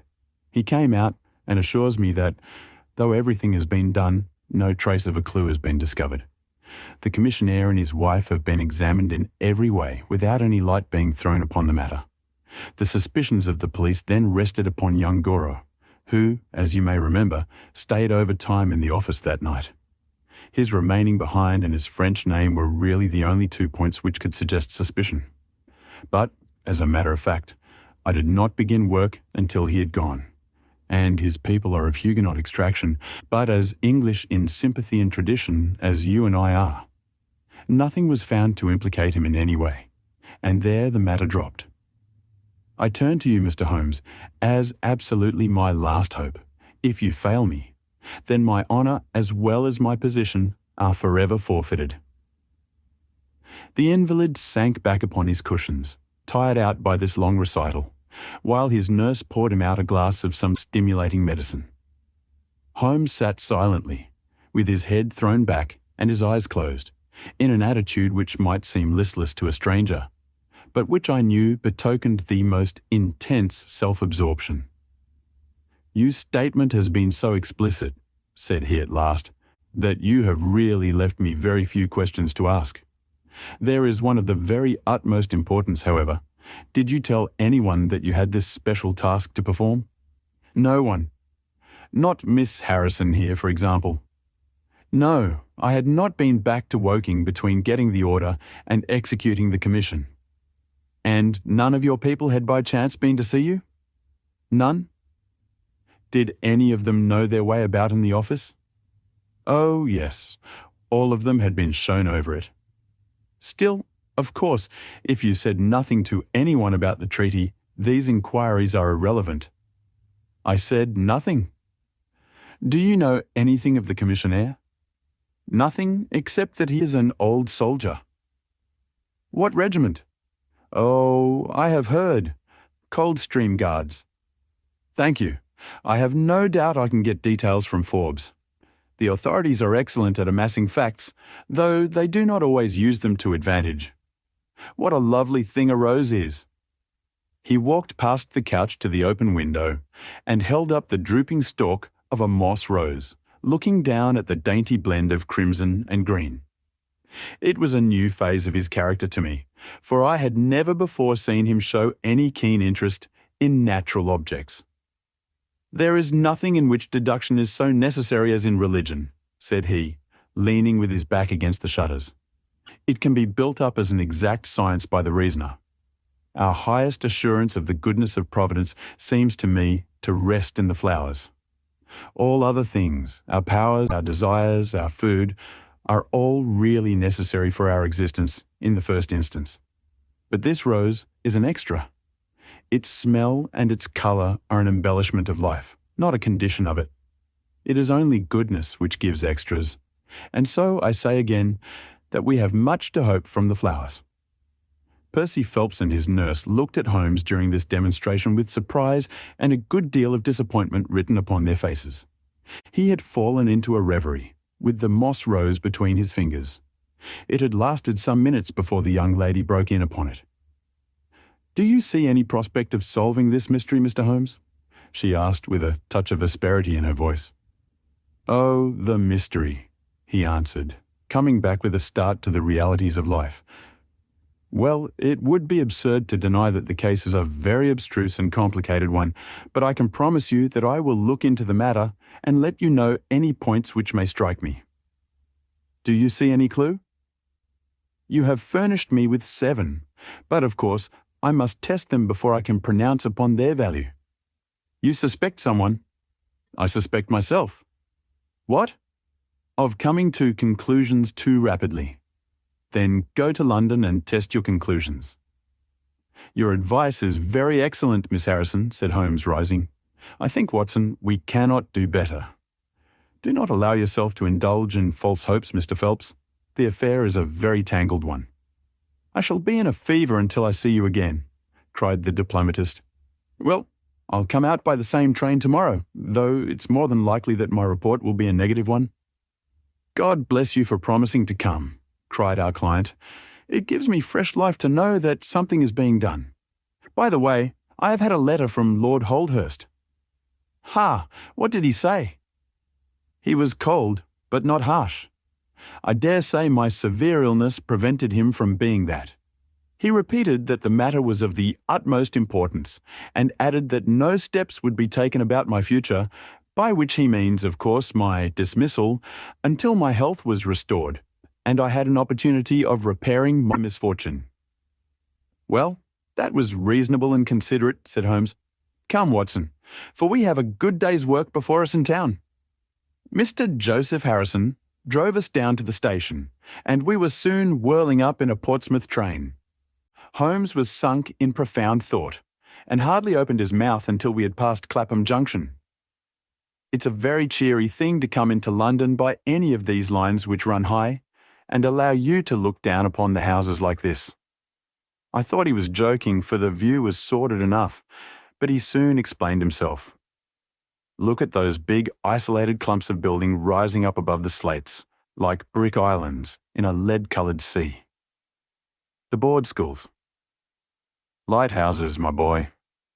Beacons of the future.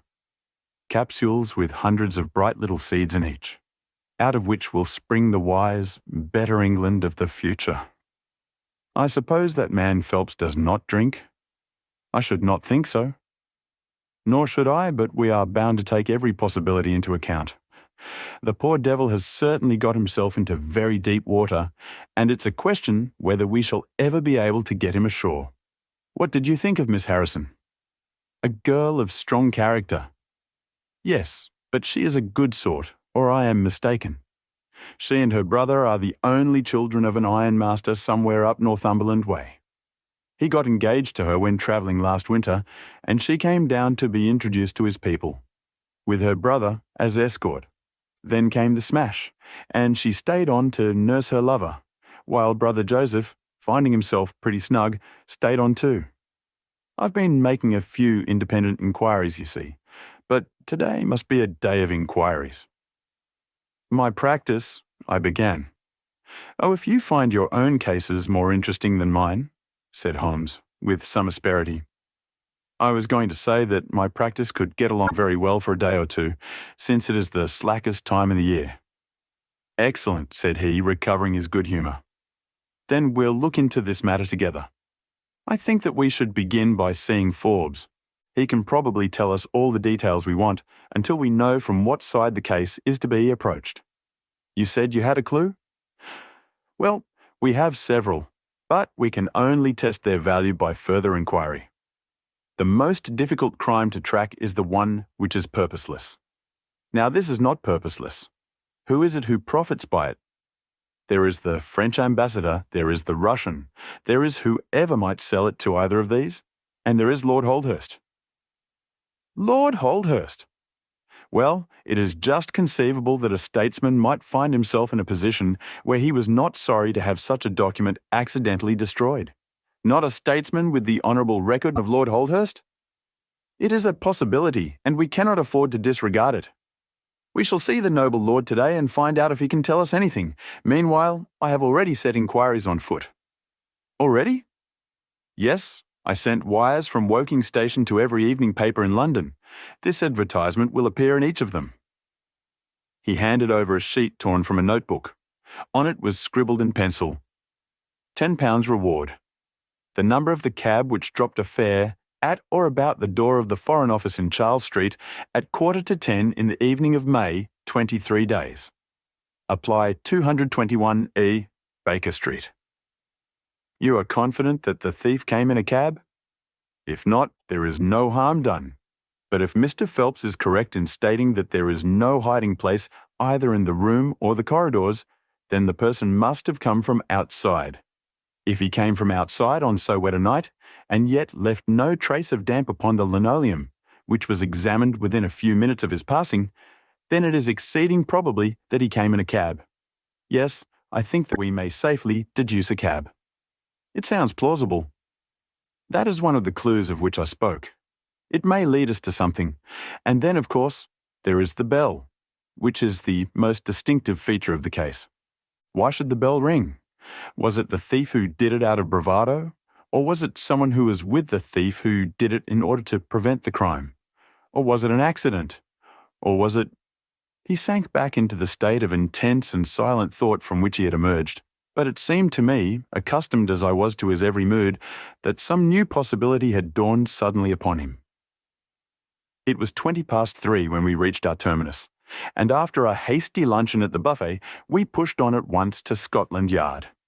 Holmes had already wired to Forbes, and we found him waiting to receive us, a small, foxy man with a sharp but by no means amiable expression. He was decidedly frigid in his manner to us, especially when he heard the errand upon which we had come. "I've heard of your methods before now, Mr. Holmes," said he tartly. "You are ready enough to use all the information that the police can lay at your disposal, and then you try to finish the case yourself and bring discredit on them." "On the contrary," said Holmes, "out of my last 53 cases, my name has only appeared in 4, and the police have had all the credit in 49. I don't blame you for not knowing this, for you are young and inexperienced, but if you wish to get on in your new duties, you will work with me, and not against me." "I'd be very glad of a hint or two," said the detective, changing his manner. "I've certainly had no credit from the case so far." "What steps have you taken?" "Tanguy, the commissionaire, has been shadowed. He left the guards with a good character, and we can find nothing against him. His wife is a bad lot, though. I fancy she knows more about this than appears." "Have you shadowed her?" "We have set one of our women onto her. Mrs. Tanguy drinks, and our woman has been with her twice when she was well on, but she could get nothing out of her." "I understand that they have had brokers in the house?" "Yes, but they were paid off." "Where did the money come from?" "That was all right. His pension was due. They have not shown any sign of being in funds." "What explanation did she give of having answered the bell when Mr. Phelps rang for the coffee?" "She said that your husband was very tired and she wished to relieve him." "Well, certainly that would agree with his being found a little later asleep in his chair. There is nothing against them then but the woman's character." "Did you ask her why she hurried away that night?" "Her haste attracted the attention of the police constable. She was later than usual and wanted to get home." "Did you point out to her that you and Mr. Phelps, who started at least 20 minutes after he got home before her?" "She explains that by the difference between a bus and a hansom." "Did she make it clear why, on reaching her house, she ran into the back kitchen?" "Because she had the money there with which to pay off the brokers." "She has at least an answer for everything. Did you ask her whether in leaving she met anyone or saw anyone loitering about Charles Street?" "She saw no one but the constable." "Well, you seem to have cross-examined her pretty thoroughly. What else have you done?" "The clerk Goro has been shadowed all these 9 weeks, but without result. We can show nothing against him." "Anything else?" "Well, we have nothing else to go upon. No evidence of any kind." "Have you formed a theory about how that bell rang?" "Well, I must confess that it beats me. It was a cool hand, whoever it was, to go and give the alarm like that." "Yes, it was a queer thing to do. Many thanks to you for what you have told me. If I can put the man into your hands, you shall hear from me. Come along, Watson." "Where are we going to now?" I asked as we left the office. "We are now going to interview Lord Holdhurst, the Cabinet Minister and future Premier of England." We were fortunate in finding that Lord Holdhurst was still in his chambers in Downing Street, and on Holmes sending in his card, we were instantly shown up. The statesman received us with that old-fashioned courtesy for which he is remarkable, and seated us on the 2 luxuriant lounges on either side of the fireplace. Standing on the rug between us, with his slight, tall figure, his sharp features, thoughtful face, and curling hair prematurely tinged with grey, he seemed to represent that not too common type, a nobleman who is in truth noble. "Your name is very familiar to me, Mr. Holmes," said he, smiling, "and of course I cannot pretend to be ignorant of the object of your visit. There has only been one occurrence in these offices which could call for your attention. In whose interest are you acting, may I ask?" "In that of Mr. Percy Phelps," answered Holmes. "Ah, my unfortunate nephew. You can understand that our kinship makes it the more impossible for me to screen him in any way.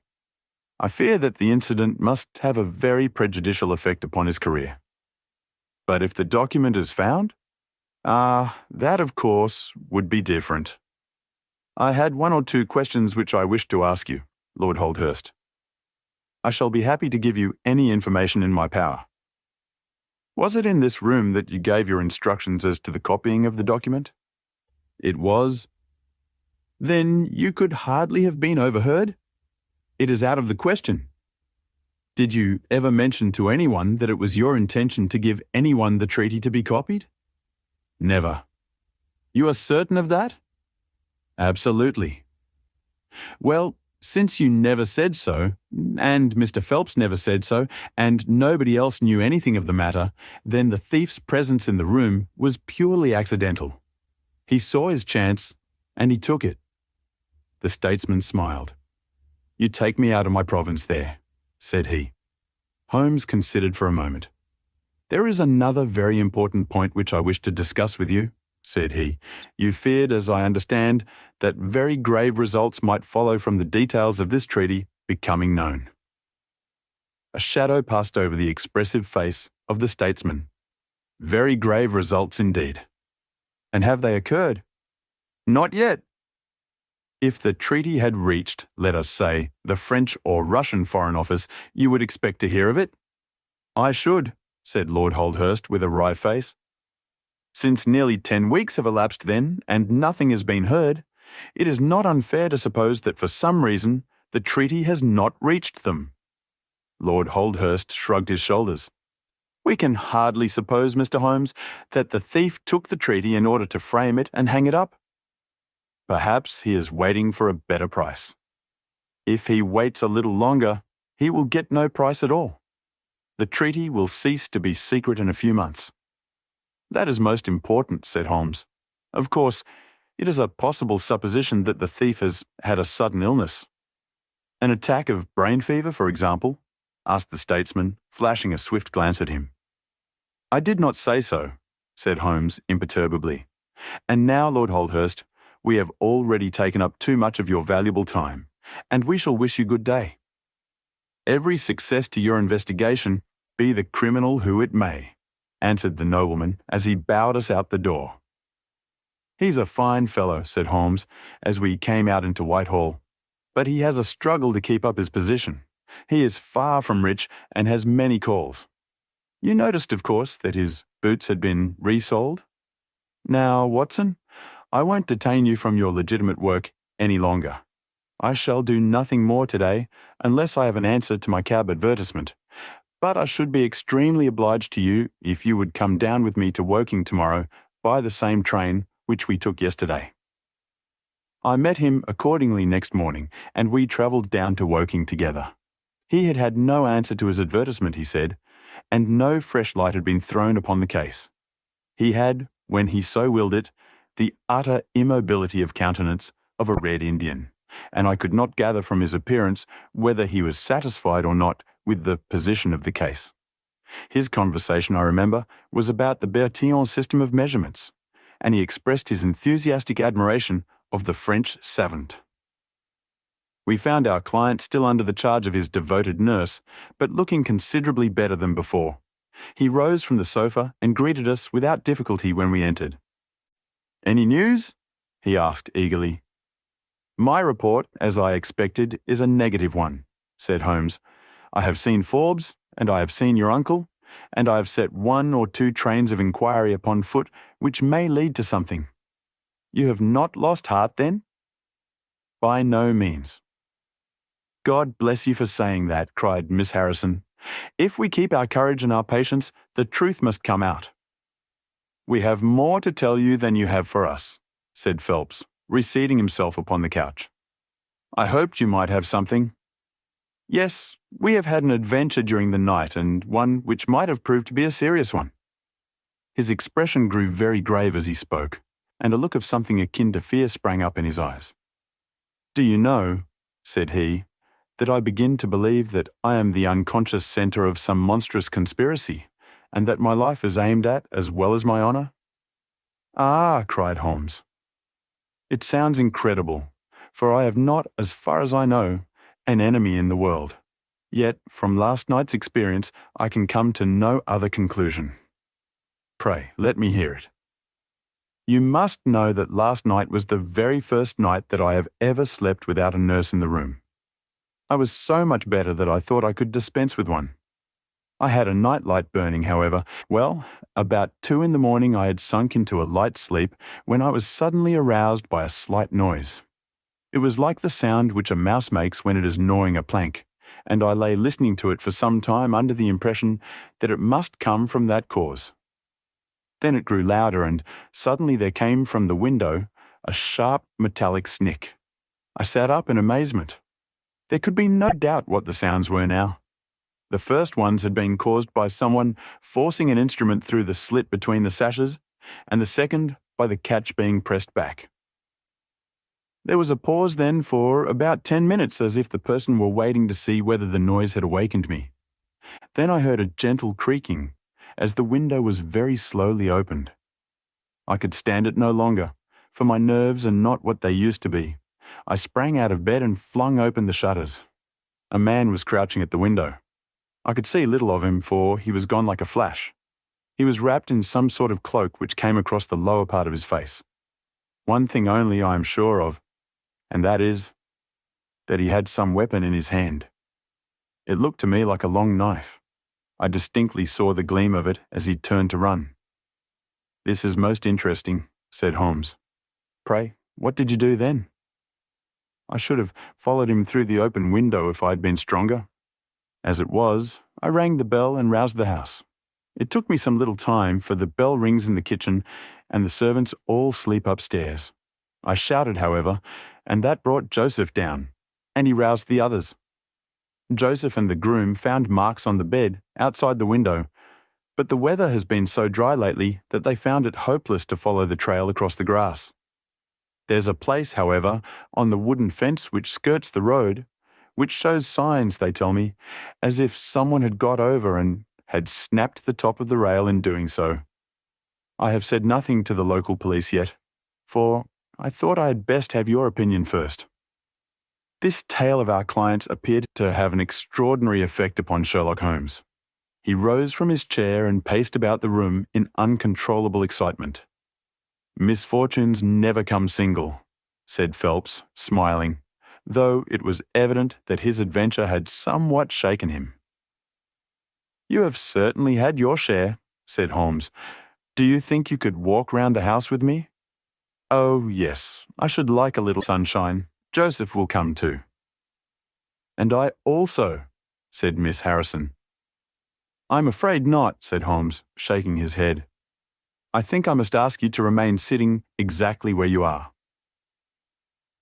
The young lady resumed her seat with an air of displeasure. Her brother, however, had joined us, and we set off all four together. We passed round the lawn to the outside of the young diplomatist's window. There were, as he had said, marks upon the bed, but they were hopelessly blurred and vague. Holmes stopped over them for an instant, and then rose, shrugging his shoulders. "I don't think anyone could make much of this," said he. "Let us go round the house and see why this particular room was chose by the burglar. I should have thought those larger windows of the drawing-room and dining-room would have had more attractions for him." "They are more visible from the road," suggested Mr. Joseph Harrison. "Ah, yes, of course. There is a door here which he might have attempted. What is it for?" "It is the side entrance for tradespeople. Of course it is locked at night." "Have you ever had an alarm like this before?" "Never," said our client. "Do you keep plate in the house or anything to attract burglars?" "Nothing of value." Holmes strolled round the house with his hands in his pockets and a negligent air which was unusual with him. "By the way," said he to Joseph Harrison, "you found some place, I understand, where the fellow scaled the fence. Let us have a look at that." The plump young man led us to a spot where the top of one of the wooden rails had been cracked. A small fragment of the wood was hanging down. Holmes pulled it off and examined it critically. "Do you think that was done last night? It looks rather old, does it not?" "Well, possibly so. There are no marks of anyone jumping down upon the other side. No, I fancy we shall get no help here. Let us go back to the bedroom and talk the matter over." Percy Phelps was walking very slowly, leaning upon the arm of his future brother-in-law. Holmes walked swiftly across the lawn, and we were at the open window of the bedroom long before the others came up. "Miss Harrison," said Holmes, speaking with the utmost intensity of manner, "you must stay where you are all day. Let nothing prevent you from staying where you are all day. It is of the utmost importance." "Certainly, if you wish it, Mr. Holmes," said the girl in astonishment. "When you go to bed, lock the door of this room on the outside, and keep the key. promise to do this." "But Percy, he will come to London with us. And am I to remain here?" "It is for his sake. You can serve him. Quick, promise." She gave a quick nod of assent just as the other two came up. "Why do you sit moping there, Annie?" cried her brother. "Come out into the sunshine." "No, thank you, Joseph. I have a slight headache and this room is deliciously cool and soothing." "What do you propose now, Mr. Holmes?" asked our client. "Well, in investigating this minor affair, we must not lose sight of our main inquiry. It would be a very great help to me if you would come up to London with us." "At once?" "Well, as soon as you conveniently can, say in an hour. I feel quite strong enough if I can really be of any help." "The greatest possible. Perhaps you would like me to stay there tonight? I was just going to propose it." "Then, if my friend of the night comes to revisit me, he will find the bird flown. We are all in your hands, Mr. Holmes, and you must tell us exactly what you would like done. Perhaps you would prefer that Joseph came with us so as to look after me." "Oh, no. My friend Watson is a medical man, you know, and he'll look after you. We'll have our lunch here if you will permit us, and then we shall all three set off for town together." It was arranged as he suggested, though Miss Harrison excused herself from leaving the bedroom in accordance with Holmes's suggestion. What the object of my friend's manoeuvres was, I could not conceive, unless it were to keep the lady away from Phelps, who, rejoiced by his returning health and by the prospect of action, lunched with us in the dining room. Holmes had still more startling surprise for us, however, for, after accompanying us down to the station and seeing us into our carriage, he calmly announced that he had no intention of leaving Woking. "There are one or two small points which I should desire to clear up before I go," said he. "Your absence, Mr. Phelps, will in some ways rather assist me. Watson, when you reach London, you would oblige me by driving at once to Baker Street with our friend here, and remaining with him until I see you again. It is fortunate that you are old schoolfellows, as you must have much to talk over. Mr. Phelps can have the spare bedroom tonight, and I will be with you in time for breakfast, for there is a train which will take me into Waterloo at 8. "But how about our investigation in London?" asked Phelps ruefully. "We can do that tomorrow. I think that just at present I can be of more immediate use here." "You might tell them at Briarbrae that I hope to be back tomorrow night," cried Phelps as we began to move from the platform. "I hardly expect to go back to Briarbrae," answered Holmes, and waved his hand to us cheerily as we shot out from the station. Phelps and I talked it over on our journey, but neither of us could devise a satisfactory reason for this new development. "I suppose he wants to find out some clue as to the burglary last night, if a burglar it was. For myself, I don't believe it was an ordinary thief." "What is your own idea, then?" "Upon my word, you may put it down to my weak nerves or not, but I believe there is some deep political intrigue going on around me, and that for some reason that passes my understanding, my life is aimed at by the conspirators. It sounds high-flown and absurd, but consider the facts. Why should a thief try to break in at a bedroom window where there could be no hope of any plunder, and why should he come with a long knife in his hand?" "You are sure it was not a housebreaker's jimmy-o?" "Oh, no, it was a knife. I saw the flash of the blade quite distinctly." "But why on earth should you be pursued with such animosity?" "Ah, that is the question. Well, if Holmes takes the same view, that would account for his action, would it not? Presuming that your theory is correct, if he can lay his hands upon the man who threatened you last night, he will have gone a long way towards finding who took the naval treaty. It is absurd to suppose that you have two enemies, one of whom robs you, while the other threatens your life." But Holmes said that he was not going to Briarbrae. "I have known him for some time," said I, "but I never knew him do anything yet without a very good reason." And with that, our conversation drifted off onto other topics. But it was a weary day for me. Phelps was still weak after his long illness, and his misfortune made him querulous and nervous. In vain I endeavoured to interest him in Afghanistan, in India, in social questions, in anything which might take his mind out of the groove. He would always come back to his lost treaty, wondering, guessing, speculating as to what Holmes was doing, what steps Lord Holdhurst was taking, what news we should have in the morning. As the evening wore on, his excitement became quite painful. "You have implicit faith in Holmes?" he asked. "I have seen him do some remarkable things. But he never brought light into anything quite so dark as this?" "Oh yes, I have known him solve questions which presented fewer clues than yours." "But not where such large interests are at stake?" "I don't know that. To my certain knowledge, he has acted on behalf of 3 of the reigning houses of Europe in very vital matters." "But you know him well, Watson. He is such an inscrutable fellow that I never quite know what to make of him. Do you think he is hopeful? Do you think he expects to make a success of it?" "He has said nothing." "That is a bad sign." "On the contrary, I have noticed that when he is off the trail, he generally says so. It is when he is on a scent, and is not quite absolutely sure yet that it is the right one, that he is most taciturn. Now, my dear fellow, we can't help matters by making ourselves nervous about them, so let me implore you to go to bed, and so be fresh for whatever may await us tomorrow." I was able at last to persuade my companion to take my advice, though I knew from his excited manner that there was not much hope of sleep for him.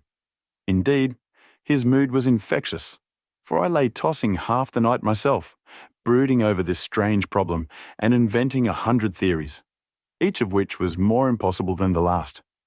Why had Holmes remained at Woking? Why had he asked Miss Harrison to remain in the sick room all day? Why had he been so careful not to inform the people at Briarbrae that he intended to remain near them?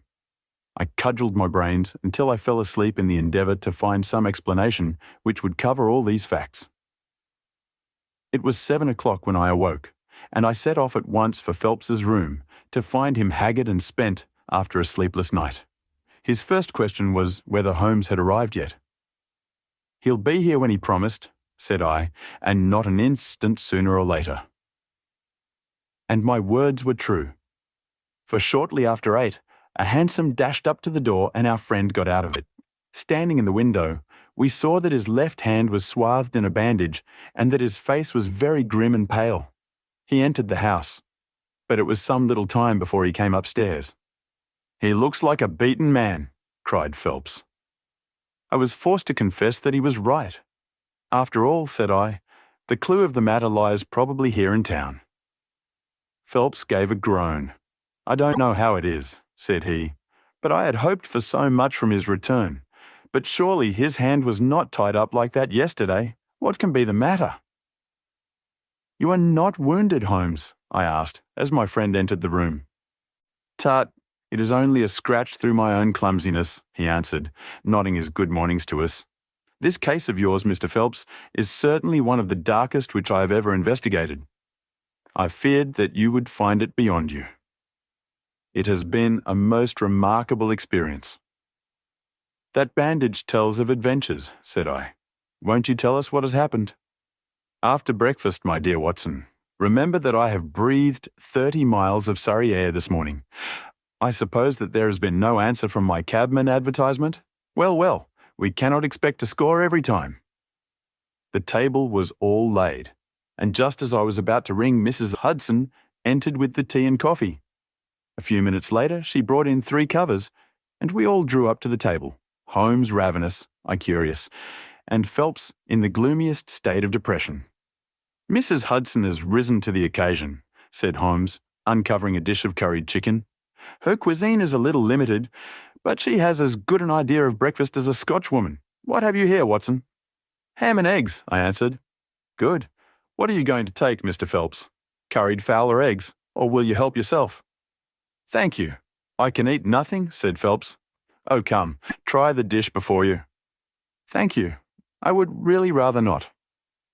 "Well then," said Holmes with a mischievous twinkle, "I suppose that you have no objection to helping me." Phelps raised the cover, and as he did so, He uttered a scream and sat there staring with a face as white as the plate upon which he looked. Across the centre of it was lying a little cylinder of blue-grey paper. He caught it up, devoured it with his eyes, and then danced madly about the room, passing it to his bosom and shrieking out in his delight. Then he fell back into an armchair, so limp and exhausted with his own emotions that we had to pour brandy down his throat to keep him from fainting.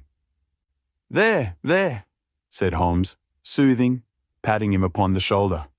"It was too bad to spring it on you like this, but Watson here will tell you that I never can resist a touch of the dramatic." Phelps seized his hand and kissed it. "God bless you," he cried. "You have saved my honour." "Well, my own was at stake, you know," said Holmes. "I assure you it is just as hateful to me to fail in a case as it can be to you to blunder over a commission." Phelps thrust away the precious document into the innermost pocket of his coat. "I have not the heart to interrupt your breakfast any further, and yet I am dying to know how you got it and where it was." Sherlock Holmes swallowed a cup of coffee and turned his attention to the ham and eggs. Then he rose, lit his pipe, and settled himself down into his chair. "I'll tell you what I did first, and how I came to do it afterwards," said he. "After leaving you at the station, I went for a charming walk through some admirable Surrey scenery to a pretty little village called Ripley, where I had my tea at an inn, and took the precaution of filling my flask and of putting a paper of sandwiches in my pocket. There I remained until evening, when I set off for Woking again and found myself in the high road outside Briarbrae just after sunset. Well, I waited until the road was clear. It is never a very frequented one at any time, I fancy, and then I clambered over the fence into the grounds." "Surely the gate was open," ejaculated Phelps. "Yes, but I have a peculiar taste in these matters. I chose the place where the 3 fir trees stand, and behind their screen I got over without the least chance of anyone in the house being able to see me. I crouched down among the bushes on the other side, and crawled from one to the other, witnessed the disreputable state of my trouser knees, until I had reached the clump of rhododendrons just opposite to your bedroom window. There I squatted down and awaited developments.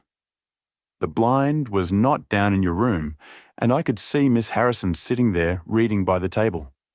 It was 10:15 when she closed her book, fastened the shutters, and retired. I heard her shut the door, and felt quite sure that she had turned the key in the lock." "The key!" ejaculated Phelps. "Yes, I had given Miss Harrison instructions to lock the door on the outside and take the key with her when she went to bed. She carried out every one of my injunctions to the letter, and certainly without her cooperation, you would not have that paper in your coat pocket. She departed then, and the lights went out, and I was left squatting in the rhododendron bush. The night was fine, but still, it was a very weary vigil. Of course, it has the sort of excitement about it that the sportsman feels when he lies beside the watercourse and waits for the big game. It was very long, though. Almost as long, Watson, as when you and I waited in that deadly room when we looked into the little problem of the speckled band. There was a church clock down at Woking which struck the quarters, and I thought more than once that it had stopped. At last, however, about 2 a.m, I suddenly heard the gentle sound of a bolt being pushed back and the creaking of a key. A moment later the servant's door was opened, and Mr. Joseph Harrison stepped out into the moonlight. "Joseph!" ejaculated Phelps. He was bareheaded, but he had a black coat thrown over his shoulder so that he could conceal his face in an instant if there were any alarm. He walked on tiptoe under the shadow of the wall, and when he reached the window, he worked a long-bladed knife through the sash and pushed back the catch. Then he flung open the window, and, putting his knife through the crack in the shutters, he thrust the bar up and swung them open. From where I lay, I had a perfect view of the inside of the room, and of every one of his movements. He lit the 2 candles which stood upon the mantelpiece, and then he proceeded to turn back the corner of the carpet in the neighbourhood of the door. Presently he stopped and picked out a square piece of board, such as is usually left to enable plumbers to get at the joints of the gas pipes. This one covered, as a matter of fact, the T-joint which gives off the pipe which supplies the kitchen underneath. Out of this hiding place he drew that little cylinder of paper, pushed down the board, rearranged the carpet, blew out the candles, and walked straight into my arms as I stood waiting for him outside the window. Well, he has rather more viciousness than I gave him credit for, has Master Joseph. He flew at me with his knife, and I had to grasp him twice, and got a cut over the knuckles before I had the upper hand of him. He looked murder out of the only eye he could see with when we had finished, but he listened to reason and gave up the papers. Having got them, I let my man go, but I wired full particulars to Forbes this morning.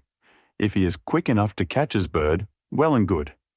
But if, as I shrewdly suspect, he finds the nest empty before he gets there, why, all the better for the government. I fancy that Lord Holdhurst for one and Mr. Percy Phelps for another would very much rather that the affair never got as far as a police court. "My God," gasped our client, "do you tell me that during these long 10 weeks of agony the stolen papers were within the very room with me all the time?" "So it was. And Joseph a villain and a thief." I'm afraid Joseph's character is a rather deeper and more dangerous one than one might judge from his appearance. From what I've heard from him this morning, I gather that he has lost heavily in dabbling with stocks, and that he is ready to do anything on earth to better his fortunes. Being an absolutely selfish man, when a chance presented itself, he did not allow either his sister's happiness or your reputation to hold his hand. Percy Phelps sank back in his chair. "My head whirls," said he. "Your words have dazed me." "The principal difficulty in your case," remarked Holmes in his didactic fashion, "lay in the fact of there being too much evidence. What was vital was overlaid and hidden by what was irrelevant. Of all the facts which were presented to us, we had to pick just those which we deemed to be essential, and then piece them together in their order, so as to reconstruct this very remarkable chain of events. I had already begun to suspect Joseph, from the fact that you had intended to travel home with him that night, and that therefore it was a likely enough thing that he should call for you, knowing the Foreign Office well, upon his way. When I heard that someone had been so anxious to get into the bedroom, in which no one but Joseph could have concealed anything, you told us in your narrative how you had turned Joseph out when you arrived with the doctor.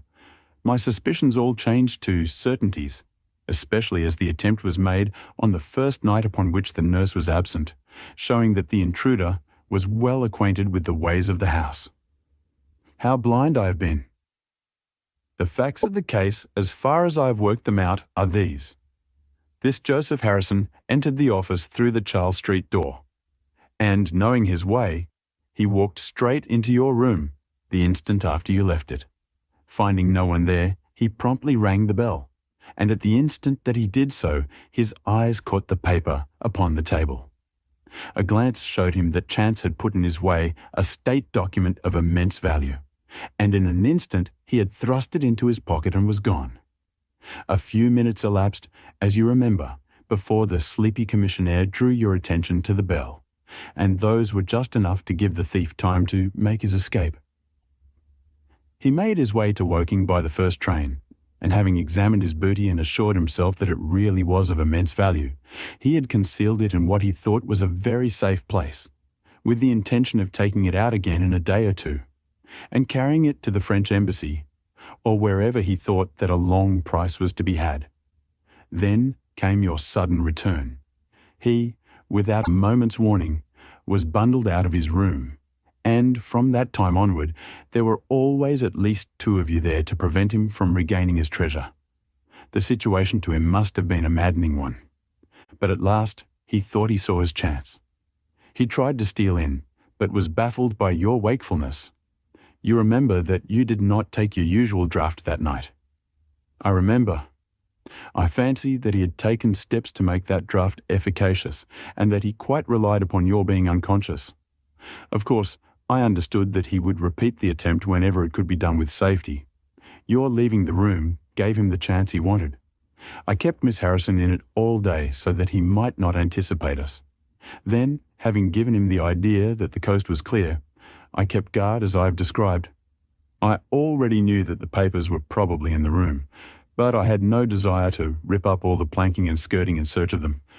I let him take them, therefore, from the hiding place, and so saved myself an infinity of trouble. Is there any other point which I can make clear? Why did he try the window on the first occasion, I asked, when he might have entered by the door?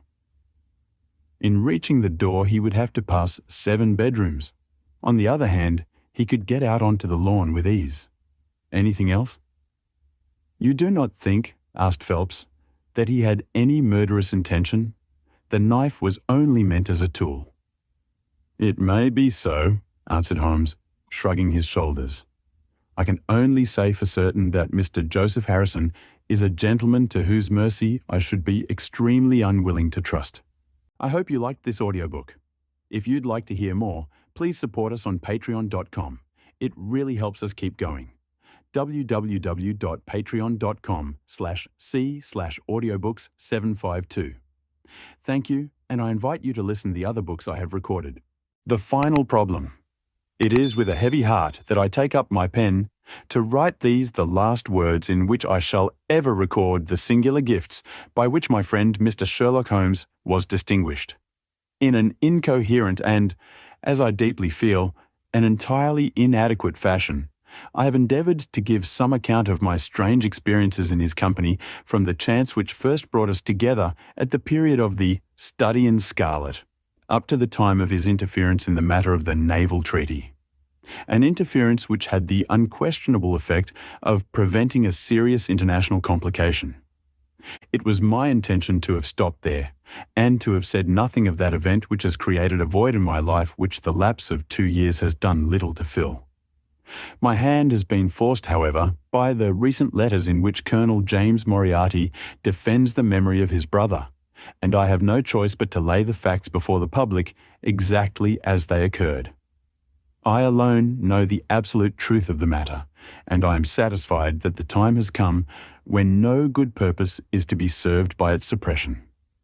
As far as I know, there have been only 3 accounts in the public press: that in the Journal de Genève on May 6, 1891, the Reuters dispatch in the English papers on May 7th, and finally the recent letters to which I have alluded. Of these, the first and second were extremely condensed, while the last is, as I shall now show, an absolute perversion of the facts. It lies with me to tell for the first time what really took place between Professor Moriarty and Mr. Sherlock Holmes. It may be remembered that after my marriage and my subsequent start in private practice, the very intimate relations which had existed between Holmes and myself became to some extent modified. He still came to me from time to time when he desired a companion in his investigation, but these occasions grew more and more seldom, until I find that in the year 1890 there were only 3 cases of which I retain any record. During the winter of that year and the early spring of 1891, I saw in the papers that he had been engaged by the French government upon a matter of supreme importance, and I received 2 notes from Holmes, dated from Narbonne and from Nîmes, from which I gathered that his stay in France was likely to be a long one. It was with some surprise, therefore, that I saw him walk into my consulting room upon the evening of April the 24th. It struck me that he was looking even paler and thinner than usual.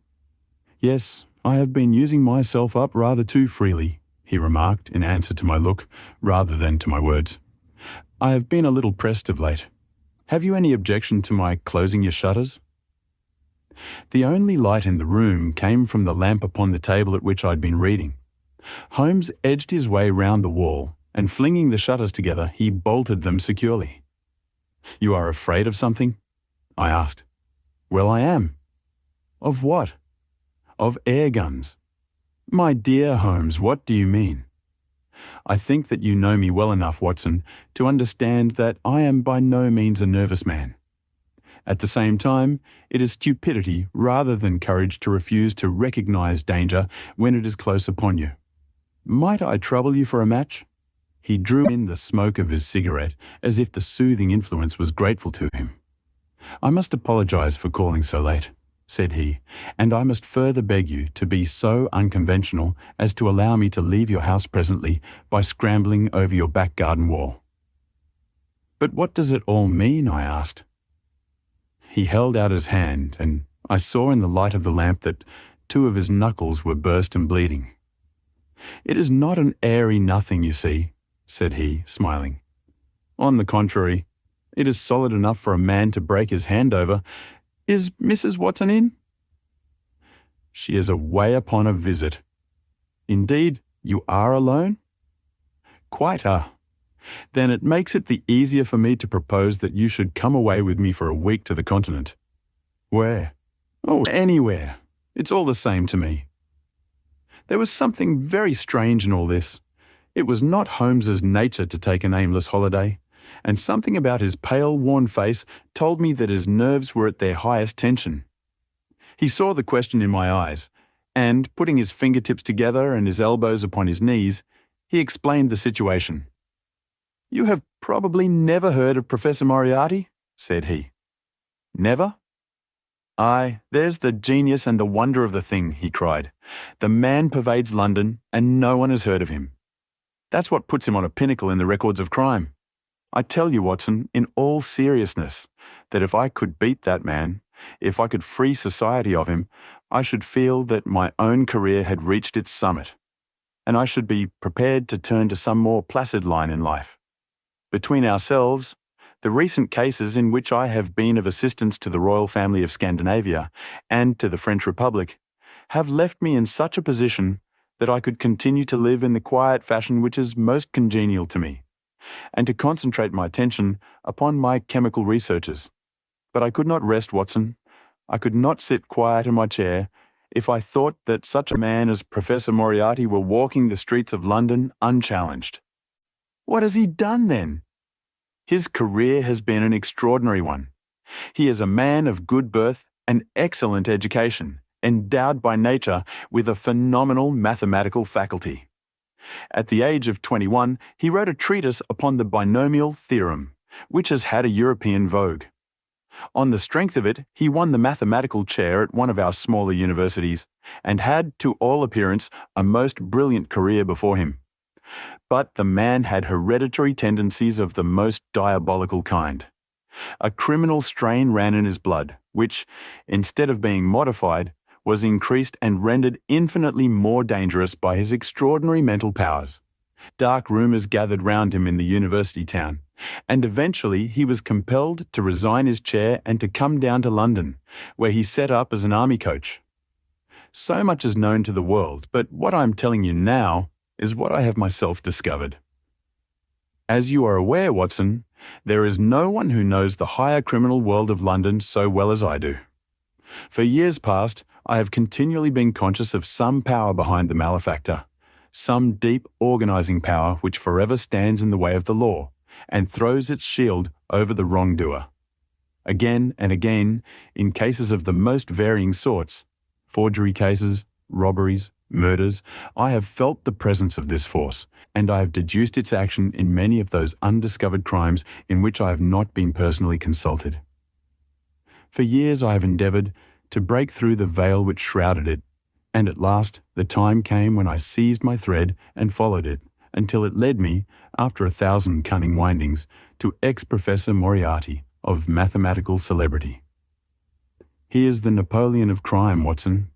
He is the organizer of half that is evil, and of nearly all that is undetected in this great city. He is a genius, a philosopher, an abstract thinker. He has a brain of the first order. He sits motionless, like a spider in the centre of its web, but that web has 1,000 radiations, and he knows well every quiver of each of them. He does little himself. He only plans. But his agents are numerous and splendidly organised. Is there a crime to be done, a paper to be abstracted, we will say, a house to be rifled, a man to be removed?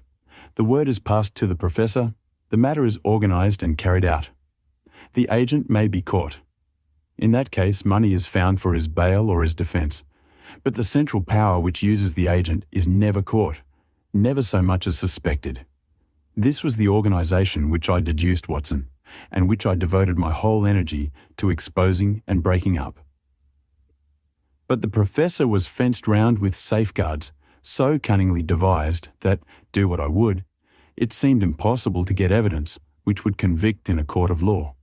You know my powers, my dear Watson, and yet, at the end of 3 months, I was forced to confess that I had at last met an antagonist who was my intellectual equal.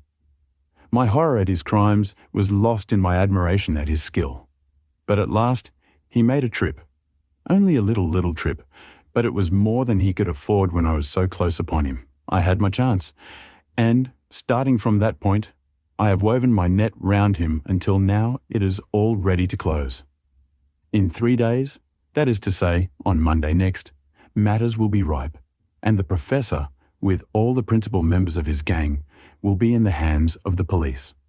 Then will come the greatest criminal trial of the century, the clearing up of over 40 mysteries and the rope for all of them. But if we move at all prematurely, you understand, they may slip out of our hands even at the last moment. Now, if I could have done this without the knowledge of Professor Moriarty, all would have been well. But he was too wily for that. He saw every step which I took to draw my toils round him. Again and again he strove to break away, but I as often headed him off. I tell you, my friend, that if a detailed account of that silent contest could be written, it would take its place as the most brilliant bit of thrust and parry work in the history of detection. Never have I risen to such a height, and never have I been so hard pressed by an opponent. He cut deep, and yet I just undercut him. This morning, the last steps were taken, and 3 days only were wanted to complete the business. I was sitting in my room thinking the matter over when the door opened and Professor Moriarty stood before me. My nerves are fairly proof, Watson, but I must confess to a start when I saw the very man who had been so much in my thoughts standing there on my threshold. His appearance was quite familiar to me. He is extremely tall and thin. His forehead domes out in a white curve, and his 2 eyes are deeply sunken in his head. He is clean-shaven, pale, and ascetic-looking, retaining something of the professor in his features. His shoulders are rounded from much study, and his face protrudes forward, and is forever slowly oscillating from side to side in a curiously reptilian fashion. He peered at me with great curiosity in his puckered eyes. You have less frontal development than I should have expected, said he at last. It is a dangerous habit to finger loaded firearms in the pocket of one's dressing gown. The fact is that upon his entrance, I had instantly recognized the extreme personal danger in which I lay. The only conceivable escape for him lay in silencing my tongue. In an instant I had slipped the revolver from the drawer into my pocket and was covering him through the cloth. At his remark, I drew the weapon out and laid it cocked upon the table. He still smiled and blinked, but there was something about his eyes which made me feel very glad that I had it there. You evidently don't know me, said he. On the contrary, I answered, I think it is fairly evident that I do. Pray take a chair.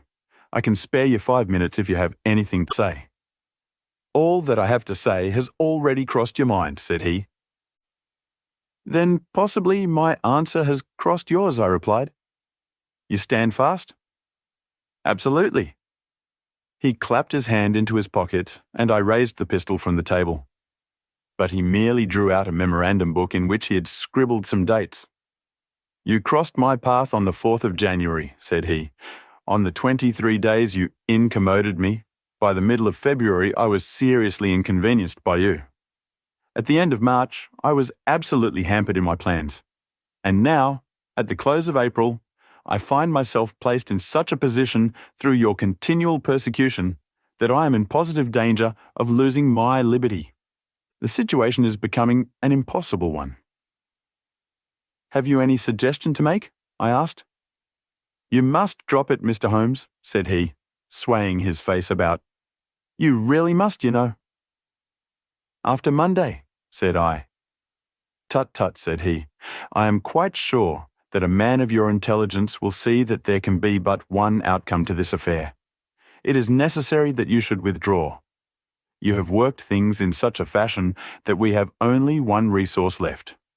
It has been an intellectual treat to me to see the way in which you have grappled with this affair, and I say unaffectedly that it would be a grief to me to be forced to take any extreme measure. You smile, sir, but I assure you that it really would. Danger is part of my trade, I remarked. That is not danger, said he. It is inevitable destruction. You stand in the way not merely of an individual, but of a mighty organization, the full extent of which you, with all your cleverness, have been unable to realize. You must stand clear, Mr. Holmes, or be trodden underfoot. I am afraid, said I, rising, that in the pleasure of this conversation I am neglecting business of importance which awaits me elsewhere. He rose also and looked at me in silence, shaking his head sadly. Well, well, said he at last. It seems a pity, but I have done what I could.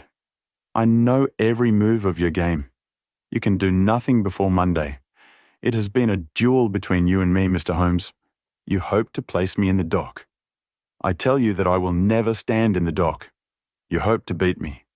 I tell you that you will never beat me. If you are clever enough to bring destruction upon me, rest assured that I shall do as much to you. You have paid me several compliments, Mr. Moriarty, said I. Let me pay you one in return when I say that if I were assured of the former eventuality, I would, in the interests of the public, cheerfully accept the latter. I can promise you the one, but not the other, he snarled, and so turned his rounded back upon me, and went peering and blinking out of the room. That was my singular interview with Professor Moriarty. I confess that it left an unpleasant effect upon my mind. His soft, precise fashion of speech leaves a conviction of sincerity which a mere bully could not produce. Of course, you will say, why not take police precautions against him? The reason is that I am well convinced that it is from his agents the blow would fall. I have the best proofs that it would be so. You have already been assaulted? My dear Watson, Professor Moriarty is not a man who lets the grass grow under his feet. I went out about midday to transact some business in Oxford Street. As I passed the corner which leads from Bentinck Street onto the Welbeck Street crossing, a two-horse van furiously driven whizzed round and was on me like a flash. I sprang for the footpath and saved myself by the fraction of a second. The van dashed round by Marylebone Lane and was gone in an instant. I kept to the pavement after that, Watson, but as I walked down Vere Street, a brick came down from the roof of one of the houses and was shattered to fragments at my feet. I called the police and had the place examined. There were slates and bricks piled up on the roof preparatory to some repairs, and they would have me believe that the wind had toppled over one of these. Of course I knew better, but I could prove nothing. I took a cab after that and reached my brother's rooms in Pall Mall, where I spent the day. Now I have come round to you, and on my way, I was attacked by a rough with a bludgeon. I knocked him down, and the police have him in custody. But I can tell you with the most absolute confidence that no possible connection will ever be traced between the gentleman upon whose front teeth I have barked my knuckles, and the retiring mathematical coach, who is, I dare say, working out problems upon a blackboard 10 miles away.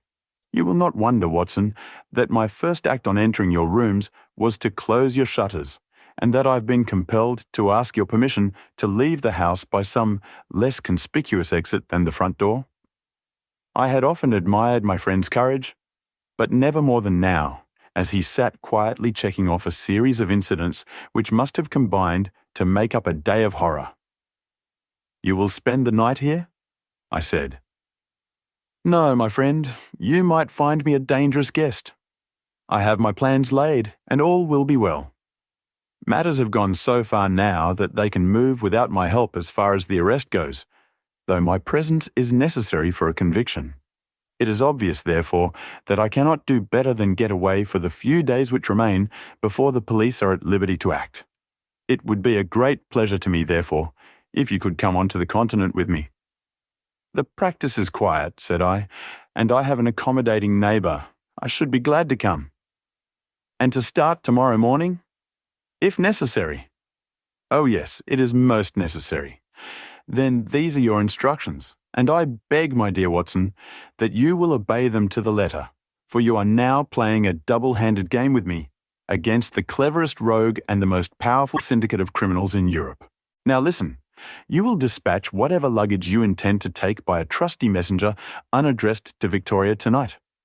In the morning, you will send for a hansom, desiring your man to take neither the first nor the second which may present itself. Into this hansom you will jump, and you will drive to the Strand end of the Lowther Arcade, handing the address to the cabman upon a slip of paper, with a request that he will not throw it away.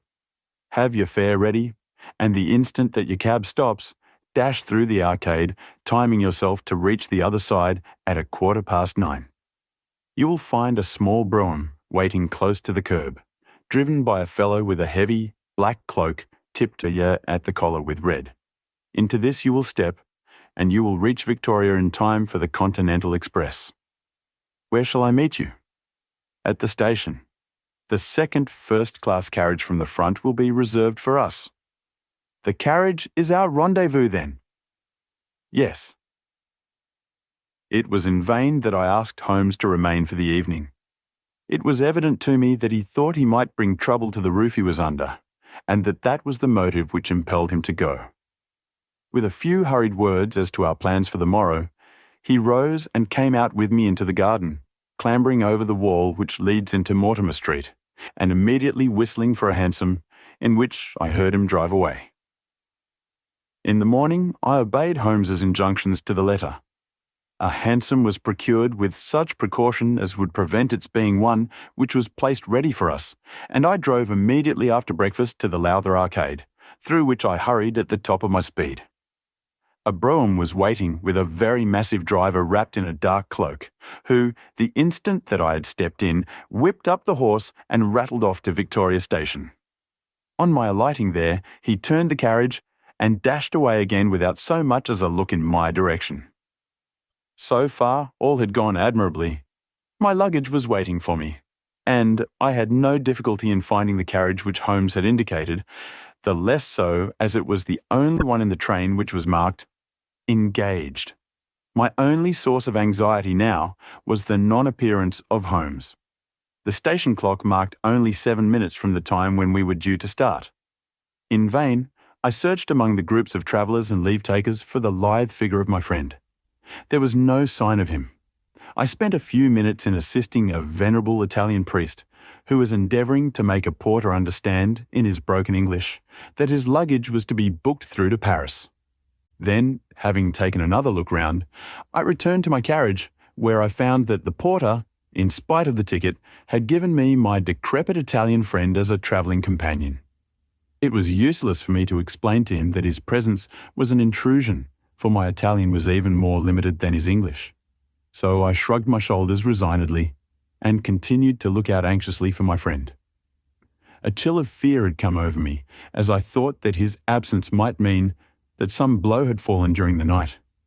Already the doors had all been shut and the whistle blown, when, "My dear Watson," said a voice, "you have not even condescended to say good morning." I turned in uncontrollable astonishment. The aged ecclesiastic had turned his face towards me. For an instant, the wrinkles were smoothed away. The nose drew away from the chin. The lower lip ceased to protrude, and the mouth to mumble. The dull eyes regained their fire. The drooping figure expanded. The next, the whole frame collapsed again, and Holmes had gone as quickly as he had come. "Good heavens," I cried, "how you startled me!"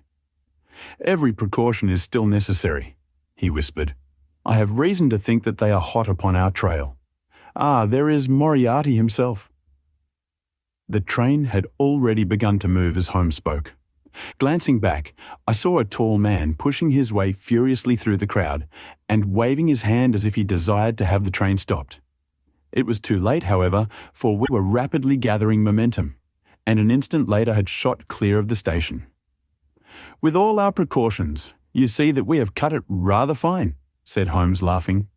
He rose, and throwing off the black cassock and hat which had formed his disguise, he packed them away in a handbag. "Have you seen the morning paper, Watson?" "No." "You haven't seen about Baker Street, then?" "Baker Street? They set fire to our rooms last night. No great harm was done." "Good heavens, Holmes, this is intolerable." "They must have lost my track completely after their bludgeon man was arrested. Otherwise they could not have imagined that I had returned to my rooms." They have evidently taken the precaution of watching you, however, and that is what has brought Moriarty to Victoria. You could not have made any slip in coming? I did exactly what you advised. Did you find your brougham? Yes, it was waiting. Did you recognize your coachman? No. It was my brother Mycroft. It is an advantage to get about in such a case without taking a mercenary into your confidence. But we must plan what we are to do about Moriarty now. As this is an express, and as the boat runs in connection with it, I should think we have shaken him off very effectively. My dear Watson, you evidently did not realize my meaning when I said that this man may be taken as being quite on the same intellectual plane as myself. You do not imagine that if I were the pursuer, I should allow myself to be baffled by so slight an obstacle. Why then should you think so meanly of him? What will he do? What I should do? What would you do then? Engage a special. But it must be late. By no means. This train stops at Canterbury, and there is always at least a quarter of an hour's delay at the boat. He will catch us there. One would think that we were the criminals. Let us have him arrested on his arrival. It would be to ruin the work of 3 months. We should get the big fish, but the smaller would dart right and left out of the net. On Monday, we should have them all. No, an arrest is inadmissible. What then? We shall get out at Canterbury. And then? Well, then we must make a cross-country journey to Newhaven and so over to Dieppe. Moriarty will again do what I should do. He will get on to Paris, mark down our luggage, and wait for 2 days at the depot. In the meantime, we shall treat ourselves to a couple of carpet-bags, encourage the manufactures of the countries through which we travel, and make our way, at our leisure, into Switzerland, via Luxembourg and Bâle. At Canterbury, therefore, we alighted only to find that we should have to wait an hour before we could get a train to Newhaven. I was still looking rather ruefully after the rapidly disappearing luggage van, which contained my wardrobe, when Holmes pulled my sleeve and pointed up the line. "Already, you see," said he. Far away from among the Kentish woods, there rose a thin spray of smoke. A minute later, a carriage and engine could be seen flying along the open curve which leads to the station. We had hardly time to take our place behind a pile of luggage when it passed with a rattle and a roar, beating a blast of hot air into our faces. "There he goes," said Holmes, as we watched the carriage swing and rock over the point. "There are limits, you see, to our friend's intelligence. It would have been a coup de maître had he deduced what I would deduce and acted accordingly. And what would he have done had he overtaken us? There cannot be the least doubt that he would have made a murderous attack upon me. It is, however, a game at which two may play. The question now is whether we should take a premature lunch here or run our chance of starving before we reach the buffet at Newhaven." We made our way to Brussels that night and spent 2 days there, moving on upon the 3rd day as far as Strasbourg. On the Monday morning, Holmes had telegraphed to the London police, and in the evening we found a reply waiting for us at our hotel. Holmes tore it open, and then with a bitter curse hurled it into the grate. "I might have known it," he groaned. "He has escaped. Moriarty! They have secured the whole gang with the exception of him. He has given them the slip. Of course, when I had left the country, there was no one to cope with him, but I did think that I had put the game in their hands. I think that you had better return to England, Watson." "Why?" "Because you will find me a dangerous companion now. This man's occupation is gone. He is lost if he returns to London. If I read his character right, he will devote his whole energies to revenging himself upon me. He said as much in our short interview, and I fancy that he meant it. I should certainly recommend you to return to your practice." It was hardly an appeal to be successful with one who was an old campaigner as well as an old friend. We sat in the Strasbourg salle à manger, arguing the question for half an hour. But the same night we had resumed our journey and were well on our way to Geneva. For a charming week we wandered up the valley of the Rhone, and then, branching off at Leuk, we made our way over the Gemmi Pass, still deep in snow, and so, by way of Interlaken, to Meiringen. It was a lovely trip, the dainty green of the spring below, the virgin white of the winter above. But it was clear to me that never for one instant did Holmes forget the shadow which lay across him. In the homely alpine villages, or in the lonely mountain passes, I could tell by his quick glancing eyes and his sharp scrutiny of every face that passed us, that he was well convinced that, walk where we would, we could not walk ourselves clear of the danger which was dogging our footsteps. Once I remember, as we passed over the Gemmi, and walked along the border of the melancholy Dobensee, a large rock which had been dislodged from the ridge upon our right clattered down and roared into the lake behind us. In an instant, Holmes had raced up onto the ridge, and, standing upon a lofty pinnacle, craned his neck in every direction. It was in vain that our guide assured him that a fall of stones was a common chance in the springtime at that spot. He said nothing, but he smiled at me with the air of a man who sees the fulfilment of that which he had expected. And yet, for all his watchfulness, he was never depressed. On the contrary, I can never recollect having seen him in such exuberant spirits. Again and again, he recurred to the fact that if he could be assured that society was freed from Professor Moriarty, he would cheerfully bring his own career to a conclusion. I think that I may go so far as to say, Watson, that I have not lived wholly in vain, he remarked. If my record were closed tonight, I could still survey it with equanimity. The air of London is the sweeter for my presence. In over 1,000 cases, I am not aware that I have ever used my powers upon the wrong side. Of late, I have been tempted to look into the problems furnished by nature rather than those more superficial ones for which our artificial state of society is responsible. Your memoirs will draw to an end, Watson, upon the day that I crown my career by the capture or extinction of the most dangerous and capable criminal in Europe. I shall be brief, and yet exact, in the little which remains for me to tell. It is not a subject on which I would willingly dwell, and yet I am conscious that a duty devolves upon me to omit no detail. It was on the 3rd of May that we reached the little village of Meiringen, where we put up at the Englischer Hof, then kept by Peter Stuyler the elder. Our landlord was an intelligent man and spoke excellent English, having served for 3 years as waiter at the Grosvenor Hotel in London. At his advice, on the afternoon of the 4th, we set off together, with the intention of crossing the hills and spending the night at the hamlet of Rosenlaui. We had strict injunctions, however, on no account to pass the falls of Reichenbach, which are about halfway up the hill, without making a small detour to see them. It is indeed a fearful place. The torrent, swollen by the melting snow, plunges into a tremendous abyss, from which the spray rolls up like the smoke from a burning house. The shaft into which the river hurls itself is an immense chasm, lined by glistening coal-black rock, and narrowing into a creaming, boiling pit of incalculable depth, which brims over and shoots the stream onward over its jagged lip.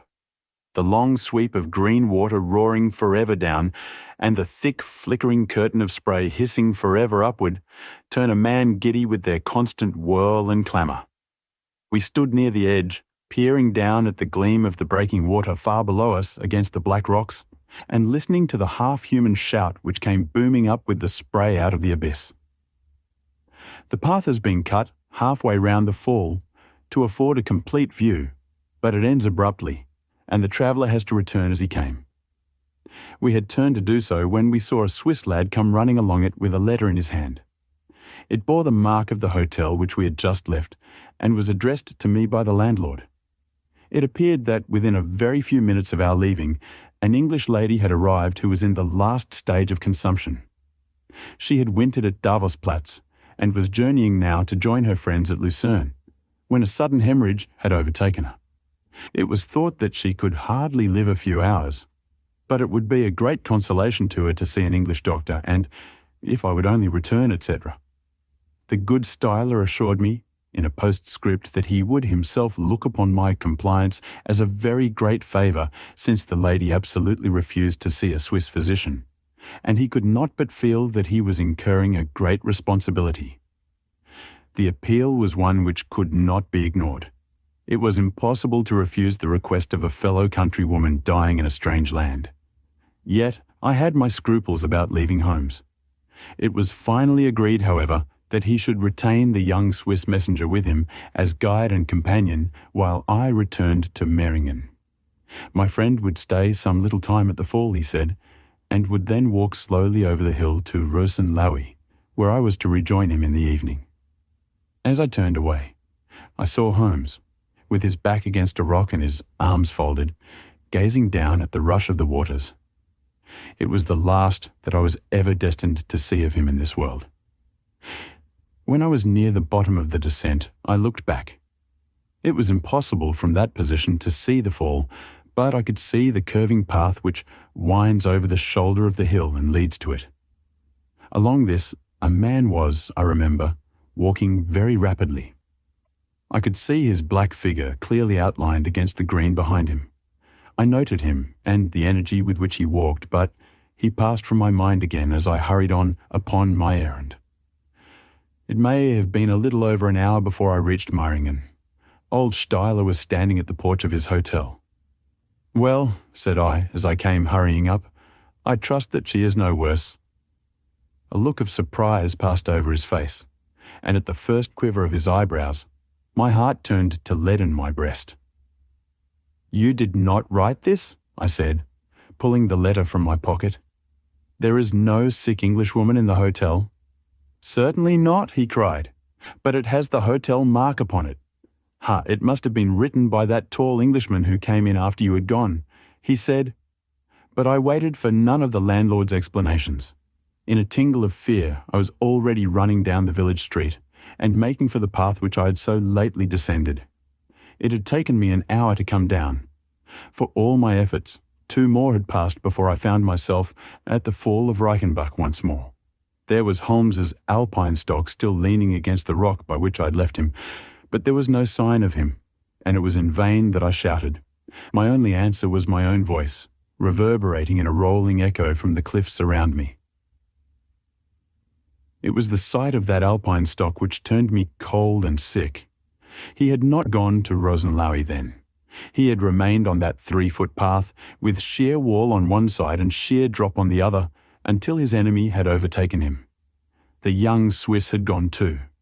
He had probably been in the pay of Moriarty, and had left the 2 men together. And then what had happened? Who was to tell us what had happened then? I stood for a minute or two to collect myself, for I was dazed with the horror of the thing. Then I began to think of Holmes's own methods and to try to practice them in reading this tragedy. It was, alas, only too easy to do. During our conversation, we had not gone to the end of the path, and the alpine stock marked the place where we had stood. The blackish soil is kept forever soft by the incessant drift of spray, and a bird would leave its tread upon it. 2 lines of footmarks were clearly marked along the farther end of the path, both leading away from me. There were none returning.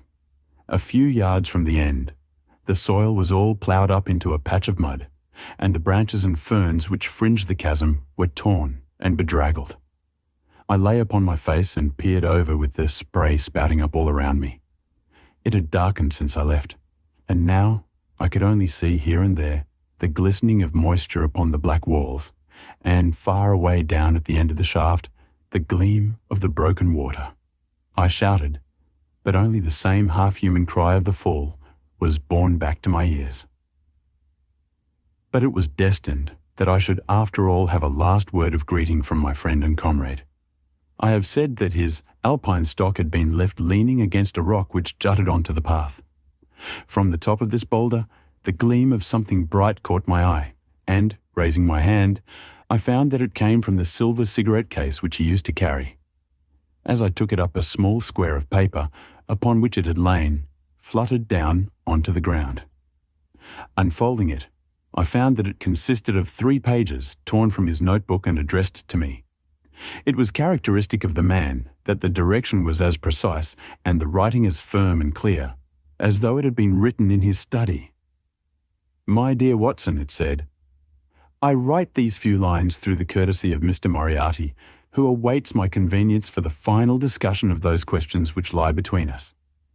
He has been giving me a sketch of the methods by which he avoided the English police and kept himself informed of our movements. They certainly confirmed the very high opinion which I had formed of his abilities. I am pleased to think that I shall be able to free society from any further effects of his presence, though I fear that it is at a cost which will give pain to my friends, and especially, my dear Watson, to you. I have already explained to you, however, that my career had in any case reached its crisis, and that no possible conclusion to it could be more congenial to me than this. Indeed, if I may make a full confession to you, I was quite convinced that the letter from Meiringen was a hoax, and I allowed you to depart on that errand under the persuasion that some development of this sort would follow. Tell Inspector Patterson that the papers which he needs to convict the gang are in pigeonhole M, done up in a blue envelope and inscribed Moriarty. I made every disposition of my property before leaving England, and handed it to my brother Mycroft. Pray give my greetings to Mrs. Watson, and believe me to be, my dear fellow, very sincerely yours, Sherlock Holmes. A few words may suffice to tell the little that remains. An examination by experts leaves little doubt that a personal contest between the two men ended, as it could hardly fail to end in such a situation, in their reeling over, locked in each other's arms. Any attempt at recovering the bodies was absolutely hopeless, and there, deep down in that dreadful cauldron of swirling water and seething foam, will lie for all time the most dangerous criminal and the foremost champion of the law of their generation. The Swiss youth was never found again, and there can be no doubt that he was one of the numerous agents whom Moriarty kept in his employ. As to the gang, it will be within the memory of the public how completely the evidence which Holmes had accumulated exposed their organisation, and how heavily the hand of the dead man weighed upon them. Of their terrible chief, few details came out during the proceedings, and if I have now been compelled to make a clear statement of his career, it is due to those injudicious champions who have endeavoured to clear his memory by attacks upon him, whom I shall ever regard as the best and the wisest man whom I have ever known. I hope you liked this audiobook. If you'd like to hear more, please support us on patreon.com. It really helps us keep going. www.patreon.com/c/audiobooks752. Thank you, and I invite you to listen to the other books I have recorded.